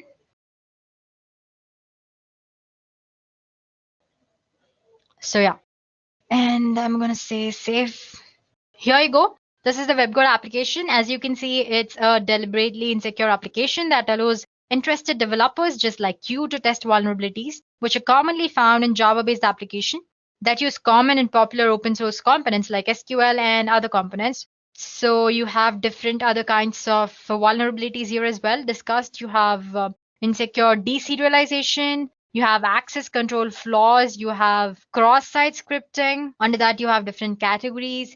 And then you have authentication flaws like JWT tokens. Then you have authentication bypass. You have password reset. And then there is injection flaws, which we're going to discuss today. Under that, you have cross-site scripting as well, or XXE. And then other general like HTTP basics and proxies. So let's go for our today's topic, which is SQL injection. The first thing that you want to do is not go for advanced.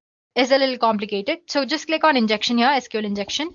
You will land upon this page. So basically the first page is all about what SQL query languages, that's SQL is about. Different type of SQL injection, not the types which we discussed.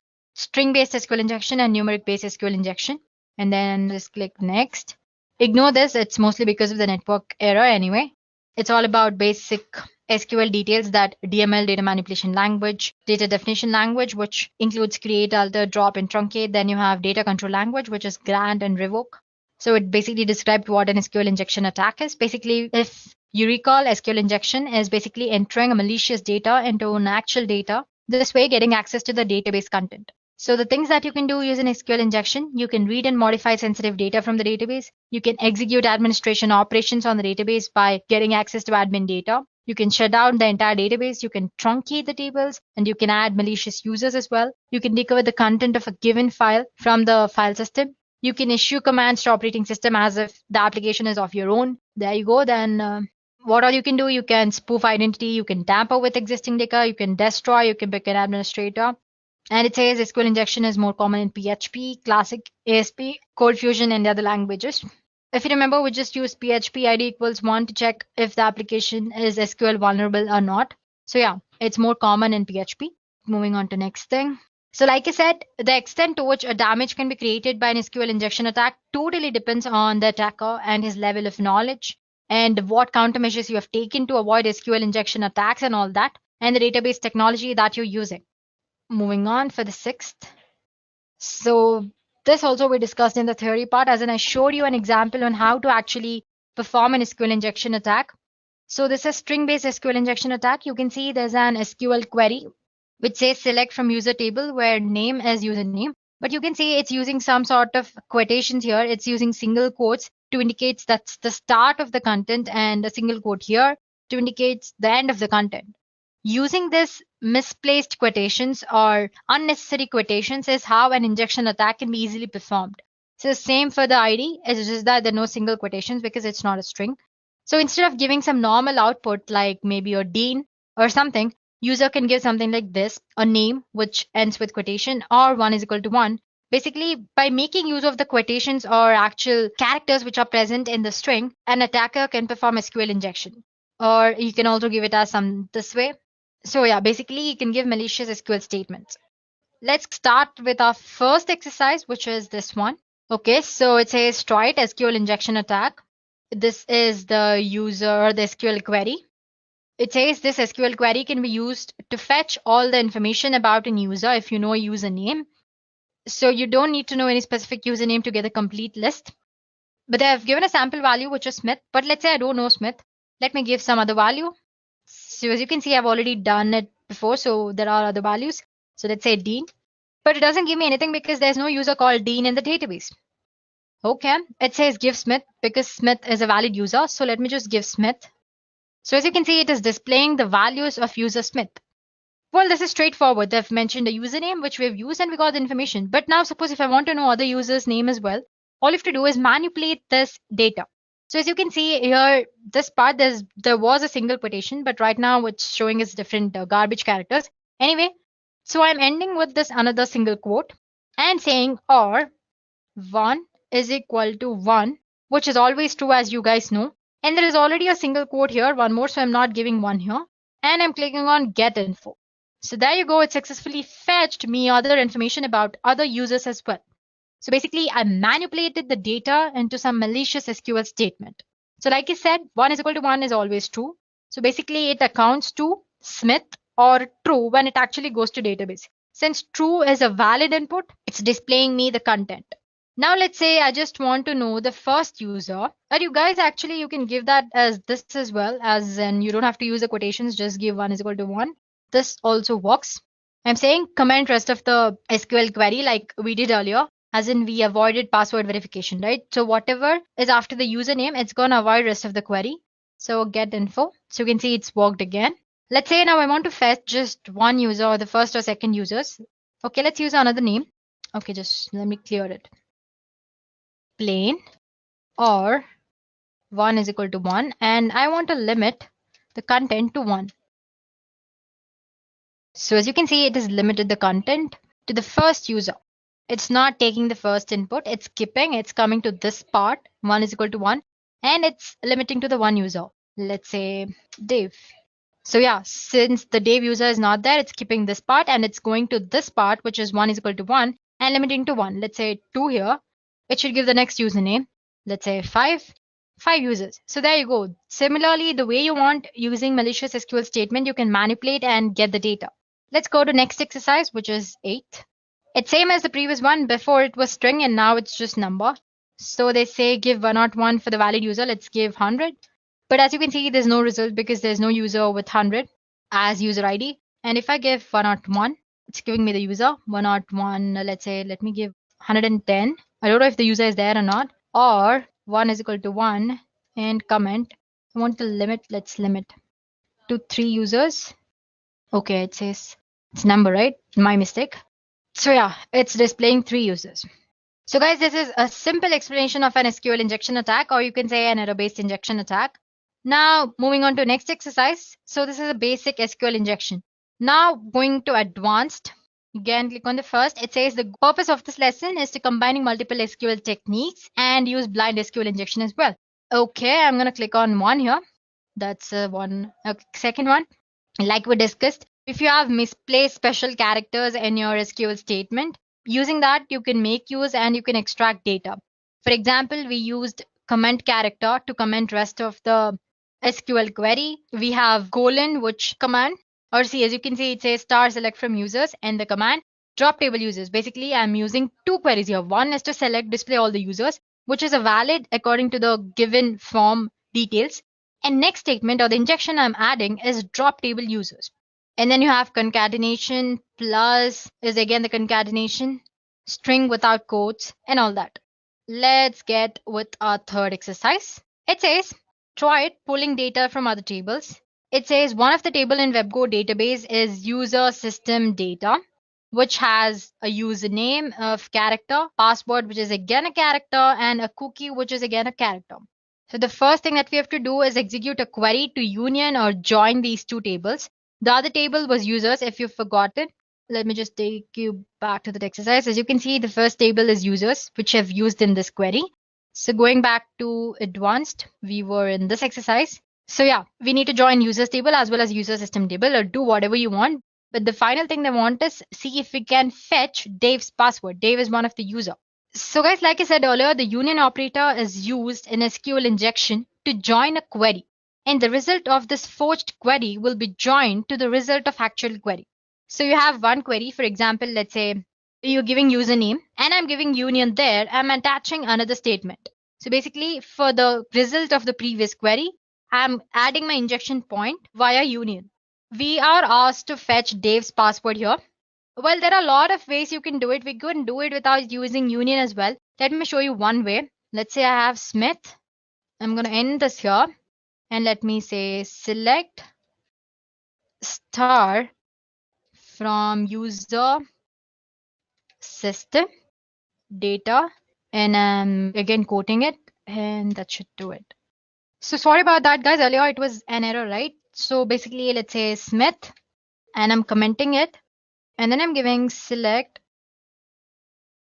star from user. What is the table name? System data in the query and comment the rest. So as you can see, it has fetched the password of Dave. This is one way of doing it. But then we explored error-based SQL injection earlier. Now I want to show you how to use union command to extract or to perform this exercise. Anyway, so basically, like I said earlier, again, you can use union to combine two results. So the first thing you need to do is you need to know the number of columns in your user tables. For that, the simple thing that you can do is Smith. You can use group by or order by. Both of them works fine. I'm using order by 1 and let me comment it. It is giving me some sort of output. So I can say number of columns is more than 1 or actually 1. Let me try one more. 2, comment. It's still giving output. Let's give 3, 4, 5, 6, 7.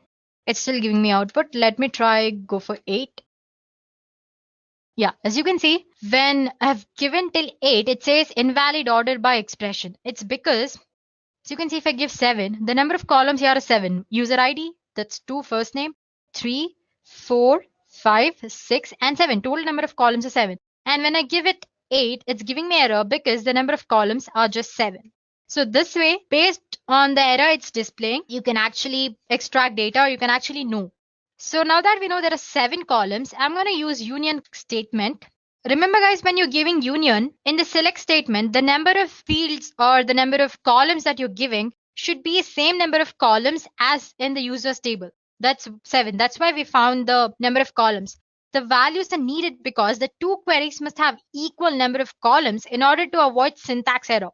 If you have like 5 columns in your second table, and if you have 7 columns in the first table, the union won't happen properly and you're going to get a syntax error. To avoid that, we found out the number of columns so that you can manipulate it in the query. For example, let's say Smith, and now the union select user ID, 7 columns, user ID, then password. Let's give username as well, username, password, then cookie. Make sure the data types is right as well, matching, then cookie, then user ID. Let me just count. So I have 1, username 2, that's 3, password 4, 5, 6 the field, and 7 user ID. From which user table? That's user SYSTEM system. Sorry about the mistakes, guys. Data, and comment the rest of the session. Now if I give get info, as you can see, it is fetching the information.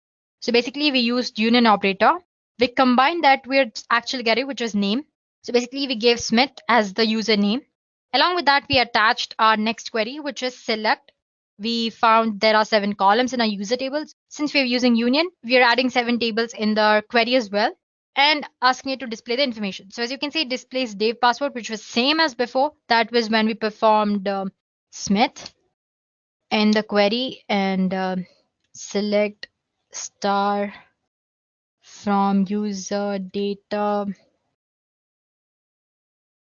system data. Okay. So as you can see, the password now and the password earlier was also different, as in same. Sorry about that. Now if I give this to check pass W0 and then I have R and capital D. So it says, congratulations, you have successfully completed the assignment. There you go, guys. I've showed you error-based SQL by finding out number of columns and in the simple SQL as well. After that, we also learned how to use union operator to extract the data. So like I said, we have learned at least 2 types of SQL injection attacks here. Then going to next one, it says blind SQL injection attack. We've already learned about blind SQL injection attacks. Basically, no output, or an attacker can't actually see the database input here. So basically, the attacker determines the answer or the data he wants based on the application's response to the query he gives. And the next part is about difference. So it says in a normal SQL injection, error messages from database are displayed and given enough information to find out how query is working, or similarly in the case of union-based SQL as well. So in case of this blind SQL, nothing is displayed. You will start asking questions based on true or false statement, and depending on the response the system or database server gives to you, you determine what kind of attack can you actually perform. So for example, you have this SQL query and it'll change to URL in this form. That's HTTP. This is the query is equal to 4 and 1 is equal to 1. This will be translated to this form. You know the website is vulnerable for a blind SQL injection. But if the browser responds with page not found or something else, you know that a blind SQL injection might not work or that there is no vulnerability present in that application. Similarly, you can go ahead and change 1 to 2, which will not return anything because obviously the query returns false, which 1 is not equal to 2, right? So basically it equates to some content or data and false. Now, how do we actually take the advantage of above true or false thing?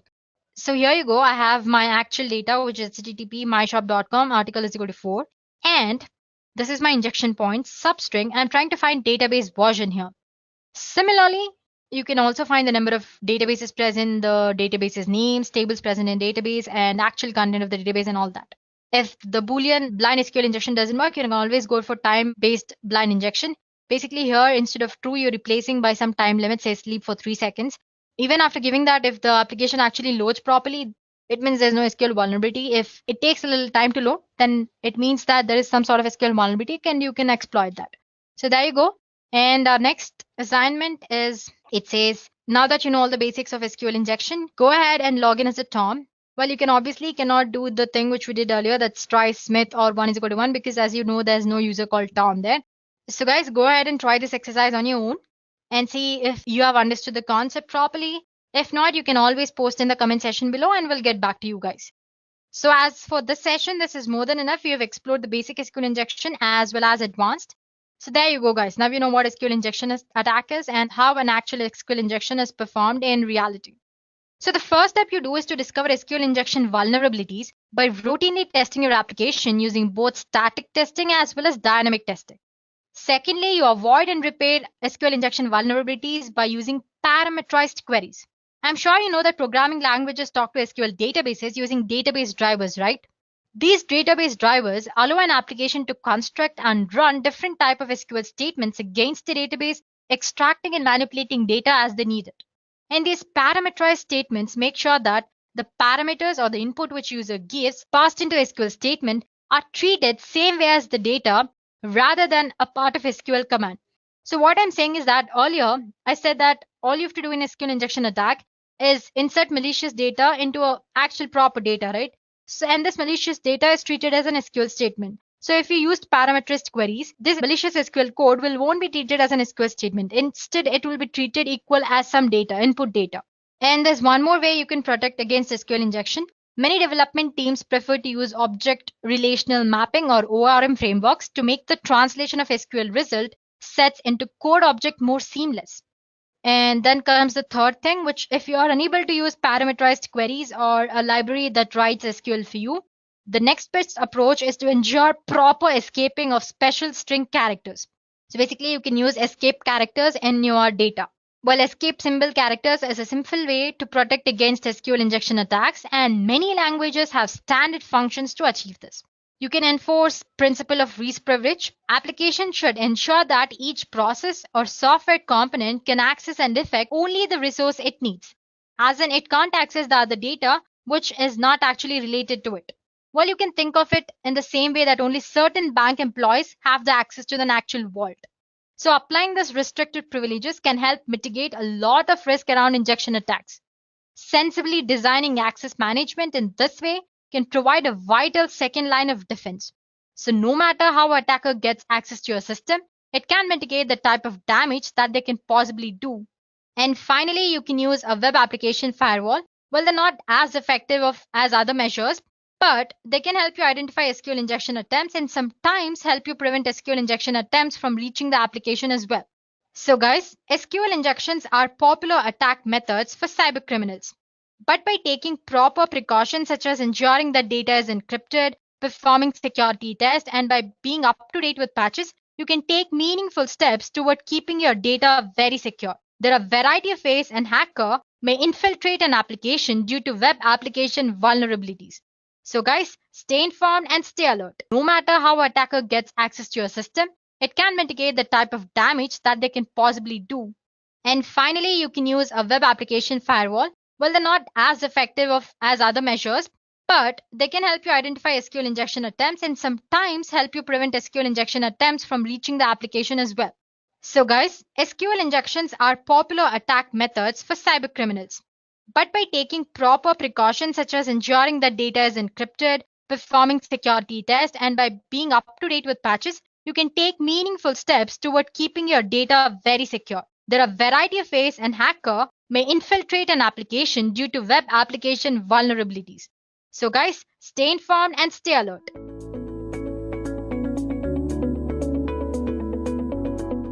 So you remember the last time you went shopping online? Remember all the pictures of clothes, books, and electronics that you looked at?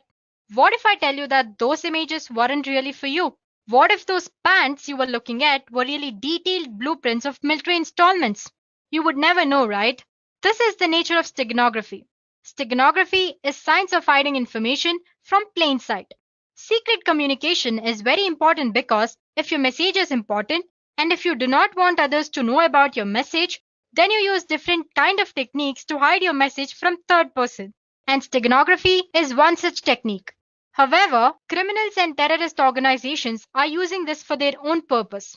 So understanding how to hide data using steganography and prevent the data from being misused will be very helpful. However, to talk about steganography, we should consider its predecessor, cryptography, which is science of writing its secret codes. Basically, cryptography makes messages meaningless to the casual reader by encrypting the data using set of rules which are known to both sender and receiver. Only the intended receiver with the decryption key can extract the actual message. Thus, when an attacker discovers the message, it is still difficult for him to get the secret message. If cryptography is a strong way to encrypt and secure a communication, then why do we need a new technique? Answer is very simple. When we are using any cryptography technique, we need to send a secret key and third person can easily judge that some secret kind of communication is going on. In simple terms, cryptography does not try to hide the fact that secret message is being sent. This is where steganography comes into picture.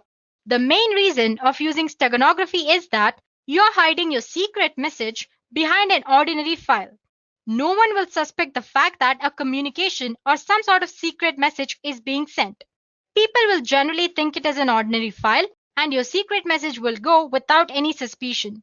Unlike cryptography, which conceals the content of a secret message, steganography conceals the very fact that message is being communicated.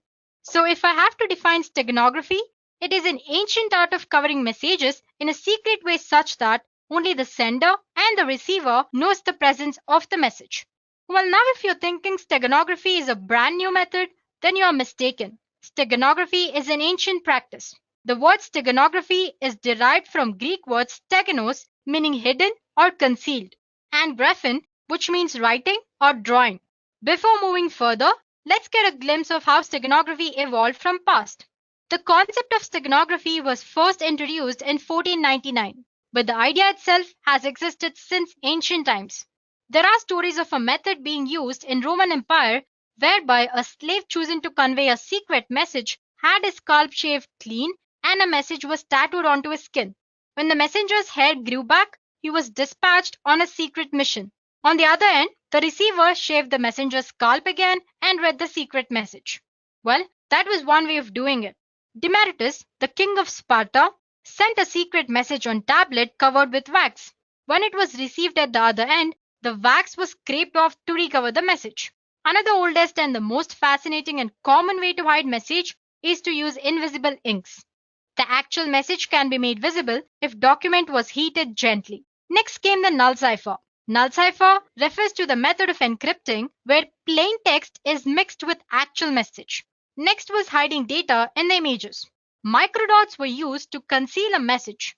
A microdot is a simple text or an image which is reduced in size to hide its contents. And this microdot or the images or the text which are present in a microdot are then read using magnifiers. Apart from these techniques, there were others as well, like spread spectrum, semograms, etc. So like I said earlier, steganography is an ancient practice. The majority of today's steganographic systems use multimedia objects like image, audio, video, etc. as cover media. Well, if you don't know what I mean when I say cover media, don't worry about it. You will know more about it as we progress through this session. But for now, cover media is a place where you actually store your hidden information or you store your secret information. So based on the type of cover media, steganography is divided into multiple types. To begin with, we have text steganography. Text steganography is hiding information inside the text files. It involves things like changing the format of existing text, changing words within a text, generating random character sequences, or using some sort of context-free grammar to generate readable text. Well, there are different methods to hide data in text. Some of the popular ones include format-based method, random and statistical generation, linguistic method. Moving on, we have image steganography. This is nothing but hiding data in an image. It's one of the most popular way of hiding data because in image, there are huge number of bits present in digital representation. So it's easy to store or hide data in an image. There are a lot of ways to hide your information inside an image. Common approach includes LSB steganography, which we'll be discussing in detail later. And then there is masking and filtering, some sort of encryption techniques, and many others. Moving on, audio steganography. It sounds according to its name. In audio steganography, secret message is embedded into an audio signal, which alters the binary sequence of corresponding audio file. Then there is video steganography. In video steganography, you can hide any kind of data in digital video format. The advantage of this type of steganography is that large amount of data can be hidden very easily. You can think of it as a combination of image steganography and audio steganography. Well, there are two classes of video steganography. One is embedding data in uncompressed raw video and then compressing it later. Other one is embedding data directly into compressed data stream. And next there is network steganography. Like it sounds, it's a technique of embedding information within network control protocols like TCP, UDP, ICMP, and many others. For example, you can hide information in the header of an TCP/IP packet in some fields that are either optional or not important. And finally, there's email steganography. It's not a very well-known type, but anyway, email that contains the files embedded within hidden information using steganography can be very difficult to detect as well as read. Now that we have learned of different types of steganography, let's take a look at few features that a steganographic technique must and should possess. I'm sure you can see an image of an adorable and cute kitten on the screen, right? Well, that's our cover image or the file where we store our secret data. So the first feature that any steganographic technique must possess is transparency. It's an important feature. Each cover media, it can be image or audio or video, has certain information hiding capacity. If more information or data is hidden inside the cover, then it will result in degradation of cover media. As you can see, the stego image or our final image after hiding data inside our cover image is not proper or exactly similar to our original image, right? So there's some sort of distortion. So if attacker notices this distortion, then our steganographic technique fails, and there is possibility that our original message can be extracted and damaged by attacker. Well, that's the first feature. Next feature is robustness. Robustness is the ability of hidden message to remain undamaged even if the stego media undergoes some sort of transformation like cropping or scaling and blurring or linear and non-linear filtering or some sort of hindrance. So we have to make sure that technique in any way doesn't affect our secret message. And the last property, tamper resistance. This is one of the most important feature because if attacker is successful in destroying the steganographic technique, then the tamper resistant property makes it difficult for the attacker to alter or damage the original data. Well, you can think of it as a last step that as a sender you can do to protect your data from other people. Okay, so till now we have covered what steganography is, a bit about its history and its types. Now let's go through a basic steganographic model. Well, it's pretty simple concept. But before we start, we should be aware of few technical terms that I was using earlier and which I said I'll explain later. So here we go. We have something called cover object or cover file. This is the file that we will use to hide the information. It could be an image or a video or an audio or network or the different types which we discussed earlier. And then there is our secret message. As you know, this is the secret information that we want to hide into cover object. And sometimes you also have something called stego key, and I'll explain you what that is when we encounter it. So let's get started then. So there is an steganographic encoder, which uses some sort of steganographic method or function to embed the secret message, which is represented by M, into our cover object or cover file X. So as you can see, there's a function which takes X, which is our cover file, M that is secret message, and another input that's K. Like I said, K is nothing but key or stego key. It is a key to embed data in a cover and extract data from the stego medium. Well, it's optional. Using a key provides extra security, that is all. So basically our steganographic encoder method or function takes this cover image, secret message and key as an input and embeds our secret message into cover object. Embedding process generates a stego object, and the stego object looks exactly like our cover object. Now, this stego object is sent to receiver through the network without any encryption here. So this is where our steganographic encoding process ends. Now, if on the other end, receiver wants to extract the secret message, all he has to do is feed the stego object into steganographic decoder, which also takes key as one of its input, and then as a result, he gets secret message which was intended for him. So like I said, it's a very simple process, right? So if I summarize, you have your cover file, which could be image, audio, or anything. And then you have your secret message. Both of them, along with the key, if you want, are fed into steganographic encoder. As a result, you get your stego object, which looks exactly same as cover object. And this stego object is sent to receiver through secure communication channel with or without encryption. On the other end, if receiver wants to extract the secret data, he feeds this stego object into steganographic decoder, and he gets cover object and secret message as an output. So this is how steganography actually works. Well, if I want to make this process more secure, I can add one more step, which is encryption. Let's see how to do that. So like I said, there's a sender. Before actually feeding the secret information into steganographic encoder, he encrypts this secret message along with an encryption key. As a result, he gets a ciphertext, or like we discussed when we were discussing cryptography, the meaningless text or the ciphertext. This ciphertext along with steganographic key or stego key and cover file is fed into steganographic encoder. Embedding process generates a stego object, and this is where our encoding process ends. This stego object, which looks exactly like our cover object, is sent to receiver using a secure communication channel. Now on the other end, if the receiver wants to extract the secret message, he feeds this stego object along with stego key into steganographic decoder. As a result, he gets a ciphertext, and to decrypt the data, he feeds this ciphertext and the key, that's decryption key, into decryption algorithm. And as a result, he gets the secret message which was intended for him through the sender. So there you go, guys. That's simple. So like I said earlier, we discussed the most simple process. If you want to make it more secure, you can include encryption as well. So basically, any type of steganographic method or technique works this way. It's just that the type of algorithm they use, or the encryption algorithm, or the technique they use to embed data into an image or a video, or it could be anything that's cover object, is different. So guys, till now we've learned about what steganography is and how a steganographic technique actually works. It's time that we should learn about one of the most popular steganographic technique, which is LSB steganography. If you remember, earlier we talked about image steganography, where we hide secret data inside an image. Well, one of the popular technique to hide secret message inside an image is LSB steganography, or least significant bit steganography. Now, before we jump into what LSB steganography is, let's take a look at a few basic concepts. On the screen, I have an image. To be more precise, let's call it a digital image. Every digital image is a finite set of digital values called pixels. You have probably heard the term before and generally know that pixels make up an image. Pixel is actually short for picture element. Well, you can think of them as dots of illumination, typically so small that you're unable to see them. Thousands or even millions of individual pixels together make up an image.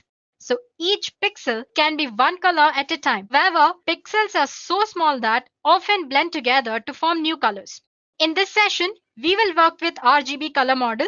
The RGB color model is an additive color model in which red, green, and blue light are combined together in different ways to reproduce a broad array of colors. And each of these can be represented using a binary code. So like I said, I have three values which are R, G, B, that's red, green, and blue. And each of this value is represented in a binary code. So by mixing the 8-bit binary red, green, and blue values, pixel can be any color. And the color is usually determined by number of bits used to represent it. Well, in this case, we are using 8 bits. So we can display for about 250 colors. Moving on, when we are working with binary values, we have more significant bits and less significant bits. The leftmost bit is the most significant bit. On the other hand, rightmost bit is the less significant bit. Now, if we change the leftmost bits, that is most significant bit, it will have a large impact on final value. For example, let's say I have 255 and its binary representation, which is 8 ones in 8-bit representation. Now, if we change the leftmost bit from 1 to 0, the decimal value will change from 255 to 127. As you can see, the amount of change is very huge here. It has made a large impact on final value. On the other hand, the rightmost bit is the less significant bit. Now, if I change the rightmost bit, it will have less impact on final value. For example, if we change the leftmost bit, which is 1 to 0, it will change the decimal value from 255 to 254. And you can note that the change is about 0.002%, which is very less when compared to most significant bit. So the point I want to state here is that if we change most significant bit or MSB, it will have larger impact on final value. But if we change LSB, the impact on final value is very less. This very point is made use by LSB steganography. So in this method, which is LSB steganography, least significant bit of an image or of a pixel in an image is replaced with a bit of a secret image. The result of this process alters the original output very slightly. So your cover image and your stego image, that's your final result, after hiding the data, look exactly same without any difference. This technique works very good for image, audio, and video steganography. Well, let's consider a simple example. Suppose we want to insert letter A into an image. The binary representation of A is 1 followed by 5 zeros and again 1. Now, like I said earlier, we are using RGB color model here. So, and I'm using 8 bits to represent each of these values, which is red, green, and blue. So I'll be needing about 3 consecutive pixels. That's about 9 bytes to replace all the least significant bits by the bits of the letter A. Well, don't worry about it. You'll understand once you see the next image that I show you on the screen. So like I said, I'm considering 3 pixels, which is about 9 bytes. So these are the pixels before insertion. I've picked like random pixels. So as you can see, I have 3 pixels, 1, 2, 3, and 9. So totally 9 bytes I have here. And now if we replace the last bit or LSB for each byte with a bit from binary representation of A, what we get is this. So as you can see, I have replaced the 0 with this 1 here. So as you can see, 0 is replaced with 1. And then I have 5 zeros, 0, 0, like 5 zeros followed by 1, 1, which is already 1. So I'm not replacing anything here. So as you can see, all the color bits have been replaced here. So once you are done with replacing, you'll find that the final result or the stego image is very much identical to your actual image. That's your cover object. On an average, LSB requires that only half of the bits in the image can be changed. As you can see, I've like left 3 or 4 bits unchanged here. For example, this one, and the 0 here. The 0 in the first line, in the last line, I have 2 ones left without changing it. So if need required, you can hide data in the least and the second least significant bits as well. And still, the human eye would not be able to discern it. So guys, that's all about least significant bit steganography. Well, that's the concept. So to summarize, every pixel can be represented using different color models. Well, in this demo, I've used RGB color model, and each of these values are represented using 8 bits. while you can use a different number of bits as well. And this number of bits used usually determine the color which pixel displays. Like I said, we have used 8 bits here. And in a binary format, we have least significant bit and most significant bit. Like I said, changing most significant bit makes more changes to our final value, but that does not happen when we change the least significant bit. So we made use of that point. So basically the least significant bit steganography make uses of the fact that changing LSB doesn't make much change to our actual image. So it replaces the LSBs in the cover object by the binary bits of secret message. So there you go, guys. Now you know the theory part of the concept. It's time to perform a small demo. In this demo, we'll see how to use the concept of LSB steganography and hide secret text in an image. So here are the steps involved. First, to encode the text into image, the program loads an image and looks or considers each pixel hexadecimal's value. Then the program asks you for the secret text and converts it into its binary form. And then one by one, it stores the secret message bits into LSB of image pixels, which is our blue value bits of RGB model. After the message is embedded into an image, program adds delimiter to the end to determine when the text ends. So here ends the encoding process. Suppose you want to retrieve the data, then the program extracts all the zeros and ones from the stego image until delimiter is found, and there goes our secret message. So these are the steps we'll be performing in the program. So guys, this is what a program does. Well, to summarize, it takes our image, it converts that into hexadecimal values, it takes our secret text and converts it into its binary value, then replaces the LSB of cover image with the bits of secret message.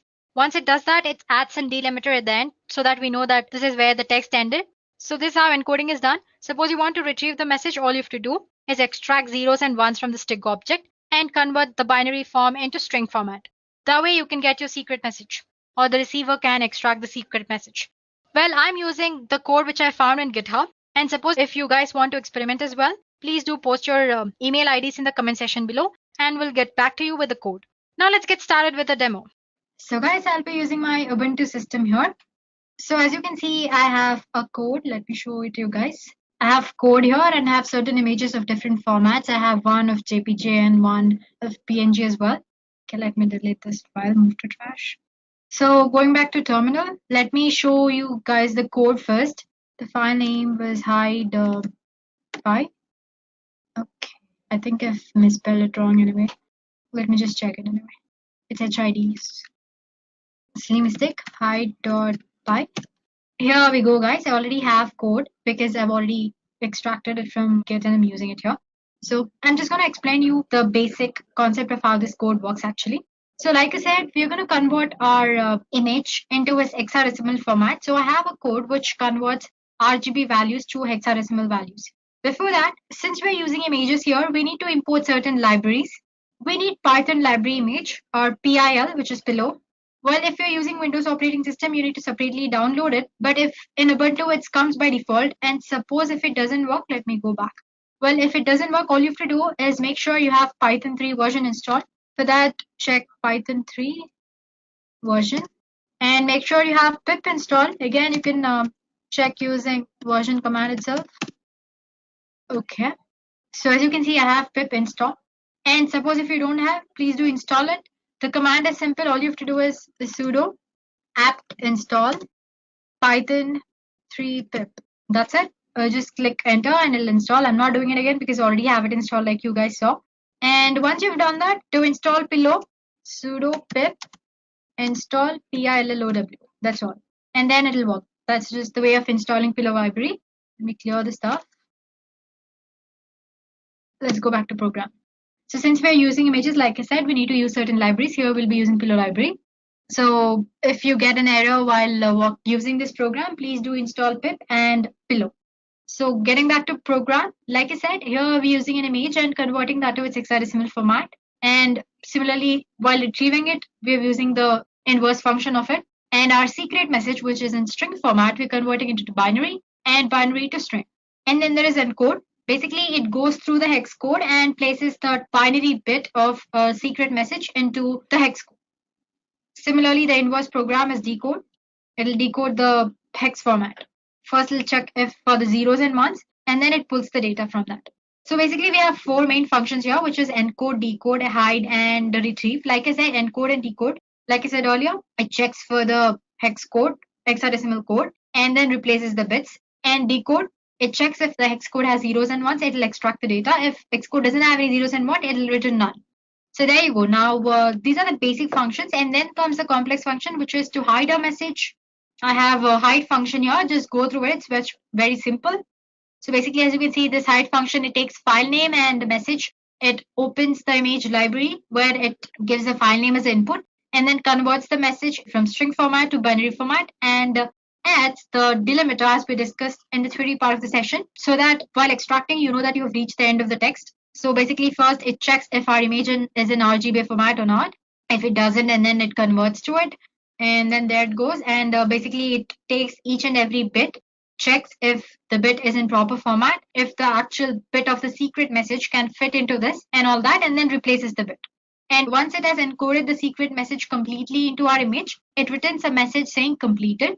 If the mode of the image or if your file doesn't exist, and for all that, it returns a message saying incorrect image mode, couldn't hide. Now, the retrieve function is as very simple, the most simple one. It's taking the file name from which you'll have to extract the data.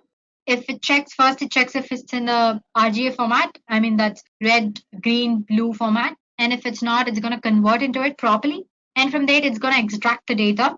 And then it retrieves all the zeros and ones until it finds delimiter. Once it has found the delimiter, it gets to know that it has reached the end of the text, and then it displays the message success.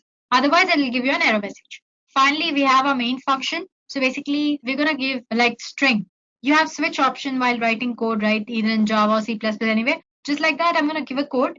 Well, it's not going to display to the user, but anyway, it's in this code. According to the code, you need to use a command like Python, the file name, as in the file name and which contains the code, -e to embed the data, and the image and the text which has to be embedded and all that. Oh, we'll get to know when we actually perform the demo. So let me just summarize what we've learned in the code again. So just basically go through it. It's very simple. So like I said, we are using Pillow library. For that, we need to install it properly. If not, the program doesn't work. So make sure you have Python, and after that install pip, and through pip install Pillow. And like I said, we're converting our image into its hexadecimal format using this function, and inverse using this function, and our secret message to binary and binary to string. Encode, it basically checks for each and every hexadecimal of our image and replaces that by 0 or 1 of a secret message.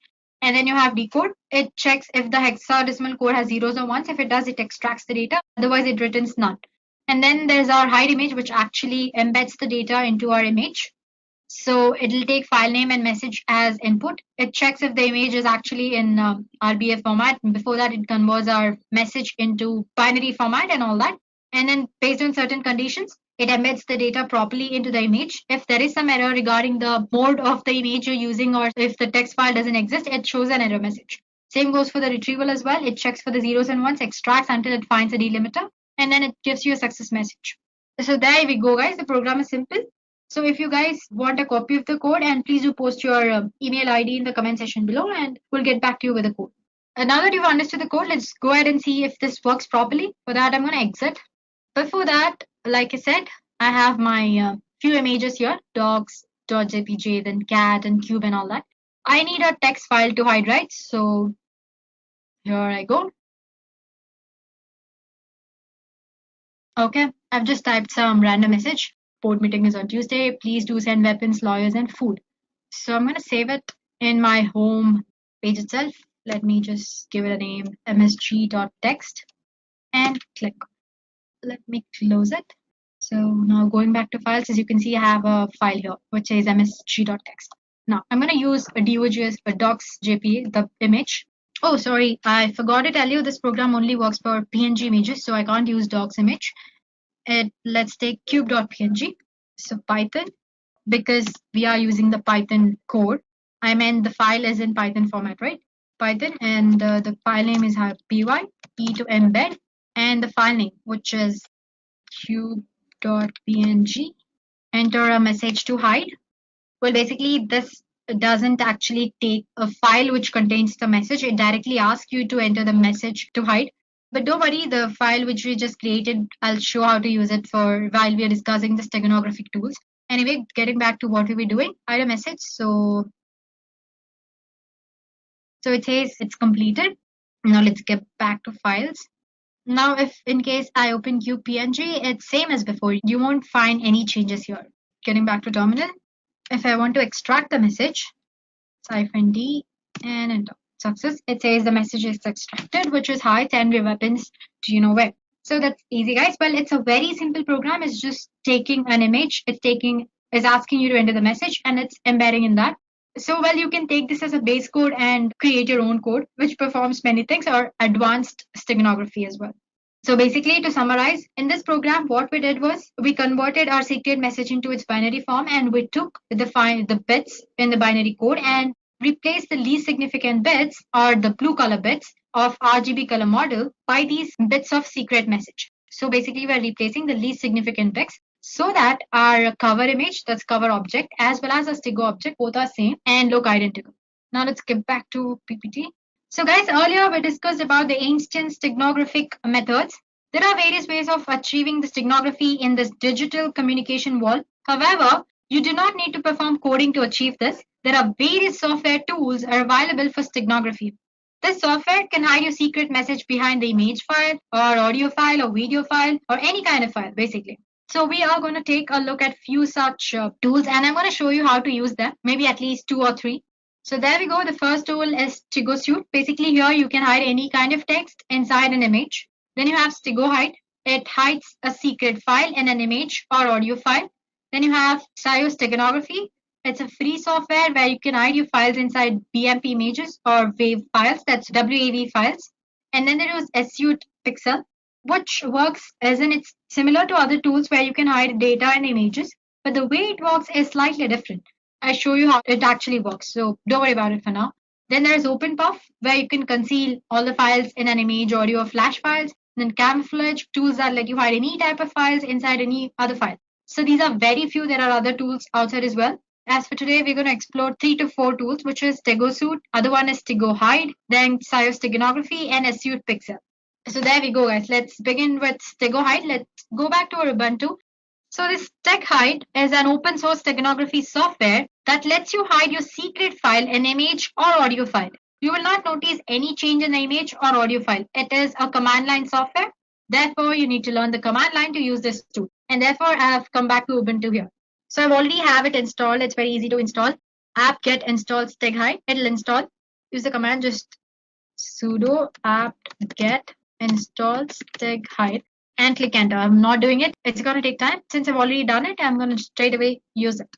So StigoHide. Well, as soon as you enter the command StigoHide, it'll show you the help command related to the StigoHide. So basically, it says the first argument should be one of the following. That is, either you should embed the data or extract the data. And you have various options that you can add in commands to use your cover object or the Stigo object or your secret message. And you have options to compress and encrypt the file before actually putting it into an image for hiding it as well. And then suppose if you want entire information about your file after encrypting it, you can use different commands as well, which, for example, you have info command here. If you use that command, it'll display all the information about your file. And when you're trying to embed data, it'll ask you for a passphrase. Basically, it's nothing but just like key. You can think of it as a key or a password. Basically, it's making sure that you're the right user who has hidden the data or extracting it. So, well, to make it easier for people using it, they also have given few examples here. So, usually the command begins with StigoHide, the command name, and embed to embed the file. -cf refers to your cover object. It's the name of your cover object. And then you have your secret message. And for that, you're using -ef. Let's do that. So StigoHide, embed. Before that, let me go back to files. So I'm using this docs JPG and the message.txt, which we created earlier. Embed -cf. So that's docs.jpg. And -ef, which is our msg.txt, right? Cool. It says enter passphrase, which let's say ABCD.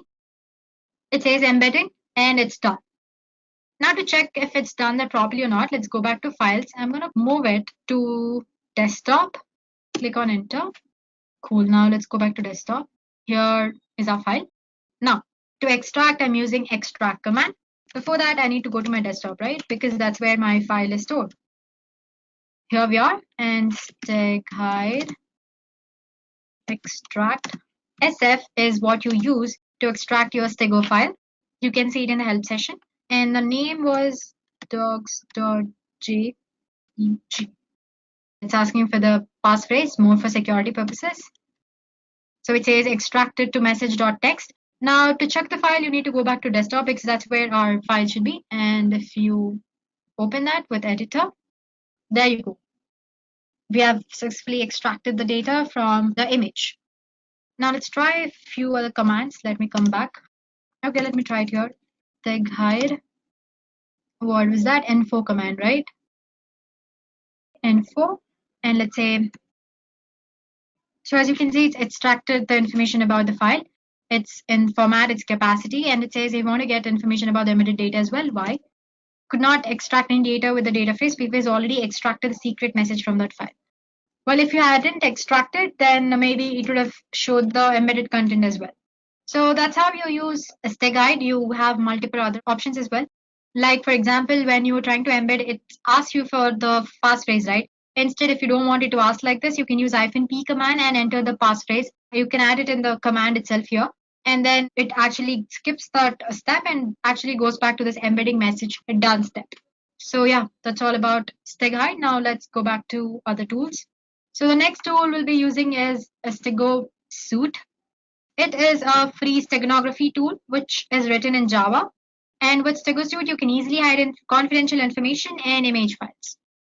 So I have a file called sample here. I have certain images. It's in JPG format, it's a BMP file, and then there is a PNG file as well. So first tool that we're going to explore is Stego Suite. So Stego, yeah, there we go. This is the Stego Suite tool. It looks very simple. Basically, there's nothing here. So click on File, Open, and select the file in which you want to embed the text or the secret data. Let's go back to sample, and here I'm using this PNG image. Open. Here it's asked you for the text which you want to embed in the image. So this is the secret text I want to hide. If you want, you can give the password and embed. It says embedding completed. The file is saved to desktop sample image embed.jpg. Let's go back and check sample, and here we go. You have an image and properties. It's a JPG file. Let's try opening it. There you go, guys. It looks similar to our actual message. Well, it doesn't look different at all, but the data is actually hidden inside it, right? To know that, all you have to do is let's just rename this. Let's say image E. That's the embedded format of our image. It says the image is open. Okay, I'm gonna close Stego Suite. So yeah, you can see the image here. Let's rename it image E. Now, if you want to retrieve the message, Stego Suite, file, open, select the file in which the text was embedded, which is image E, and open. Enter the password, which is and extract. So as you can see, it has extracted the text message, which earlier I hid into the image. Hey, this is a secret test I want to hide. Well, go ahead and try to use it. It's fun. It doesn't have any other functionalities apart from these. It's a very basic, simple tool. Let's go to our next tool, which is Steganography. Well, it's a free software that can be used to hide secret files in BMP, that's bitmap images, or WAV files. Use of this tool is very easy. You can just open the software, load any BMP image or WAV file to its interface, and then add a file which you want to hide. And this also supports encryption, multiple formats. Well, instead of telling all this to you, let me just show it to you. So as you can see, I have it already installed. It's just one-step installation. And to add the file, as in to encode, you need to click on this add files option. To extract, you can use this. First, let's try to add files. So the first name, all you have to do is load your BMP or WAV file. And sample, I have one BMP image. I'm gonna load it, open. Well, as you can see, this size is slightly bigger. Click on next here. So now that you've loaded your cover image, you'll have to load the image or the file which you want to store in this cover image. For that, you click on add file option here. Let's say I want to store this image. Let's try open and next. So as I said, it shows different encryption formats here. So you can select from various algorithms like RC4. Then you have triple DS, DS, triple DS with 1112 and many other formats. And it's asking for the password. Give some password. Click on next. So the embedding is done. It's asking you to name the file. Let's say bird and save. So the final file is similar to the actual BMP image. You can't make out any changes, right? But there is a secret data which is hidden inside it, which is another image. Now let me close, finish. Let's try to extract it. Click on this extract files and load the source file, which should be a bird. Then open, next. It's asking for the password, so A, B, C, D, that's what I'd give it. And extract file, image2.j, save. File extract successful, okay. Finish, let's go back to the location and see. So here we go. We had tried to store this image2 in the bird, but after that we tried to extract it. So there we go, guys. The image has been successfully extracted. This way you can store any kind of file. It can be your Excel file or Word file, document file or PowerPoint file or image or anything. So that's your Xios steganography tool. So like I said, you can add the files, but to extract the message, you'll have to start using this file from the beginning again. Then let's go back to our next tool, which is Astute Pixel. It's here. Let me just check. I have installed it. I'm gonna extract all. Let's store it in our desktop. And okay. Now, if we go to desktop, this is our application, Pixel. Click on that. So guys, even this is a tool where you can store any kind of hidden information, but it has a different approach when compared to other tools. It uses image file as a key to protect your hidden text inside an image. That is, to hide and unhide text inside an image, you need to enter another image as a key. So as you can see, you have three images here: original image, that's your target image, and delta image, which acts as a key. Instead of giving some password or anything, it takes another image as a key or passphrase. So open original image, desktop, let's go to samples. Let's try flying. Now you need to enter the message, hi. This is the text I want to hide. And here I'm clicking on encrypt message. Save image. Let's try and save it somewhere else. Desktop. Let's store it in the documents. File name, my image, and save. Now let me open the thing again, or you can just say reset, exit here. Now if I open the application again, let's try to extract what we just hid. So open the original message, which is in desktop, right? Sample, that's flying, open, decrypt image. So there you go. So let me show it to you again. All you have to do is reset, click on the open original image, give the original image which you try to encrypt, that would be flying, and open, and then say decrypt image. So like I said, it uses an image as a key to extract or hide anything inside your image. And now give your actual image as in the encrypted encoded image or your stego image, and click on open. Yeah, and just say yes. So as you can see, it has extracted the data which I was trying to hide. So I'm sure you might have observed, right? The way it functions is slightly different from other steganographic tools, right? Sample, that's flying, open, decrypt image. So there you go.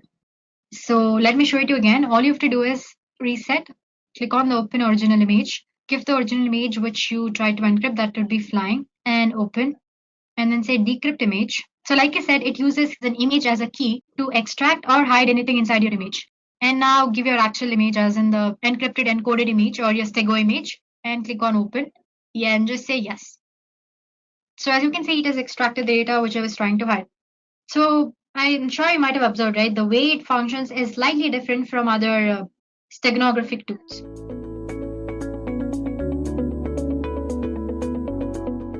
Now let's talk about the roadmap to become an ethical hacker. How your ethical hacking career begins depends on your current field of work. If you're not in an information technology field, you should definitely try shifting into one. Even though most jobs require you to have a bachelor's degree in computer science or cybersecurity related fields, exceptions are made for people with sound knowledge of operating systems, databases, and networking. Also, it is nigh impossible to directly become an ethical hacker. Most ethical hackers begin their career as tech support engineers who climb their way up by earning certifications like CCNA and CISSP before working towards the ultimate CE Edge certification. After earning your CE certification, it is time to market yourself as an ethical hacker. Okay, now let's go over the roles and responsibilities of an ethical hacker. Now, there seems to be a general misconception that a person with an ethical hacking career is only responsible for penetration testing of systems and applications. This is not true, and an ethical hacker is responsible for much more. For example, he is responsible for scanning open and closed ports using reconnaissance tools like Nessus and Nmap. Scanning is a set of procedures for identifying live hosts, ports and services, discovering operating systems and architecture of target systems, identifying vulnerabilities and threats in the network. Network scanning is used to create a profile of the target organization. Secondly, it is the responsibility of an ethical hacker to engage his organization's member in social engineering awareness activities. Social engineering for the purpose of general hacking has proven to be one of the most effective ways over time, and knowing how to avoid any form of social manipulation is key to organization security. Thirdly, an ethical hacker also gets to test new patch releases and software updates pertaining to the company's product and peripherals. It is their responsibility to identify any vulnerability that might exist in the patch and notify the appropriate team to fix them. Fourth, ethical hackers are also responsible for building and maintaining effective intrusion prevention systems and intrusion detection systems. They will also try to evade IDS and IPS systems, firewalls, and honeypots just to demonstrate how they could be attacked. Intrusion detection is the process of monitoring events occurring in your network and analyzing them for signs of possible incidents, violations, or imminent threats towards your security policies. Intrusion prevention, on the other hand, is the process of performing intrusion detection and then stopping the detected incidents. These security measures are available as IPS and IDS systems, which become a part of your network to detect and stop potential attacks. Last but not the least, ethical hackers are responsible for employing strategies like sniffing networks, bypassing and cracking wireless encryption, and hijacking web servers and web applications for testing and security of a system.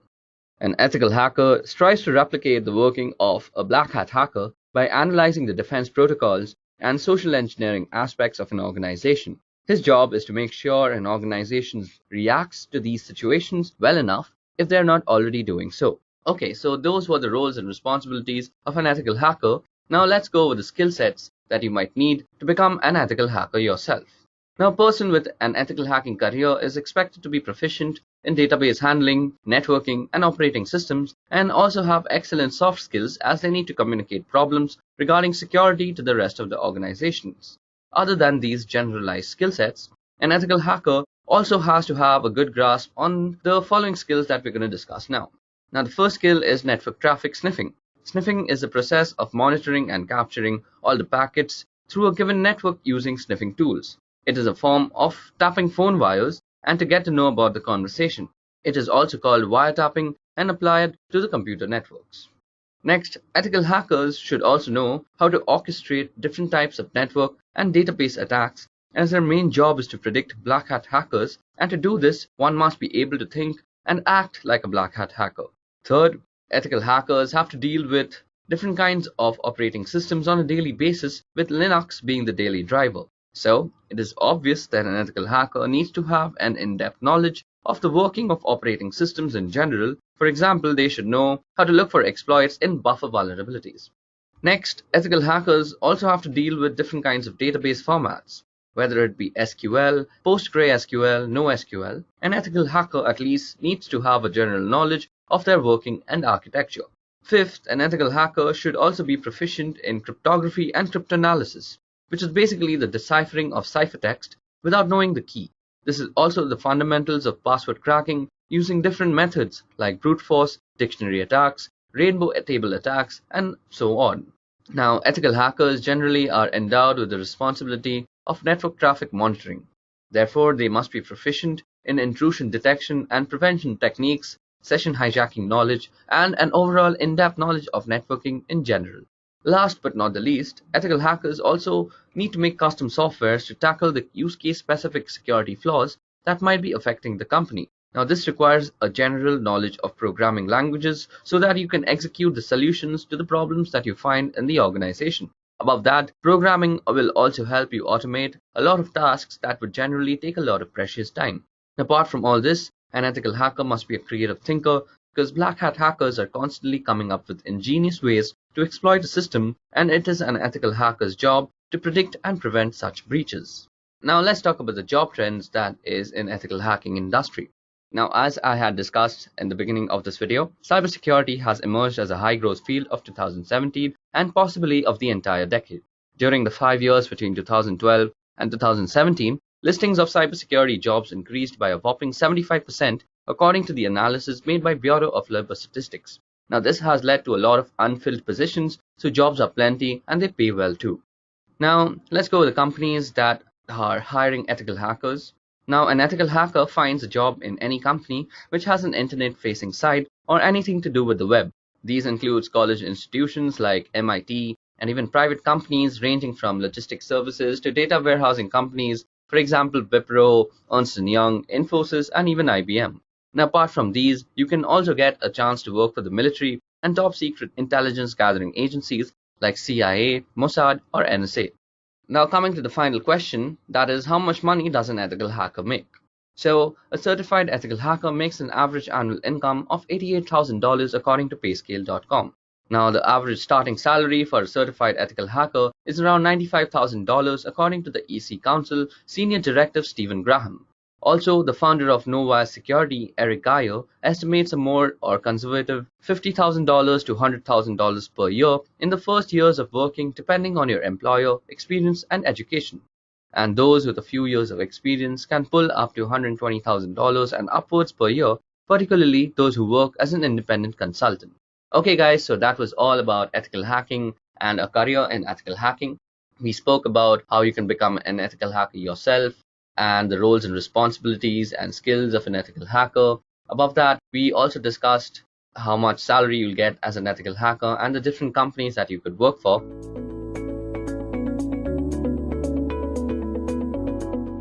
So the first question is, what do you mean by cybersecurity?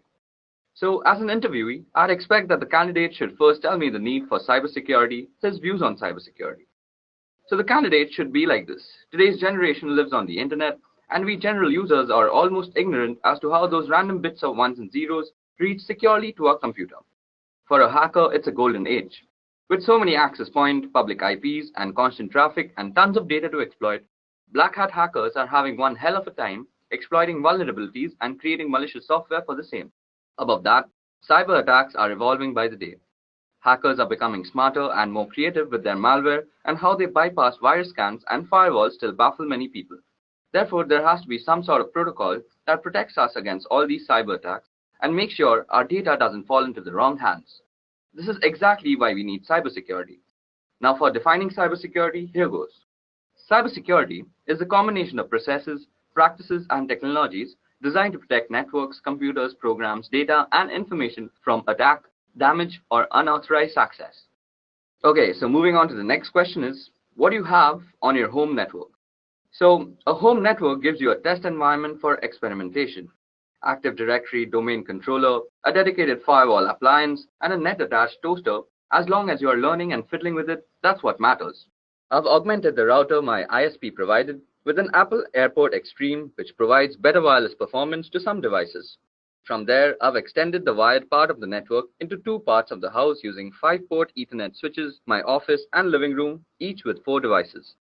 In the office, I have a network-attached storage device which provides shared data folders to every device for movies and TV streaming anywhere in the house, as well as backups. In the living room is a range of gaming consoles, a TiVo box, and an Android media player. Despite owning a smart TV, it's not hooked into my network simply because the device we own do a far better job of anything the smart TV offers. Okay, now moving on to the next question is, what is encryption and why is it important?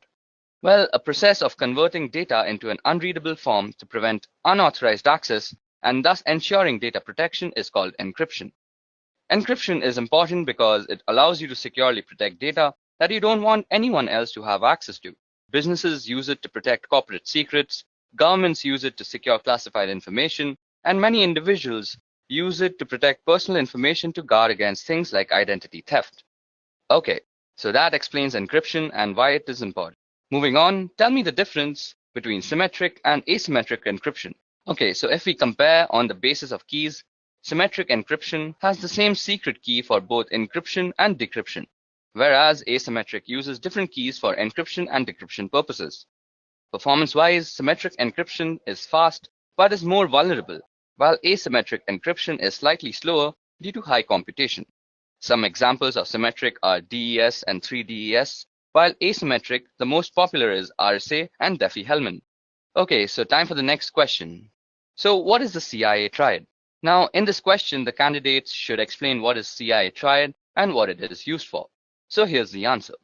The CIA triad for information security provides a baseline standard for evaluating and implementing information security, irrespective of the system and/or organization in question, where confidentiality is all about making sure that data is accessible only to its intended individual. Measures undertaken to ensure confidentiality are designed to prevent sensitive information from reaching the wrong people while making sure that the right people can in fact get it. Integrity, on the other hand, is all about making sure that data is kept properly intact without it being meddled with in an unauthorized way. Data must be changed in transit, and steps must be taken to ensure that data can be altered by unauthorized people. These measures include file permission and user access controls. On the topic of availability, well, it is all about making sure that data and computers are available as needed by authorized parties. Moving on to the next question is, what do you understand by risk, vulnerability, and threat in a network? Well, threat refers to someone or something with the potential to do harm to a system or an organization. Moving on, vulnerability refers to a weakness of an asset that can be exploited by one or more attackers. In other words, it is an issue or bug that allows an attack to be successful. Last but not the least, risk refers to the potential for loss or damage when a threat exploits a vulnerability. Okay, the next question is, how do you report risk? Well, risk needs to be assessed first before it can be reported. There are two ways you can actually analyze risk. The first is, it can be either quantitative or qualitative. This approach is suitable for both technical and business guys. The business guys will see the probable loss in numbers, while the technical guys will monitor and assess the impact and frequency. Now, depending on the audience, the risk can then be reported. Moving on, how do you differentiate between IPS and IDS systems? Well, first of all, IDS stands for Intrusion Detection System, and IPS is Intrusion Prevention System. Now, IDS just detects the intrusion and leaves the rest to the administrator for assessment and evaluation or any further action. IPS, on the other hand, detects the intrusion and takes necessary actions to further prevent intrusion. Also, there is a difference in the positioning of devices in the network. Although they work on the same concept, the placement is very, very different. Moving on, what do you know about cybersecurity frameworks? Well, cybersecurity framework is a voluntary guidance based on existing guidelines and practices for organizations to better manage and reduce cybersecurity risks. Besides helping associations oversee and decrease probable risks, it was intended to cultivate risk and cybersecurity administration communications among both inner and outer authoritative partners. Most frequently adopted cybersecurity frameworks are PCI DSS, which stands for Payment Card Industry Data Security Standards, the ISO 27001 and 27002, which is the International Organization for Standardization, then CIS, which stands for Critical Security Control, and the most famous cybersecurity framework is NIST. Moving on to the next question, which is, what is weak information security? Well, information security policy is considered to be weak if it does not meet the criteria of an effective one. The criteria include distribution, review, comprehension, compliance, and uniform. Information security is weak if the policy has not been made readily available for review by every employee within an organization, or the organization is unable to demonstrate that the employees understand the content of the policy document. This is when an information security is considered weak. Moving on to the next question is, what's the better approach of setting up a firewall? Okay, so following are the steps you should take to configure your firewall. The first is a username and password. Modify the default password for your firewall device. Next is the remote administration, which will disable the feature of remote administration from the outside network. Then comes port forwarding. For certain applications to work properly, such as a web server or FTP server, you need to configure appropriate port forwarding. Next comes the DHCP server, which is installing a firewall on a network with an existing DHCP server will cause conflict unless the firewall's DHCP server is disabled. Then is logging. Now, in order to troubleshoot firewall issues or potential attacks, you want to make sure to enable logging and understand how to view the logs. last but not the least, we need to actually go through the policies. Now, if you want to have solid security policies in place, make sure that your firewall is configured to enforce those policies. Moving on to the next question is, can you explain SSL encryption? Now, SSL stands for Secure Socket Layer, and it is a protocol which enables safe conversation between two or more parties. It is designed to identify and verify that the person you are talking to on the other end is exactly who they pretend to be. We also have HTTPS, which stands for Hypertext Transfer Protocol Secure, which is actually HTTP combined with SSL, which provides you with a safer browsing experience with encryption. So this is a very tricky question, but SSL wins in terms of security. Moving on, which one is more secure, SSL or TLS? Well, SSL is meant to verify the sender's identity, but it doesn't search for any more hazards than that. SSL can help you track the person you are talking to, but that can also be tricked at times. TLS is another identification tool just like SSL, but it offers better security features. It provides additional protection to the data, and hence SSL and TLS are often used together for better protection. Moving on, what are salted hashes? Well, salt is actually random data. When a properly protected password system receives a new password, it creates a hash value of that password and adds a random salt value. Then the combined value is stored in its database. This helps defend against dictionary attacks and known hash attacks. Example, if someone uses the same password on two different systems and they are being used using the same hashing algorithm, the hash value would be same. However, if someone of the system uses salt with the hashes, the value will be different. Moving on to the next question, which is, how can identity theft be prevented? Okay, so the following steps can be ensured to actually prevent identity theft. First of all, ensure a strong and unique password. Secondly, avoid sharing confidential information online, especially on social media. Third, shop from known and trusted websites only. Fourth, use the latest version of the browsers. Fifth, install advanced malware, spywares, and tools. Next, use specialized security solutions against financial data, and always update your system and software. And last but not the least, always protect your social security number. Now moving on to the next question is, how can you prevent a man-in-the-middle attack? Okay, so an MITM attack happens when communication between two parties, that is systems, is intruded or intercepted by an outside entity. This can happen in any form of online communication, such as email, social media, web surfing, etc. Not only they are trying to eavesdrop on your private conversation, they can also target all the information inside your devices, and the outcome could be pretty catastrophic. So the first method to prevent this attack would be to have encryption, preferably public key encryption between both the parties. This way, they both will have an idea with whom they are talking with because of the digital verification. Secondly, to prevent this, it is best to avoid open Wi-Fi networks, and if it is necessary, then use plugins like HTTPS, Force TLS, etc. Moving on to the next question, which is, state the differences between encoding, hashing, and encryption. Okay, so the purpose of encoding is to transform data so that it can be properly and safely consumed by a different type of system. That is, example, a binary data being sent over email or viewing special characters on a web page. The goal is not to keep information secret, but rather to ensure it's able to be properly consumed. Examples include ASCII, Unicode, URL encoding, and Base64. Now, the purpose of encryption is to transform data in order to keep it secret from others. Example, sending someone a secret letter that only they should be able to read, or securely sending a password over the internet. Rather than focusing on usability, the goal is to ensure that data cannot be consumed by anyone other than the intended recipients. Examples include AES, Blowfish, and RSA. Now, hashing serves the purpose of ensuring integrity. That is, it makes sure that if something has changed, you know that some change has taken place. Technically, hashing takes arbitrary inputs and produces a fixed length of string. Example are SHA-3, MD5, which is now obsolete, and SHA-256, etc. Now, moving on to the next question, which is, what steps will you take to secure a server? Now, Secure Server uses the Secure Socket Layer protocol for data encryption and decryption to protect data from unauthorized interception. Here are 4 simple ways you can actually secure a server. So the first way is that you make sure that you have a secure password for your root and administrator user. Secondly, the next thing you need to do is to make new users on your system. These will be the users you'll use to manage the system. Step 3 is remove remote access from the default or root administrator accounts. And the last step is to configure your firewall rules for remote access. Okay, so the next question is, what is a DDoS attack and how is it mitigated?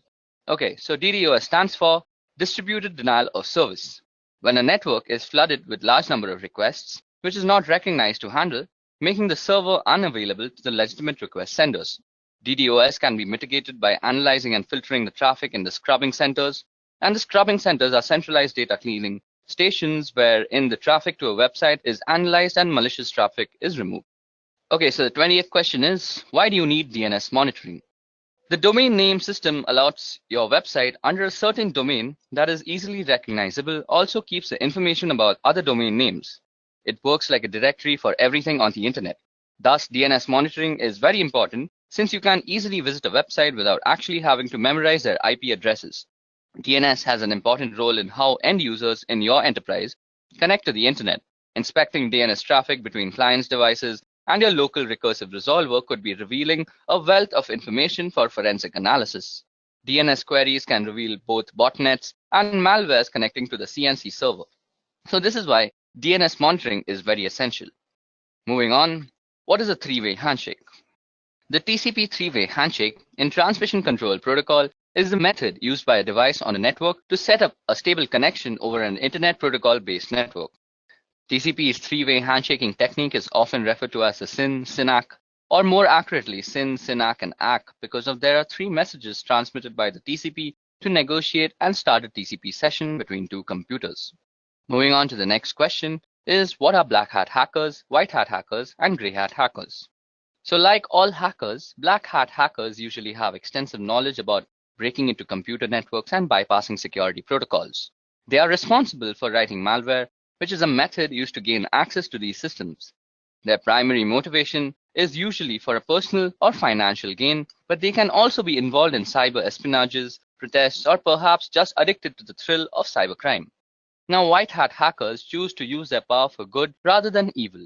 Also known as ethical hackers, white hat hackers can sometimes be paid employees or contractors working for companies as security specialists that attempt to find security holes via hacking.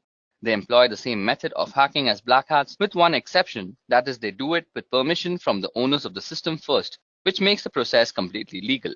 Now there comes grey hat hackers. As in life, they are grey areas that neither black nor white. Grey hat hackers are a blend of both black hat and white hat hackers. Often grey hat hackers will look for vulnerabilities in a system without the owner's permission or knowledge. If issues are found, they will report them to the owner, sometimes requesting a small fee to fix the issue. Okay, now moving on. How often should you perform patch management? Well, patch manage should be done as soon as it is released. For Windows, once the patch is released, it should be applied to all machines not later than 1 month. Same goes for network devices. We should patch it as soon as it is released. And proper patch management process should be followed too. Question number 24. What do you know about application security? Application security is the practice of improving the security of applications using software, hardware, and other procedural methods. Countermeasures are taken to ensure application security, the most common being an application firewall that limits the execution of files or the handling of data by specific installed programs. Moving on to the next question, which is differentiate between penetration testing and software testing. Now, penetration testing helps identify and address the security vulnerabilities, whereas software testing focuses on functionality of the software and not the security aspect. A good penetration tester truly thinks differently than the other two. They don't care about the proper behaviors of the system or software, and they are crafty, looking for that one small chink of vulnerability that was not mitigated.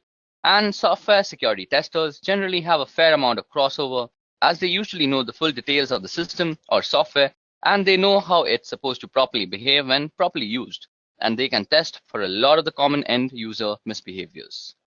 Moving on, when to use traceroute or traceroute. So traceroute is a command which can show you the path a packet of information takes from your computer to the one you specify. It will list all the routers it passes through until it reaches its destination, or fails to and is discarded. In addition to this, it will tell you how long each hop from router to router takes. Now, when you connect to a website, say howtogeek.com, the traffic has to go through several intermediaries before reaching the website. The traffic goes through your local router, your internet service provider's router, onto larger networks, and so on. Okay, so moving on to question number 27, which is tell me something about the common cyber attacks that plague us today. I'm going to be discussing 8 cyber threats. Firstly, it's malware. Now, malware is an all-encompassing term for a variety of cyber threats, including Trojans, viruses, and worms. Malware is simply defined as code with malicious intent that typically steals data or destroys something on your computer. Next is phishing. Now, phishing, often posing as a request for data from a trusted third party, phishing attacks are sent via email and ask users to click on a link and enter their personal data. Phishing emails have gotten much more sophisticated in recent years, making it really difficult for some people to discern a legitimate request for information from a false one. Phishing emails often fall into the same category as spam, but are more harmful than just a simple ad. Next is a password attack, and a password attack is exactly what it sounds like. That is a third party trying to gain access to your system by cracking a user's password, usually using some algorithm like brute force, dictionary attacks, or software which is a keylogger. Next is a DDoS attack, and a DOS attack focuses on disrupting the service to a network. Attackers send high volumes of data or traffic through the network until the network becomes overloaded and can no longer function. Next is a man-in-the-middle attack, and a man-in-the-middle attack is an attack where somebody is impersonating the endpoints in an online information exchange. For example, if you're a banking online, the man in the middle would communicate with you by impersonating your bank and communicate with the bank by impersonating you. Next is drive-by downloads, and this is a malware which is actually implanted into a legitimate website, and a program is downloaded to the user's system just by visiting the site. It doesn't require any type of action by the user to actually start to trigger the download. Next is malvertising, and malvertising is actually malicious code which is hidden behind advertisements on websites, and it is also downloaded to your system without your knowledge. Last but not the least is rogue software, which is malware that masquerades as legitimate and necessary security software that will keep your system safe. Okay, so moving on to the next question is, what are different OSI layers and what is the job of the network layer? Okay, so OSI, or Open System Interconnection, is a reference model for how applications communicate over a network. A reference model is a conceptual framework for understanding relationships, and the purpose of the OSI reference model is to guide vendors and developers so the digital communication product and software programs they create can interoperate, and to facilitate a clear framework that describes the function of a network or telecommunication system. The 7 OSI layers are application layer, presentation layer, session layer, transport layer, network layer, data link layer, and the physical layer.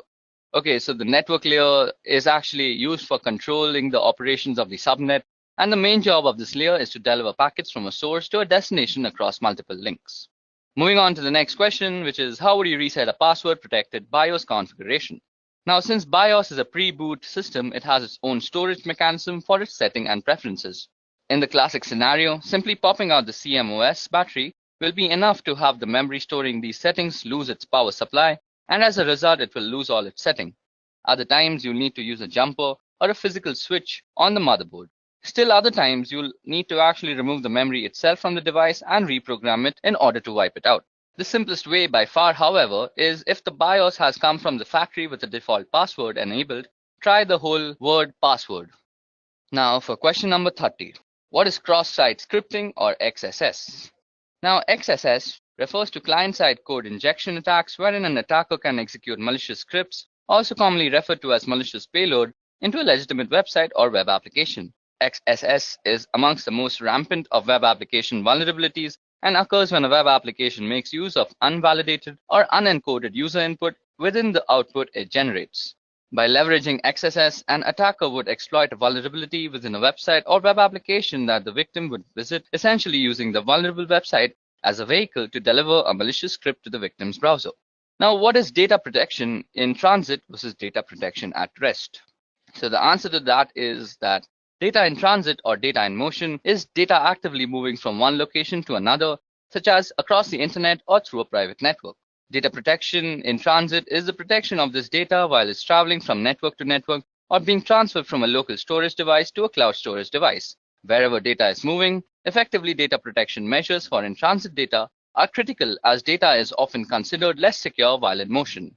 Now, data at rest is data that is not actively moving from device to device or network to network, such as data stored on a hard drive, laptop, flash drive, or archived/stored in some other way.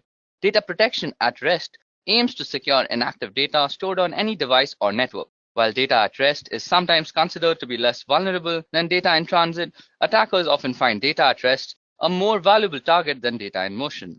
The risk profile for data in transit or data at rest depends on the security measures that are in place to secure data in either state. Moving on to question number 32 is tell me the differences between cybersecurity and network security.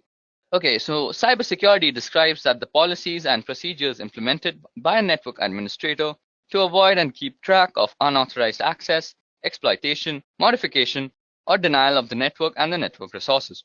Network security describes the process and practices designed to protect network, computers, programs, and data from attack, damage, or unauthorized access. In a computing context, security includes both cybersecurity and physical security. While cybersecurity is concerned with threats outside the castle, network security is worried about what is going on within the castle walls.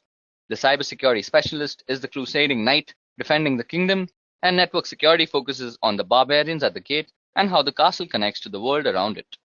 Moving on to question number 33, which is how will you prevent data leakage?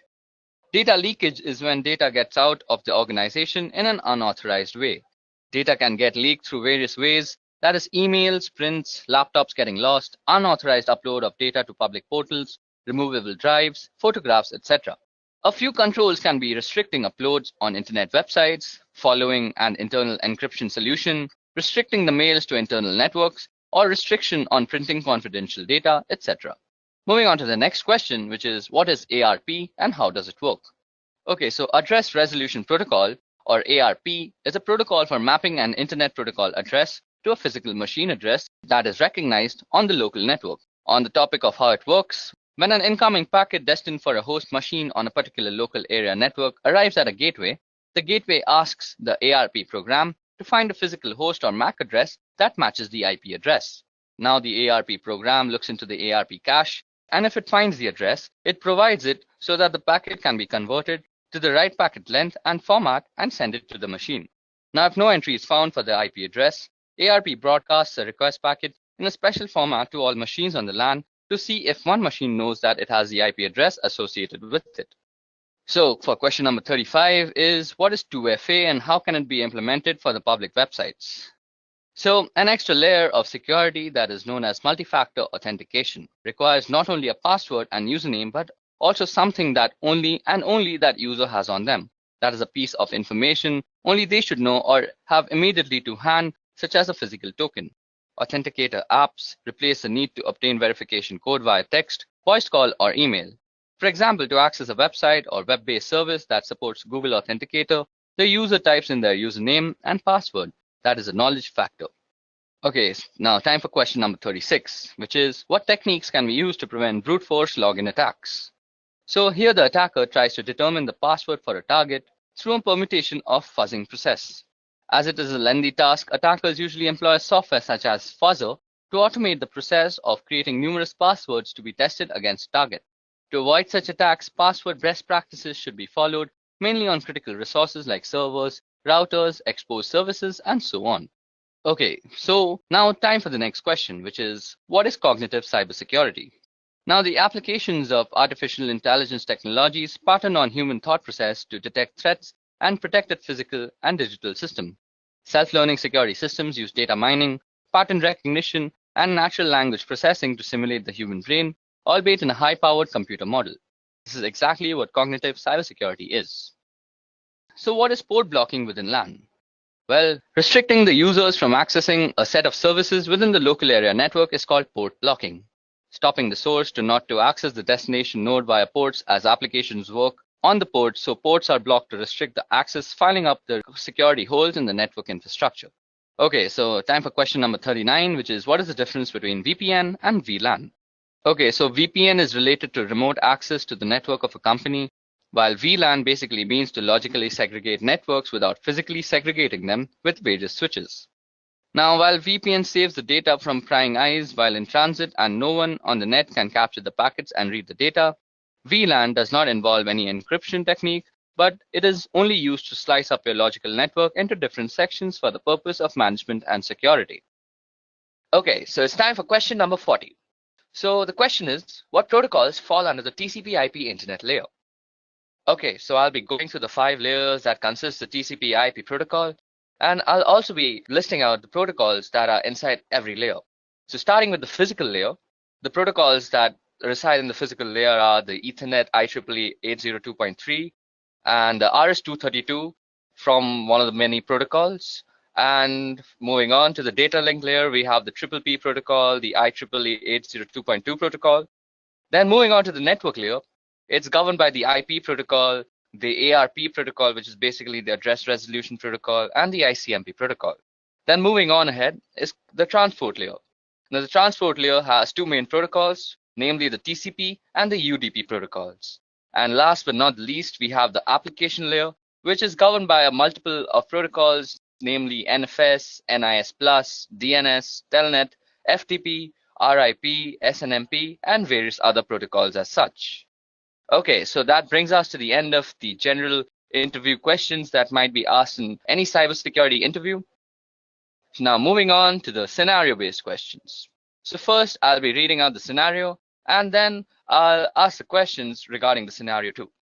Okay, so for scenario number 1, we have, you received the following email from help desk. So the email goes as follows. Dear UCSC email user, beginning next week, we will be deleting all inactive email accounts in order to create space for more users. You are required to send the following information to continue using your email account. If we do not receive this information from you by the end of the week, your email account will be closed. So then the email actually goes on to ask the various credentials like name, email login, password, DOB, and alternate email. And then it says, please contact the webmail team with any questions and thank you for your immediate attention. So in such a scenario, what do you do and justify your actions for doing so? Okay, so this email is a classic example of phishing trying to trick you into biting. The justification is the generalized way of addressing the receiver, which is used in mass spam mails. Above that, a corporate company will never ask personal details on mail. They want your information, so don't respond to the mail, instant message, text, phone calls, etc. asking you for your password or other private information. You should never disclose your password to anyone, even if they say they work for the UCSC, ITS, or any other campus organization. Moving on to the next scenario, which is a friend sends an electronic Hallmark greeting card to your work email. You need to click on the attachment to see the card. What do you do and justify your actions? Well, this one has 4 big risks. Firstly, some attachments contain viruses or other malicious programs. So just in general, it's risky to open unknown or unsolicited attachments. Secondly, also in some cases, just clicking on a malicious link can infect the computer. So unless you are sure a link is safe, don't really click on it. Third, email addresses can be fake. So just because the email says it is from someone you know, you can't be certain of this without checking with the person. Fourth, finally, some websites and links look legitimate, but they're really hoaxes designed to steal your information. So what we have to do is actually not click on the email and actually ignore it completely. Moving on to the next scenario, which is one of the staff members in ITS subscribes to a number of free IT magazines. Among the questions she was asked in order to activate her subscriptions, one magazine asked her for a month of birth, a second asked for a year of birth, and a third asked for her mother's maiden name. What do you infer is going on in this situation and justify? Well, all 3 newsletters probably have the same parent company or are distributed through the same service. The parent company or service can combine individual pieces of seemingly harmless information and use or sell it for identity theft. Then it is even possible that there is a 4th newsletter that asks for a day of birth as one of the activation questions. Often questions about personal information are optional. In addition to being suspicious about situations like the one described here, never provide personal information when it is not legitimately necessary or to people or companies you don't personally know. So now time for scenario number 4. Well, in our computing labs and departments, print billing is often tied to users' login. People log in, they print, and then they get a bill. Sometimes people call to complain about bills for printing they never did, only to find out that the bills are indeed correct.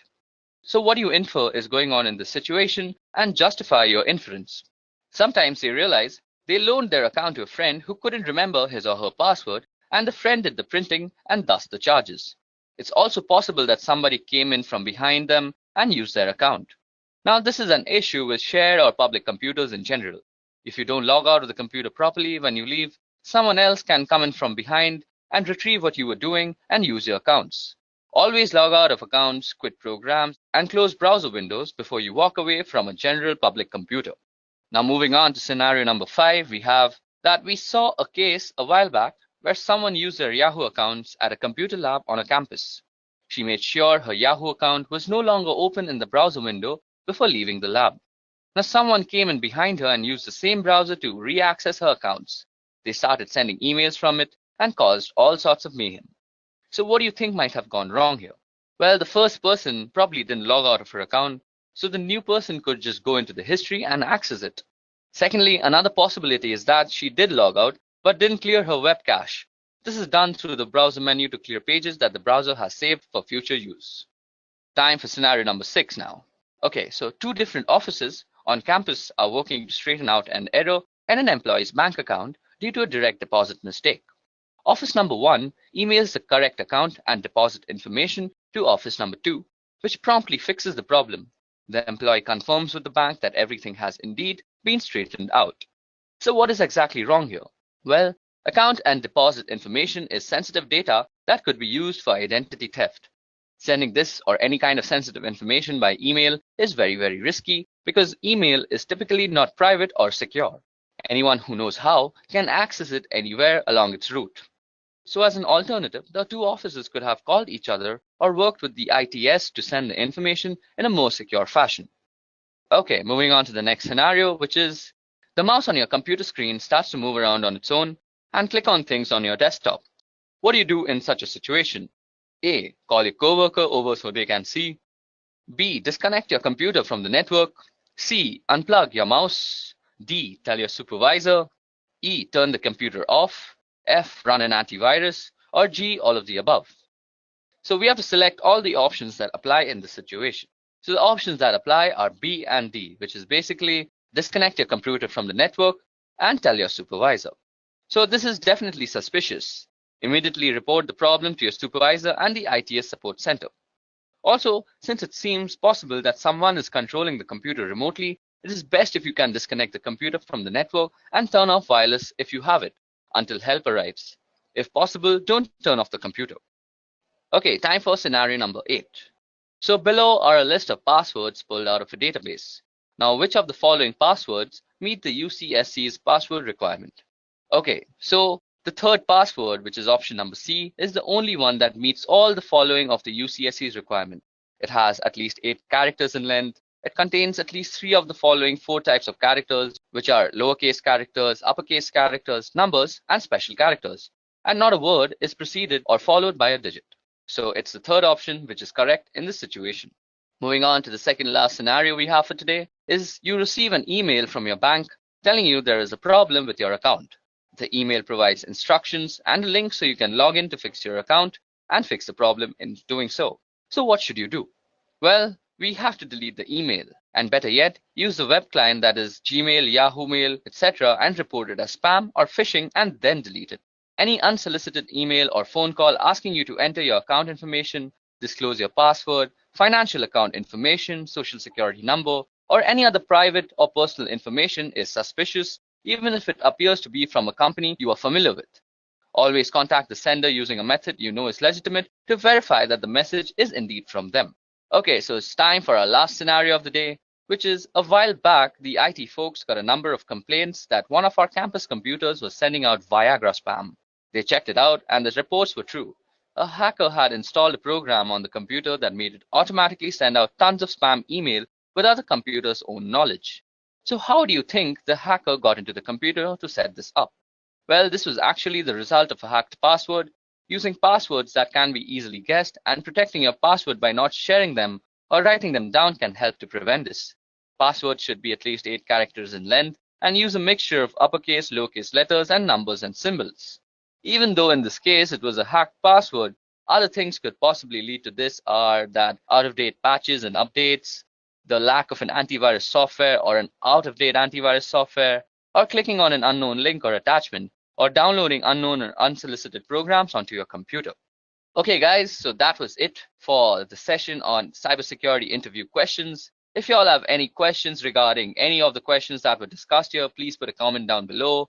If you all also want the PowerPoint presentation that's shown out here, you all can also comment for that. And if you all want any other cybersecurity related specific interview questions, please do comment for that. I'll make a video on them soon. That's it from me. Goodbye. I hope you have enjoyed listening to this video.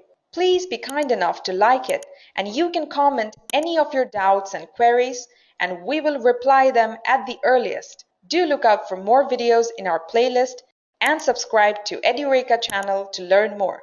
Happy learning!